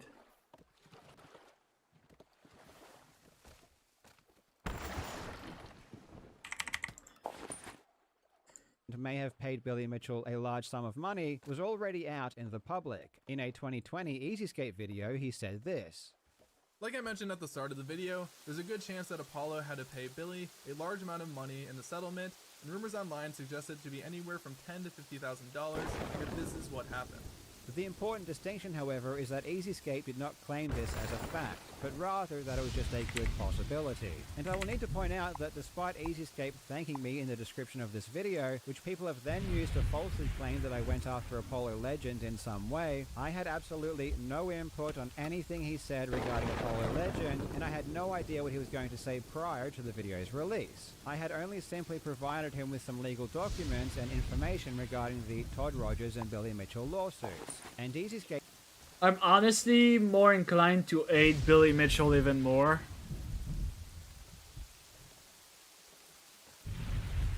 But not for the same reason as you guys probably think.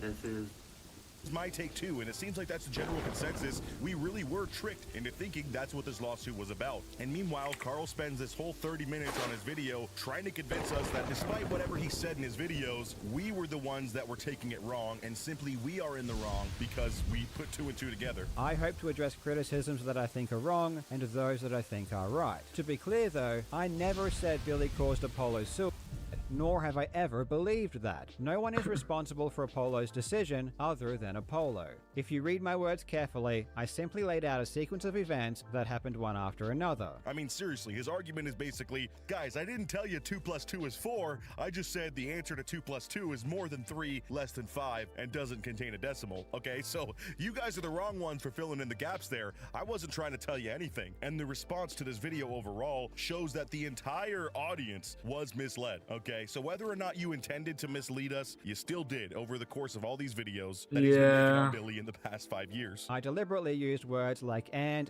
but to connect these events. I didn't use words like because or as a result of. And he brings up the whole, GoFundMe for the court case here, where I strongly think less people would have donated. I mean, of course, people are going to donate money to see Billy Mitchell get owned. He's kind of a meme on the internet in that way, you know what I mean? Like, regardless, he would have got donations, but I think if he was more honest about it, people would have realized, okay, maybe Billy has something going here with this lawsuit, or at least this part doesn't matter to me as much if he's not owning him about, cheating in games. I think less people would have donated. So is he outright scamming? Of course not. You can't make that claim. But misleading people into supporting your court case when they think it's about something entirely different is rather sketchy, in my opinion. Okay, yeah, it's for not sure. Like talk to a coin, rug pull level scamming your audience, but still, it is misleading, and that's not cool. I like this guy. Was inaccurate because, like all of his other actions, Whoops. claiming to have spoken to before really sounds sketchy. You know what I mean? Funny that was his coming from the angle of defending Billy Mitchell. This is seriously, like I said in the first video, one of those situations of the two people you can't stand the most fighting. So at this point, I don't care who takes the L. But regardless, I find it so funny that that was his level of research into the topic, was hearsay from people in Twitter DMs. That Yeah, that's what I said. I mean, even this fucking Twitter DM that he shows off says, confidentially, a figure I'm being told was, and I quote, well over 10K.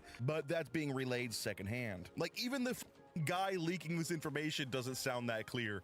He sounds sketchy, you know what I mean? This sounds like a massive game of telephone that ended up getting this guy to lose hundreds of thousands of dollars, and I still can't believe having to face down the barrel of that. That's just crazy. And then he goes on to reference you can't even make this shit up. He goes on to reference a Reddit thread where the person is again saying this very cryptic stuff about Apollo Legend quitting YouTube, the sizable settlement he apparently paid, and this guy's comments are all downloaded, meaning the people in the subreddit that he's referencing. Bro, what the fuck, RS? That's crazy. You cannot just say that like that. That's not as simple as you think.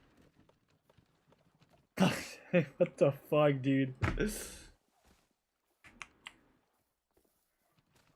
It's honestly a really like sad situation. It's just kind of like cannot root for both of the side.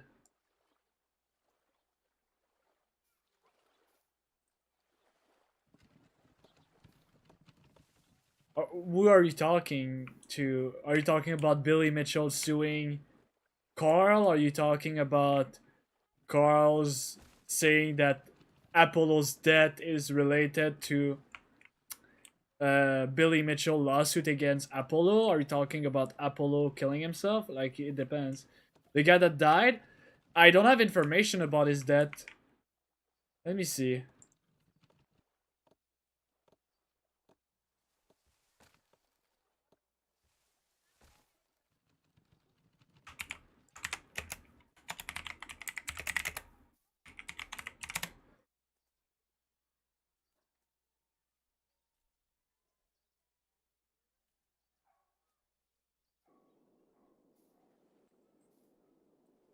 Hello everyone. It has been confirmed that Apollo Legends has ended his life, and I feel like I'm gonna get some people asking me why I was mentioned in any capacity with this situation. So 2 years ago, almost to the day as it turns out, I made a video about something Apollo Legend did. I had 2,600 subscribers. He had almost 200,000. But I was so disgusted by a video where he came out criticizing a charity organization for disassociating with a white supremacist, white nationalist. Not only did he criticize the charity for disassociating with this person, but he did not inform his audience of the... That doesn't explain why he did what he did.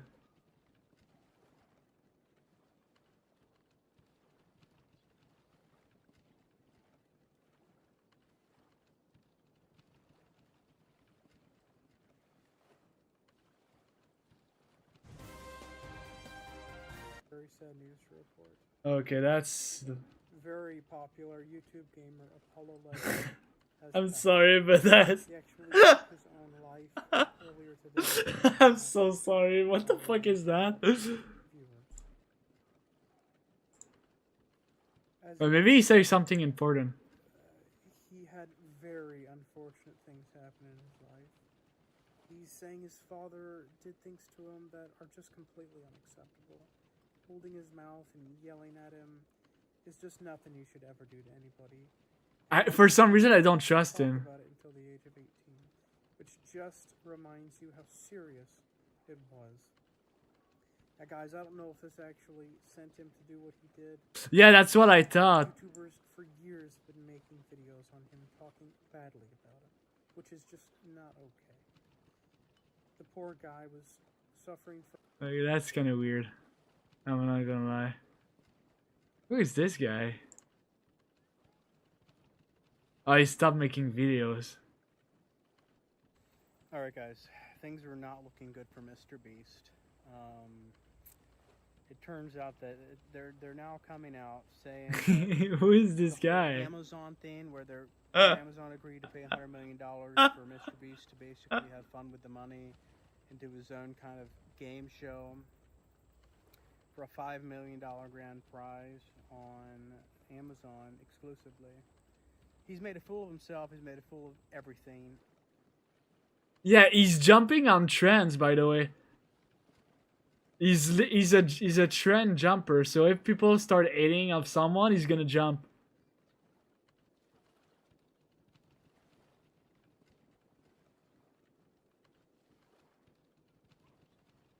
Oh no. Oh no. I'm back. I play with my fidget spinner every day. Oh no. Play with my fidget spinner. I play with my fidget spinner every day. Oh hell no. When I wake up, I'm grabbing my spinner. I didn't expect to find Addy's footage in his personal weekends. I want to spin my fidget spinner all day long. Oh no. All day long. I play with my fidget spinner every day. I play with my fidget spinner. I play with my fidget spinner every day. I play with my fidget spinner.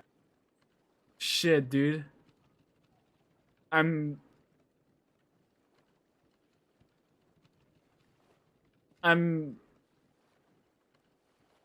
wondering if he doesn't have... I wonder if it's... You know what I mean? If it's serious or if it's like just acting. Like I'm... And if it's serious, does he has like... Any kind of like, you know, like a condition?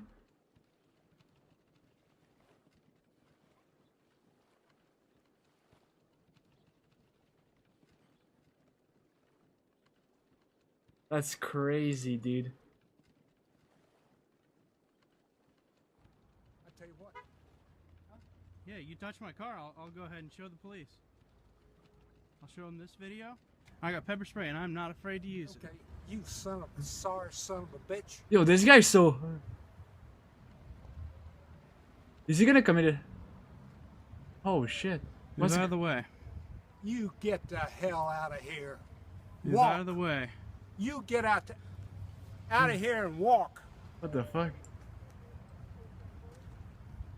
I'm gonna tear your ass up in a minute. Cool. We'll have the police then. You will? Yep.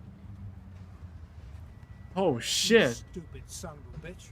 What is going on? I got your tag number. I'm gonna report you to the police. Okay? Go do that now. I've got your tag number. Okay? Do it now. Oh shit. No, honestly, I think they're both NPCs, I'm not gonna lie. Like, how the fuck can you take... How the fuck can you be serious like that? Like, I don't get it. Like, I will be bursting, laughing my ass up in a fucking situation like that.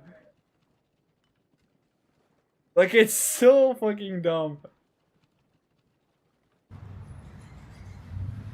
You're asking for some damn big trouble. You know what?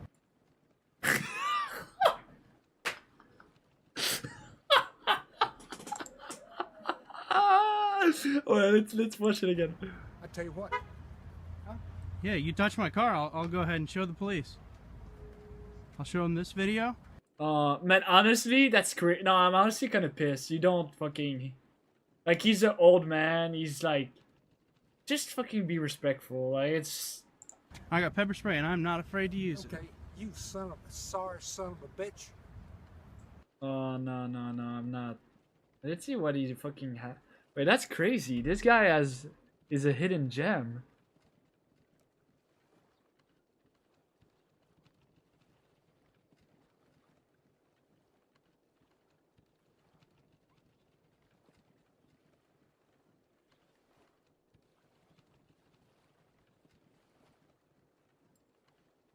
Why does he... I gotta find more. There's gotta be more. Yeah, that's all jumping on trends.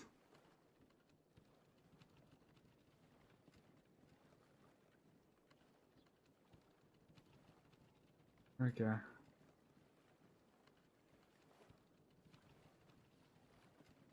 That's fucking crazy, dude.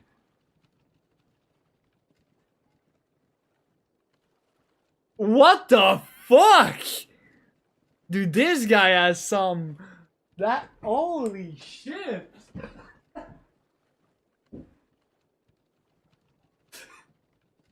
What the fuck? Rez, are you still there? What the fuck?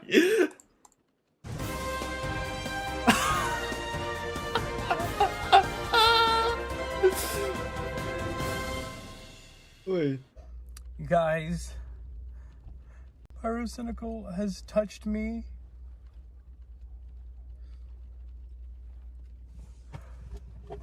He's touched my my heartstrings. He's plucked my heartstrings, and he's made me feel bad for him today with his latest video on how he's grooming people left and right. No, I'm kidding. He actually proves in his video. He just releases a response video on his main channel because he was losing 10,000 subscribers every day on how he literally did not groom anybody other than me. You like my hair? I like his hair too. He totally groomed himself.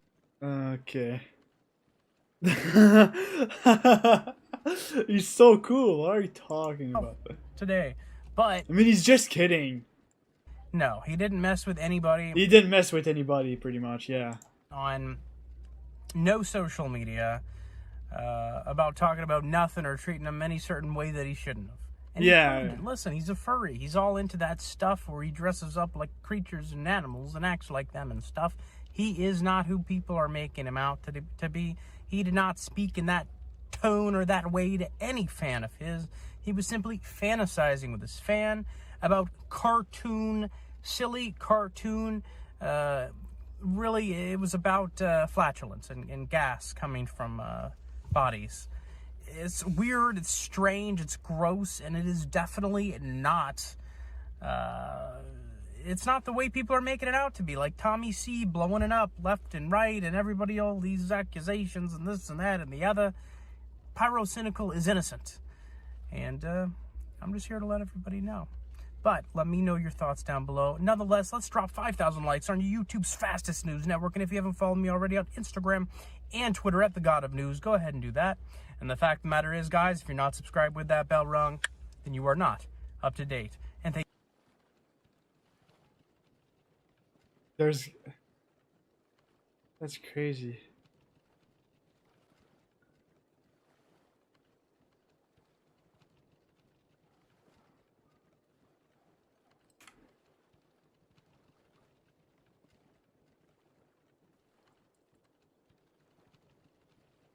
That's pretty the end of the bucket.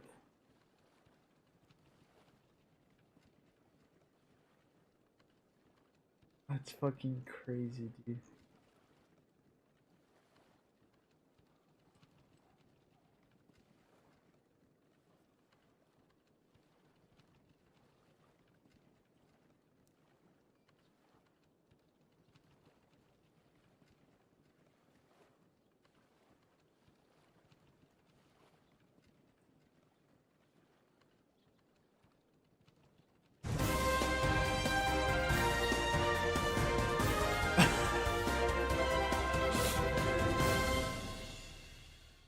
Alright guys, I'm as shocked as you are.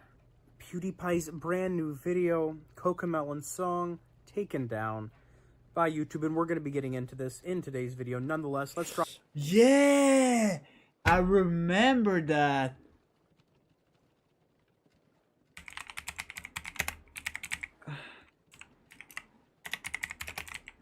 I remember when he has a... They fucking took it down.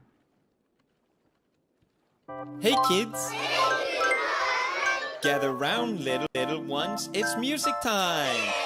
Here is the story that I'm telling about a stupid fucking bitch ass melon. Go, you fucking with my mind, Joe. Everybody! Go, you started, so let's go. Let's go! Gag goo. Fuck your dad and mama too. Coco and a choco, I go loco if you want me to. Gag, you ain't fucking passing me. Last time that I dissed, it took a government to blacklist me. Yeah, I saw your shit. Ew, fucking cringe. It's not even funny, and your head is really big. Why? You're approaching me? What, you think I'm nervous? Your audience is just a bunch of motherfucking virgins. Don't tell your mama. Don't be a fucking snitch. Don't be like 6ix9ine, that rainbow fucking bitch. Spartan shit, eat a baby straight off a cliff. If they make it out alive, I'll be their make-a-wish. Go, go, go, go, go.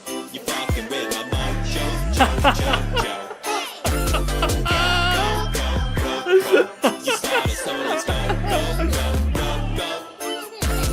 Fuck your daddy, fuck your mommy too. Fuck everything you love, most of all, fuck you. Cry, cry, cry, yeah, I don't give a shit. I'm your mommy now, you widow baby bitch. I'll say anything, I don't give a fuck. What? Santa isn't real, it's your daddy dressed up. What? Mommy's always lying when she says you're really smart. Your dog is not in heaven, he is rotting in the yard. Big sad. I'll spoil Harry Potter, wait, JK already did that. Ha ha. You on that baby shit. I'ma teach you about the real world, baby bitch. Scrub behind your ears, then you rinse your eyes. And when you leave the tub, watch out for 6ix9ine. A is for apple, B is for Bex, C is for Megan. Shut the fuck up! Rainbow bitch, hair too bright. He a dumb who can fight, flight. Don't eat lead paint or you'll cry. Then your brain will end up like 6ix9ine. Go, go, go, go, go. You fucking with my mojo, jo. Go, go, go, go, go. You started, so let's go, go, go, go, go. Okay. Oh, what the fuck?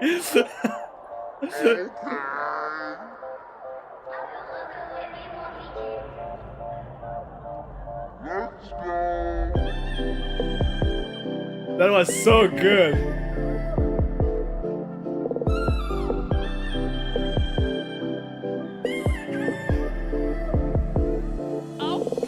A billion views a week, a billion views a week.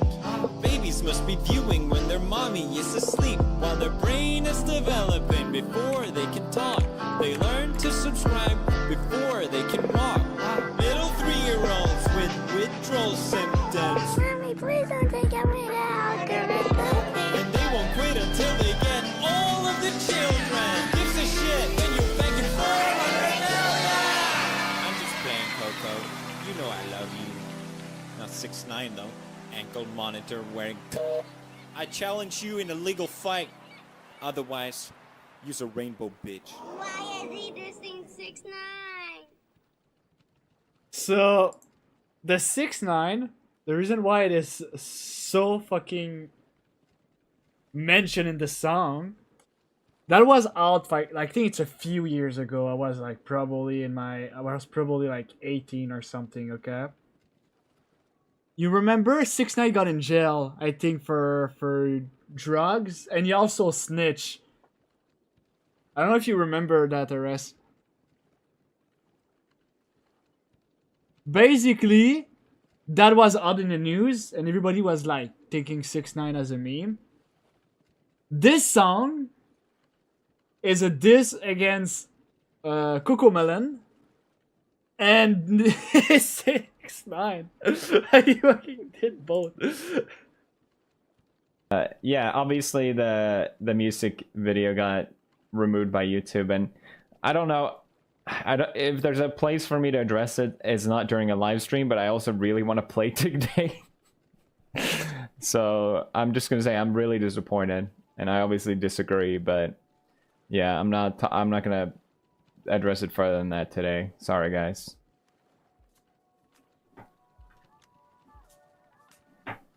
This is the Cope stream.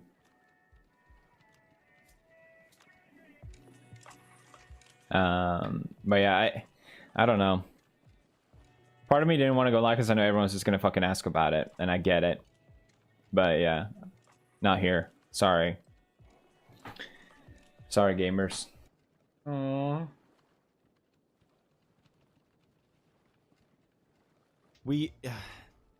This shit makes my blood boil. Oh my god, this pisses me off so much. Oh god, it pissed me off because I had to spend a whole day.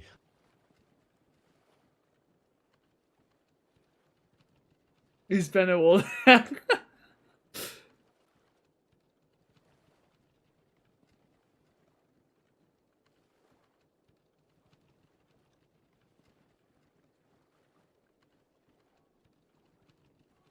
Do you remember Bitch Lasagna?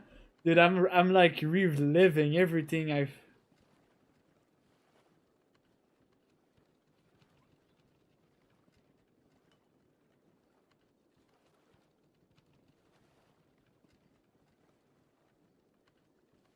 PewDiePie's CoComelon diss track got removed from YouTube, and so in this video I want to talk about it. Basically, on Twitter, YouTube posted that his diss track on CoComelon got removed for 2 reasons, because they say it violated 2 policies. One on harassment and cyberbullying, and then one on child safety, and so in this video we're going to look into it, so click subscribe for more YouTube news. So, for those of you who don't know what this diss track was, basically PewDiePie was just... But the child safety, right?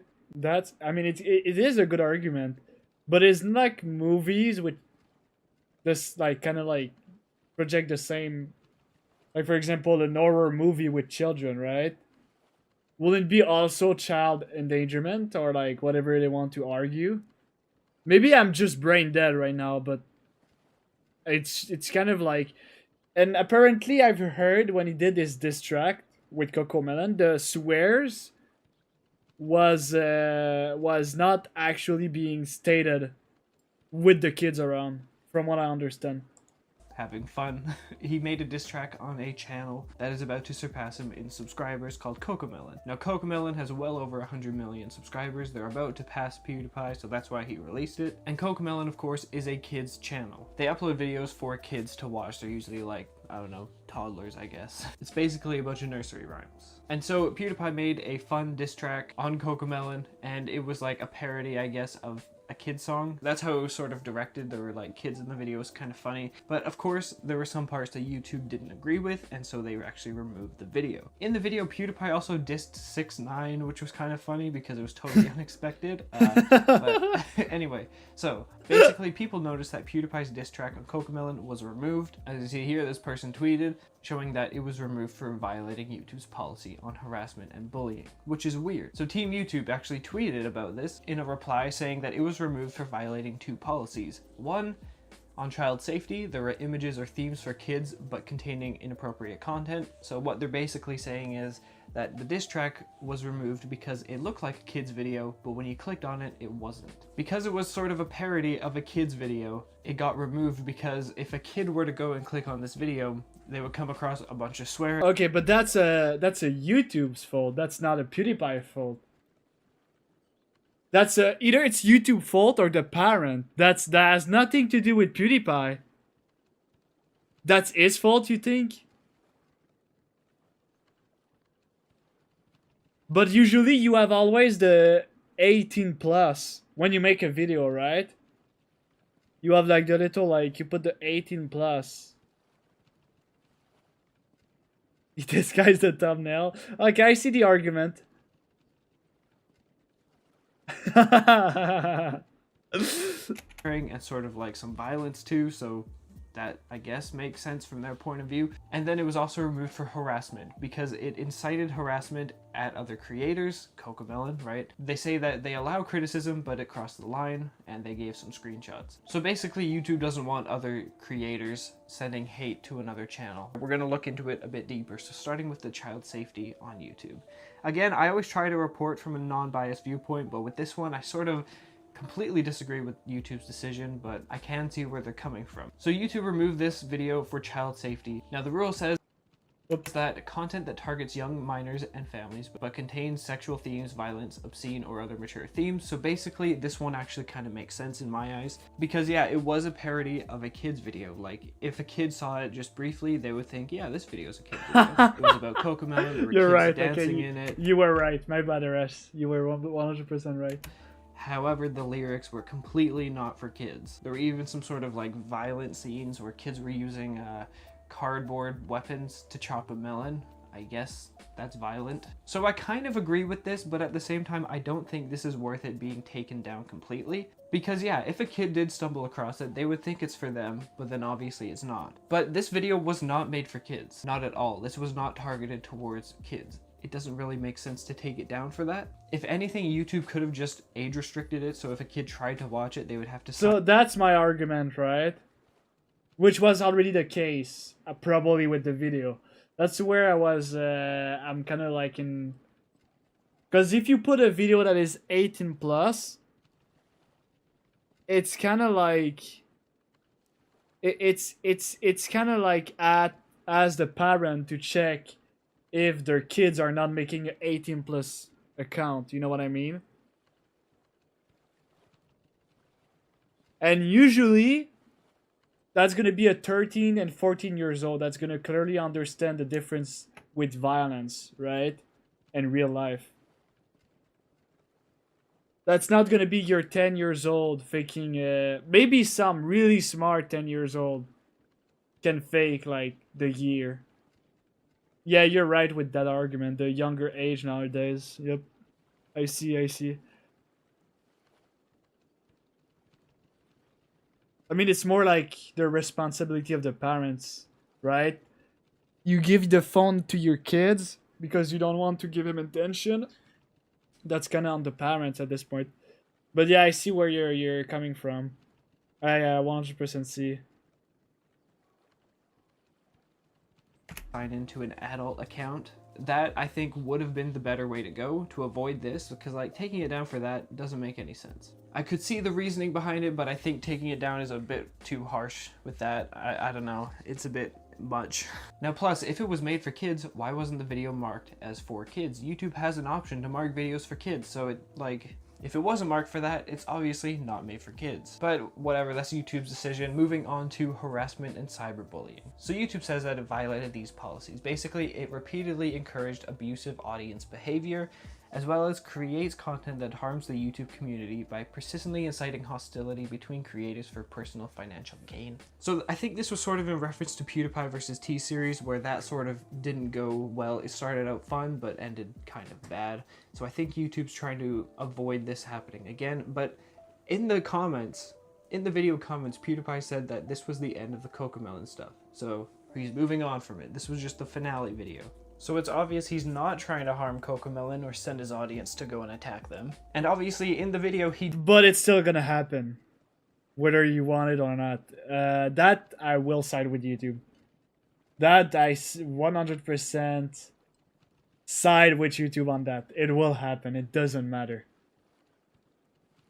Like, people are just that stupid. You gotta expect it, right? But back in the days, there were like shitload of like diss track and like harassment campaign. Like that was like what internet was all about. Like it was harassing and fucking bullying, and that was like literally what it was. Today it is more managed, it is more moderated. I like it a lot. Though I feel like sometimes it can be extreme. Like if you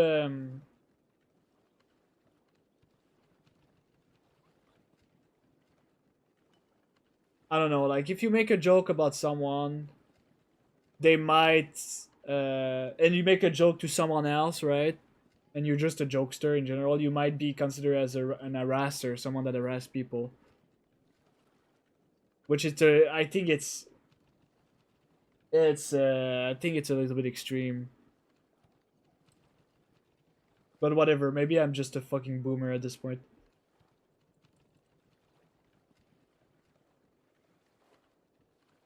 He didn't really diss Cocomelon that much. He even said that he loves Cocomelon, so it was more of a diss on 6ix9ine, which makes absolutely no sense.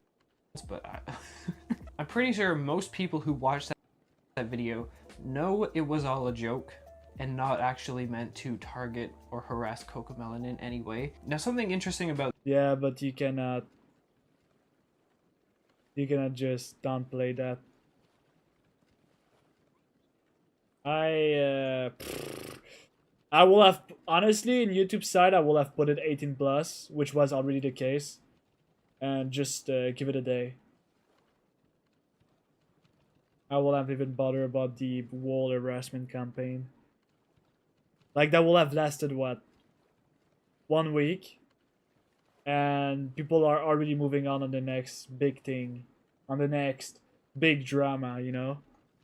That's usually how the internet rolls. So this is that the rules on harassment. But it is harassment. Like, well, I'm not saying otherwise. Like, it is. Like, your audience gonna go troll CoComelon. But wait, is CoComelon comments are disabled? Like, if I just go on, like, this one, right? Yeah, you can't even comment, so where's the... Like, what's the point? Like, nobody can... Like, you cannot even... I don't know, okay? So how can you harass something that doesn't have a comment? Maybe the dislike?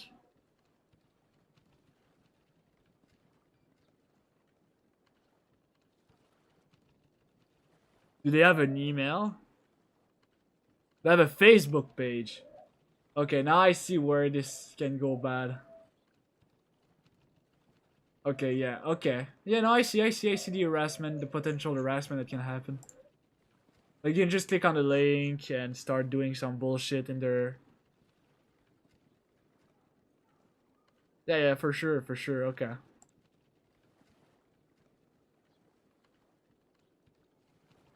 Damn, the song was kind of fire, I'm not gonna... You wanna watch it again?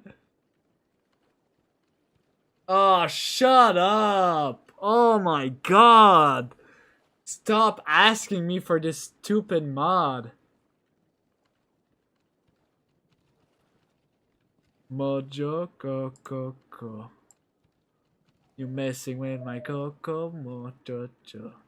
The song is a fucking banger.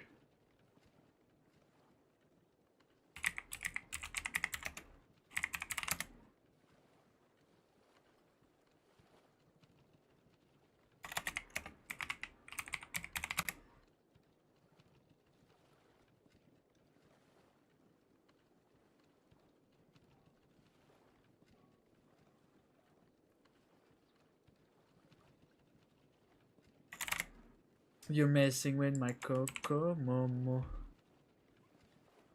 Dude, I'm actually gonna like time you out. Like, stop asking for the Oritech mod. Stop! I'm actually like getting pissed. Fucking annoying, dude.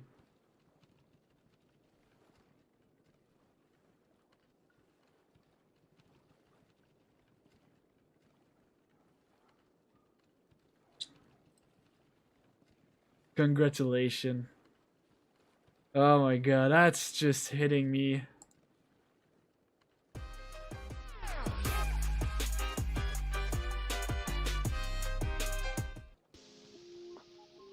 This one goes out to all my gamers out there. We've all been there. You know this feeling. Oh man. I wake up early in the morning, make a gas sweep. No, that's probably not my type of song though. Oh, that's a troll. That's also a troll. Because each time they were re-uploading it, they were like closing it down. Oh yeah, I remember that when he was like taking the CoComelon intro, right? And he was putting in his video.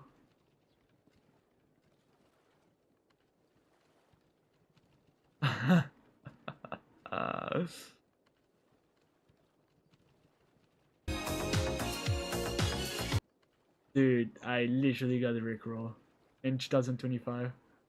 That's crazy.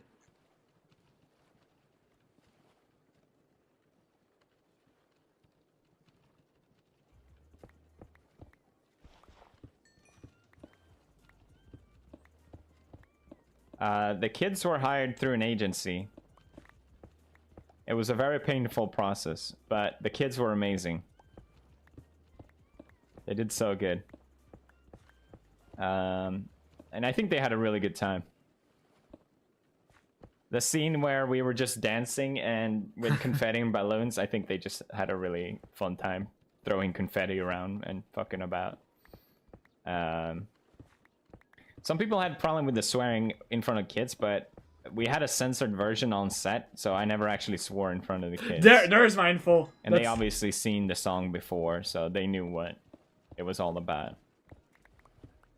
And even the track, Oxygen Beats, it's Oxygen Beats Kids, the guy who did the beat. It's his kids, and I think I mean, it kind of ruins the meme a little bit to say this, but I don't think they're actually swearing. I think they're just saying like shit or frick or something. I don't know. He was so butthurt. I can't believe he made kids swear. What are you swearing for? Well, no, Will, we didn't. That's the joke. You just explained the joke. Thank you so much.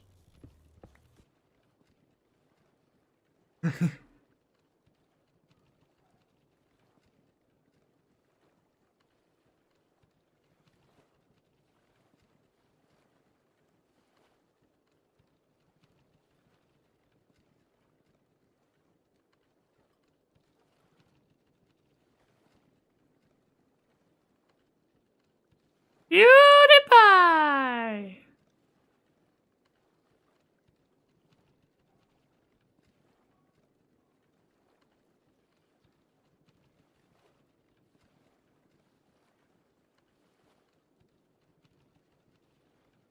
Whoa, it's been 10 hours, I think. Yep, it's gonna be 10 hours. I think that's my goal. How many citizen I got? Oh my god, I'm at 200 from the I'm at 1,800 from the 2,000 I was supposed to get. Oh my god, okay. Well, that's gonna be enough for today, because I am tired of playing. I'll play tomorrow. That was fun. It was a really fun live stream. Who's tagging me?